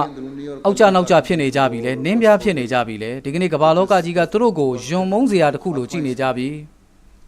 मुसलमानों की हालत देखकर सबक लेना चाहिए जमात के अफराद ဒီကနေ့အာမဒီယာဂျမာတ်အဖွဲ့ဝင်တွေအနေနဲ့မွတ်စလင်တွေရဲ့အခြေအနေကိုကြည့်ပြီးတော့ကျွန်တော်တို့ကသင်ခန်းစာယူရမှာဖြစ်တယ်။ဟာဇရတ်မစီမောဒ်အလိုင်စလမ်တခင်ကြီးမိန့်ကြားတော်မူတဲ့အကယ်၍အသင်တို့ကပါတစ်ခါအသင်တို့ကပါတဖန်ထပ်ပြီးတော့ဒါကိုသင်ခန်းစာမယူဘဲနဲ့မေလျော်ပေါ့ဆပြီးတော့မှားနေကြအောင်ပဲဆိုရင်တော့ဏီကုန်းချုပ်မကောင်းဘူးဆိုတာကိုနားလည်ထားကြ ज़माने में जिस तरह फौज होती थी इस ज़माने में भी मुख्तलिफ ज़राए हैं सरहदों की हिफाजत करने के उसी तरह मुहाफ़िज़ होना पड़ेगा ဟာဇရတ်မစီမောဒ်အလိုင်စလမ်တခင်ကြီးမိန့်ကြားတော်မူတဲ့ဒီအခြေအနေကိုကာကွယ်ထိန်းသိမ်းနိုင်မှုအတွက်အသင်တို့ဟာအမြဲတမ်းနေကြားစီးတွေမှာစောင့်ကြက်ရတဲ့မြင်းတွေကဲ့သို့ပဲအချိန်တိုင်းမှာသတိဝရိယရှိပြီးတော့စောင့်ကြက်ကြရမှာဖြစ်တယ် ऐसी हालत न बनाओ कि इस्लाम को दाग लगे बदकारों और इस्लाम की तालीम पर अमल न करने वाले मुसलमानों से इस्लाम को दाग लगता है कोई मुसलमान शराब पी लेता है ဟာဇရတ်မစီမောဒ်အလိုင်စလမ်တခင်ကြီးမိန့်ကြားတော်မူတဲ့အသင်တို့အနေနဲ့မိမိတို့ရဲ့လောက်ရက်တွေနဲ့အစ္စလာမ်ကိုအစွန်းထင်းဖြစ်အောင်စွန်းထင်းအောင်မလုပ်ကြနဲ့အစ္စလာမ်ကိုအပြစ်ပြောစရာဖြစ်အောင်မလုပ်ကြနဲ့များစွာသောသူတွေဟာမကောင်းမှုတွေကိုကျူးလွန်ပြီးတော့မကောင်းတဲ့ဘဝနဲ့ကျင်လည်ပြီးတော့အစ္စလာမ်ကိုနာမည်ဖြတ်နေကြတယ်တချို့သောသူတွေအရက်သေးစားတောက်စားပြီးတော့လမ်းမှာအော့အန်ကြတယ်မူးပြီးလဲနေကြတယ်သူတို့ကိုကြည့်ပြီးတော့အစ္စလာမ်ကိုနာမည်ပြတ်စေတယ် मजाक नहीं उड़वा रहे होते अपनी तस्दीक नहीं करवा रहे होते बल्कि दरपर्दा इसका असर नफ्स इस्लाम तक पहुँचता है သူတို့ကိုကြည့်ပြီးတော့သူတို့သာလျင်နာမည်ပြတ်ကြတာမဟုတ်ပါဘူးသူတို့လူပုဂ္ဂိုလ်ပုဂ္ဂလိကပဲနာမည်ပြတ်ကြတာမဟုတ်ဘဲနဲ့သူတို့ရဲ့နောက်မှာ देखता हूँ कि इस कदर ပုံကွယ်လျက်နဲ့အစ္စလာမ်သာသနာဝင်ဆိုတဲ့လက်ညှိုးထိုးခြင်းကိုခံရပါတယ် बेकरार हो जाता है ဒီလိုလူတွေရဲ့အခြေအနေကိုကြည့်ပြီးတော့ကျွန်တော်ရဲ့နှလုံးသားမှာစောက်တရားမရခံစားရပါတယ်ဟာဇရတ်မစီမောဒ်အလိုင်စလမ်တခင်ကြီးမိန့်ကြားတော်မူတဲ့ဒီလိုလူတွေကိုကြည့်ပြီးတော့ကျွန်တော်ရဲ့နှလုံးသားမှာစောက်တရားမရခံစားရတယ် फरमाया कि मेरी ဘာကြောင့်လဲဆိုရင်သူတို့ဟာမိမိတို့ရဲ့အပြုအမူတွေအပြင်အစ္စလာမ်သာသနာကိုအပြစ်တင်ဝေဖန်စရာဖြစ်အောင်လုပ်ကြတယ် में मुब्तला होते हैं कि ना အလရှိမြတ်ကနေပြီးတော့ကမ္ဘာလောကမှာအဖြောင့်မှန်မှန်ကန်မှုအရှိဆုံးလမ်းကိုပြသထားပြီးဖြစ်ပါလျက်နဲ့အစ္စလာမ်သာသနာဝင်တွေဟာဒီအခြေအနေကိုရောက်နေရခြင်းဟာအင်မတန်မှကိုဝမ်းနည်းပွေကောင်းလှပါတယ် बार को भी तुमको जो दरअसल इस्लाम पर होती है नुक्ताचीनी करने का मौका Hazrat Masih Maud al-Islam တခင်ကြီးမိန့်ကြားတော်မူတဲ့ဒါကြောင့်အသင်တို့အနေနဲ့မိမိတို့ရဲ့ကျင့်ကြံတိစောင့်မှုတွေကိုပြုပြင်တက်မှတ်ကြပါမယုံကြည်ညင်းပယ်သူတွေပင်လျင်အောင်အသင်တို့ကိုလက်ညှိုးထိုးပြီးတော့ပြစ်တင်ဝေဖန်နိုင်စရာမရှိအောင်အသင်တို့ဖြစ်နေကြရမယ် मजहब से इस्तेज़ा किया जाता है अखलाकी कदरों की कोई हकीकत नहीं वो आला अखलाक ဒီကနေ့ခလီဖာတခင်ကြီးမိန့်ကြားတော်မူပါတယ်ဒီကနေ့လိုခေတ်မှာဆိုလို့ရှိရင်တော့ဘာသာတရားကိုလှောင်ပြောင်ပြည့်ရပြုနေကြတယ်ဘာသာတရားဆိုတာကိုလက်မခံဘူးကိုကျင့်တရားဆိုတာကိုပြည့်ရတဲ့မှုပြုနေတဲ့ခေတ်ကြီးမှာဒီလိုအခြေအနေမျိုးမှာ कि माशरे की बुराइयों का ကမ္ဘာ असर हमारे लोगों पर न पड़ते हमारी नस्लों पर လူဖွဲ့စည်းထဲမှာရှိနေတဲ့ပတ်ဝန်းကျင်မှာရှိနေတဲ့မကောင်းတဲ့အလေးအကျင့်တွေဟာမကောင်းတဲ့အကျင့်တွေဟာကျွန်တော်တို့ရဲ့နောင်မျိုးဆက်သစ်တွေအတွင်းထဲမှာစိတ်မဝင်စေဖို့အတွက်ကျွန်တော်တို့အထူးဂရုစိုက်ရပါမယ်ဒါကြောင့်ဒီလိုပတ်ဝန်းကျင်မှာကျွန်တော်တို့ဟာအလွန်တောကထားပြီးတော့သတိဝရိယနဲ့ဒီပတ်ဝန်းကျင်မှာမိမိတို့ရဲ့မျိုးဆက်သစ်တွေကိုအစ္စလာမ်တွင်တင်ချက်တွေဘောင်အတွင်းထဲဝင်အောင်ကျွန်တော်တို့သင်ပြကြရမှာဖြစ်ပါတယ်ဒါကြောင့်ကျွန်တော်တို့ရဲ့ရွယ်ချက်တွေကိုကျွန်တော်တို့နာရာတွေတက်ဘီတွေအော်ဟစ်ပြီးတော့ပြည့်သွားမယ်လို့မထင်လိုက်ပါနဲ့အော်ဟစ်လိုက်ရုံနဲ့ဒီရွယ်ချက်တွေပြည့်သွားမှာမဟုတ်ပါဘူးHazrat Masih Maud al-Islam တခင်ကြီးမိန့်ကြားတာကိုကျွန်တော်တို့အမြဲတမ်းမျက်မှောက်ပြုရပါမယ်မိမိကိုမိမိအာမဒီဘာလို့နာမည်ခံပြီးတော့ကိုယ်တိုင်ကပြုပြင်ပြောင်းလဲမှုမပြုလုပ်ဖ ೇನೆ ကျွန်ုပ်ကိုနာမည်ဖြတ်တာမျိုးတော့မလုပ်ပါနဲ့လို့တခင်ကြီးကမိန့်ကြားခဲ့ပါတယ်ဒီပါတခင်ကြီးမိန့်ကြားတော်မူပါတယ် Hazrat Masih Maud al-Islam တခင်ကြီးမိန့်ကြားတော်မူတာကကျွန်ုပ်ထံမှာဘိုင်ယတ်ဂရိတ္တစာအာမဒီတယောက်အနေနဲ့ဘိုင်ယတ်ဂရိတ္တစာပြုလိုက်တဲ့သူတယောက်ဟာမိမိရဲ့ပတ်ဝန်းကျင်မှာပတ်ဝန်းကျင်ကလူတွေကပင်လျင်အံ့ဩသွားလောက်တဲ့အထိပြုပြင်ပြောင်းလဲမှုကိုဖော်ဆောင်နိုင်သူဖြစ်ရပါမယ်သူ့ကိုကြည့်ပြီးတော့ထူးခြားတဲ့ပြောင်းလဲမှုသူ့ထံမှာဖြစ်လာပြီဆိုပြီးတော့ပတ်ဝန်းကျင်ကကိုမြင်သွားရတာမျိုးဖြစ်ရပါမယ်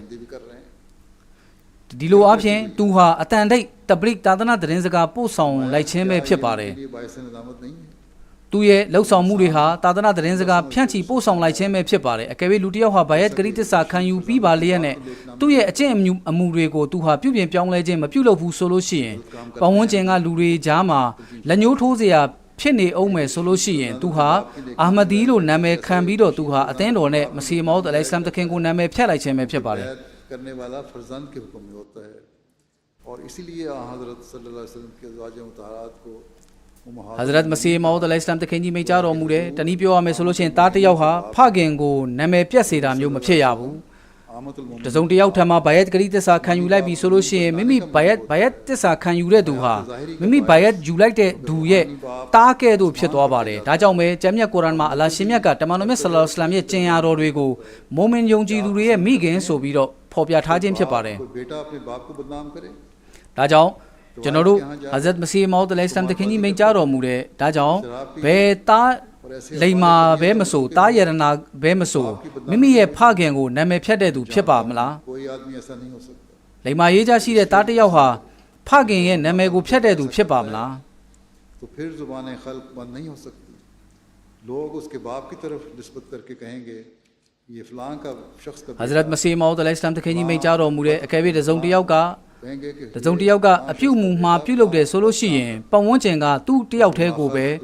ပြစ်တင်မှုပြုတ်မှာမဟုတ်ဘဲနဲ့ဒါကတော့ဖြင့်ဘသူပဲဝါရဲ့သားပါဆိုပြီးတော့ပါပြောဆိုပြီးတော့ရှုံချလိုက်မှာဖြစ်ပါတယ်ဒါကြောင့်ဒီဂျမားထဲမှာပါဝင်သူတယောက်ဖြစ်ပြီးပါလျက်နဲ့သူဟာဒါကိုထောက်ထားသမှုမပြုတ်လုပ်ဘဲနဲ့သူ့ရဲ့အကျင့်မူတွေကိုပြုပြင်တက်မှတ်ခြင်းမပြုတ်လုပ်ဘူးဆိုရင်သူဟာအသင်းတော်နဲ့ကျွန်ုပ်ကိုပါနာမည်ဖြတ်ခြင်းဖြစ်တယ်လို့ Hazrat Masih Maud al-Islam တခင်ကြီးမိန့်ကြားတော်မူတယ်ဒါအပြင် Masih Maud al-Islam တခင်ကြီးမိန့်ကြားတော်မူတာကသူဟာမိမိကိုမိမိအာမဒီတယောက်အနေနဲ့ခံယူပြီးတော့ပြုပြင်ပြောင်းလဲမှုမပြုလုပ်ဘူးဆိုလို့ရှိရင်သူဟာပတ်ဝန်းကျင်မှာနာမည်ပြတ်เสียအကြောင်းငံဖြစ်သွားတယ်ပြီးတော့သာသနာတော်အသင်းတော်ရဲ့နာမည်ပြတ်เสียအတွက်လည်းပဲအကြောင်းငံဖြစ်သွားတယ်ဒါတွေမကသာသနာသတင်းစကားပို့ဆောင်ရေးအပိုင်းမှာပါသူဟာအဟန့်တားတစ်ခုလိုအစီးတားတစ်ခုလိုဖြစ်သွားတယ်လို့Masih Maud al-Islam တခင်ကမိန့်ကြားတော်မူပါတယ်ခလီဖာတခင်ကြီးမိန့်ကြားတော်မူတဲ့အဲ့ဒီလိုမျိုးမိမိကိုမိမိပြုပြင်တက်မှတ်မှုမပြုလုပ်တဲ့သူတွေဟာဂျမားတစ်ခုလုံးရဲ့သာသနာသတင်းစကားပို့ဆောင်မှုတဘလစ်လုပ်ငန်းမှာပါသူဟာအဟန့်တားပုံသဏ္ဍာန်ဖြစ်သွားတယ်လို့တခင်ကြီးကမိန့်ကြားတော်မူပါတယ်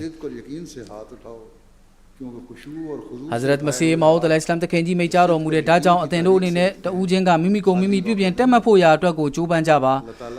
အကယ်၍မိမိတို့မစွမ်းနိုင်တော့ဘူးဆိုတဲ့အခြေအနေမျိုးကိုရောက်ပြီးဆိုရင်ဖြူစင်ဖြောက်မှတ်တဲ့နှလုံးသားတွေနဲ့အလာရှင်မြတ်ရှေ့တော်မှာလက်ဖြန့်ပြီးတော့တော်တောင်းခံကြပါအလာရှင်မြတ်ရဲ့ကူညီဆောင်မမှုဟာရောက်ရှိလာပါလိမ့်မယ်ဒါကြောင့်အသင်တို့ကောင်းစွာတော်ဆူတောင်းကြပါတော်ဆူတောင်းကြပါကျွန်တော်တို့အနေနဲ့မိမိတို့ကိုမိမိတို့ပြုပြင်တက်မှတ်နိုင်ဖို့အတွက်များစွာတော်ဆူတောင်းဖို့လိုအပ်ပါတယ်ခလီဖာသခင်ကြီးကမိန့်ကြားတော်မူပါတယ်ဟာဇရတ်မစီမောဒ်အလိုင်စလမ်သခင်ကြီးမိန့်ကြားတော်မူတယ်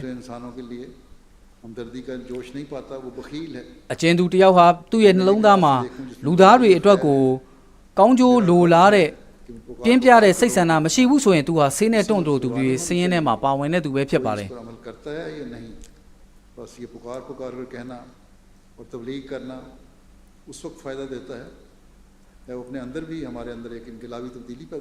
ကလီဖာသခင်ကြီးမိန့်ကြားတော်မူပါတယ်ဒါကြောင့်သခင်ကြီးရဲ့မိန့်ကြားချက်တွေနဲ့အညီကျွန်တော်တို့နှလုံးသားမှာလည်းပဲအခုလိုကြီးကျယ်တဲ့ပြုပြင်ပြောင်းလဲမှုတော်လှန်ပြောင်းလဲမှုပေါ်ပေါက်တော့မှာတာလျင်ကျွန်တော်တို့ရဲ့သတင်းစကားပို့ဆောင်မှုတွေကျွန်တော်တို့ရဲ့အော်ဟစ်ပြီးတော့ကြွေးကြော်မှုတွေဟာလည်းပဲအဓိပ္ပာယ်ရှိလာမှာဖြစ်ပါတယ်ဟာဇရတ်မစီမောဒ်အလိုင်စလမ်သခင်ကြီးမိန့်ကြားတော်မူပါတယ်कि जो कुछ मैं आप लोगों को कहता हूँ मैं सवाब की नीयत से कहता हूँ नहींဟာဇရတ်မစီမောဒ်အလိုင်စလမ်သခင်ကြီးမိန့်ကြားတော်မူတယ်ကျွန်ုပ်ယခုအသင်တို့ကိုပြောနေသမျှစကားတွေအားလုံးဟာအလဘက်ကနေပြီးတော့အကျိုးဆုလက်ရပါစေတော့ဆိုတဲ့ရည်ရွယ်ချက်နဲ့ကျွန်တော်ပြောနေတာမဟုတ်ပါဘူးတကယ်တော့ကျွန်တော်ရဲ့နှလုံးသားကပြင်းပြတဲ့လိုလားချက်ကျွန်တော်ရဲ့နှလုံးသားကလူသားအားလုံးပေါ်မှာထားတဲ့ကောင်းကျိုးလိုလားစိတ်နဲ့စောက်တရားမရဒီပြင်းပြတဲ့ကောင်းကျိုးလိုလားစိတ်နဲ့ဒါလည်းကျွန်ုပ်ဟာပြောနေရခြင်းပဲဖြစ်ပါတယ်इन पर ऐसे कारबंद हों कि एक नमूना हो और उन आदमियों को जो हमसे दूर हैं अपने फेल और कॉल से समझा दो अगर ये बात हज़रत मसीह मौद अलैहिस्सलाम तक जी में चारों मुरे डा जाओ अचेंदु टू जेंजी हा मिमी रोये အပြောဆိုမှုပြုမှုလှုပ်ဆောင်မှုတွေအပြင်ပြည့်ဝတဲ့စံနမူနာတစ်ရပ်ကိုတိဆောက်ပြသရမှာဖြစ်တယ်ကျွန်တော်တို့နဲ့နီးစပ်တဲ့သူတွေကလည်းပဲဒီတိုင်းရှိရမှာဖြစ်တယ်လို့ဂျမာတ်နဲ့ဝေးကွာနေကြတဲ့သူတွေရဲ့ရှေ့မှာလည်းပဲဒီနမူနာတွေကိုပြသပြီးတော့သူတို့ကိုနီးစပ်လာအောင်ကျွန်တော်တို့ခေါ်ယူရမှာဖြစ်ပါတယ် तुरफा रोशनी पड़े और वो नाउमीद हो जाएं कि ये मुखालिफ ज़लालत में पड़े हैं रसूलुल्लाह सल्लल्लाहु अलैहि वसल्लम के हाथ पर बड़े बड़े शरीर आकर तायब हुए वो क्यों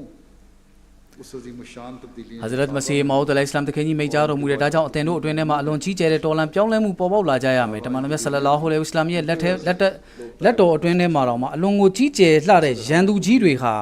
ला भी रो बायत जुलाई जाया रे महोला डाहा बाजाओ माले तकेरो एरा गारो अलोन ची मारे टोलन प्याउले मु को मियंट्वे रे पोमा तुरो हा बायत जुला ला जा जे में फिर पारे खलीफा तक जी में चारों मु बारे चनोरु ने चनोरु मिमी रो उठने में प्यू प्याउले मु रे को फोसों भी रोစင်ကြဲတဲ့ပြုပြင်ပြောင်းလဲမှုကျွန်တော်တို့အတွင်းထဲမှာပေါ်ပေါက်လာစေဖို့အတွက်ကိုကျွန်တော်တို့ထူးအတလဲတော်ဝါဆူတောင်းကြရမှာဖြစ်ပါတယ်ဒီအကြောင်းအရာကိုကျွန်တော်တို့ဂရုဓမ္မထားကြရမှာဖြစ်ပါတယ်အကယ်၍ကျွန်တော်တို့ရဲ့လှုပ်ဆောင်မှုတွေကကျွန်တော်တို့ပြောတဲ့စကားတွေနဲ့မညီဘူးဆိုလို့ရှိရင်ဒါအပြင်ကျွန်တော်တို့ရဲ့လှုပ်ဆောင်မှုတွေကစာပါတာဝကတော်တွေရဲ့စံနမူနာတွေနဲ့ထပ်တူထပ်မြတ်မဖြစ်ဘူးဆိုလို့ရှိရင်ကမ္ဘာလောကမှာကျွန်တော်တို့တဘလိတာသနာသတင်းစကားပို့ဆောင်မှုကိုမှန်မှန်ကန်ကန်ပို့ဆောင်နိုင်အောင်မှာမဟုတ်ပါဘူး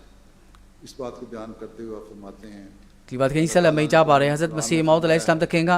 अल्लाह शिमिया का जमिया कुरान में जा मुने सनवे बीरो मसीह मौद अलैहिस्सलाम तक में जा पा रहे हैं अल्लाह शिमिया का जमिया कुरान में जा रो मुरे वजाइलुल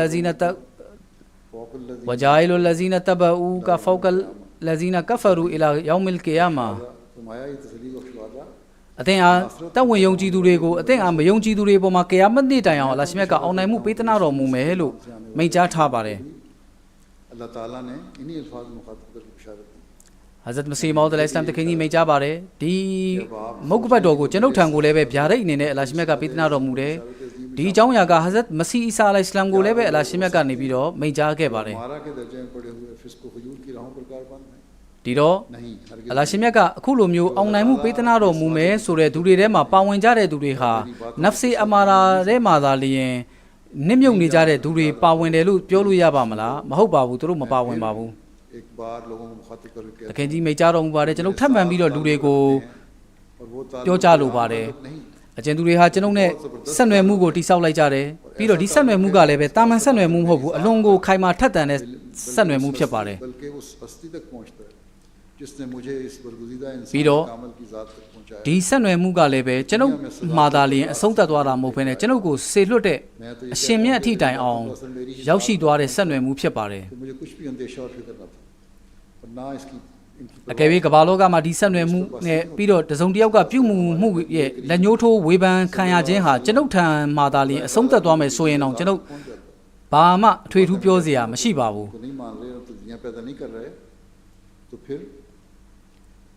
သို့တော့အကယ်၍ပြုပြင်ပြောင်းလဲမှု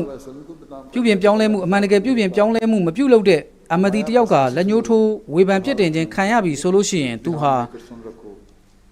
တမန်တော်မြတ်ဆလလာဟူအလိုင်ဝါဆလမ်အထီကိုဝေဖန်ခံရမှုဟာရောက်ရှိသွားတာဖြစ်တဲ့အတွက်မစီမောဒ်အလိုင်စလမ်တခင်ကဒီနေရာမှာမိန့်ကြားခြင်းဖြစ်ပါတယ်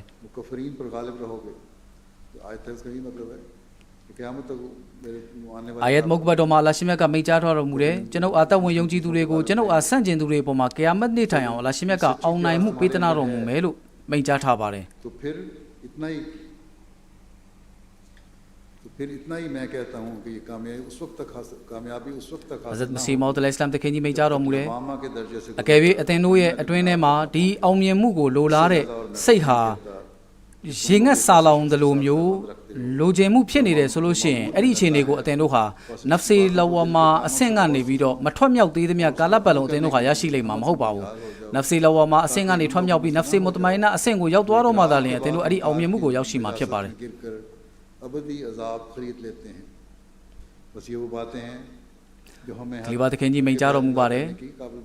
डी तखें मसीह मौद अलैहिस्सलाम तखें ये डी में जा जद्वे हा जनोरु मता भी रो डी टाइम प्यू मु लाइक ना जे आप हिंदा लें जनोरु हा बायत करीते सापी लोग चें ये लो अच्छा द्वे को फिजी दूरे फिर पाले में अल्लाह ताला करे लाशिमे तकवा से बढ़ते हुए जनोरु आलोंगो तकवा टिया असेंग को टीसाउ पीरे अपने मोसिन नुए अट्वेने माँ बाप पावन दूरी फिर आऊँ लाशिमे स्वामी पिता रोंग बाज़ी जनोरु तो ऊजेंसी ये प्योसो मुने लो सामूरी हा लाशिमे ये चेन्नई नेता मुड़ाएं लाशिमे मैं दोने नी हकुकोलाने हकुकोल इबाद नकुज़लोंगो टाउन चीरे दूरी फिर बाज़ी मोसिन दूरी माँ पावन ये तो अच्छे खाया रे दूरी फिर लाशिमे पिता रोंग बाज़ी लाशिमे डी जलसा को बापाउं जोंगा ने भी रो औमियमु पितना रोंग बाज़ी जाऊँ दुआ सुटाऊं माँ अठू दुआ सुटाऊं माँ भी रो जलसा को टाइम लाजे जुएजा को चनोरु याशी वो तो अठू ले दुआ सुटाऊं माँ डी ये ट्वीरे माँ चनोरु अठू ले द्रुत निता गुले वे पोता बा डी मोहरम लाम्या खाले फिर द्रुत को म्याज व फाया में चेंका लाभ से बारे इस्तिगफार गुले वे फबा नमाज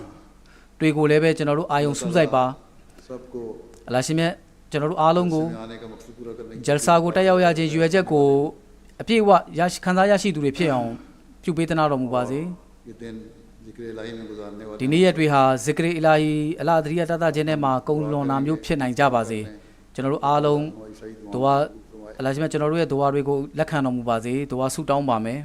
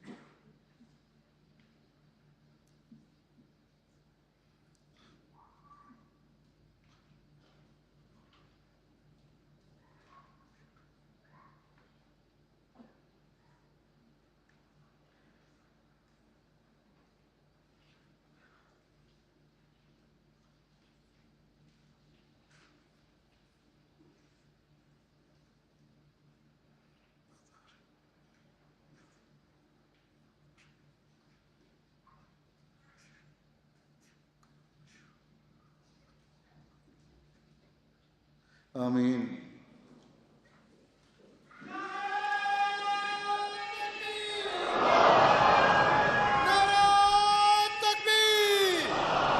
हज़रत मोहम्मद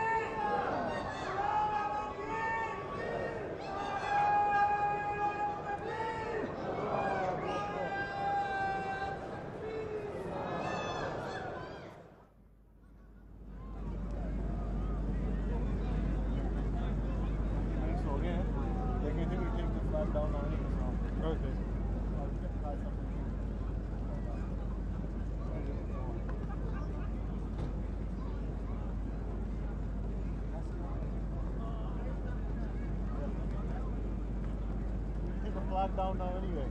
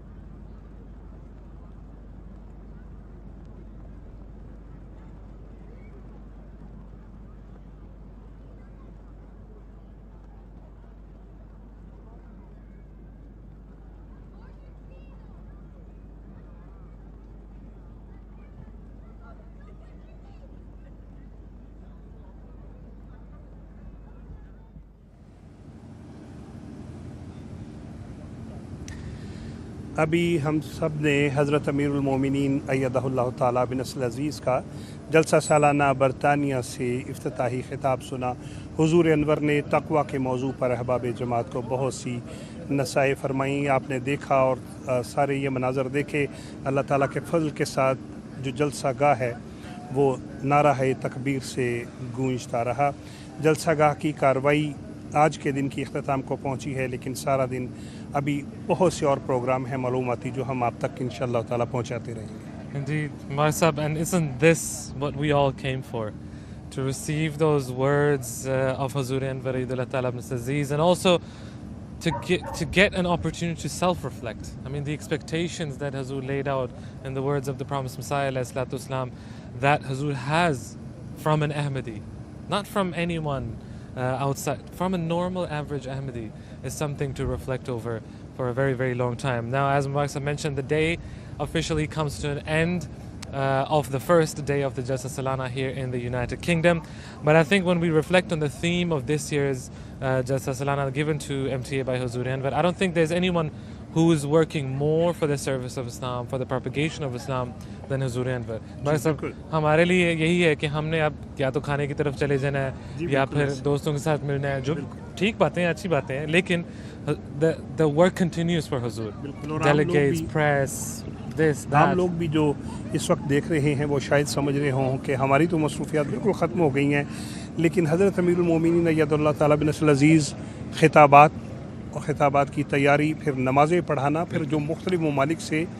वफूद आए होते हैं जलसे के दिनों में भी हुजूर से मिलते रहते हैं और रहनुमाई हासिल करते हैं। So that tabligh effort that Hazur does throughout the year, that continues and during these days as well. And as we said, we only get a glimpse of what we can show probably, but what goes on behind the scenes and what goes on after the session has finished is something, far beyond our comprehension. As we've just mentioned, people are now slowly making their way out of their main marquee, and they're going to have that delicious langar. I'm not sure if it's dal or aloo gosht, I don't know, we'll see. We had some pasta as well today, so we'll enjoy that as well. But